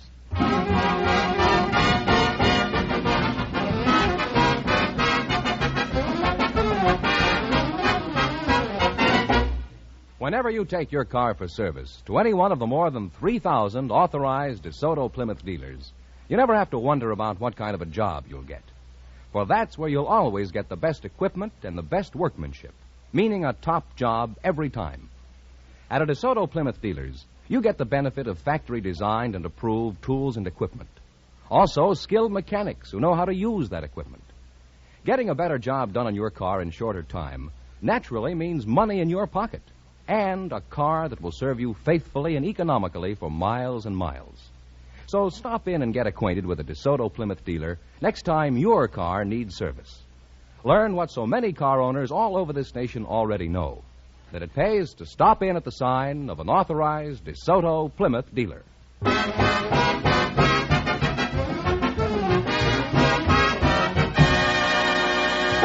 Now, let's see if you two will be high for the night and get the chance at the $2,000. Fenham, and tell them the rules. Each of our 3 couples has $20. They bet as much of that 20 as they want on each of 4 questions. the couple that earns the most money gets a chance at the DeSoto Plymouth $2,000 question at the end of the show. Our other two couples are in a waiting room off stage, so they don't know what's happening out here. Here we go. Let's see how high I can build you $20. You selected former Academy Award winners as your category. Is that right? That's right. All right, now you have $20. Here's your first question. How much will you bet? 10. Who won the Academy Award in 1942 for his portrayal of George M. Cohan in Yankee Doodle Dandy? James Cagney. James Cagney is right. We're on the way, Groucho, with $30. Well, you got $30. Remember, you're going for $2,000 tonight. Now, how much of the 30 will you try? 20. $20. Who won the award in 1940 as Kitty Foyle? Ginger Rogers. Ginger Rogers. They're climbing. They have $50 now. Well, you burlesque man, you're stripping right along here. Huh? Here's your third question. How much of the 50 will you bet? 45. Oh, 45. Who won the award playing Father Flanagan in the picture Boys Town? Spencer Tracy. Spencer Tracy.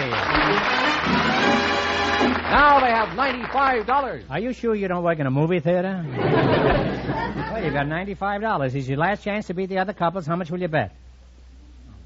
95. 95. All right. Who won the Academy Award in 1945 as Mildred Pierce?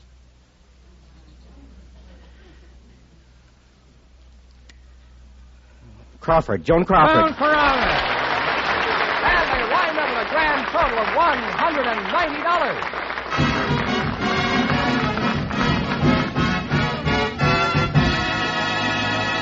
Thanks and good luck from the DeSoto Plymouth dealers. Now, don't go away. You may get the chance at the big question. Groucho, the secret word is still name. Perhaps the next couple will say it. Just before we went on the air, our studio audience selected a fireman and a housewife. And here they are, Mrs. Evelyn Russell and fireman Ben Brewer. Folks, meet Groucho Marx. Welcome to You Bet Your Life. And if you say the secret word, you divide $100 in cash. It's a common word, something you always have with you. Mrs. Russell, where are you from, Mrs. Los Angeles, California. So native. Whereabouts? Yeah, well, I was born in the Southwest. Whereabouts, Southwest? You mean North Dakota? Or... In California. I'm a native. I have to be in California if you're a native. Not if you're a native of Los Angeles, you don't. You could be in Waco, Texas. Fireman Ben Brewer, huh? Yes, sir. Where are you from? The Smoky Mountains? No, I come from Arizona. With a banjo on your knee? What is the... Tell me, Smoky Stover, what is the... what's the proper procedure for turning in a fire alarm?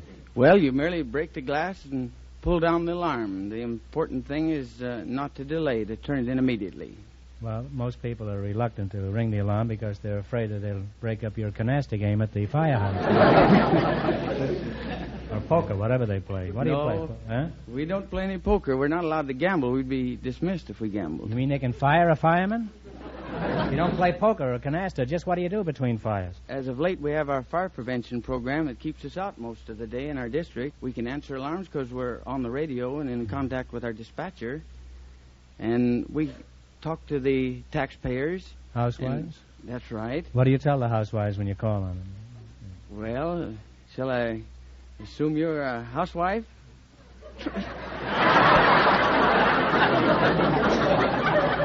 Well, many people have. Don't let this tie fool you, huh? Come on, let's assume that I'm a housewife, huh? I'd say good morning, madam. We're out here in the street with our apparatus. You don't even wait for me to say good morning back to you, huh? Let's try it again, huh? Good morning, madam. Good morning, sir. How's tricks? What's new, big boy? What are you doing later on today? Okay. Now, the fire is still burning, I suppose. We're around trying to enlist your cooperation in helping us prevent fires in this district. Yeah. We want you to watch rubbish in the backyard. Yeah. Keep my relatives out of this, huh? We wouldn't want you to put any pennies behind the fuses or allow the curtains to get over near the heater. We don't want the children to play with matches. You're a real killjoy, aren't you?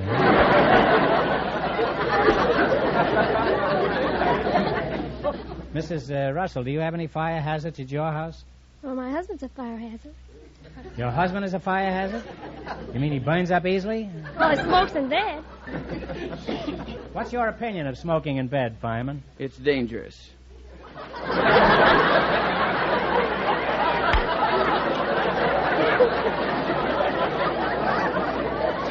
Well, I imagine there's more to it than that, huh?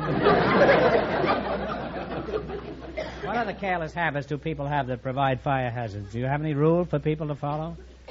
Well, we have one little rule. You want to start over again and say, good morning, madam? No, I'll give you the rule. What is it? Matches have heads, but they don't have brains. And whenever you start a fire, use your head.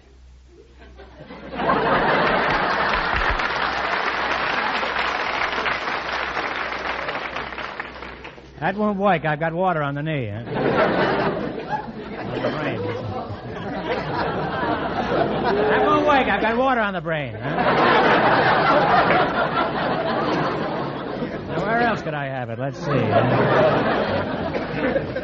Well, I've kidded our firemen, but I know all of us are thankful that the fire department does such an efficient job, Mr. Brewer. Now, you're going to play your bet your life for the chance at the $2,000 DeSoto Plymouth question. You run your $20 and the more than the other couples, and you get a chance at the big question. I can't tell you how much our first couple won, but Fenneman is off stage to remind our listeners. The circus lady and the burlesque doorman earned $190. Here we go. Let's see how high you can build your $20. You selected radio MCs as your category. Is that right? Now, you have $20. Here's your first question. How much will you bet? Make it 10. Let's just make 10. $10. Who is the popular master of ceremonies on People Are Funny? Art Linkletter. Art Linkletter is right. They're on their way with $30. Remember, you're going for $2,000 tonight. Now, how much of the 30 will you try? 25? 25, okay. 25. Who is the MC on Stop the Music? Is, oh, darn it. Stop the music. Fireman, save my child here, huh? I can't even think of what it is. Well, it's Bert Parks. You should have known that. We lost. They now have $5, Groucho. Well, all right. Now you're down to $5. Oh, well, that's a shame. Here's your third question. How much of the 5 will you try? Let's try 3. Try $3. All right. Who is the MC on Double or Nothing? Walter O'Keefe. Walter O'Keefe is right. They're on their way again. They have $8. Now you're climbing. You got $8. Here's your last chance to beat the other couples. How much of the 8 will you try? Let's bet it all, huh? Okay, here you go up the ladder again. Now, who is the MC on Take It or Leave It? Eddie Cantor. Eddie Cantor. And they wind up with $16. Good job.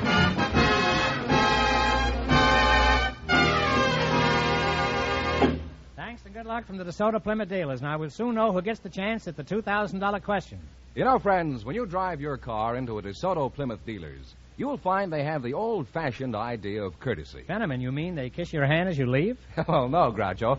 But they do show an honest interest in your problems, a real desire to treat you fairly and squarely. Shall we dance? Seriously, friends, that's important to you folks who own cars, whatever make of car it may be. Well, I have an electric car, and it's quite a shock to my family. Well, enough of this, Ponderal. George, which couple is ahead so far? Well, the circus lady and the stage doorman are leading with $190, and the secret word is still name. We asked if there were any engaged couples here tonight, and just before we went on the air, our studio audience selected Miss Ann Lane and Mr. Ken Miller, and here they are. Folks, meet Groucho Marx. Welcome, youngsters, for the DeSoto Plymouth dealers. And if you say the secret word, you win $100 in cash instantly. It's a common word, something you always have with you. Ann Lane? Yes, sir. That's a very, very pretty name. How old are you, Ann? I'm 21. And Ken Miller? 22. You're the engaged boy, huh? Yes, sir. When is the big day to be, Miss Lane? June the 27th. Mm-hmm. Ken, why did you pick that day, huh? Well, I didn't. She picked it? Yes, she did. Who's going to be present at your wedding, Ken? All her friends and her relatives and mine. Do you know her relatives? Well, not all of them. You will eventually, brother. Oh, and will you know them? Huh? Well, if you didn't know them, why did you invite them? I didn't.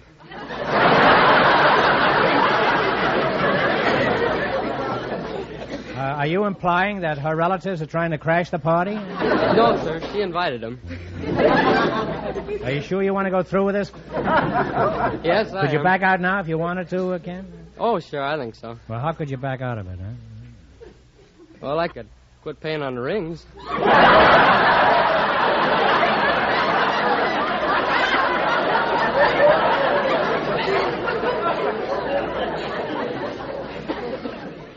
Then you have been giving it some thought, huh?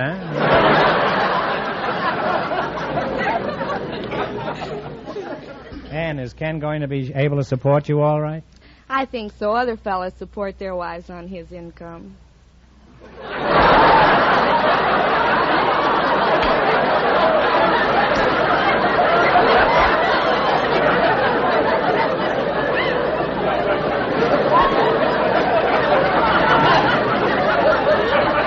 Ken, you're not even married yet, and you're already beginning to turn into the Marshall Plan.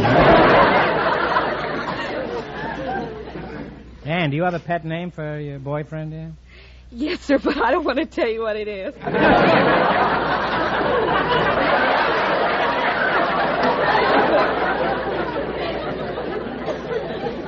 Well, couldn't you clean it up?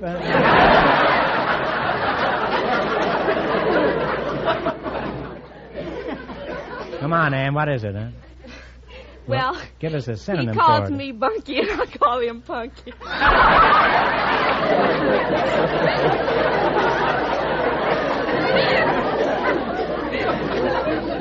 Why Bunky, Ken? Huh? I don't really know.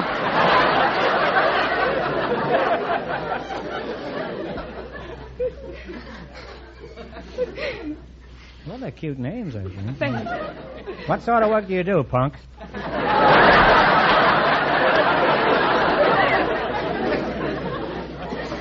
I'm a template maker at Douglas in Long Beach. A what? A template maker. Come again. What is a template maker? Huh? All a template maker is a... Fellow makes templates, I suppose. Well, that's clear. Now I understand it. Huh? Well, what is a template? A template is a pattern. And a pattern is a what? A pattern is a structure that they build a part of a ship to and drill holes from. That has a bunch of holes in it. Did you ever read Gertrude Stein? Now, what kind of planes are you building now? Well, it's called the C-124, and it's supposed to be the largest cargo ship built. How big is it? Well, it's big enough to hold 2 fully loaded buses and 200 fully loaded troops.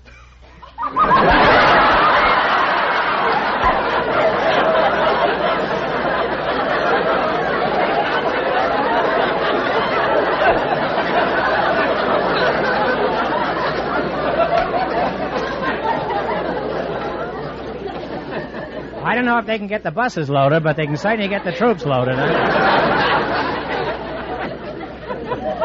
I wish you'd notify me when you go up for the first time with that one.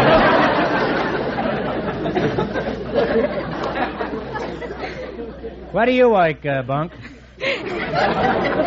I work at Douglas, too. Oh, you work there, too? Yes, huh? sir. What do you do? Huh? I do general clerical work in the planning department. Secretary? Yes, sir. Mm-hmm. Now, what's the difference between secretarial work in an aircraft factory and in any other office? Well, I guess there isn't much difference except that you have to be able to understand the boss's terms when he's dictating. Well, when you start understanding the boss's terms, it's time for you to go home to Mother.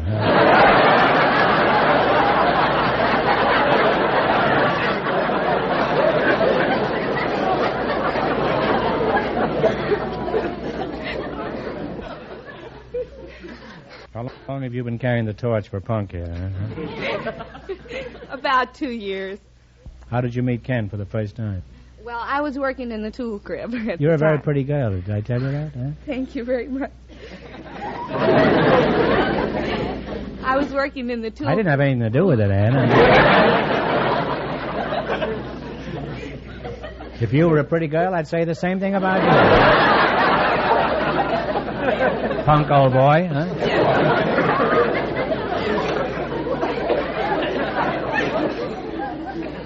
So? So I was working in the tool crib, and he was a riveter on the assembly line, and he had to make approximately 2 trips a day to the tool crib, but I saw to it that he made about 10 or 15. What is a tool crib? I don't know. Huh? What are you keeping there? Baby tools?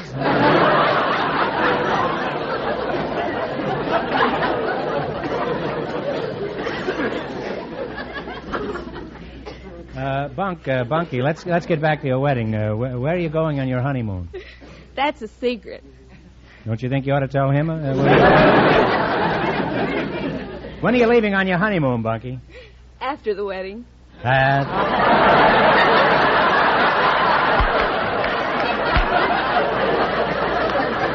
Well, Bunky, you couldn't pick a better time. Of course, Ken doesn't care. He doesn't know where he's going anyway. Well, I'm sure you two are going to be very happy. And remember, old Uncle Groucho in future years when you're trying to think of a name for your 15th. Now you're going to try for a chance at the $2,000 question. You beat the other two couples and you win the chance at all that money. I can't tell you how much our other two couples won, but Fenneman's going to remind our listeners. The circus lady and the stage doorman are still ahead with $190. Now, here we go. You have $20. Let's see how high you can build your $20. You selected bird songs as your category. Is that right? Honeymooners. And how much are you going to bet of the $20? Talk right up, Bunky. She says $10. Give me the title of this bird song. Play, Jerry.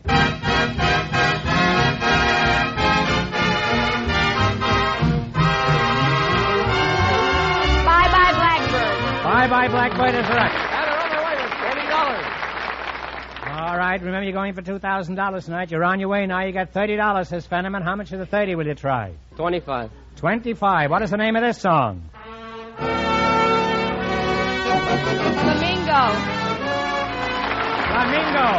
They're really stalling now. They have $55. You got $55. Here's your third question. How much of the 55 will you try? 50. Let's see if you can identify this one. Okay, Jerry. When the swallows come back to When the swallows come back to Capistrano. Now they have $105. You got $105. Here's your last chance to beat the other couples. How much of the 105? 100. 100, huh? I know who has the pants in your family. Okay, give me the title of this bird song. Skylark. Skylark is right. And they wind up with $205. And that means that they, with their $205, get the chance for the DeSoto Plymouth $2,000 question.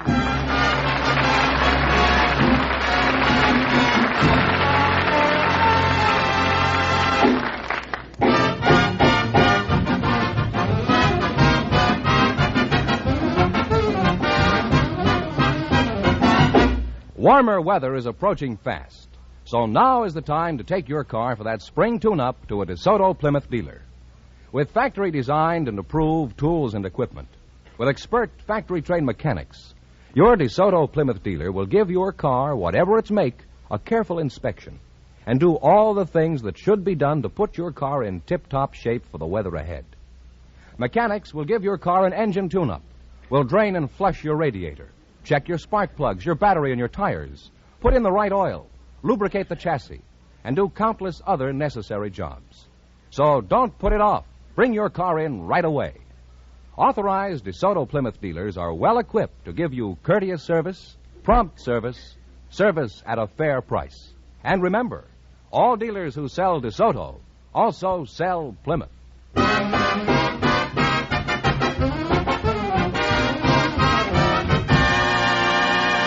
And here's the engaged couple, the winning couple, all ready for the DeSoto Plymouth $2,000 question, Groucho.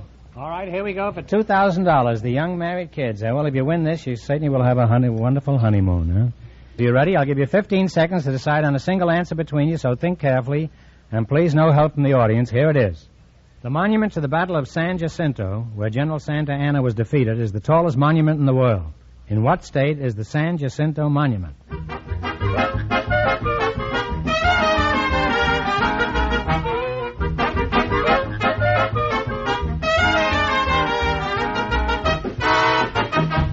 What is the answer you two have decided upon? Texas? That's right, in the state of Texas, near you.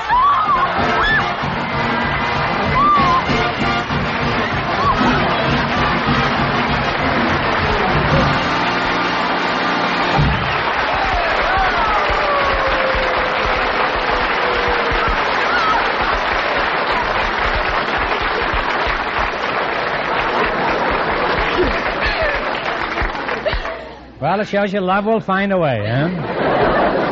Now, what are you going to do with all that swag, Bunky? Well, I'm going to name my first boy Groucho.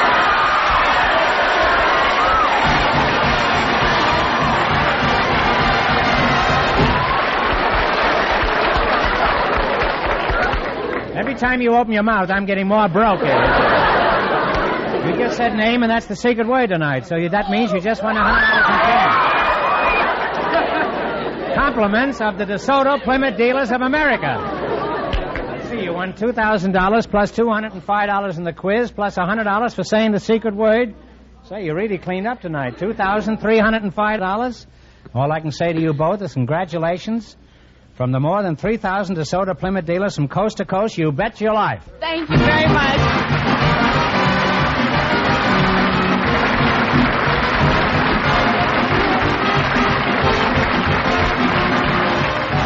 You Bet Your Life is a John Goodell production, transcribed from Hollywood, directed by Robert Dwan and Bernie Smith. Music by Jerry Fielding.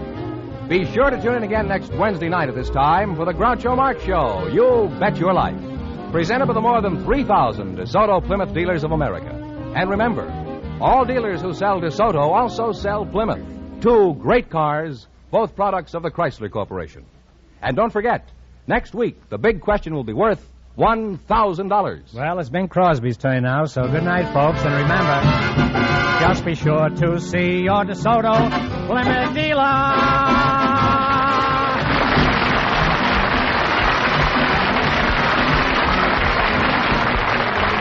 Folks, here's a tip from the National Safety Council. Walkers wise use their eyes. This is George Fenneman, signing off for the more than 3,000 DeSoto Plymouth dealers from coast to coast.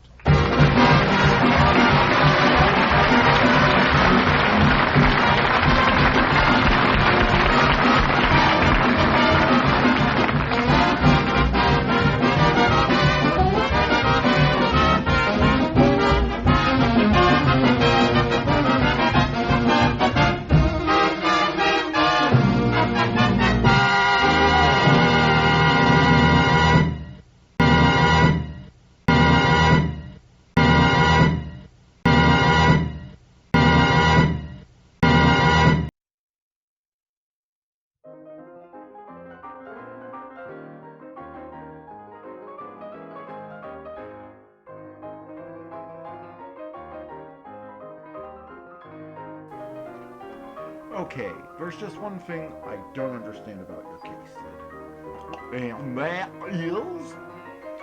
Well, why were you trying to eat lunch at the aquarium in the first place? Well, book club ran late, Josh had to get back to work, and, well... Yeah, I went to the buffet. Why did it run late? Well, I have to read most of To Give a Mouse a Cookie to Josh. He isn't as good a reader as me. I see. There's actually someone dumber than you. I'm beginning to lose faith in our ability to survive as a species. Well, all I can tell you is that's the way it was. Alright. I'm regretting becoming involved in this. But that does it for another night's broadcast. Yep. We'll see you next time, folks. Hopefully it won't be from a jail cell. Bye.